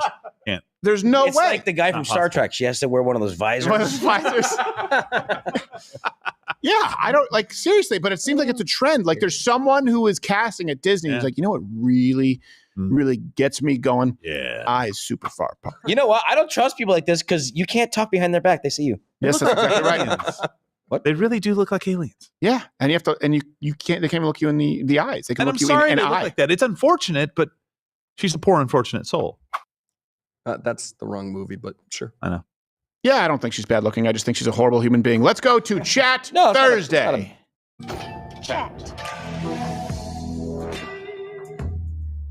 Nobody got the poor, unfortunate soul reference. Little you were Mermaid. right. Fine, whatever. Thank you. But they gave one more. Well, she doesn't have eyes far apart. She just has big eyes. Yeah. Which honestly, I don't mind. You can deal with that. Googly. Yeah. She has googly. Well, her eyes go like this, like big eyes, doe eyes. They're nice, but if the eyes go different directions, The worst thing about her is her voice to me. AOC. yeah. Because it's like this and it's really annoying. Yeah. Just her general soulless demeanor. Listen to me. I'm from the Bronx. This is how we talk there. Yeah. And the Bronx, you know what you would hear if she was talking like that out in the porch? You'd hear someone from their apartment go, "Hey, shut the fuck up." Hey, that's not nice. I'm a lady. Shut up, bitch. Exactly. It would just escalate. Yeah. The Bronx. Oh, what an awful, awful place. No one wants to live in the Bronx. It's terrible. I was supposed to be a recruiter there. Really? Yeah, that's how I got out of the army. I declined my orders. To go to the Bronx? Well, I was going to be a recruiter, and you can choose. It's depending on who you are. Really, you could choose where you go, and the options they gave me were like random spot in the South, random spot in the West, or the district, which is New York City, because it's all about my population. And But you would have been in the Bronx? Yeah, I got my assignment. It was the Bronx, and my wife was like, "We're not going to the Bronx. No, we're not going to go to no. New York City. We're not going to. I had a newborn baby. We're not going to go to the Bronx with a baby." No. And so I declined it, and then I couldn't reenlist after that and got out of the army. But Well, I'm glad that you're not living in a repurposed, bombed out building. well, Glad I to wouldn't have be you. anyway. I'd be dead. Josh is like Afghanistan. Yeah. Djibouti. Yeah. The Bronx. Not so much. No, the Bronx. Seems dangerous. And it's not really being gentrified. It's kind of dangerous. By the way, I don't like the Yankees. Go Padres. Opening day. Can someone explain this to me? White people are bad if white flight happens, like Detroit. We leave. Yeah. Okay. But white people are bad if they come in because it's gentrification. We're taking your neighborhood away from you. So, like, what are better mostly? What are white people supposed to do? They're not supposed to stay in the suburbs. That's racist. Right. They're not supposed to come back in to the inner city because that's also racist. Are we just supposed to have farms? Well, how about this? Let's do an exercise. Which is worse, white flight or gentrification? Oh, well, white flight is definitely worse economically. I think. Well, I meant like socially. I think gentrification's worse. Well, they would say it's worse. Wait, hold on. Gentrification is worse? How? In my opinion, because now people can't afford to live there. Wait, no. It's a bad place. People go, cheap living, and sometimes it's larger lots, older trees. Like there's a bunch of reasons that people do that. And in South Dallas, they do that because it's really close to the city and it's got bigger lots and giant trees and stuff like that. They love it, right? But that's just a cheaper place. And they go, okay, we'll move there. And now the property values go up. And then they can't afford to live. It's like, but all I did was I took advantage of a deal. Well, I guess their choice. Would you rather live in an area that is more expensive or an area that is certain rape? Yes, or death. So that's, or the Bronx. I say certain rape. Okay. Oh, well. Well, I mean, Those I are you. understand. Especially if you're feeling I mean, lonely, call me a contrarian, but when the mood strikes, every now and then, it's nice to be held. Let's grab some chats. All right. First chat from Brophy923. Is there not laws that should be in place to prevent registered sex offenders and pedos from working in public spaces? Thank you, Gerald. Gerald, why are you being such a prick? You know what is with you? Why are you on the rag? I got this shirt on and this red and color just makes me angry. I don't like who you're becoming in that shirt, Gerald. You're That's an who I've always. asshole. All right, bring the chat. Why don't you go sell some slippers? All right. Especially places that are welcoming to families and children. Hold on a second. Go to Gerald. pull the thing back up. We might need to read the full thing again, is what I was saying. I mean, there are. I'll do it. You're welcome. Oh my Not gosh! Here, laws it's this easy. Kill him. Okay, kill him. Hang him in the public square. Kill him. Seems like I'm done with this. Yeah. There are, people do have restraining orders. People do get a convicted. I mean, that's the common joke. Is like it's like a roast joke, and every single roast battle show you go to is like so and so, they're not allowed within 50 feet of a school. Yeah, but the thing is, you have to do that if you with your neighbors, but you don't have to do it if you're working at a like if you're a waiter or you're in a public space where you could have far more day-to-day interactions with children. Think about that. That is pretty scary. In other words, the person who goes home, when they go home, if they go to a new apartment, they have to let everyone know, hey, by the way, I diddle kids. And people are like, what? Sign this form. But then they just go like to work. 4 times. Yeah, but then they go to work and they don't have to let anyone know. Yeah, that's crazy. All because some white savior district manager wants to be empathetic and hire them. Yeah, I think they absolutely shouldn't be able to work. Work at a porn shop, I think and that's about it. You do have to disclose when you apply for a job. Don't you have to disclose legal to the job? But you should have to disclose to kids, clients, families. I would imagine. Working here. Hey, so number 2 and number 3, and how old are you? Sorry, I'm addicted to pedophile. Yeah, I can't even say it. It is my. I'm addicted to pedophiles. Who says that? Especially if today is a nice. It's a nice pan-seared halibut with a chili lime sauce. So we also have a red snapper, which is fantastic. That one is actually blackened. It's also my duty to let you know that I did diddle a kid in 1992, and my father never hugged me enough. Can I tell you about our drink specials? No, I'm leaving. You can leave. How about Shirley Temple? Yes, I like to call it a dirty Shirley. I spike it. And you know what I want to do? I want to publicize the fact that we're doing this. I want to publicize the fact that, yes, life is going to be hard. You aren't going to be able to get a job because guess what? You should never be able to get a job where you work around children in any capacity whatsoever, restaurant included. If they ever might accidentally come into the space, you shouldn't get a job there. I want it to be a warning to everybody out there. Don't do this. These are the consequences. If Harvey Weinstein can't be involved in the casting of another film, a pedophile shouldn't be allowed to work around children. It's insane that he's not in prison anymore. Harvey Weinstein? Yeah. Yeah, there's some people now saying that he's innocent, but I don't know. Let's grab another chat. All right. Some people? Real quick. So George sent in that the distance from schools and businesses that primarily cater to minors does vary. Okay. But there's a lot of nuns in this chart. Hold on. Wait, a lot of nuns meaning they're pedophiles? No, it means there's no distance restrictions. Oh, I was thinking nun pedophiles. No, I was like, I've never heard of that. Who are these? That's Sally Fields full of shit. I can't read it. It's too small. I thought you were saying there are a lot of nuns. Like Sister N-O-N-E. Yes. None. In the state of California, that I can go work at a McDonald's right across the street from a school as a pedophile. Yeah. If that's what you want to do, Gerald, I guess make your dreams come true. If that's your plan, might I recommend loitering around the ball pit? There's Ba-da-ba-ba-ba, it's Gerald. Gerald. I cannot believe that that's a real thing. I can. In so many states, I mean, a handful of like liberal states, yeah, you probably say like, okay, they make really bad decisions, but Alaska? I mean, I think in Alaska, I think there's a little bit of self-governance and they trust themselves to take care of it. They take out in their own Alaska. trash. You're right. Maybe that's a trap in Alaska. Yeah, exactly. They have 2/3 of the state that's never been mapped. There's you can plenty lead a of horse places to water and then bury a body. Vigilante him. Yep. And I have no gotta problem. eat too. I would not tell on a pedophile if I knew about the person. I would never tell on them. I've come full circle on this. Yep. Originally, I would have turned you in. I know. I changed. There was a rift in our Wait, friendship. what? That guy was a pedophile? And he's missing? Yeah. I want to make sure. Well, it just shows you never know what life has coming your way. Oh, well, crazy. Live every day like it's your last. He's dead, right? Okay, good. Grab another chat. All right, next chat from Genetic Spore. Question for everyone. Thoughts on the appellate court 2-1 decision on saying Trump can't deport violent illegals? Obviously going to SCOTUS, how can we get rid of activist judges? That was the D.C. circuit, so I'm not exactly surprised. I believe it was. George, correct me if I'm wrong. I believe it was too. Yeah, so I'm not shocked. They're going to go, we got to have due process. And I'm going to, no. Yeah, this is what does concern. If this keeps happening, this is where you get some kind of an actual civil conflict, like a civil war. If you actually have judges, think about it. They exist within the boundaries of the law saying, actually, you don't have the authority to enforce the actual law. People go, oh, this is a rigged game. Wait a second. If the president, again, like I said, if you can't cut Coca-Cola from Snap, you can't cut anything. If the president doesn't have the executive authority to deport serial, verified, violent felons who are here illegally, you are effectively saying the president has no authority. Right. It's a figurehead position like the queen, or like, it's, I guess now king. That's what you're saying. Like that is well within the authority of the, it's the law.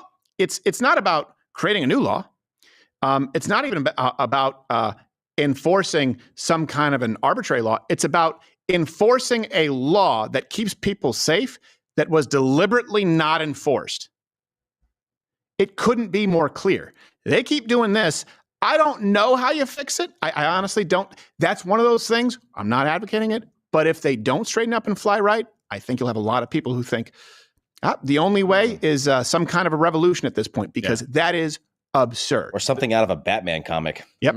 Yeah, exactly. I mean, I think you've got to be very careful with the administration needs to make sure that they are airtight on who they're picking up. Airtight. Yeah. People that you're sending out of the country under this law, because you're opening yourself up again for a PR nightmare if you screw up and grab somebody, even though we would say like, hey, sometimes you're going to make some mistakes and we can get that taken care of and get people back if they need to be back or whatever, right? I don't want that to happen in the first place. But I am not of the position that you don't do this because if one person goes, no, I'm sorry, we're beyond that point. But they need to make sure that they get this right. And if they do, send them away immediately. If they're MS-13 here illegally, no questions, gone. As far as this would have been a good question for Bill. What do you do? I don't know. I don't know how you fix it. This is such a flagrant disregard. I know. For existing laws. And again, it's not like this is the only way right now. Yeah. But they're going to literally have to be on speed dial with all of the cases that are being brought against this administration just to try to hamstring them. Not because they have a legal standing necessarily, but they just want to slow them down or hurt them politically. Yeah. And when I read the opinions written, it is nonsensical. If it's exactly what you would expect someone from intelligentsia who went to an Ivy League school writing to try and justify their own bloviation that ultimately makes no sense.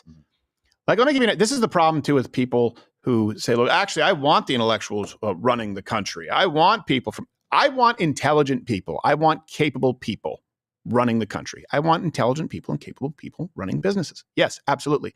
I do not believe that a college degree equates to that. Let me give you an example. I was reading up on this. I was talking with Josh about this just yesterday.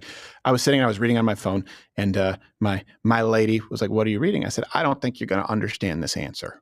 And she goes, "What? What do you think?" I said, "Okay, well, this is not a trick question. Let me ask you, what is communism?" She goes, "What do you think?" I said, "No, this is not a trick. What is communism?" She's like, "Well, it's basically where the government runs it and redistributes it." I said, "Sure. How is that different from socialism?" And her answer was, she goes, "Well, they're basically the same thing." I said, "That is correct." I said, "Okay, that is the correct answer.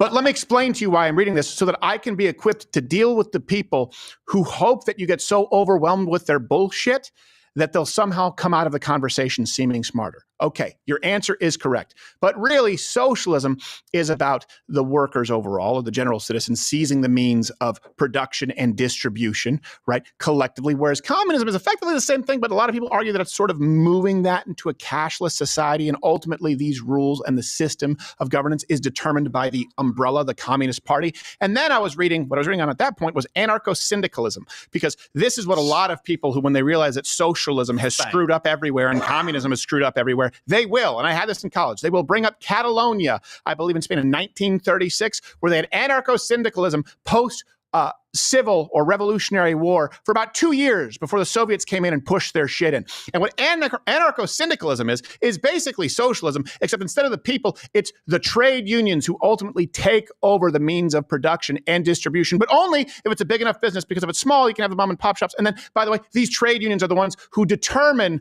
what is considered to be a large enough business over which they will seize control from the business creator or owner.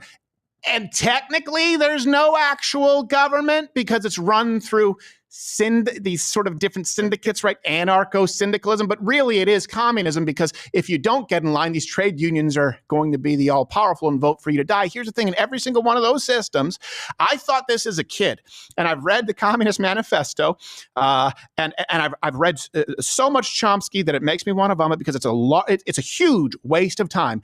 I have the same problem finishing any of these installments that I had on page 1.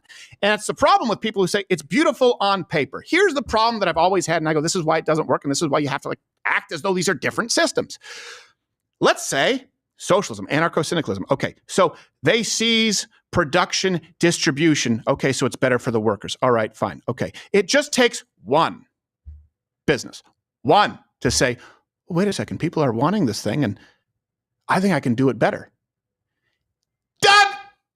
There's no more communism or socialism or anarcho-syndicalism, because you want to point to Catalonia that kind of worked for 2 years and it didn't really work because they were still killing people without trial. It doesn't work if one person falls out of line. And when people say, oh, yeah, but you know what happens is that wouldn't be allowed because of trade unions who are controlling it. Okay, great. Ever heard of a black market? If there is a black market, now your control means nothing, which is why it always goes to the same fucking thing, which is someone making you take part at gunpoint.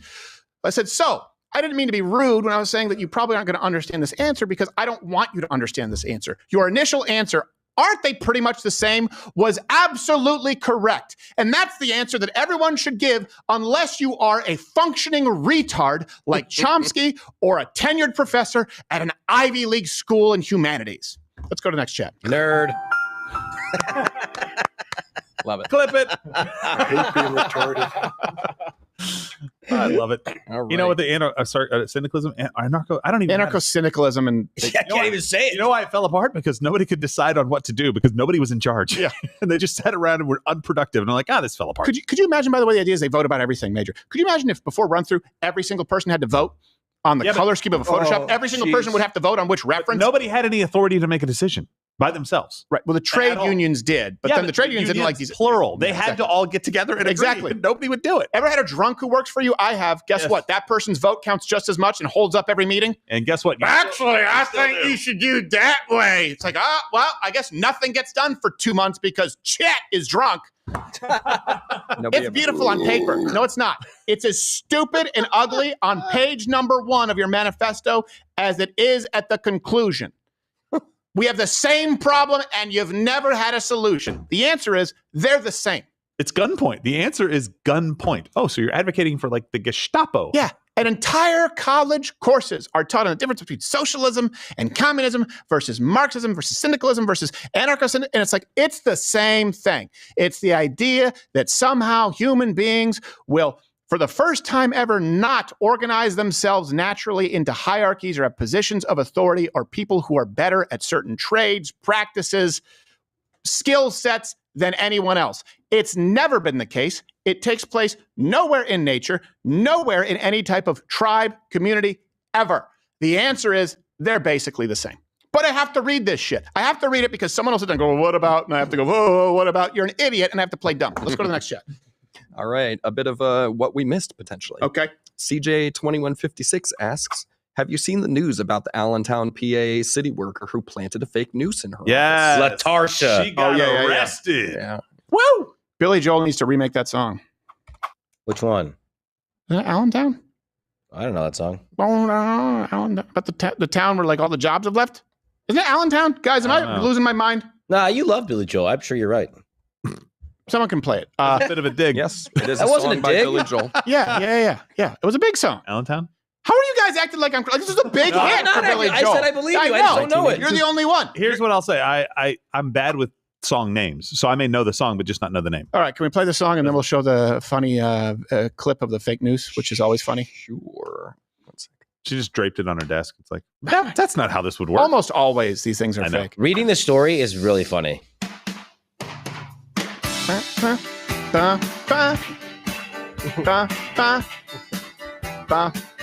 That's assault, brother. Switch to the other tab.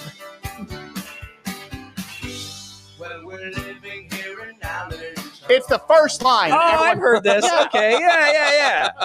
I just forgot it. I wouldn't say if it's one of his best songs, but yes, it is a song. Yeah, well, pretty soon you'll be moving out. Let's look at the I'll be moving on up. Thank you very much. Yeah, well, we all know, according to Gerald, only the good die young.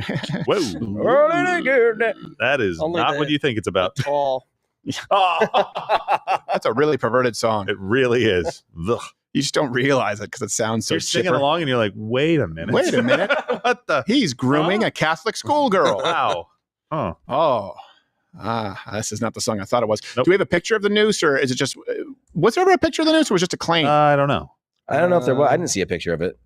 Yeah, I saw the woman I thought they were complaining. pressing charges. Maybe she got arrested. I don't know, detained. But yeah, it's- Almost all of these are hoaxes, by the there you way. go. Is that what they said? That's the news? Yep. Oh, that's laying on her Allentown. lap. Hold on, that's not even a functionally sized noose. That's Wait, like that's on her laptop like it a looks like sticker? it's on a computer. Goodness. Is yeah, that a what rubber is that? band? That's not. That can't be it. That's the real thing? That's what it says. Remember a poop swastika? Yes. That was at, it was in, was That's it a crazy. college I dorm? was looking. Where they said like people did they created a swastika in poop, and that was one before we had the really bad rash of fake hate crimes. I was going, no. Bananas all over the place. I It was remember like, that the one. Neo-Nazis wouldn't paint a swastika in poop. They have too much respect for the swastika. There was. That's not something they would do. And then Yeah, that's like the it's garage. like Islam drawing Muhammad out of. Yeah. Yeah. Well, there was another story a while back where there was somebody put something on a desk. I think it was a police officer or something. It was like almost the same thing, but I don't think it was a noose. It was like on their desk, something was placed. It was a guillotine. Yeah. Was it guillotine? No, it wasn't. No. Why'd you trick me? That would have been good, especially if someone thought A it. bunch of Especially if it was like Frenchmen. a functioning one, but someone Yeah. thought it was like one of those novelty items where you put your finger in, Yeah. and then it like It doesn't. flips off to the side, and it says, It's like one of those functioning guillotines that you use for your cigar. Yeah, I was about to say that's what it was. That'd be cool. I don't know. I That's don't actually know if that exists, but that would be cool. Also "Well, that's pretty much dangerous. all cigar cutters." I do have one that Yeah, looks because you like a clip guillotine. it. It'd be cool if it was like on a string and it was weighted. Oh, and yeah. you know that'd be kind of cool. Just put your fingers in there, or I don't know, an eggplant. I don't have a. Yeah, I don't have. I know you make a lasagna. You Yeah, gotta yeah. slice it up. Okay. I have one that kind of looks like a guillotine. I'll show it to you. Carrot, fine. Is that better? It'll Carrot. be worth a laugh. No, I don't care. I just don't know why you're obsessed with vegetables. But it's It's weird. It's a weird obsession. I don't know. I don't look like I feel I'm there are obsessed a with bunch of things vegetables. that you. Especially like the phallic vegetable. Maybe if we could like guillotine a burger. You know how they do a potato and then they fry it and make a chip? My dad always cuts his burgers in half because he claims it's less messy, and I don't know if that's true. So that's it. I think he's right. Your dad's They did it with the kids, yeah. Yeah, he always cuts it in half. I don't know. Anyway, it's fake. What do you want me to say about it? It's fake. Almost all of these hate crimes are fake. Whether it was what was his name, Bubba Wallace, Bubba Wallace. Yeah. Bubba Wallace, Jesse and Smollett. Jesse Adorable. Smollett, Poop Swastika, yeah, and then of course you get to the rape thing, like Mattress Girl was one UVA, Duke Lacrosse. I mean, there were so many. It's just they're usually Hard to- fake we because lose track of how many. yeah, There's so many. It's so many. Yeah. Trevor Bauer. That one was funny though. One, because her name's Latarsha. yeah. That's Yeah. hilarious. She looks like a Latarsha too, by the way. I never thought I would say that in my life, but she looks like a Latarsha. And the second thing was funny because they go, well, the police came, they asked for DNA samples, and every single person in the office quickly complied except for Latarsha. Yeah. She was like, "Oh shit! She started acting. Oh, retarded. y'all gonna get DNA samples? I didn't know that." Oh man, that's a hair tie. By the way, if It's someone her own hair. if someone put that on like my iPad here, it would probably take me like several weeks before I notice it. Yeah. I'm like, what? Oh, someone put a noose there? What? I don't know. I think of like some new band sticker or something. Yeah. I mean, by the way, I don't know if you know this. White people were hung too. Let's go to the next chat. All right. Next chat from Lady Dorcosaurus. What? What is your stance on innocent fathers being falsely accused of sexual abuse in order for the Oh, mother to yeah. remove their fathers from the kid's life? Shouldn't they face charges for this? Yes, the mothers absolutely should. And I will tell you this: it's a different threshold, unfortunately, in divorce court. Like, for example, you could have a psych evaluation where if you just went in and you had a psych evaluation, it would say, oh, okay, you're definitely in need of some counseling, right? You Yeah. have some issues. But in a divorce court, they just say, does this meet the threshold of you are unfit to be a parent to this child? So even if in any other scenario, for example, you may be deemed mentally requiring some kind of help, it doesn't mean that you can't be a mom or a dad. And in the case of the courts, they tend to overwhelmingly favor the mother because there's this false notion that mothers are more important to the development of children than fathers. So that's something that a lot of people have talked about, and certainly if you look in the red pill community, but it is a real issue. As far as this, I would imagine the same thing too. Is there enough credible, I mean, scale it back.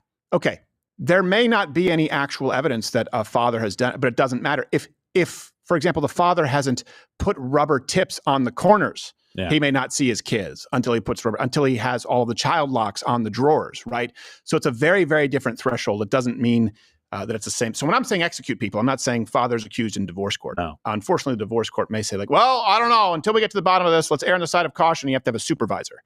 I think that those accusations, and by the way, most of them are false, to be clear. It is very, very common for people to accuse that because it used to be seen as a surefire way to prevent the parent who you don't like from seeing the kids. There need to be consequences. Well, I think, and almost, I'm trying to think if there's an exception to what I'm about to say. I don't know that there is. You guys can help me, but like reciprocal, like, okay, well, you accuse them of this falsely, knowingly, right? You have to prove that they knew it was false. Fine. Yeah. You get the sentence they would have gotten. Yeah. Because that's the game you're playing right now. Whatever that sentence or punishment or restriction would have been, that's now on you. Right. Reversal card. Yeah. The problem is it's in a civil court. And so you could even be in the middle of a divorce where they could actually find out that there was a plot to falsely malign someone as a pedophile to try and win custody. Right. And it's still be like, well, you couldn't say give them the sentence because then you'd have to go through a criminal proceeding No, because I there know. wouldn't be. That's the problem with it. That's why there are no consequences There's in so no many teeth civil to actions. a lot of these things. Yeah. I agree. But if there would have been some kind of teeth to it, like that's on you, right? Yeah. Like Trevor Bauer's accuser. There should be serious consequences for stuff like that. And until there are, you're going to see people knowingly lying about these things. I'm not saying getting it wrong. I'm not saying having the wrong idea about something because there's a fine line there, but knowingly lying, like we knew. We know. You'd have to set the threshold at something that is irrefutably, verifiably false. Right. Yeah. Right. Which would mean that a lot of people would get through, but then make the consequence so severe that it would be a deterrent. Yeah. So like in Trevor Bauer's case, where her and her lawyer, Brian Friedman, right, they had the pictures, the videos that showed that she had no bruises and she had not been raped and all the texts. And I would imagine that her lawyer would have had to know that these pictures that were released to the public were fake because he had the other pictures. So it's verifiably false. It should be, okay, now he is going to countersue you and you will pay legal fees across the board. That's the starting point, and it just comes down to how bad the damages are, let alone some kind of a criminal court. Yeah, I think it would need to be so severe that if people fear ever being caught, that they never even think about it. You can't do it if it's like a he said, she said. Just make it so severe. Like, okay, you get the sentence of a child molester or rapist. Yeah. And I mean, maybe you have to come up with new laws because if it is civil, there is no criminal portion of this. But like if you falsely accuse somebody in a civil way, because Trevor Bauer's never going to get money out of this girl. Let's just be honest. That's how a lot of these things go. Right. You sue somebody, they end up declaring bankruptcy. You paid a ton of money out. You have a judgment. The judgment doesn't really net you anything. Right. You're just sitting there knowing you were right the entire time. Okay, fine. And the public moved on. They don't even really care about this anymore. You got to make an example. I'm sorry. You got to put some time in jail for that. To make sure that other people know, hey, if you accuse somebody falsely, don't think you're going to just be able to declare bankruptcy and run away. Mm-hmm. No, not going to happen. Well, I've known people. I mean, people have reached out to me where they've discussed things like this, where they were falsely accused. Okay, they either had to be under supervision with their kids or didn't get to see them for an extended period of time. It was later proven false, but this is years down the line. Now, what do you do? Damage is already done, and no consequence to the person. Right. There's no reason to not do it if you're a lover scorned and you dislike someone. There's really no reason to not. There is no consequence. Yeah. Pretty much none. You might get a slap on the wrist. You lied. So don't do that. You know, you'll get shared custody or whatever, as opposed to sole custody. But it happens a lot in divorces. It's very, very unfortunate. And yeah, I do agree with you that the sentence, whether it's in a divorce, I say that because family law is a little bit different, or if it's in the public, like Trevor Bauer, the consequence should be quite parallel to someone who actually committed the crime. Next chat. All right. And we're going to continue, by the way, and send you guys to Jeremy because in Wisconsin, there's some Supreme Court action going on today. And I believe he'll be talking about it because he is one of those Wisconsin drunks. Next chat. Next chat from Revenant 19. Stephen, can we please get some Joe time? I haven't seen the goodest boy in so long. Oh, yes. You know what? He was here. He's here a couple days a week. Truth is, he's different from, he doesn't like to be in here because there's so many people out there who give him attention and pet him. Good news is actually he lost some weight, like a stomach virus they were concerned about. And he actually gained back 11 pounds now. So he lost like 20 something. He gained back 11 pounds. It was just a parasite or something. And then he got stung by a bee, which didn't help him. Limping around. I was like, oh, what happened? He got stung by a bee. Yeah, he got stung by a bee and he was allergic. And so prednisone helped clear it up. So yeah, we'll have him in, and he is definitely the goodest boy. Whenever we had to take him to the emergency room from the bee thing. Yeah. they just keep him, and they're just like, oh, we were. they go, we were, because you're scared. You're a vet. You see a dog this size coming in, right? It's a Dogo Argentino. You've heard that. You're like, oh, is it a big pit bull? And they just said he was so relaxed and sweet with all of us. Like he let us draw his blood. Like, oh, he's the best dog. And they always fall in love. I've never met a dog just more gentle in nature, unless of course he's trying to inhale an empanada whole, and I'm reaching in and pulling it out and cut my finger. Yeah, that was your fault. It was completely my fault. Dude, the prednisone that makes them crazy for food. Yeah. Which is funny though. He'll still go on hunger strike. He did for like about 3 weeks too, where the vet said only feed him this food. We're like, yeah, but we, because we mix in like plain ground beef or plain like sardines with no salt, and they're like, no, just this food, and he hated it, so he wouldn't eat for like a week. He was just starving himself. He's like, what do I adopt Gandhi? This thing. And then he finally started. Self-immolate in a minute? I know. Prove a point? I know. He's just so indignant. Going to bed with little girls. What? Gandhi? Yeah. He did. Jeez. Yes. Yeah. To tempt himself. No. Yes. I had no idea. Well, that's dark. We should have killed Gandhi. That's quite the test. Well, he took care of it. He did. Yeah, he did. Okay. I mean, it remains a mystery, but I'm pretty sure you can get to the bottom of it. Let's go to the next chat. All right. Next chat from Puke Hole. Hey now. Question for crew. As a Christian, I struggle with extreme anger approaching vigilantism towards these child predators. How do you guys rein it in and not want to be violent? Oh, I want to be violent. I was going to say. I think that if you don't have that urge and desire to be violent, you need to check yourself. I actually think you're probably not as righteous as you think you are. Anyone who goes, I would never be violent. Really? You're a bad person. I knew someone who said, I would never use a gun. I just wouldn't be able to. I said, really? If you come in and someone is on your wife or someone is holding your child at gunpoint, you never would? Because you're saying, well, guess what? I don't want you a shepherd of any flock, pastor.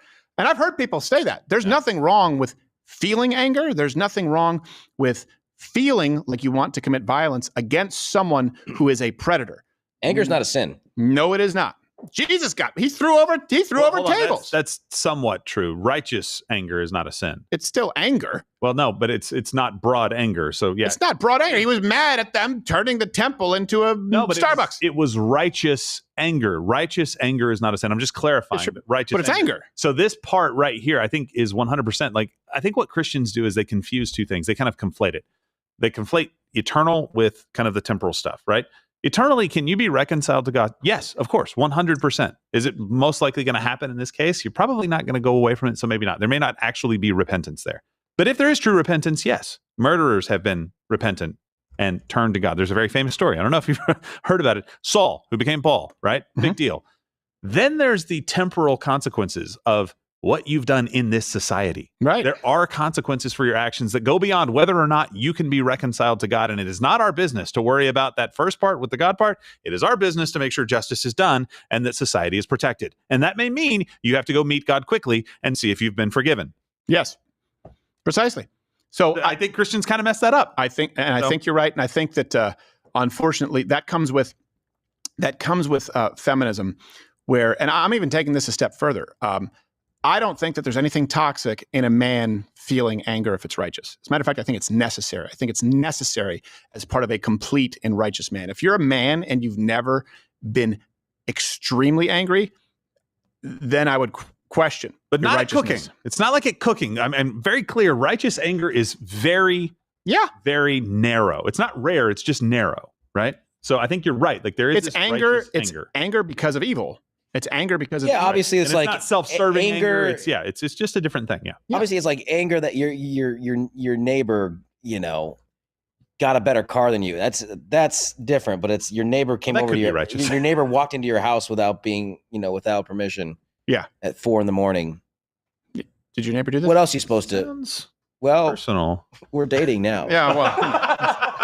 He has soft hands. He mows my lawn, if you know what I mean. Oh, that's I whack his weeds, and I'm very glad that Josh moved into my neighborhood. And he blows my leaves. Yes. So it's been nice. No, I think so many. It's just, but people have made it seem as though anger is a bad thing. That's the bad masculine trait. It's not. It's necessary. It's necessary, certainly in dealing with something that is a threat. That's part of it. That's part of the human condition. There's nothing wrong with that. It's how you act. If you are constantly behaving in a way because you are angry and you are consumed with anger, that's different. And that's corrosive to your own soul. Of course, the people around you as well. But I see this a lot where this is a non-issue, and this was a non-issue in the church really up until the last couple decades. If you were to tell any priest or any pastor, be like, yeah, so my neighbor raped a child and for some reason got out early, and I see him around the kids in the neighborhood, and it makes me so angry, I feel like I want to kill him. Pastor priest would be like, well, yeah, of course. So, you know, have you called the cops and then kind of go through the steps that you have to take? You wouldn't even have to go to confession for it. The appropriate response is, yeah, naturally, but and he'd be like, don't do it. Yeah. Keep an eye on him, but you shouldn't kill him. Wait, was this a priest? No. Okay. All right. Good. Yeah, I remember hearing a pastor one time. Like, he was like, I was at the store and this man bumped my wife with a cart, you know, and just bumped hard to the point that she fell. And he didn't say. He just kept on moving and didn't apologize. And I got so angry, and then I had to check my heart. It's like, shut up! You don't have to check. That's how you should feel. The man just hits your wife. If your man just hits your kid, you should be angry. You should say, hey, what the hell's wrong? You know why? Because he's probably going to go off and do it to someone else. Check your heart. Why don't you check him into the cereal aisle like a hockey game? You want to respond proportionally and also realize that you can forgive somebody, but you do initially have that response. Stuff his body into a shopping cart and throw him down a long hill. Yeah. By the way, when we hey, I'm Josh Firestein. This is Jackass. By the way, when we rate, it's actually Russell Brand who's coming up next. Oh, sorry. Damn it. I thought it was right. I thought a it was little bit later. All right. So I'll rate directly to Russell Brand, who I'm sure will be talking about other theological issues as well. But this idea, like, you need to check your. I'm sorry. It's just not a school of Christianity that I subscribe to, and I think that I don't think it's been whitewashed. I don't think it's accurate. Yeah, I don't think that. I think what they're trying to do is to say, hey, maybe sometimes we have to work on anger, but that's not what you're effectively doing. And so effectively, you're actually countering what the Word of God is, and we're not supposed to do that. That's a big no-no. You're supposed to be clear on what it says. You're supposed to hold loosely what it doesn't quite say, because what it infers. Everything else is opinion. Well, you need to state it as such. A big reason too that justice is so important biblically is justice being served is what also facilitates not holding on to anger and hate. In other words, if there's an active pedophile who has not been faced with justice, you will hold on to that because that person is out and is still a threat. Exists. And so justice is important so that you can let go of the hate, because then those feelings, they kind of get combined where you're like, oh, I really want to see this person and there was no justice. This person got off scot-free. And there's an active threat and you're concerned, but that combines with your anger and your hatred. If justice is served, it really does help. Not everyone. Then you have to let it go. And you have to be open, receptive to the idea of forgiveness. Forgiveness doesn't necessarily mean trusting. But that's why justice and also virtue go hand in hand. They really do. It's hard to have one. It's impossible to have one without the other in a society. Yeah, if we didn't have justice, you would not have society right now. And having, as a Christian, the ability to go, God is the best possible judge. He's the ultimate judge and will ultimately at some point fix this. I can let that go a lot easier knowing that that is true. Yeah. If it's a pedophile, kill him. Let's go to the next one. Next chat from Gerald says he's gay. I did not. Question for the crew. Yes, you did. Do you think Jasmine Crockett should be held liable for the call to action for this Saturday in which people across the country are coordinating to attack specific Wait, she Tesla? Did she call people to action to attack Tesla? I know she said. Did she? I know she said she wanted to punch Ted Cruz in the face, but I don't think she called. I just copied what you said. For my birthday on the 29th, I want people to take down Elon Musk, I think were the exact words. So that's what I want for my birthday, is to take down Elon Musk, something like that. Yeah, it's not a call for people to go bomb Tesla dealerships. But they are supposed to protest at a lot of them. So, counter protest. Look, here's the thing. If the left, if they want to protest outside of Tesla dealerships, by the way, it's usually private property. They have the right to do that on the sidewalk. Believe me, I know these rules because we've had some segments that have not made air where Bill's like, no, you can't do that. You have to understand private property lines. I have no problem with that. I think it's stupid. I disagree with him, but I have no problem with it. I don't want to get into the whole fight like hell thing where people go, see, she said that and she meant, I didn't see a quote, and I could be wrong, where she was calling people to violence. Yeah. Saying I want to take down Elon Musk can mean a bunch of things. Like, I mean, did you see me take him down on Twitter because you jabbed him with some pithy tweet? I don't know. Not from Crockett, but the point remains. Right. I want to be careful with that. Now, even by the way, if people do start committing acts of violence, did she call for that? no, you could say in totality, she's an idiot and she's definitely kind of skirting that line. Right. Sure. But I didn't hear it. Anyone who commits it doesn't matter. Here's what happens. If you actually call people to violence, clearly, you should be held accountable. Mm-hmm. If you commit an act of violence, you are not protesting, and we're pretty clear on what that is, you should be held accountable. Right? If we have laws and we enforce them equally, good. And you know what? Conservatives come out on top, because if you just enforce the laws equally, January 6th is a footnote compared to the Summer of Love, compared to the Black Lives Matter riots, compared to Kenosha, compared to Milwaukee, compared to downtown Dallas, compared to what happened in Austin, compared to the entire, 8 city blocks of CHOP, compared to the bombings of Tesla. It's not compared to, by the way, people burning down a church only a few months before as they tried to assault and jump over the gates of the White House. So if you apply it equally, guess what? Conservatives are going to come out on top because they're better people. They're better people. They're law-abiding citizens, and it would be a non-issue. The problem is it's not applied equally because of judges, as we've discussed, because of legacy media, because of big tech, and because of them suppressing information. The truth is they elevated false information as it related to Donald Trump saying fight like hell. They didn't, of course, make sure that you hear peacefully and patriotically, and they'll make sure that it's downplayed. You won't hear on CNN what she said, which would certainly be closer to that line, even though I don't think it is past that line. And so what ends up happening is we create a culture and environment where cops are afraid to do the right thing, citizens are afraid to stand up for their own rights, and the media encourages it, and the left goes out with a free pass. I think that time is coming to an end. What can you do?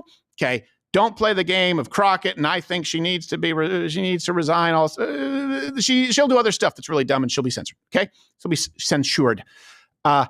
If you have a Tesla, make sure it's on your property. Be well armed.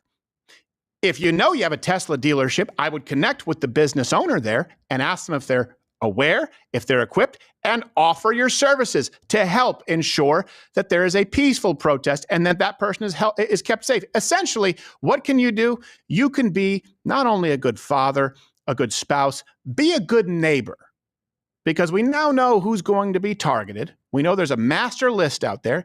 We have a pretty good indicator of what their behavior will be because of the last several months. Be a good neighbor, make some calls, and see if you can help. That's what you can do, and it's not that hard. You can do it on the 28th. We'll see you tomorrow. We're here, Rumble Friday.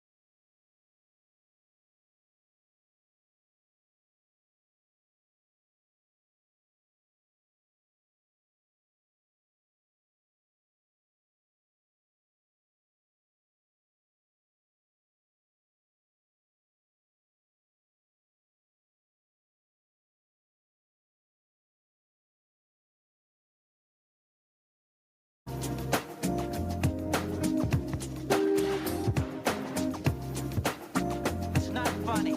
Okay, fine. What about this?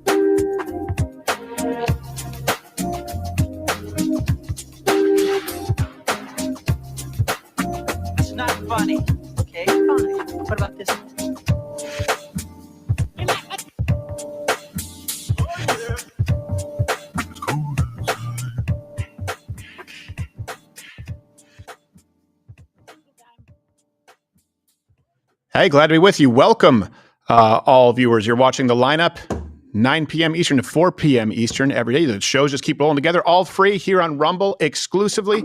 And welcome, Bongino Army and Vince viewers. And Vince, of course, comes from all the Romance languages come from Latin, which in his native tongue means could be Middle Eastern. And we have a lot to get to today. Jon Stewart was unknowingly red-pilled yesterday by none other than Ezra Klein of Vox. I know it sounds hard to believe, but we'll get into it. We're saying the same thing.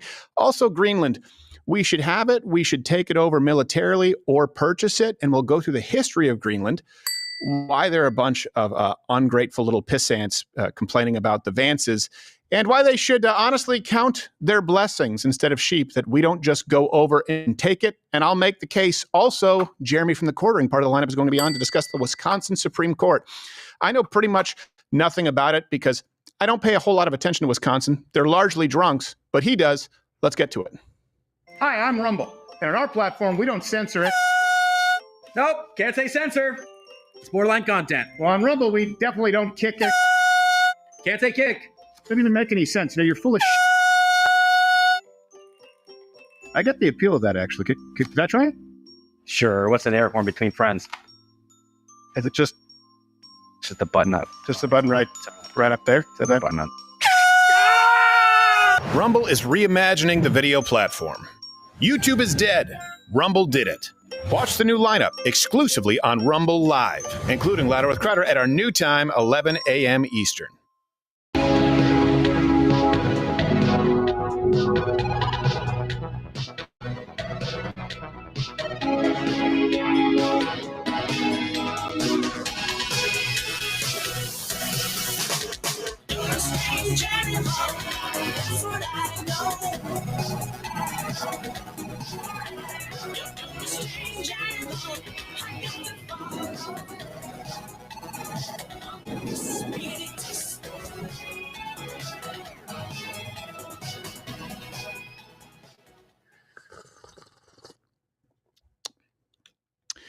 It's good, but for some reason my mug smells like ketchup. Huh? Oh. I have no idea why. Oh, sorry about Did you get the that. ketchup mug? Oh, don't yeah, know. I was eating meatloaf out of that. Oh, that makes sense. Sorry. Also, a horrible recipe for meatloaf. Just put together some beef and throw ketchup on it. It's the French-Canadian way. Seasoned ketchup. Question for you. If you had $42 billion, what would you spend it on?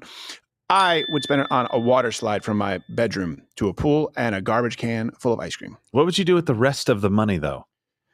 That remains to be seen. That remains to be seen. You have to know keep what filling doesn't- up the garbage can of ice cream. Yeah. It's a daily purchase. Yes. It melts, obviously. It would. I mean, you got to save up for a lifetime. The rest of it, I'd probably put in an index fund, be responsible. But I would have that giant recycling bin full of ice cream. Okay, fine. You know what? We need to admonish you, though. What did I do? You said 9 p.m. to 5 p.m.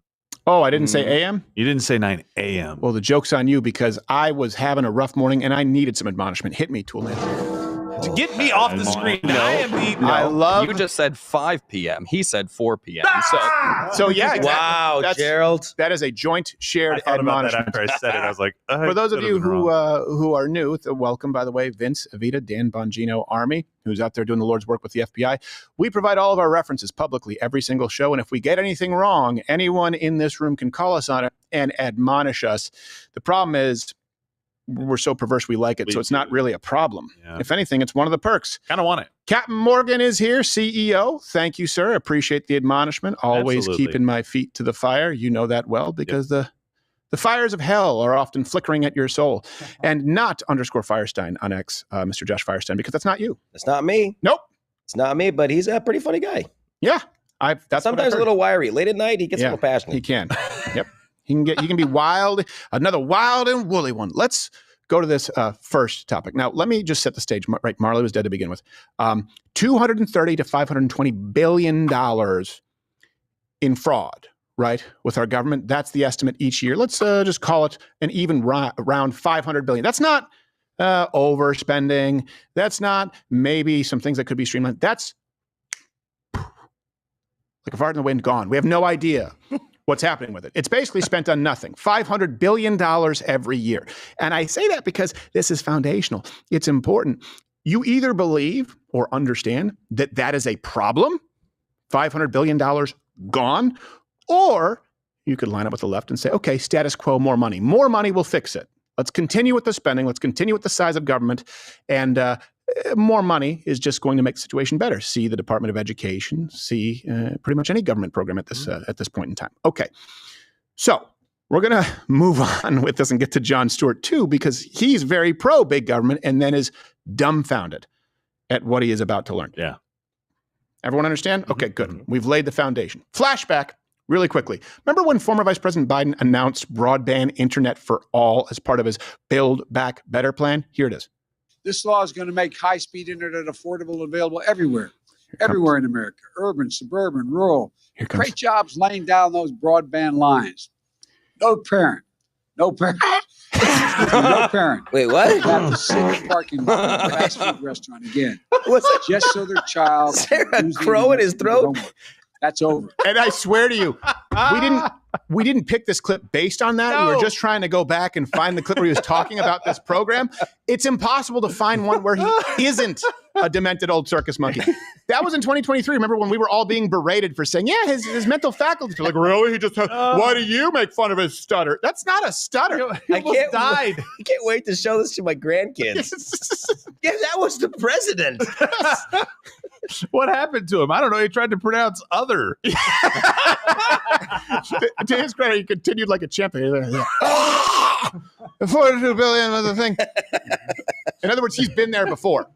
It was 2021, by the way. Oh, 2021. It was like right out of the gate. That happens sometimes. Got a frog in my throat. Yeah. One time I was there with the Houthi, I swallowed a dragonfly. Ever see two of them together? They go at it. It's like watching a flying porno. I don't know why. I have tons of dragonflies going at it right now. Weird. It must be the season. So, to date, the $42 billion program has connected exactly 0 people to the internet. God. And I know what you're thinking. Some? None. One? Not even one. Not one person. 0 people. 42 billion. Net result, 0 people connected to the internet. And this is one of those scenarios where it's occurring in real time, and you're almost wondering if you're watching it, and you're hoping that Mr. Stewart here, who's very funny, comes to the right conclusion. Ezra Klein, known for Vox, discussed this with Jon Stewart, I believe, yesterday. Watch the reaction. So step one is the NTIA must issue NOFO, Notice of Funding Opportunity, within 180 days. The requests are reviewed, approved, and awarded by the NTIA. Step 7 has to use the FCC maps to make allocation decisions.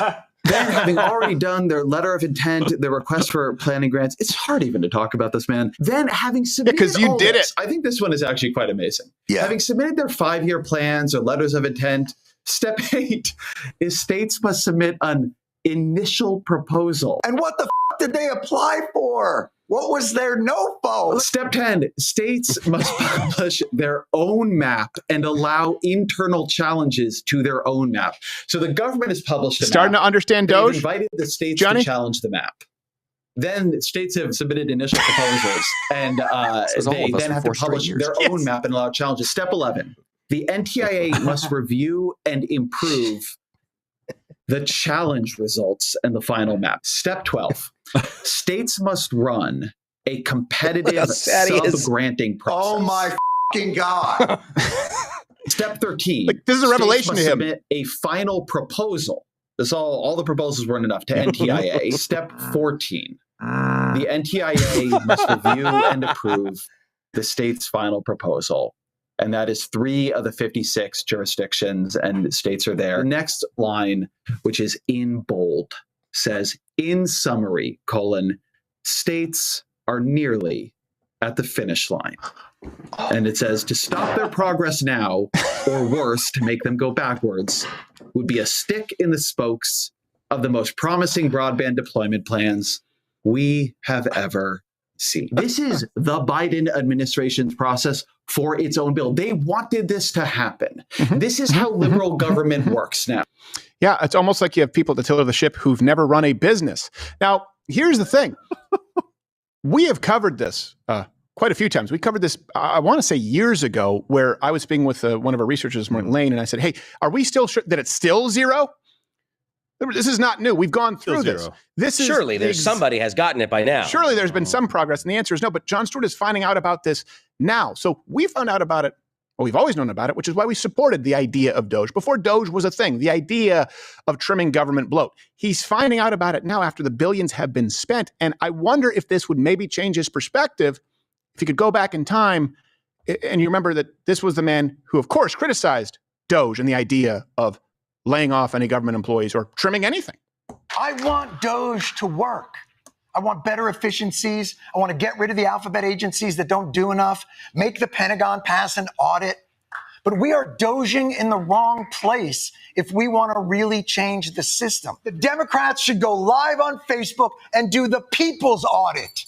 Find the absurdities and the remedies in our exploitative system. Get someone like AOC or Jasmine Crockett or Chris Murphy or anybody that doesn't sound like they're complaining why there's no more frozen yogurt at the cafeteria in the villages. Yeah. But the thing is, we were complaining about $42 billion being spent on a lengthy process that resulted in 0 people getting any kind of internet. Again, based on that false empathy that the left uses. He unironically mentions Crockett or AOC. That's insanity. The government moves so slow on wired internet that we now get it from space. Yes. I was just like, to give you pause the program. Maybe. To give you an idea of the private sector performance and contrast, this doesn't exist in a vacuum. References available. Same amount of time, private companies, they connected 13 million people. Still using cables. To broadband. Let's go to Starlink. Starlink connected 27,000 people's phones following Hurricane Helene in one day. Wow. One whole day, huh? One day. I don't even think they took all 24 hours. Yeah, that was like 3 hours in, and then they just took a break the rest of the day. And by the way, when Jon Stewart says a people's audit, do you mean an audit where the results are being posted, for example, publicly on X regarding social security rolls or regarding USAID? Do you mean that? Do you mean that? Oh, no, you mean AOC. You mean gatekeepers like Crockett. He said Facebook Live. So he wants these people who are concerned about all of our data and information being viewed by Elon Musk and his team. He wants them to have other people go in and then broadcast our information live on Facebook for the whole world to see. Do you have an idea? Sometimes we lose $42 billion. $42 billion, to give you an idea, could buy 3 Ford-class aircraft carriers. Brand new ones. Brand new ones. Or it could buy you the Dallas Cowboys and the LA Rams and the New England Patriots and the New York Giants and even the Philadelphia Eagles. Or you could buy a homeless veteran $300,000 home each and still have $32 billion left over. Jeez. But instead... Well, I'll get him $600,000 homes. There you go. We'll have a little less left over. Instead, we spent it on internet that was provided to 0 people. I just wonder how the left thinks they have a leg to stand on at this point. So Stewart is hearing this. He can't fathom the absurdity. We've known about it for a long time. Like I said during COVID, people say, well, we did the best we could. No. You decided to exclude information that was available at that time, Fauci. Jon Stewart, you didn't do the best you could with your information. You specifically decided to exclude the kind of information this very information that you're hearing now for the first time, that we've been talking about really for decades, but certainly the last few years. And Stewart actually goes on to bring up a pretty good point about regulation, which makes this all the more confusing.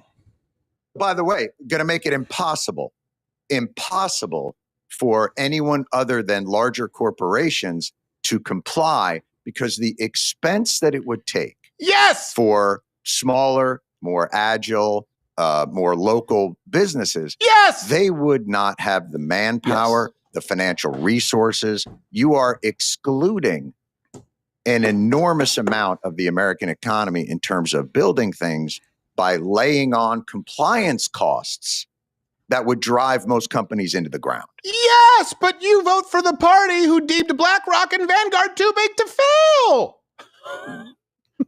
Glad you've come out against big business. Gosh.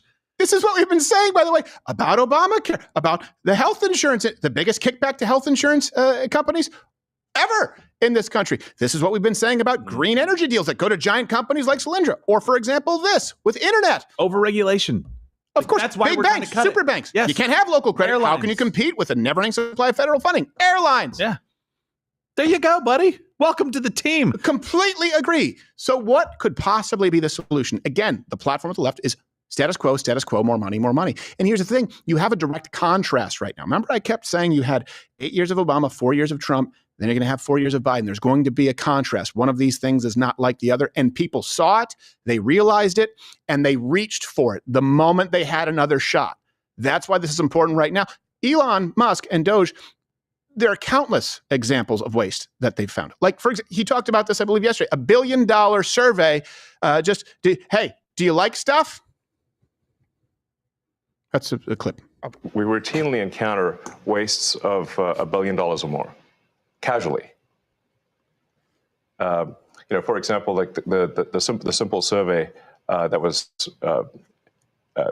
literally a 10-question survey that you could do with SurveyMonkey, cost about $10,000. Was the government was being charged almost $1 billion for that. Wow. Just the survey, $1 billion for a simple online survey. Do you like the national park? And then there appeared to be no feedback loop for what would be done with that survey. So the survey would just go into nothing. Just for me to go, nah. Thank you. I think Yellowstone's gay. All right, the geysers didn't even blow. Yeah. It just cost $12 million. All right, fine. And this is not new. This is what we've been talking about for a very long time. It's what people like Jon Stewart and those on the left have been railing against. It's people like us exposing and discussing government waste and fraud. That's why every opportunity I can, $230 to $520 billion in fraud every single year. Do you think that Jon Stewart is going to find himself enlightened from this? Comment below. Or do you think he's still going to vote for the people who demand $42 billion for internet that's provided to no people, along with the other $500 billion a year that goes nowhere? What do you think? I really do hope. I do have hope that these people can maybe learn from their mistakes. And by the way, if you are not a Rumble Premium member, because we're not funded by a giant corporation like Viacom, consider joining up. $99 annually. Mug Club is Rumble Premium. Rumble Premium is Mug Club. Or $9.99 a month. You can get $20 off today. Use the promo code Rumble Live. You get us. You get Nick DiPaolo. You get Russell Brand. You get the entire lineup. You get an hour of additional show from us and all of these programs there. And you get the whole experience ad-free. Because we do not have giant corporate overlords, which sometimes would be nice because I could ride Cadillacs like skis. Let's go to... That's impractical, though. Trump, this is one right here. I don't know if this is actually true, but I don't care. You're having fewer people, largely foreigners, who at one point were traveling to the United States. Fewer of them are traveling here for tourism purposes, and apparently it's President Trump's fault. The Canada-U.S. trade war is changing plans, with many wanting to send a message to the White House. Travel agents are reporting a year-over-year 40% decline in bookings to U.S. destinations for the month of February, and travelers who are feeling betrayed.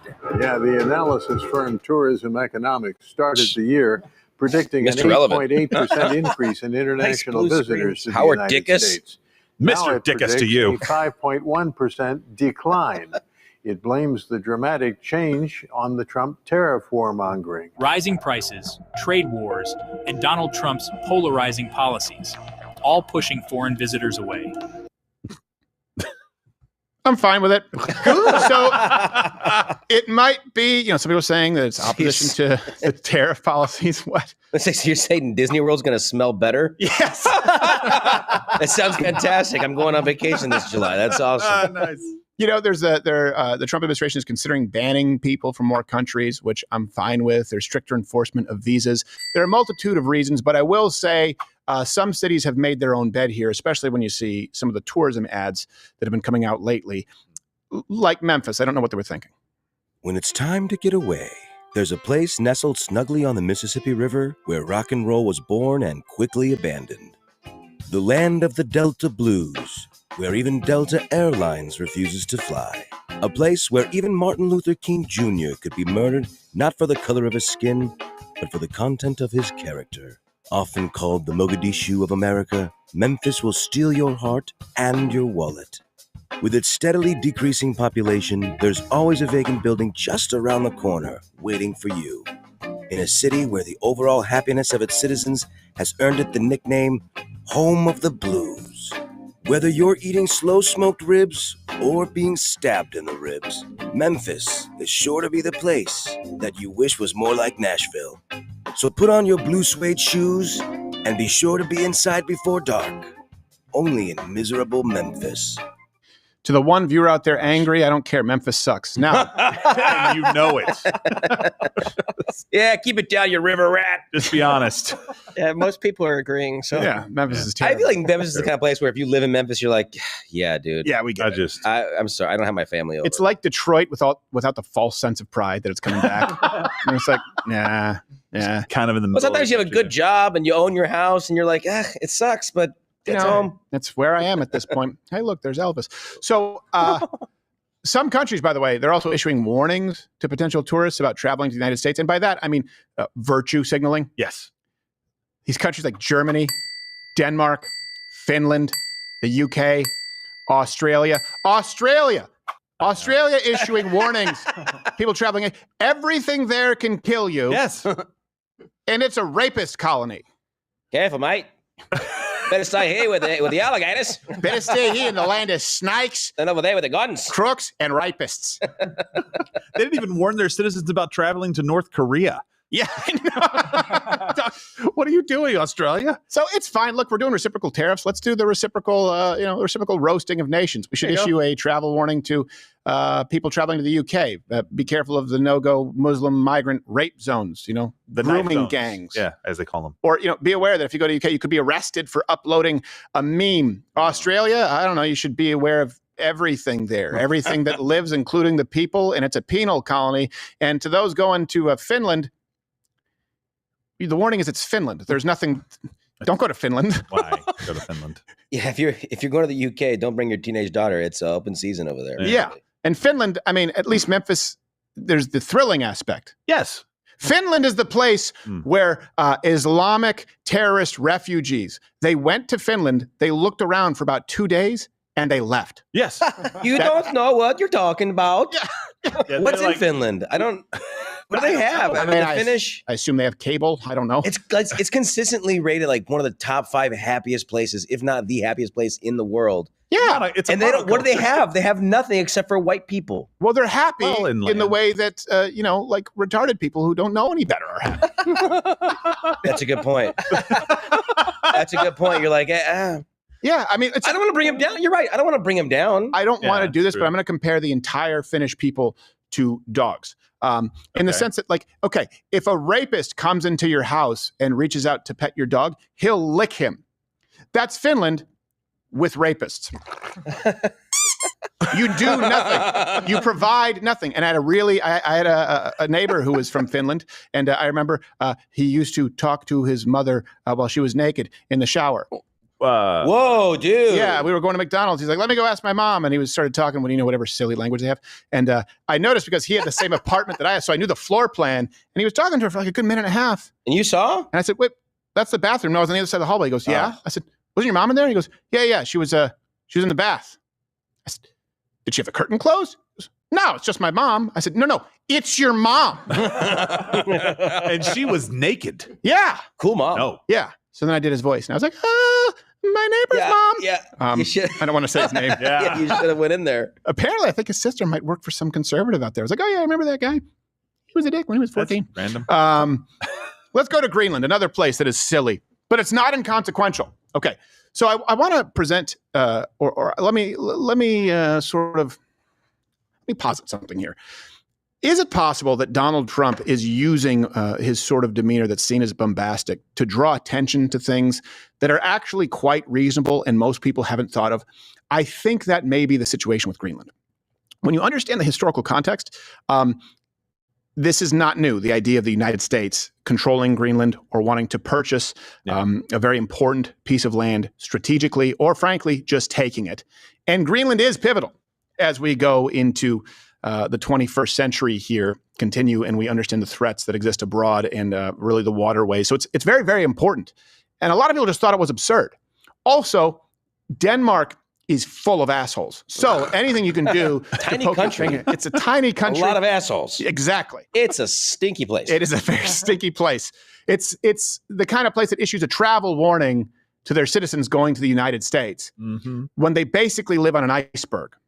So this morning, J.D. Vance actually left to join his wife in this Greenland visit, which has been met, by the way, with a lot of protests. And I don't know why from the the Greenland people. What do we call them? Greenlanders? I don't know. Yeah. Greenies. Greenies? Greenies. There you Yeah, go. Sure. You are nothing more than a dog breath treat. So let's just watch the video of J.D. Vance talking about it. You know, there was so much excitement around Usha's visit to Greenland this Friday that I decided that I didn't want her to have all that fun by herself. In his And house, I'm yeah. gonna do So it. much fun in I'm gonna visit Greenland. Some of our Yeah. guardians in the Space Force on the northwest coast of Greenland, and also just check out what's going on with the security there of Greenland. Speaking for President Trump, Unrelated, sorry. we want to reinvigorate the security of the people of Greenland because we think it's important to protecting the security of the entire world. Unfortunately, leaders in both America and in Denmark, I think, ignored Greenland for far too long. That's been bad for Greenland. It's also been bad for the security of the entire world. We think we can take things in a different direction, so I'm going to go check it out. Yeah, by the way, it sounds very, very Saturday morning cartoon. Yes. Like, this is where they bake bread. Let's go check it out. Yeah, sounds like an MTV show Yeah, or something. somebody made JD Vance look like an idiot there, and they need to be fired. First off, it's not like she's having so much fun. I can't let her do it by herself. Yeah. Bro. That's a really I don't know. that's just I've cheesy. always It's just wanted to cheesy. go to It's okay, it's Greenland. fine. Yeah. Nobody wants to go to Greenland, especially people that live in Greenland. They'll do anything to get away from Greenland, including committing suicide at the world's top rate. Really? Oh, wow. Yes. Yeah. Oh.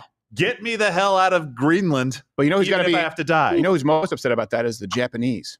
Oh, that's true. They are trying. we're no second place. They're not even in the top 5.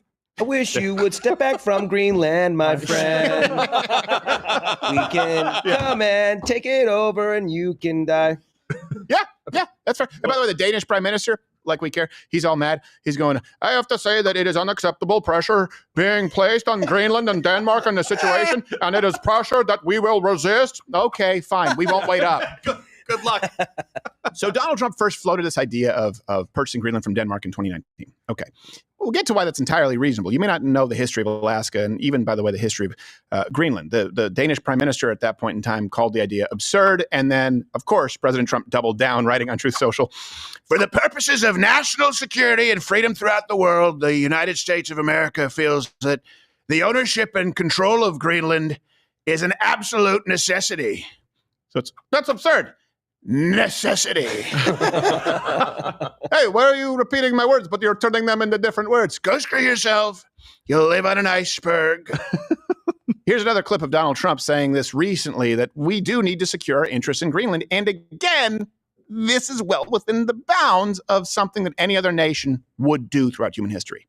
How far are you prepared to go on Greenland? You said this morning that the United States needs Greenland. How We far are you need prepared Greenland to go? for national security. Look at the and bitch in the international mask. Security. So I think we'll go as far as we have to go. We need Greenland, and the world needs us to have Greenland, including Denmark. Denmark has to have us have Greenland, and we'll see what happens. But if we don't have Greenland, we can't Nice have job, great cameraman. international Jeez, security. right? If you look at the there you go. ships outside of Greenland, yeah. China, Russia, places that we have to be there. If we're not there, we can't have national or international security. So I view it from a security standpoint. We have to be there. And we're going to get to the meltdown over this very reasonable proposition from Donald Trump. But before that, I do believe we have him, Toolman. We actually have our on-the-ground correspondent. For those of you who are new, he's our on-the-ground, on-the-beat reporter, Thomas Finnegan, up in Greenland right now.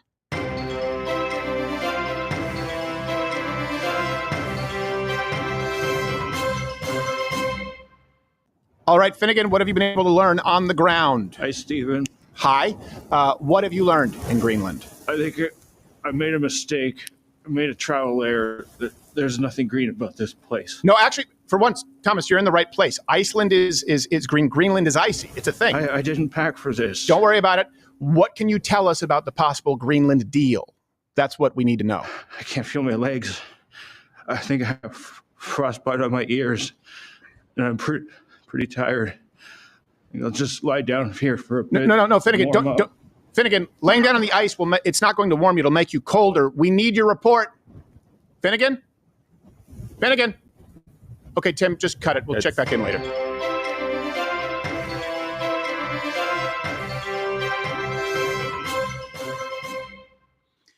You should build an igloo. Yeah. Yeah. He's not particularly handy. And he drinks a lot, so his hands are shaky. So it'd be Smokes pretty a lot tough. too. Yeah, Like melt the ice. Probably going to die. We'll check back in with him. So the best part about this is the complete meltdown that you see in response to President Trump, not just from the Danish, but even Americans. As you can see from this montage, starting with this chick who looks like the best friend from the Wonder Years. Oh my God! Whoa! How does the Wonder Years kid have better teeth? Well, by the way, he became Marilyn Manson. Remember that rumor? Here's the clip.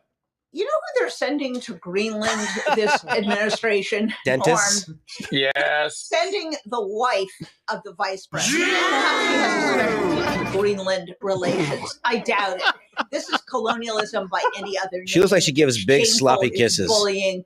We are treating Blech. a NATO ally, which Denmark is, That's with the the worst NGO kind guy. of disrespect. He's down at his palace in Florida talking about invading Greenland. What does that do for people who are concerned about affording health care? I suspect the plan is they're hoping that Greenland has some protests, some ugliness, that they can then turn up the gain on this whole nonsense about taking Greenland. Member of the European Parliament had this to say.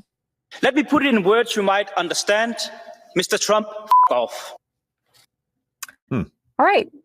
Okay, Denmark. I didn't understand you. Okay, Greenland, but we're taking your sharks. We are taking the Greenland shark. Those of you who don't know, the Greenland shark, it lives to be like 250 to 500 years old, 24 feet long. It has 6 gills. Okay. What does that mean? I don't know. I'm just saying it's untapped potential. What else are you going to use this shark for? Oh, that's a separate thing. As an aside, I don't know if you know this. What? There was a great white that decapitated a scallop diver in Mexico. No way. It's recirculating now. Yeah, just the head. Just the head. That shark was making a statement. Is it on a pike? Yeah. I wonder if the head just fell down. Now it's some hermit crab's new shell. That would be a really cool. He's just walking in. You got to kiss the shark. Yeah. You always look surprised, Carl. I can't control my shell. This is a warning. I want to be where MS-13 are. Why was the crab in that thing? I don't notably know. black.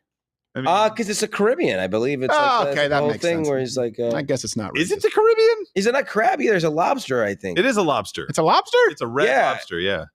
And I think he's a. My whole world is coming unglued. a little bit. I thought it was I think it's a. I'm pretty sure it's a. Yeah, Sebastian. He's a lobster. Is a crab. He's a lobster.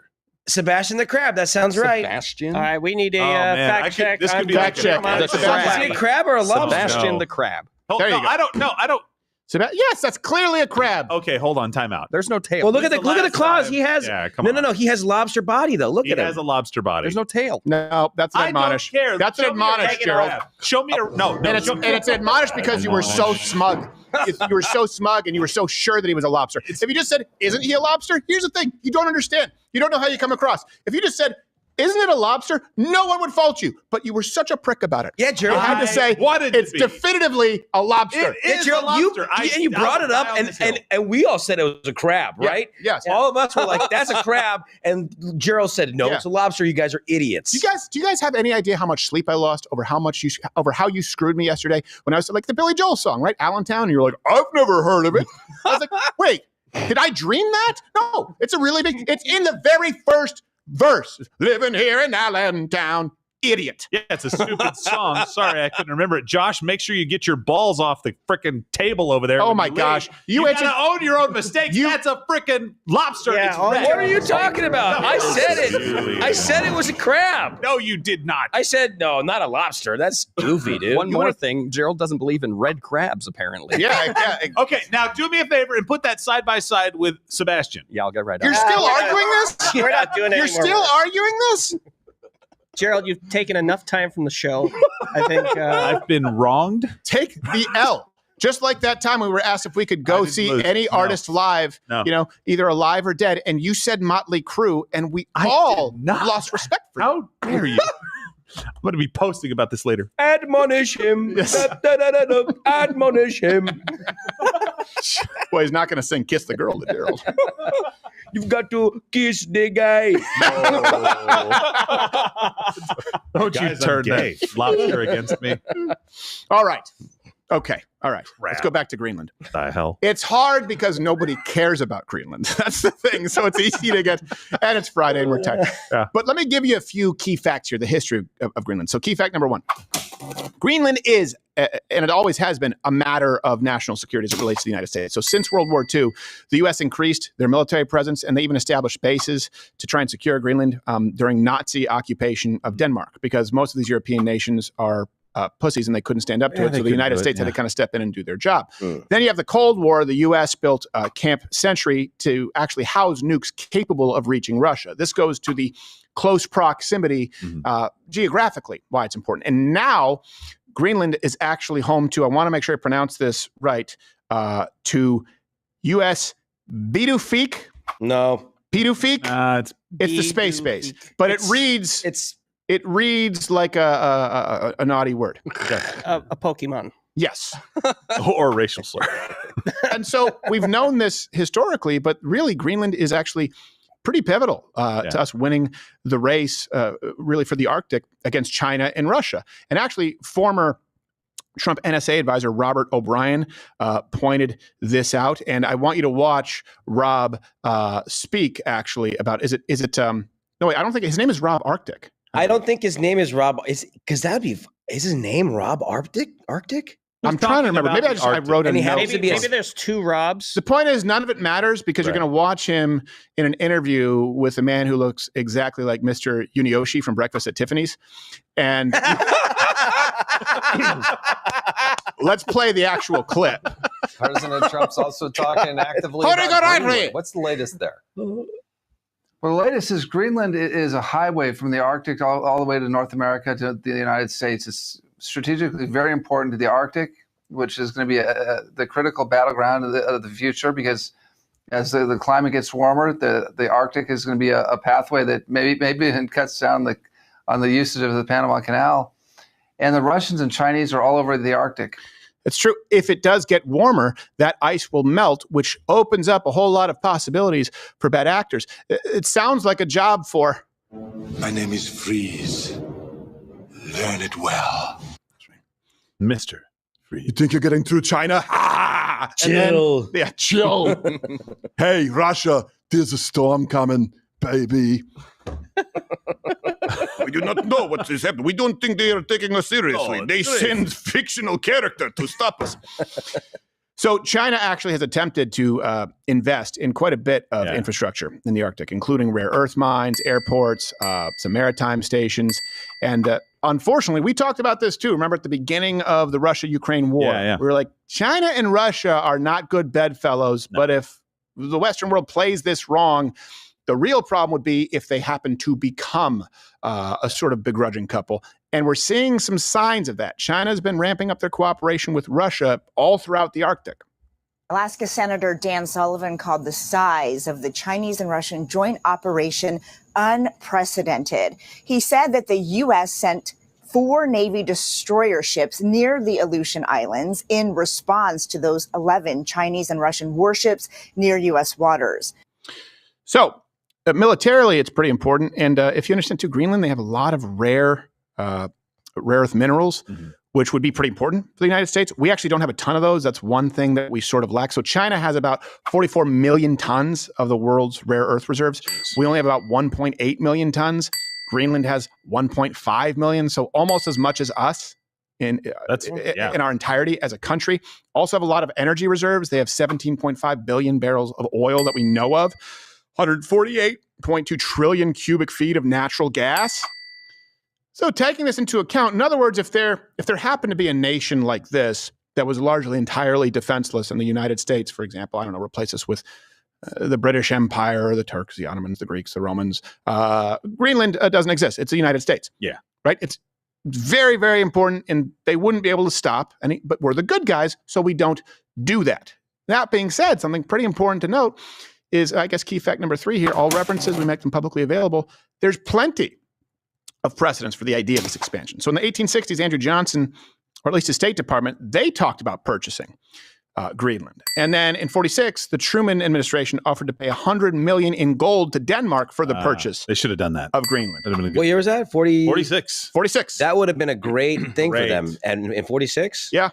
That would have been great. And then you had John Nixon, a State Department official, wrote, the consensus among the group was that the territory was completely worthless to Denmark and indispensable to the safety of the United States. Yes. Because keep in mind, if the Russians and the Chinese, or even just the Russians, or even like just half the Chinese decide that they want to start acting up, the last person to do anything about it would be Denmark. Yeah. Oh, sorry. Why are your people so short? Oh no! Also, before we get to this, Mission Control, bring this up. This is one of the most fascinating stats to me, because all of these, and I know there's okay, if you want to say Norwegian, or if you want to say Swedish, what is Slav? I don't know the term that's often used for all of these nations. We sort of see them as a monolith. I get it. Iceland, Greenland, okay, they're fine, they're different. I don't care. You have a lot of strongmen, good for you. But they often use these nations, and certainly Bernie Sanders, for their high quality of living. So they actually think they have a leg to stand on, going, you Americans, you don't have as good of a quality of life. One of the most fascinating statistics, you guys can pull it from an old Change My Mind doc that I prepared. It's true. Swedes, for example, and the Danes, they do have a higher standard of living in Denmark and in Sweden. Danes, who then come to the United States, however, have like a 56% higher standard of living in the United States than in Denmark, which tells you when you have a country that's the population of Rhode Island and there's kind of a monolithic culture and maybe work ethic, sure, they can make it work better there than a country of 340 million. But when you take those people and you transplant them in the United States, they do better here than their own people in their homeland. Because the United States is like gasoline on a fire. It just makes everything better. That's why people come here. Let's bring that up, Mission Control. Bring it up so we can give it to. That is one of those stats that to me is a checkmate for these countries over there. The United States, by the way, while we're going back to this, historically, we've purchased plenty of territories in land. So in 1803, we purchased the Louisiana. Louisiana. I say the Louisiana because I'm speaking like a Cajun. I don't know. Louisiana. And by the way, we purchased it from France for only $15 million. Ça c'est bon. They're like, thank God we get rid of Louisiana. 1854, there was a Gadsden purchase, Mexico, $10 million. And in 1867, we purchased Alaska from Russia for $7.2 million. Something fascinating, I did a segment on this a while back, is if you read the newspapers during that period of time, the Russian newspapers were bitching about the government basically selling Alaska, saying, why would you do this? This was a pivotal piece of land. And the American newspapers were criticizing our government, saying, why would you purchase such a useless bit of land? If you ask me, he fleeced Russia. Yes, we definitely did. Absolute for $15 million, or sorry, $7.2 million. What is 7.2 in today's money? I don't know, but we win. Yes, we definitely win. Yeah, we won that trade. Yeah, whatever number you want to throw out there, we won. We won on that one. This is the Yankees getting Babe Ruth from the Red Sox. Just imagine being that Russian president, finding out how much oil is there. You get a piece of paper, you're like, what? Son of bitch. I guess also, by the way, we have to check back in before we go to Jeremy from the Quartering to talk about Wisconsin. We have him back on the line. We have Finnegan? Maybe. I got something. Let's go check.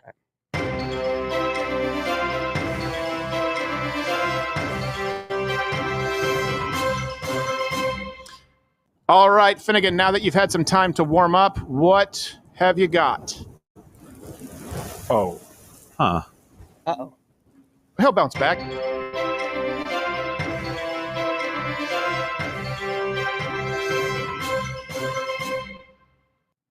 %59 Finnish Americans. What have I told you? That's really close. Yeah.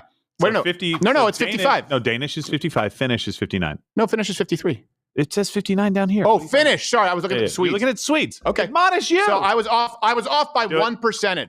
I was off by 1 percentage point. Not me. You got to admonish him. You can admonish me. Nah, he was close enough. I don't think it's it's in the same. Steven was going by memory, and he was 1%. No. He was arguing with me over a Price is Right rules. Sorry, Gerald. Agreed. Yeah. If I'd have said 57, maybe you'd have had a leg to stand on, like your stupid lobster comment. He's a lobster.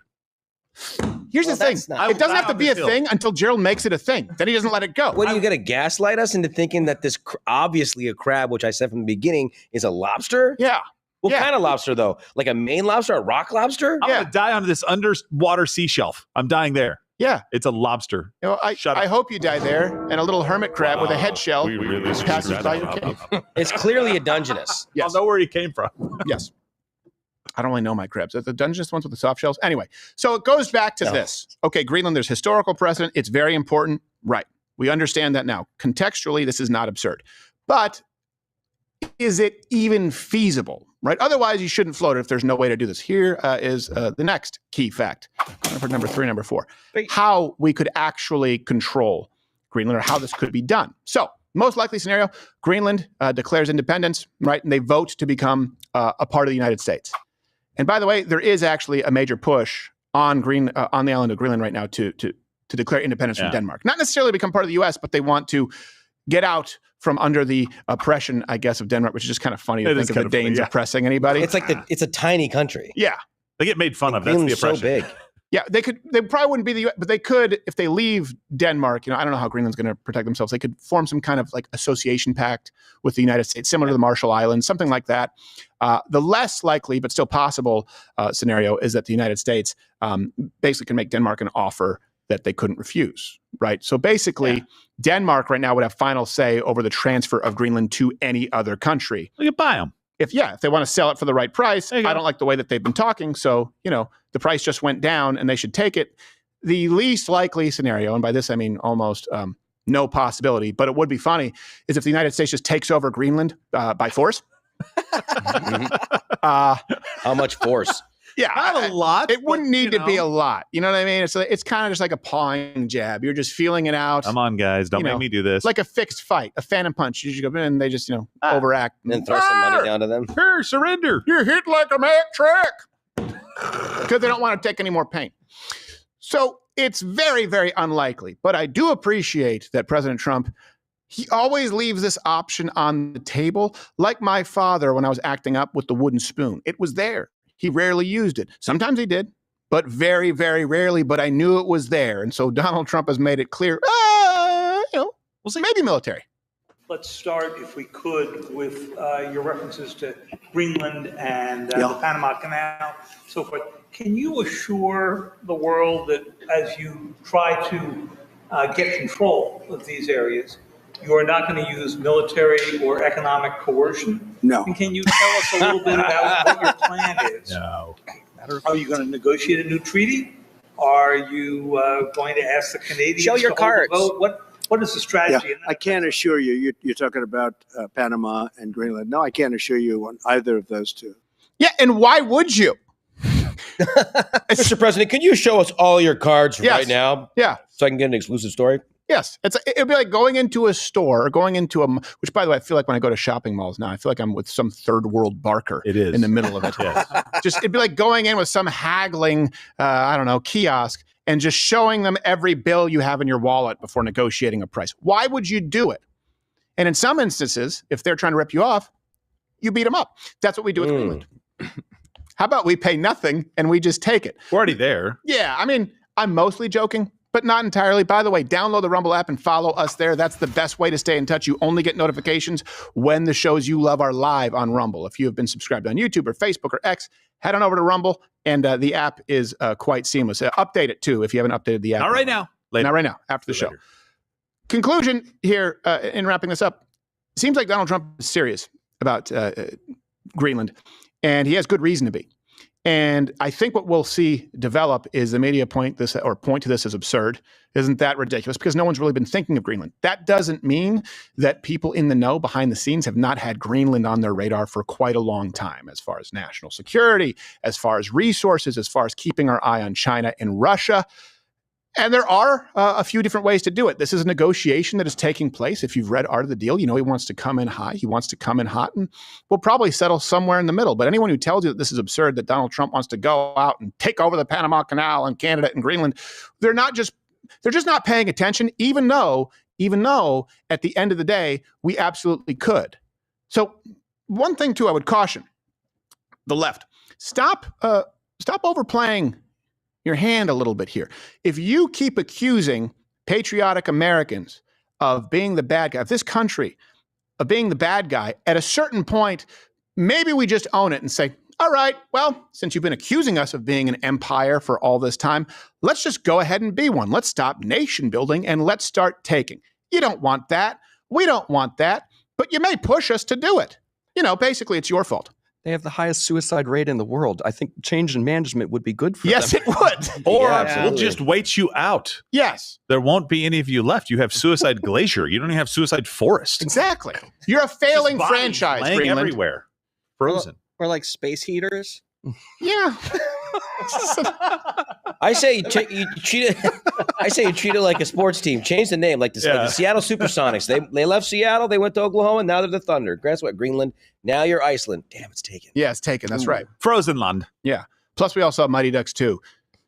Yeah. Well, who cares? Well, we all know that Iceland is very nice and Greenland is filled with ice, so we can't. People would know. They'd show up right away like this can't be Iceland. That was a good naming trick. It was a good naming trick. Trumpville. That's bad. Yeah. Don't we have Jeremy coming on? I'm sorry. You know, we could call it Gerald's fictitious lobster town. It's totally a lobster. So we're going to bring on. We're going to ask Jeremy whether Okay. Well, before lobster, we're going to have Jeremy from the Corning, by the way, who is of course on the lineup here. I believe he's at 2 after Russell Brand, but Wisconsin has a big election for its Supreme Court coming up. I believe on Tuesday, next Tuesday.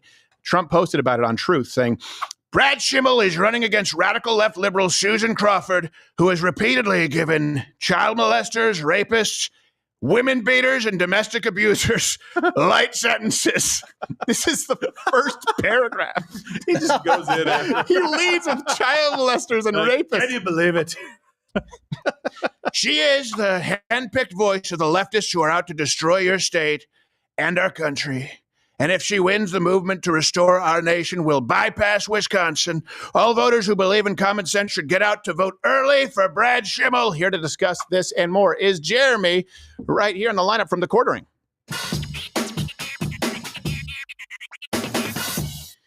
Jeremy, thank you for being here, sir. I know people can watch you later on today. Oh, you said you were doing away with the hats, but now I see a hat. I was bullied back into the hat. Given the from your viewers, I believe the message was passed on to me that from the Mug Club that the hat is my thing. Yeah. Which I think is a nice way of saying you don't have as much hair left as you thought you did. So that's also fine. No. I'd like to recommend a tried and true naming, nomenclature that the United States has used several times in the past. We just call it New Greenland. Yes. And it becomes a part of America. Thank you for saving me there. Yes, that's New Greenland. Yeah. I wouldn't necessarily count on new and improved because there's only so much you can do with a glacier. But it's marginally improved Greenland. Yes, it's silly that it's allowed to exist. We'll just put new carpeting in and we're fine. Yeah, passable Greenland. Like it's not going to blow your socks off, but is not bad Greenland. Before we get to the Supreme Court, what you've been doing there in Wisconsin, how's the new Rumble life treating you there with the lineup? It's great. The lineup is incredible, and your raids have really opened up my show to a whole new audience, and we're having massive new viewership. And so if you enjoy, I do a bit of a panel show with a bunch of different people, and I'm hoping people continue to check it out because I think it's changing the game. It's making opportunities for people that are taking advantage of them quite well. And I think the viewers love it. They have just kind of one place to lock in. And I think a lot of people on Rumble are kind of like AM radio listeners at times. Mm-hmm. They just, they listen, but maybe they're not at their computer or at their desk. Right. So this makes it incredibly easy for them to just stay entertained throughout the day. So I'm a big fan. And informed. And so can you help inform us here? You've been doing a lot of work for the Supreme Court election there in Wisconsin. And can I, before you run me through it, can I go to one of the people I can't stand the most, which is why when people say the whole, they get into the AIPAC thing, I go, yeah, well, I really hate that AIPAC gave more money to Hakeem Jeffries than I believe almost any other candidate because he's the worst of the worst. Here he is, Hakeem Jeffries, discussing the election. In Wisconsin, that's a 50-50 race because we know Wisconsin's a 50-50 state. Yeah. And we have a strong Democratic candidate. Whoever wins is going to determine who has the majority in the Wisconsin Supreme Court. Why is that important? Because there are gerrymandered congressional lines right now in Wisconsin. Wisconsin's a 50-50 state, as I mentioned, but there are 6 Republicans and only 2 Democrats out of an 8-person delegation because the lines are broken. Right. And as soon as possible, we need to be able to revisit that. Please, at what point can Blade just come in and take care of him? Even a significant possibility is if you have an enlightened Supreme Court. And so, I think that's an incredibly important race. My implication was that he looks like a vampire. I stand by it. I make no apologies. Well, I like how he said, "Hey guys, the Republicans gerrymandered in Wisconsin, and that's bad. So we have to win this election so we can gerrymander in Wisconsin. Because that's good." I mean, whenever someone complains, and I understand it, gerrymander, like if you look at some districts, like I believe Crenshaw's is one of the worst. Yeah. But you still do have to understand that if you just get rid of it, someone's going to be determining the districts, and it's just always going to be an environment for corruption. Someone's going to make the final call, and Democrats, Republicans alike, both do it. I bet you, I'd like to see Hakeem Jeffries' district. I bet you it makes no sense.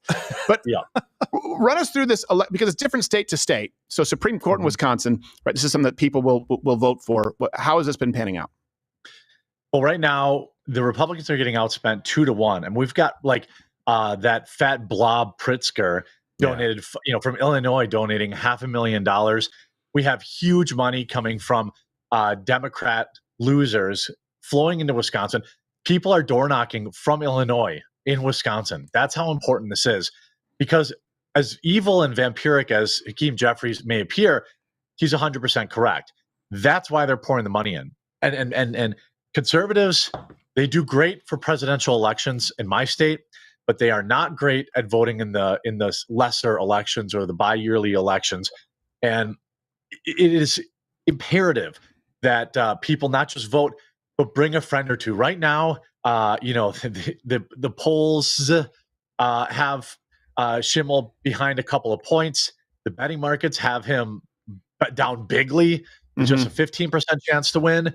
But I think it's all going to come down to showing up. And it's supposed to snow on Monday, so you can still early vote in Wisconsin. You can find that information at myvote.wi.gov. I went door knocking yesterday. It was terrifying, and I had this little cute little gnome-sized girl who was with me. I just let her knock because I didn't want people to open the door and be like, "Rah!" when I'm at the door. So I stood way back. You'd be like top 8 people. If I didn't know, I wouldn't want to see on my doorstep. Yeah, and I didn't knock with Scott Presler because he's actually as tall as I am. So we're like, I'll just go with this little girl and she'll disarm people. And it was scary. It was scary at first, but it's doing the work, getting out there. At this point, people just have to bring somebody to vote. You can still early vote across the state. Scott Presler, obviously, people know he did unbelievable work in Pennsylvania. We've had him on the show, and he's really good with the grassroots, kind of knowing what to look for and do some work strategically so you're not spinning your wheels. Let me ask you this, because I would imagine that you're also probably knocking on doors of a lot of conservatives. Did you actually run into anyone who was like, "What? You got a queer with you?" I did have a Karen interaction that I thought was great. She was not a friendly. Okay. We knocked anyway, and her dog burst out the front door and absolutely loved me, and it was just burning her up. She kept calling her dog back. She's like, "Miley, come back, and it just kept coming. He's evil. Yeah, and it's like, "Oh, Jogo Papi," and she's just like, "I don't have to tell you guys anything." And it was she thought it was an interrogation. We didn't ask you anything. Off a pamphlet. Yeah. It was. She was very offended, and I had a great time. Shout out to Eliza, who was with me. She's an absolute pro. The energy there, youth, young kids, everywhere. I could see them knocking on doors from with TPUSA or TPUSA Action or whatever it's called. So people are out there. And if I can do it, then anyone literally can do it. And if you don't want to knock on doors, then find 2 or 3 people who are low propensity voters, people that probably agree with you but aren't going to go, and just drag them with you and make it fun.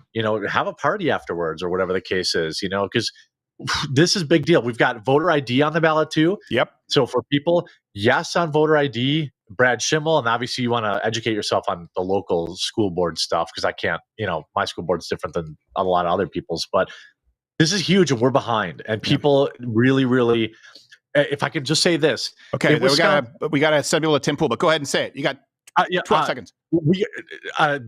Democrat Supreme Court Democrat governor locked down the state, and a Republican Supreme Court told him no and took down and overruled the lockdowns. Remember what that was like. Get out and vote.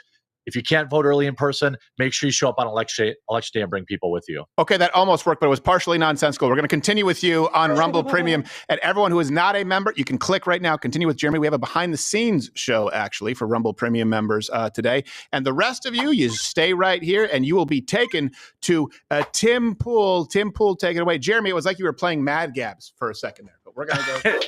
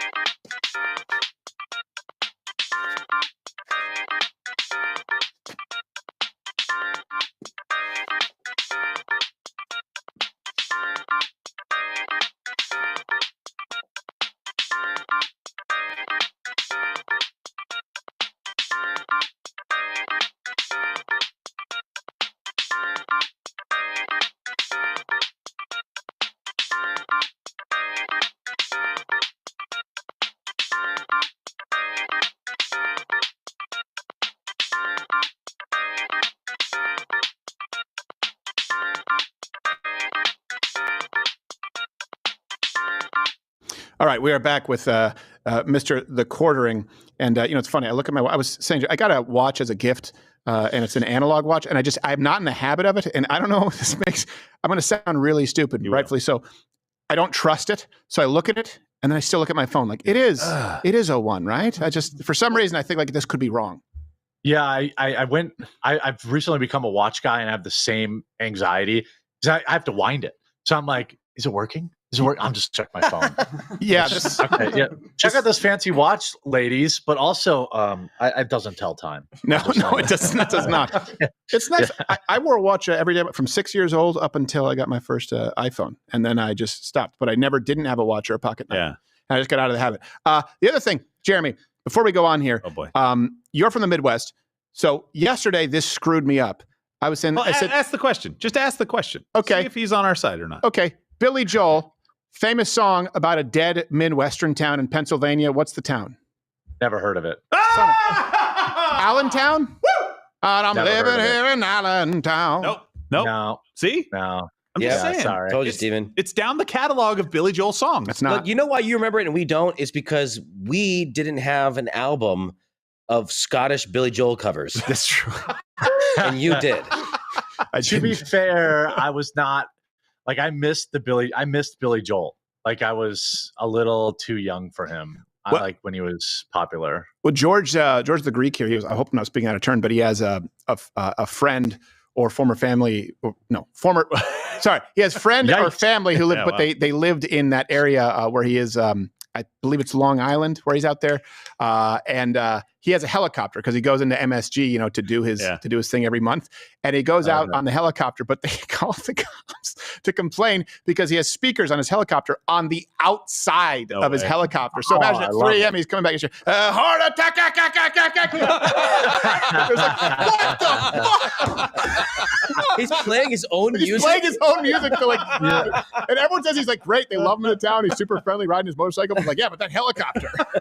I love it. He's like, they all want to jam with us, right?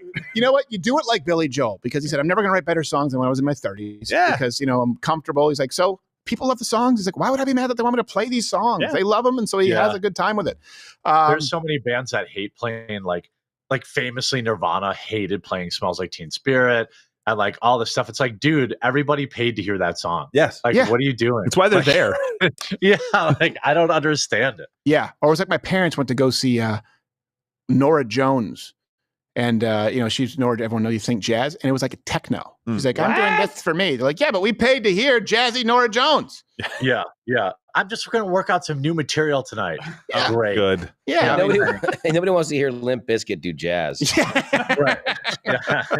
I did it all for the nookie. I say you're rolling. rolling. I don't even know what are the that other one either. What is it? What are the other Limp Bizkit songs? It's just one of those days. Yes, just He said, she said, bullshit. It's just one of those days. I actually want to hear this record now. Yeah, it's it sounds actually good. it's working a little bit. There's a guy, an artist. Famously, his name is Richard Cheese, I believe. Oh, yes. Yeah, The he lounge does, singer. like, lounge. Yeah, he does like lounge versions. They're incredible. Like for metal songs? All genres, hip hop. Yeah. I think one of the famous ones is the Eazy-E song. One where he smacks the girl's dad on the lawn. I forget what the name of it. Yeah, he does that one. Okay. He does a bunch of like gangster rap, which is it's all hilarious. That would be fun if Sammy Davis he was like, I'm gonna do a little number from Evanescence. Wake me up inside. Wake me up. Save me from this something. What's the, I don't know what the song is anymore. Mr. Bojangles. Everything becomes Mr. Bojangles. Yeah, it does, Mr. Bojangles woke me. Shut up, Sammy Davis. Go beat your white wife. Now, Jeez. no, you know the story about What? This is real. the story about Sammy Davis Yeah. Jr. He got married. Actually, I think it was his black wife because the mob didn't want him to be. So he got married because the mob was pressuring him. Yeah. And he didn't make it to the honeymoon suite. They caught him strangling her in the hotel hallway. You crazy bitch! She was just like, I thought she was white. I think so. Yeah. And you know how he lost his eye, right, Jeremy? You know how Sammy Davis lost? I want to say there's a penis involved. No. Phallic symbol, yes. Penis, no. No, it was back in the day, Cadillac, they had a 3D emblem on the horn of your steering wheel. So it was protrude. Oh my God. So a fender better just, oh my God. Like, who thought that up? No I love seatbelts and a barb. Yeah. Anyway, okay. Back to Wisconsin Supreme Court, or really whatever you want to talk about at this point, Jeremy. Because honestly, I just hope that people get out and vote and you don't end up with a liberal judge. But there's not a whole lot I can do. Yeah, it's actually, I'm getting a little, I'm like big nervous because I don't trust the betting markets, but we know that they've kind of exploded in popularity with Trump. They kind of ended up being right. And they're right more often than they're wrong. They're a better indicator than polls, it seems. Yeah, they're not in the business of losing money, so they have more incentive to be correct. And it is a long shot. I thought it was close. I thought it was closer, but snow. Republicans show up in the snow. That could actually change, and our early voting numbers look good. So we'll see. I don't know how many doors. I'm going to another event this weekend in Franklin, which is not what I would call home territory. So that's going to be fun. Well, isn't it kind of a flip though? Because I used to talk about this, how Wisconsin, consistently would go blue in nationals, but I was like, but their state legislature is actually pretty balanced. Certainly if you look back like on Walker, and I have family in Wisconsin where I always would say it's actually more conservative than Michigan, which surprises people. But in national elections, they've more consistent. They've never been seen as a swing state until recently. So now it seems like nationally they're going red. We're talking about as far as local elections, it's veering more blue. Well, the problem is the left is really energized, and there's a lot on the right that are still enjoying the afterglow. They're still in bed smoking that cigarette, talking about how great the election was. Yeah. And meanwhile, the left is scheming like they do, and they're really energized to screw Trump over.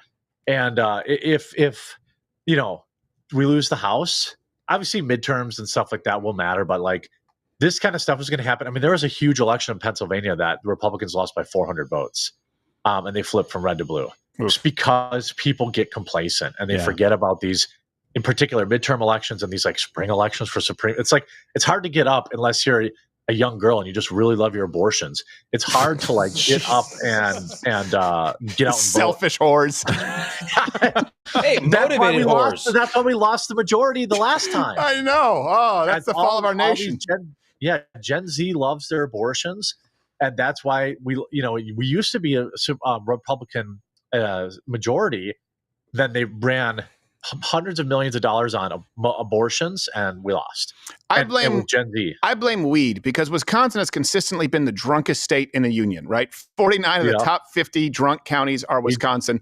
And say what you want. People are like, oh yeah, but alcoholics built nations. You don't really see that a whole lot with potheads. And I'm not saying that it should be banned or anything. I'm just saying, when you shift from rampant alcoholism to smoking weed, you end up with selfish whores. And the younger generation, them and their pesky little vape pens, they enjoy their marijuana. I'm drunk right now. Yeah. So I mean, I don't. I've got 3 hours of work still left, and then I got to go to a Tesla boycott rally today, which is going to be great. Yeah. Busy man. I'm getting some service done, and I'm supposed to pick up the vehicle at 4:30. They just texted me and they're like, due to an event, we're having people enter on this road and go through security. And I'm like, what? And then of course I Google it. I'm like, oh, there's a stupid loser. I can't wait. Like, I can't wait. Be sure you have your camera with you. Yeah. Oh yeah. I'm going to have a camera with me, and I'm definitely going to make fun of these losers. But it's alcohol. Yeah, I was gonna say, and if you're lucky, you can catch one of the Molotov cocktails, take out the rag, and you know what? Hey, use it to light my cigarette and just chuck it back. No. Take out the rag and drink it. Show them who's boss. Like, this is how we did it in my day. We killed our liver, not our brain cells. We drank kerosene. Yes. Why would anyone soak a rope in kerosene? All right. Well, I hope it goes well for you. And I'm sorry that I didn't realize that you drove a gay car, even though I know that's Elon. It's not. I get it. No, Teslas are cool. They're fun, but it's cool. Scott Pressler is gay, not Tesla's. Scott Pressler is gay. That's okay. Look, he's doing great work. I'm not asking anyone out there to suck any dongs. I just want you to vote Republican. Okay, that's true. All right, that's all. I'll do it anyway. Although you wouldn't, you want to go the extra mile. That's you wouldn't have to ask Scott twice. And I'm sure he would laugh at that because he knows that we love him and support him. Yeah, we do love him. Hey, come on. Yeah. What do you think? You think he's the only gay guy out there who doesn't like the ween? All right. Jeremy, when is your show? Well, since you're going to the dealership, when is your show? Are you still at the normal time today? Today, because Russell Brand is off, I'll be live in 45 minutes. Oh, I'm sorry.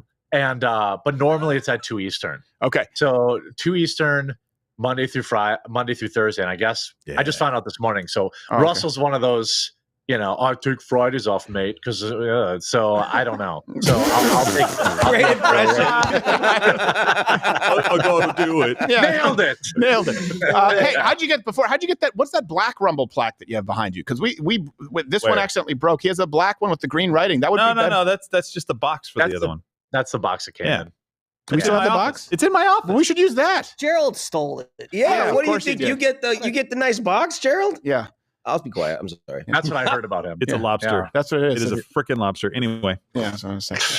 Lobster stuffed with Rumble box. All right. I had an old military buddy that used to always say, I'm going to go home and play with the box my kids came in. I'm like, oh. That's pretty good.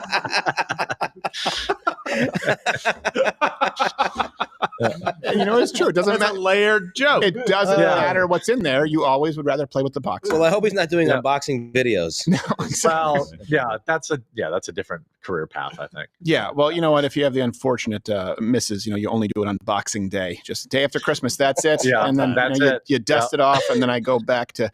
All right. Sometimes on your birthday too, maybe. Yeah, if she plays her cards right. All right, Jeremy, go. I know you have to prep for your show. Thank you for being here, sir. And we'll check in with Wisconsin here next week. Jeremy, the Quartering, everybody. Thank you and your lobsters. They sent in from research. They referred to him as a crab 15 times and as nothing else. I don't care. Hey, can someone tell me how could you possibly think it was a lobster? We're setting a record for. Yeah, we are. You know what? Hey, can someone else find me where Allentown from Billy Joel topped at the charts? I guarantee you it's top 20, if not top 5. If it never did, I can't wait for this amount of money. Okay, all right.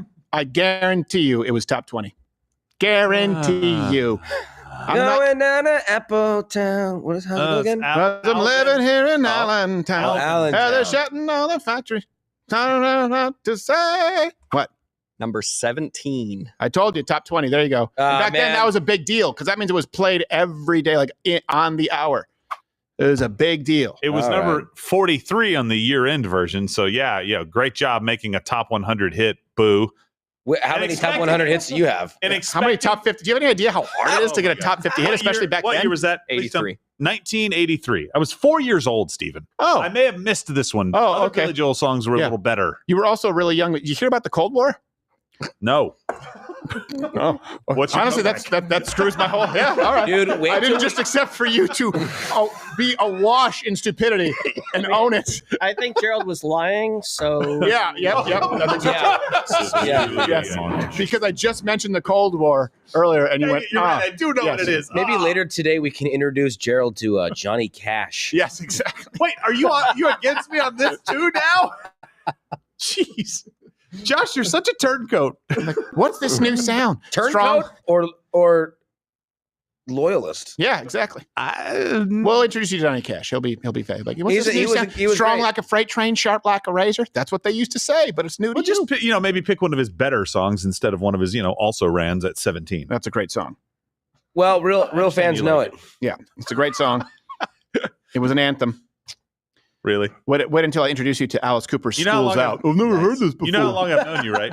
What is this, White Snake? All right. Like 2009. It's time. Hold on, no, what, a 16-year relationship. The first time you've ever mentioned this song, I'm sure it made a big impression. Well, first off, if it's 2009, Is that right? 16? that would be 17 years. Also, call it a friendship, not a relationship. 16.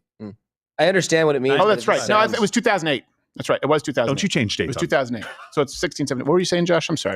Nothing. We just bulldozed. And I No, shouldn't do that it's- to a good, loyal friend who always had my back. I know. I'm a loyalist. Yeah. He's loyal to the crown. And we have a friendship, not a relationship like you and Gerald. No, exactly. No, we have a friend. This is purely transactional. You guys have a relationship. We have a relationship. Yeah. You have relations. Yeah. Wait. It's complicated. It's complicated, and every now and then I pass him off to Scott Pressler. No. I hope that gay guys make jokes about straight guys.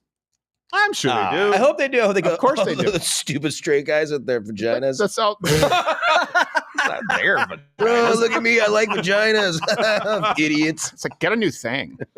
They're all slippery and stuff.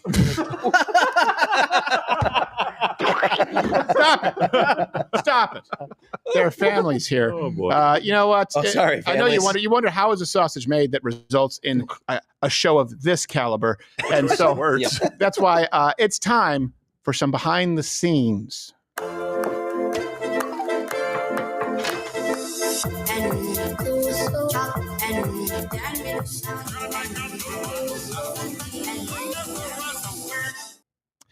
Yes. So, hey, the clip that we have of Gerald does he get hurt in the balls with the hacky sack behind the scenes? Because if not, I didn't see it, but I sure hope so. Oh, boy.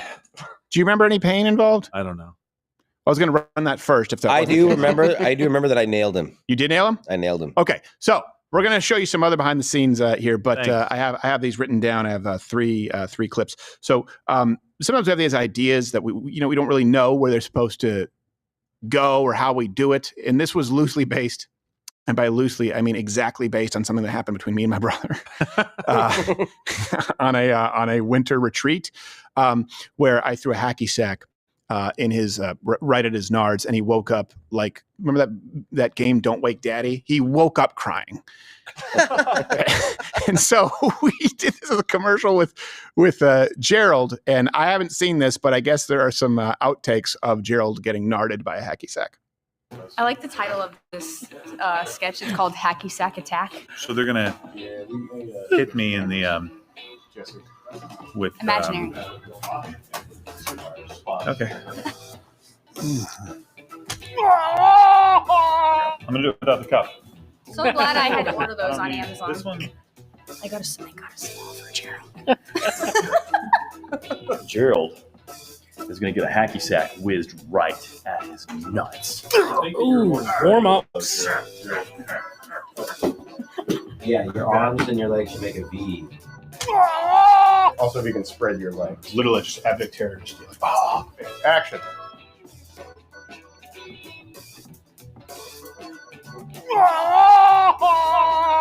Look alive, Gerald.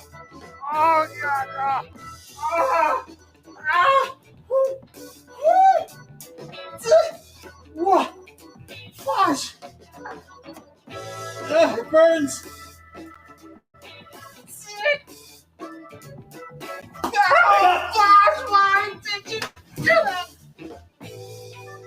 Okay, cut.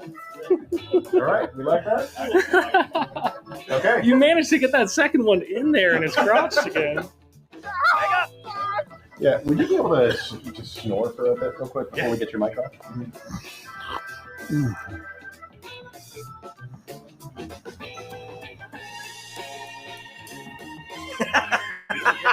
I thought about it. I was like, I know enough to know. I didn't see anything. I just immediately. It's like you heard my brain. I was like, So, Gerald, that's a wrap for you. Hey! You can sell that cup on the Crowder Shop. And I was like, hey, who was that? I know the one person who's blurred because they want to keep their identity secret, but the other person, I was like, oh, that's right. That was a trial producer who was there that day and said, this is not the place for This me. is not where I want to be. Yeah, that was well, short-lived. Gerald did said, you're next. Yes. No cup. So you didn't get we took some weight out of it. Well, we did. Yeah. Thank goodness. It's not the same as I the one thought that- I was like, all right, I'm just going to go with this. And then I go, Josh, are you going to throw it pretty hard? He goes, yeah, I got to kind of wing it. I'm like, what cups do we have? Did you get a cup? I did. I had to. No, you're not allowed to have a cup. It's originally going to be a hockey puck. Yes. What? Sure. And then we said, hey, Well, let's I do the don't wanna- sterilizer, the orange street ball, and then we just said, all right, we'll do a hacky sack. I don't want to spoil anything, but we have a couple scripts written. Yes, we do. Oh, no, we don't. Yes, we do. Do we have a lacrosse ball? Oh, please, no. It's basically Mr. Bill, but with Gerald. Hey, Gerald, will you play a soccer goalie for us? Oh no. Hey, we're not even going to run these. We're doing an accurate to history documentary on when hockey goalies didn't wear masks. Or any pads Enjoy at all. it, Jacques Plante. Can you play a baseball catcher, but standing up and covering your eyes so you don't see where I throw it? Yeah. That's a bad idea. No, I cannot. We're doing a film, but we really want to make sure we're accurate to history. The final days of Lou Gehrig. So we want you to play. Yes. Got some evil Knievel stunts. Yes. Yes. You know, he didn't attempt. Joking. Why is there a diving board? You're playing Greg Louganis today. You've all turned against We're taking the seat off the motorbike, too. We're playing a new version of golf where you stand in front of the tee. Yes. Yeah. Well, no. So here's the next one. Sometimes when you get mascot costumes, you've been seeing these Rumble YouTube. I don't really know if you call them ads, but kind of just to raise awareness of the exodus from YouTube. Sometimes when you get into you realize that you have tools that you don't have, as a human with gloves and giant shoes, and it gets sillier as it goes. And that's exactly what happened as we shot the YouTube is Dead commercials.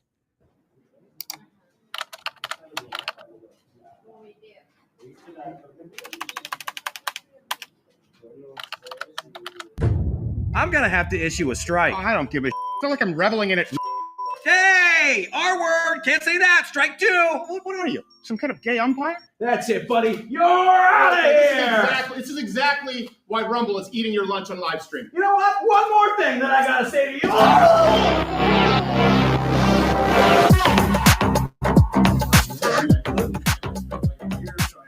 I got this. I'm going inside of me for it. There you go. Well, we've got a battle for the ages. It's YouTube versus Rumble. No, mine, dude. Check it out. Look at this. It's so hard. Makes a noise. Yeah. You're supposed to kick me. Oh, that's right. I have the underwear that has the pocket for your whole junk. Wait, no, it's like some Target brand. No, Den of Thieves or something like that. But it kind of holds it out. It pushes it out a little bit more. So it's like That sounds like a gay sex story. How high can you get it? oh, Yeah, I can do it too. I just have this reminder. do is I can- This is on. He's still every year. You undo the bow, pop the box, it's a puppy.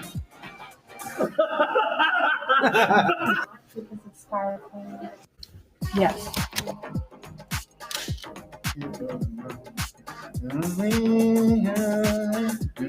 Oh. It's like they're all in spandex. Don't put it down until. Hey. Ooh! Well, hurt your hand. Hi, I'm YouTube. And I'm Rumble. Did you know that YouTube is dead? Whoa! You cannot talk about death on YouTube. You know live what? streaming. One more thing. All right. Hi, I'm YouTube. Hate speech is not allowed on YouTube. Our policy doesn't allow content that could potentially incite hatred against individuals or groups. Disability, immigration status.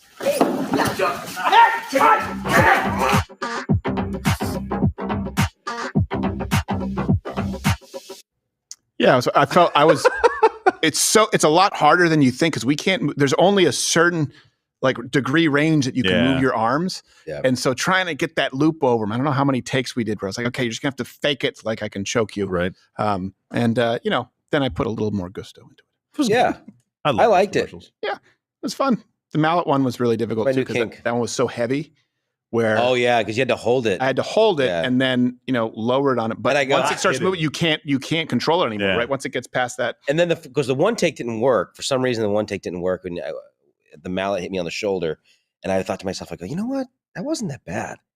Just go ahead and do it on the head. We don't have to worry about Just go ahead. You're like no, don't. And then the next one you did on the shoulder, and I was like, It was a real mallet. Yes, and they put PVC around it and just painted it to make it look cartoony. But that was a real mallet that we got at home. We went the opposite direction of really? every single production ever. They try and make things safer. We said, let's take the original dangerous tool and make it look hit somebody harmless. with it. Hold on, you gave him a sledgehammer? Yes. So let's not use this word mallet. That's a sledgehammer. That's with true. the weight of the head is like 5 pounds. It's a sledge-o-matic. Yes. We made it. We're big Gallagher. We did it for a Gallagher sketch. Now I understand why you're like you couldn't control it. I'm like, yes, of course, with one hand, there's no way. And people, that's my mom who does wardrobe, and she was like, oh, it's not that heavy. She goes, look, and she holds it with both hands. She's like, oh, it's not that heavy. She's trying to show how strong it is. I go, yeah, okay, hold it with one hand at the end and lower it. And then she's like, I basically tipped her over like a seesaw. I'm like, yeah, you hit Josh. Jeez. But those were we'll probably have quite a few more of those because it took a long time to make those costumes. And by the way, that all came from here. Chris over at Rumble, I was like, hey, we're gonna really we're gonna put some juice into this. Yeah. Like, oh, okay, cool. We'll run whatever you do. He's like, yeah, you think you could cut some ads? I'm like, yeah, I think I have a few. And then next thing you know, he's got like a dozen. He's like, what? How long did it take to do this? I'm like, it was a lot, and there were many injuries along the way, and a lot of people are out on disability for a while. Yeah. So, whoops. Yeah, we got to put those costumes to more good use. Yeah. I feel like we should be able to go do some man on the street stuff in those. Yeah, have to. Oh, definitely. Yeah. A good idea.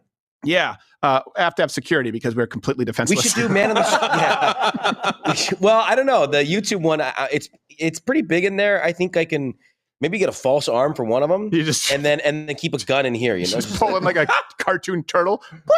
Yeah, the guy misses. It's Where'd it go? Actually, Where'd it go, man? Put some level 3 plates on it. Just that video of Josh wailing on some guy as YouTube. Well, the hard one too is when you do the needle in the hay thing, the shaving cream. Because you don't know when it's on your gloves. It's so much bigger.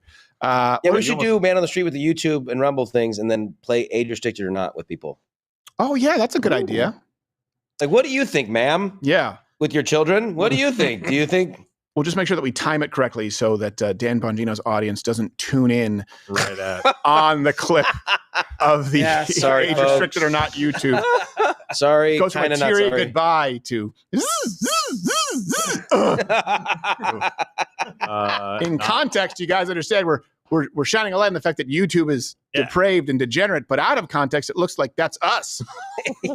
And it's not. They just got poured into degeneracy. I know. Yes. Wait, is that a guy on stage with a? Oh, yes, it is. You know, I still get people who ask, they're like, that's not actually though on YouTube. Like, yes, not it restricted. I go, no, it is. They go, oh, I thought you were just making it up for a bit. I go, no, it really is. Whole point. That's we the whole didn't point. have to make it up. Yeah, it's awful. It's a terrible. We have people that we make look this stuff up. Yes. Yeah. Their search histories are forever compromised. Yeah. Speaking of, well, that's how we keep everyone in the club. The only way out is in a box. Now, you should seek treatment from a medical professional if you find yourself in this situation. But Tim the Toolman didn't, and so he. I think we have a video here of stitches being removed on camera in a sketch because, hey, why waste the opportunity? Hey, is there a sketch being filmed? Yeah, oh, indeed there is. Wow, look at this. Now, this is a high level of precision audio work right here. OSHA, eat your heart out.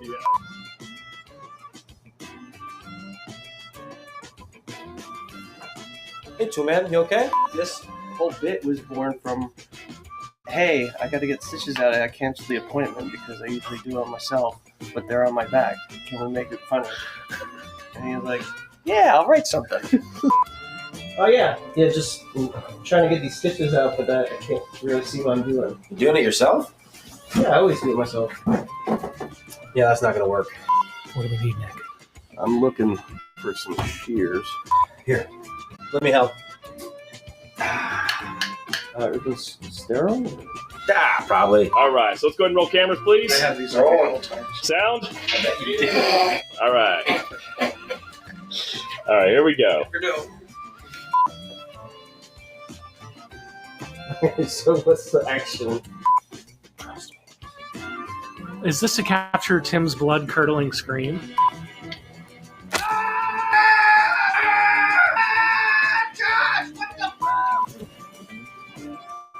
Is that good? Yeah. What are you doing? I mean, I'm actually going to have Josh remove these. For real? Yeah. Oh, Josh just wiped his nose. Yes. Yes. And you're doing all the blood stain from when Nick got his arm cut off. Yeah. Nerve of people these days. We're really pulling some stitches out today. Well, not for the bit, but really. Oh, okay. You guys ever see The Office with the Japanese guy from the warehouse? No. In Japan, steady hand. Steady head. Yeah. Thank you, sir. Now y'all are blood brothers. What I don't understand is if you know you always cancel them, why make the appointment to have your stitches taken out? No, they just schedule a follow up and they you got do to it for pay you. for it anyway. I'm like, why am I going to pay $75 to have you take stitches out where I could just ask somebody to do it? Yeah, infections.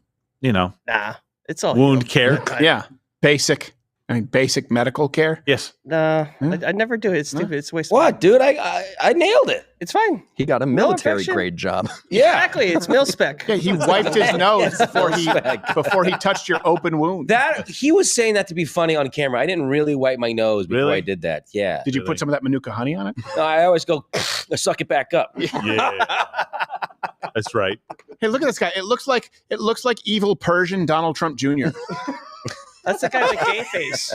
He's got what's the matter No, with it's that not the same guy. He looks like evil Persian Donald Trump Jr. That's what he looks like. He's perpetually smelling a fart. Yes, he is. And it's off to one side. Unfortunate. Like his nose recognizes it, not here, or like, ugh. Or he's got like a sour candy in his cheek. He could. Or he had a stroke and we're all bad people. I don't know. I really can't tell at this point. This is just more He work. could have had a stroke and he's a bad person. He deserved it. And we're good people for making fun of him. Yeah, exactly. God could be punishing him. Who are you to question the Lord? He is Persian. Yep. I mean, I assume that makes them largely bad people. There are some Christian Persians out there. Of course there are. Although a lot of them are like Assyrians, like Benil Dariush or Patrick Bet David. He's Assyrian. You know, he's Yeah. Iranian Assyrian. Yeah. So? Well, I don't know if they don't really see themselves as Persian, from what I understand. Oh, I mean, it's like a subset. Yeah, I get it. Yeah, but I don't What think what is Assyrians were some Persian? of the- Because the Persian Empire stretched quite Yes, far, it- but it a lot of those people are, way different these days. they largely use it to refer Turkish- to Iranians now, I think. Iranian, yeah, because that's like the center of the Persian Empire. Yeah. Syria they would do public peelings of people. They were some of the most brutal people. Oh, yeah. They Not didn't kidding. extend to like Greece at one point or close to it. Oh, yeah, yeah, yeah. Borderline Macedonia. Yeah, they butted Yeah. up against each other. We need Patrick Bet David on the show to explain it to us. The Assyrian public peeling. No, he'll be able to explain it. All right, That's a look, bad let me one. put it to you that way. Okay, right? Maybe this guy, okay, he's been mouthing off. You say this guy's got too much skin. Maybe he has 20% skin, maybe he has 30% skin. You say, I want to make it down to 10% skin. You take off 20%. Congratulations. This guy doesn't have a face, right? People get in line. Public Public disembowelings. That's all. They were. And you're going to get all that and more on valuetainment, okay? That's right. So we provide value for you, my guys. All right, let's grab some chats. My guy.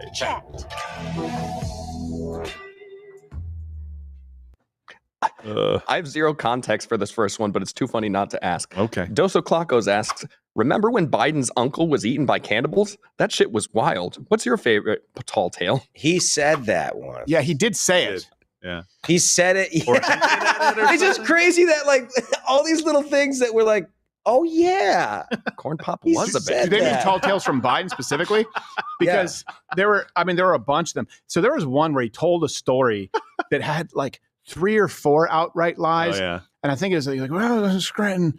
I mean, the one thing I remember was it was Amy's Diner, and that place didn't exist. Yes. But he said a bunch of other things like, and I remember I'd take the kids out by the bike rack by the school, and it didn't have a bike rack. He's like, then I'd go down to the hardware store, which didn't exist, and we'd stop for a burger at Amy's Diner. And they were like, Amy's Diner had been closed long before he would have been in that grade. He wasn't there when Amy's Diner was there. Everything was made up. Also, the time he lied about shaking the hand of the Pope.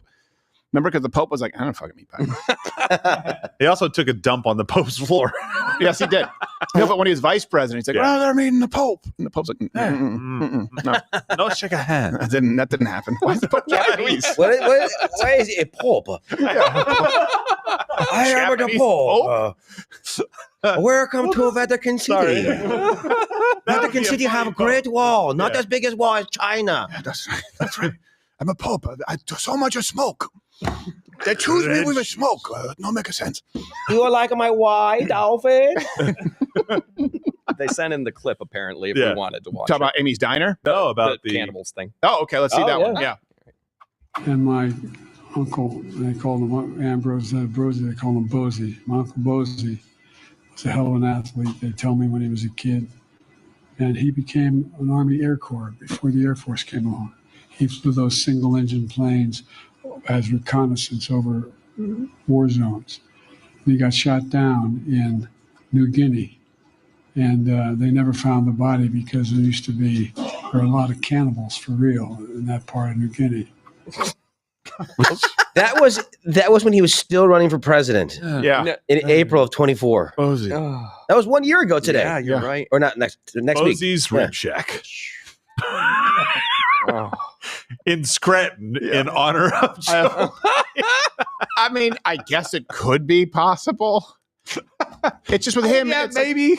Like Donald Trump is an exaggerator, right? Where like if something is pretty good, like it's the best we've ever seen. You're like, oh, it's pretty good. Yeah. It's frankly nothing has ever happened like it. You're like, well, something like it, nothing like it.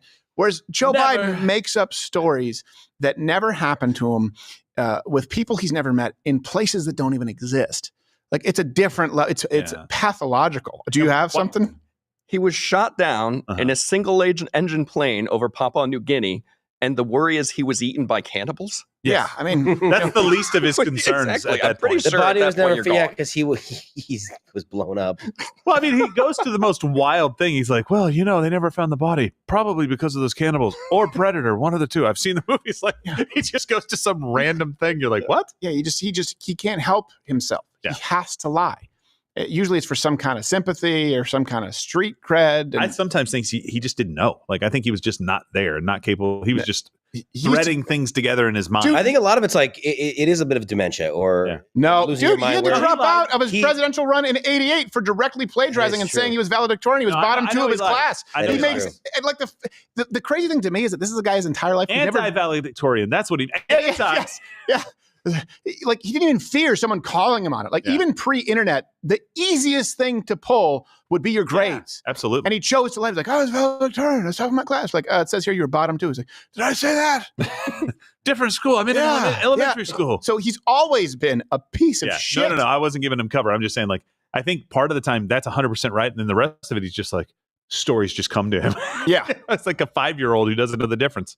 I think his wife, I mean, we're using that term loosely, is the worst person in the world to trot him out there and not. She clearly has no interest in taking care of him. So You said everything you were supposed to, Joe. Ice Yeah. cream. Yeah, do I get a new necklace? Let's go to the next chat.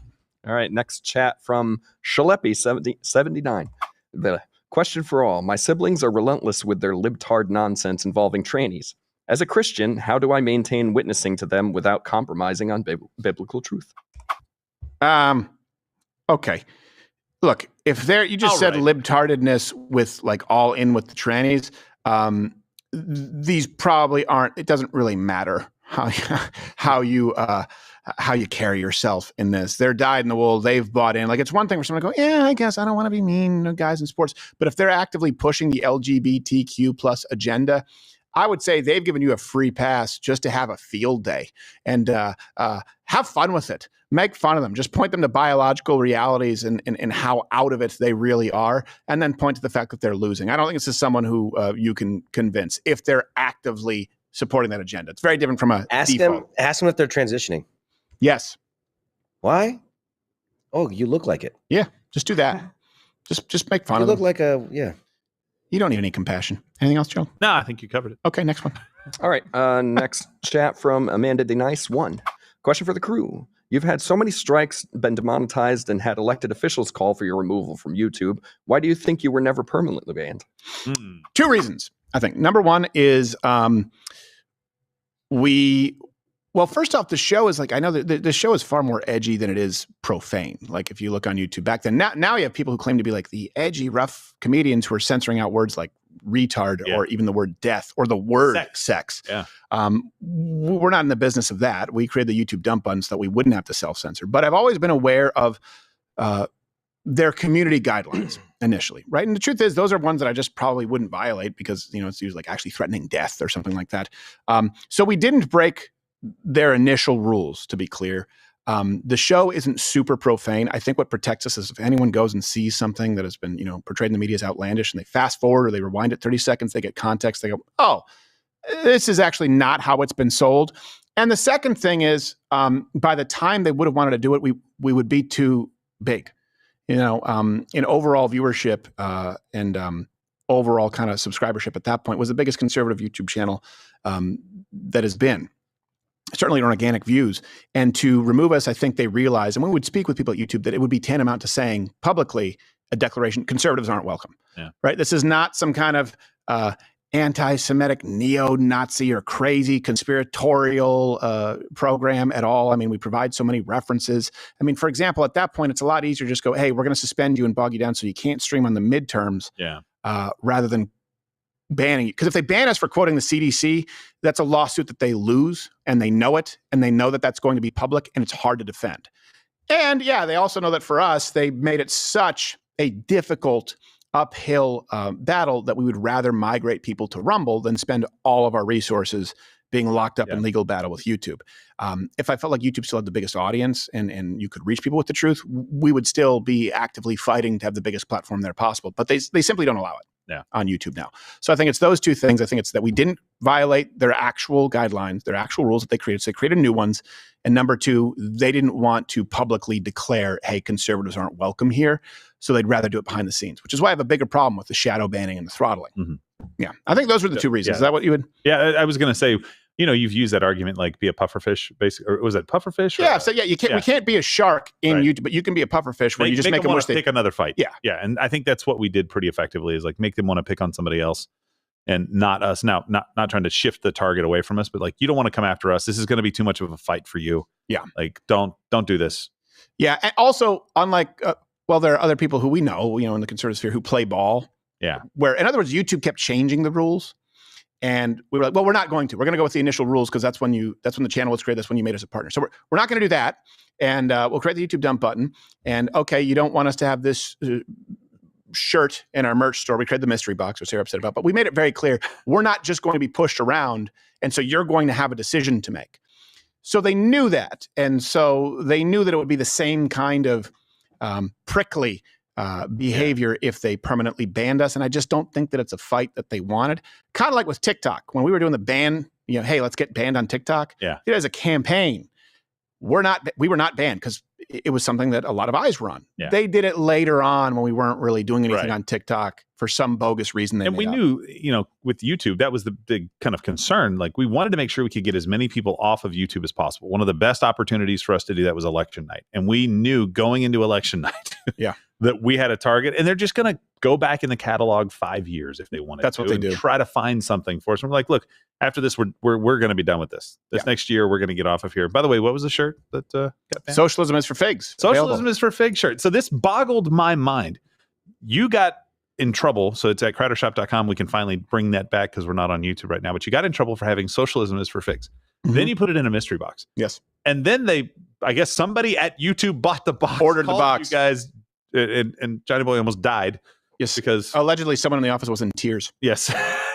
Because over the mystery, but over that shirt that you can now purchase at crowdershop.com. Yes. I didn't understand why they wouldn't let you sell a shirt off platform. It had nothing to do. It's like it's a stupid rule, but if they wanted to try to ban you from wearing it on the site, I could at least understand you're on their platform. Yeah. I don't like the rule. I don't think it makes sense, but that is at least in the ballpark of sanity. this is insane because it's like there's something completely off platform that I'm doing that even isn't even controversial. Right. I couldn't believe that when you. And by the way, that goes against their own rules. They weren't supposed to initially be able to punish you for something off platform. That changed later on. So, yeah, I will. Like I've said this here in the office, and I think that's what Joe was discussing. I said, like, you're not going to be the biggest shark in the ocean here with YouTube because it is YouTube, right? And they know how to game the system. They know how to benefit from Section 230 and lobby governments, and then they're able to push people. But you can be a puffer. You can make them wish that they picked someone else. Sometimes with a bully, the truth is sometimes bullies do know how to fight, and you're not going to beat them, but you can make them move on to someone else. You can make them. And then the problem is that we started helping other people on YouTube, other smaller conservative creators. And Half Asian Bill, I know, did some stuff pro bono where YouTube was going, oh my gosh, we just don't. The more we push up against this, the more people are going to go to him, and they're going to know our ins and outs. So they would rather lay low for a bit. Speaking of pufferfish, I will leave you with this. I was at the aquarium with my little ones, and my lady, and there was a pufferfish that was flying. It was like a half tank, so you could technically reach over if you wanted to. And don't worry, no one did. And the pufferfish, they swim pretty fast. They're pretty fast, but they're not puffed. You know what I mean? They just kind of look like those missiles in the Mario game, you know, black missiles. Yeah. And there was this just obnoxious, fat, clearly feminist lesbian in front of us because you get stuck behind the line when you try and go to the shark tank area because everyone wants to go there. So you have to, single file. And I could hear her just being a know-it-all, and she was interrupting other people to try and teach everyone what she knew about the ocean. And most of it was wrong. Ursula? Strikingly similar. Not a crab. No, not a crab, not a lobster, just evil Paula Deen. And so what happened is there was a pufferfish, and my one, I can't remember, it was either my son or my daughter said, like, oh, why isn't it puffing up? And I said, well, they do it when they're defending themselves. You know, so if you were like reach over, if someone were to reach over and try and grab it, it would puff up and you would see it get really big. And then the lady goes, fat, angry lesbian, yeah, you don't want to do that though, actually, because they're highly venomous. I said, thanks. Thank you for that. Thanks for interjecting the conversation with my kids. And then I said it so she could hear it, even though my children are only 3.5. I said, yeah, now that's actually not correct. They're not venomous. They go, what? I said, yeah, they're actually poisonous. Venomous means that it actually has venom and injects it offensively, like a snake or a spider. That's venomous. Poisonous means that it's poison to whoever ingests it or touches it, like a pufferfish or a poisoned dart frog. And it's a very important distinction that they make when studying biology, and the experts will make sure that you understand the difference. So that's not venomous, that's poisonous. Can you say it? And they go, poisonous. I'm like, yeah, bitch. So enjoy it. See you Monday.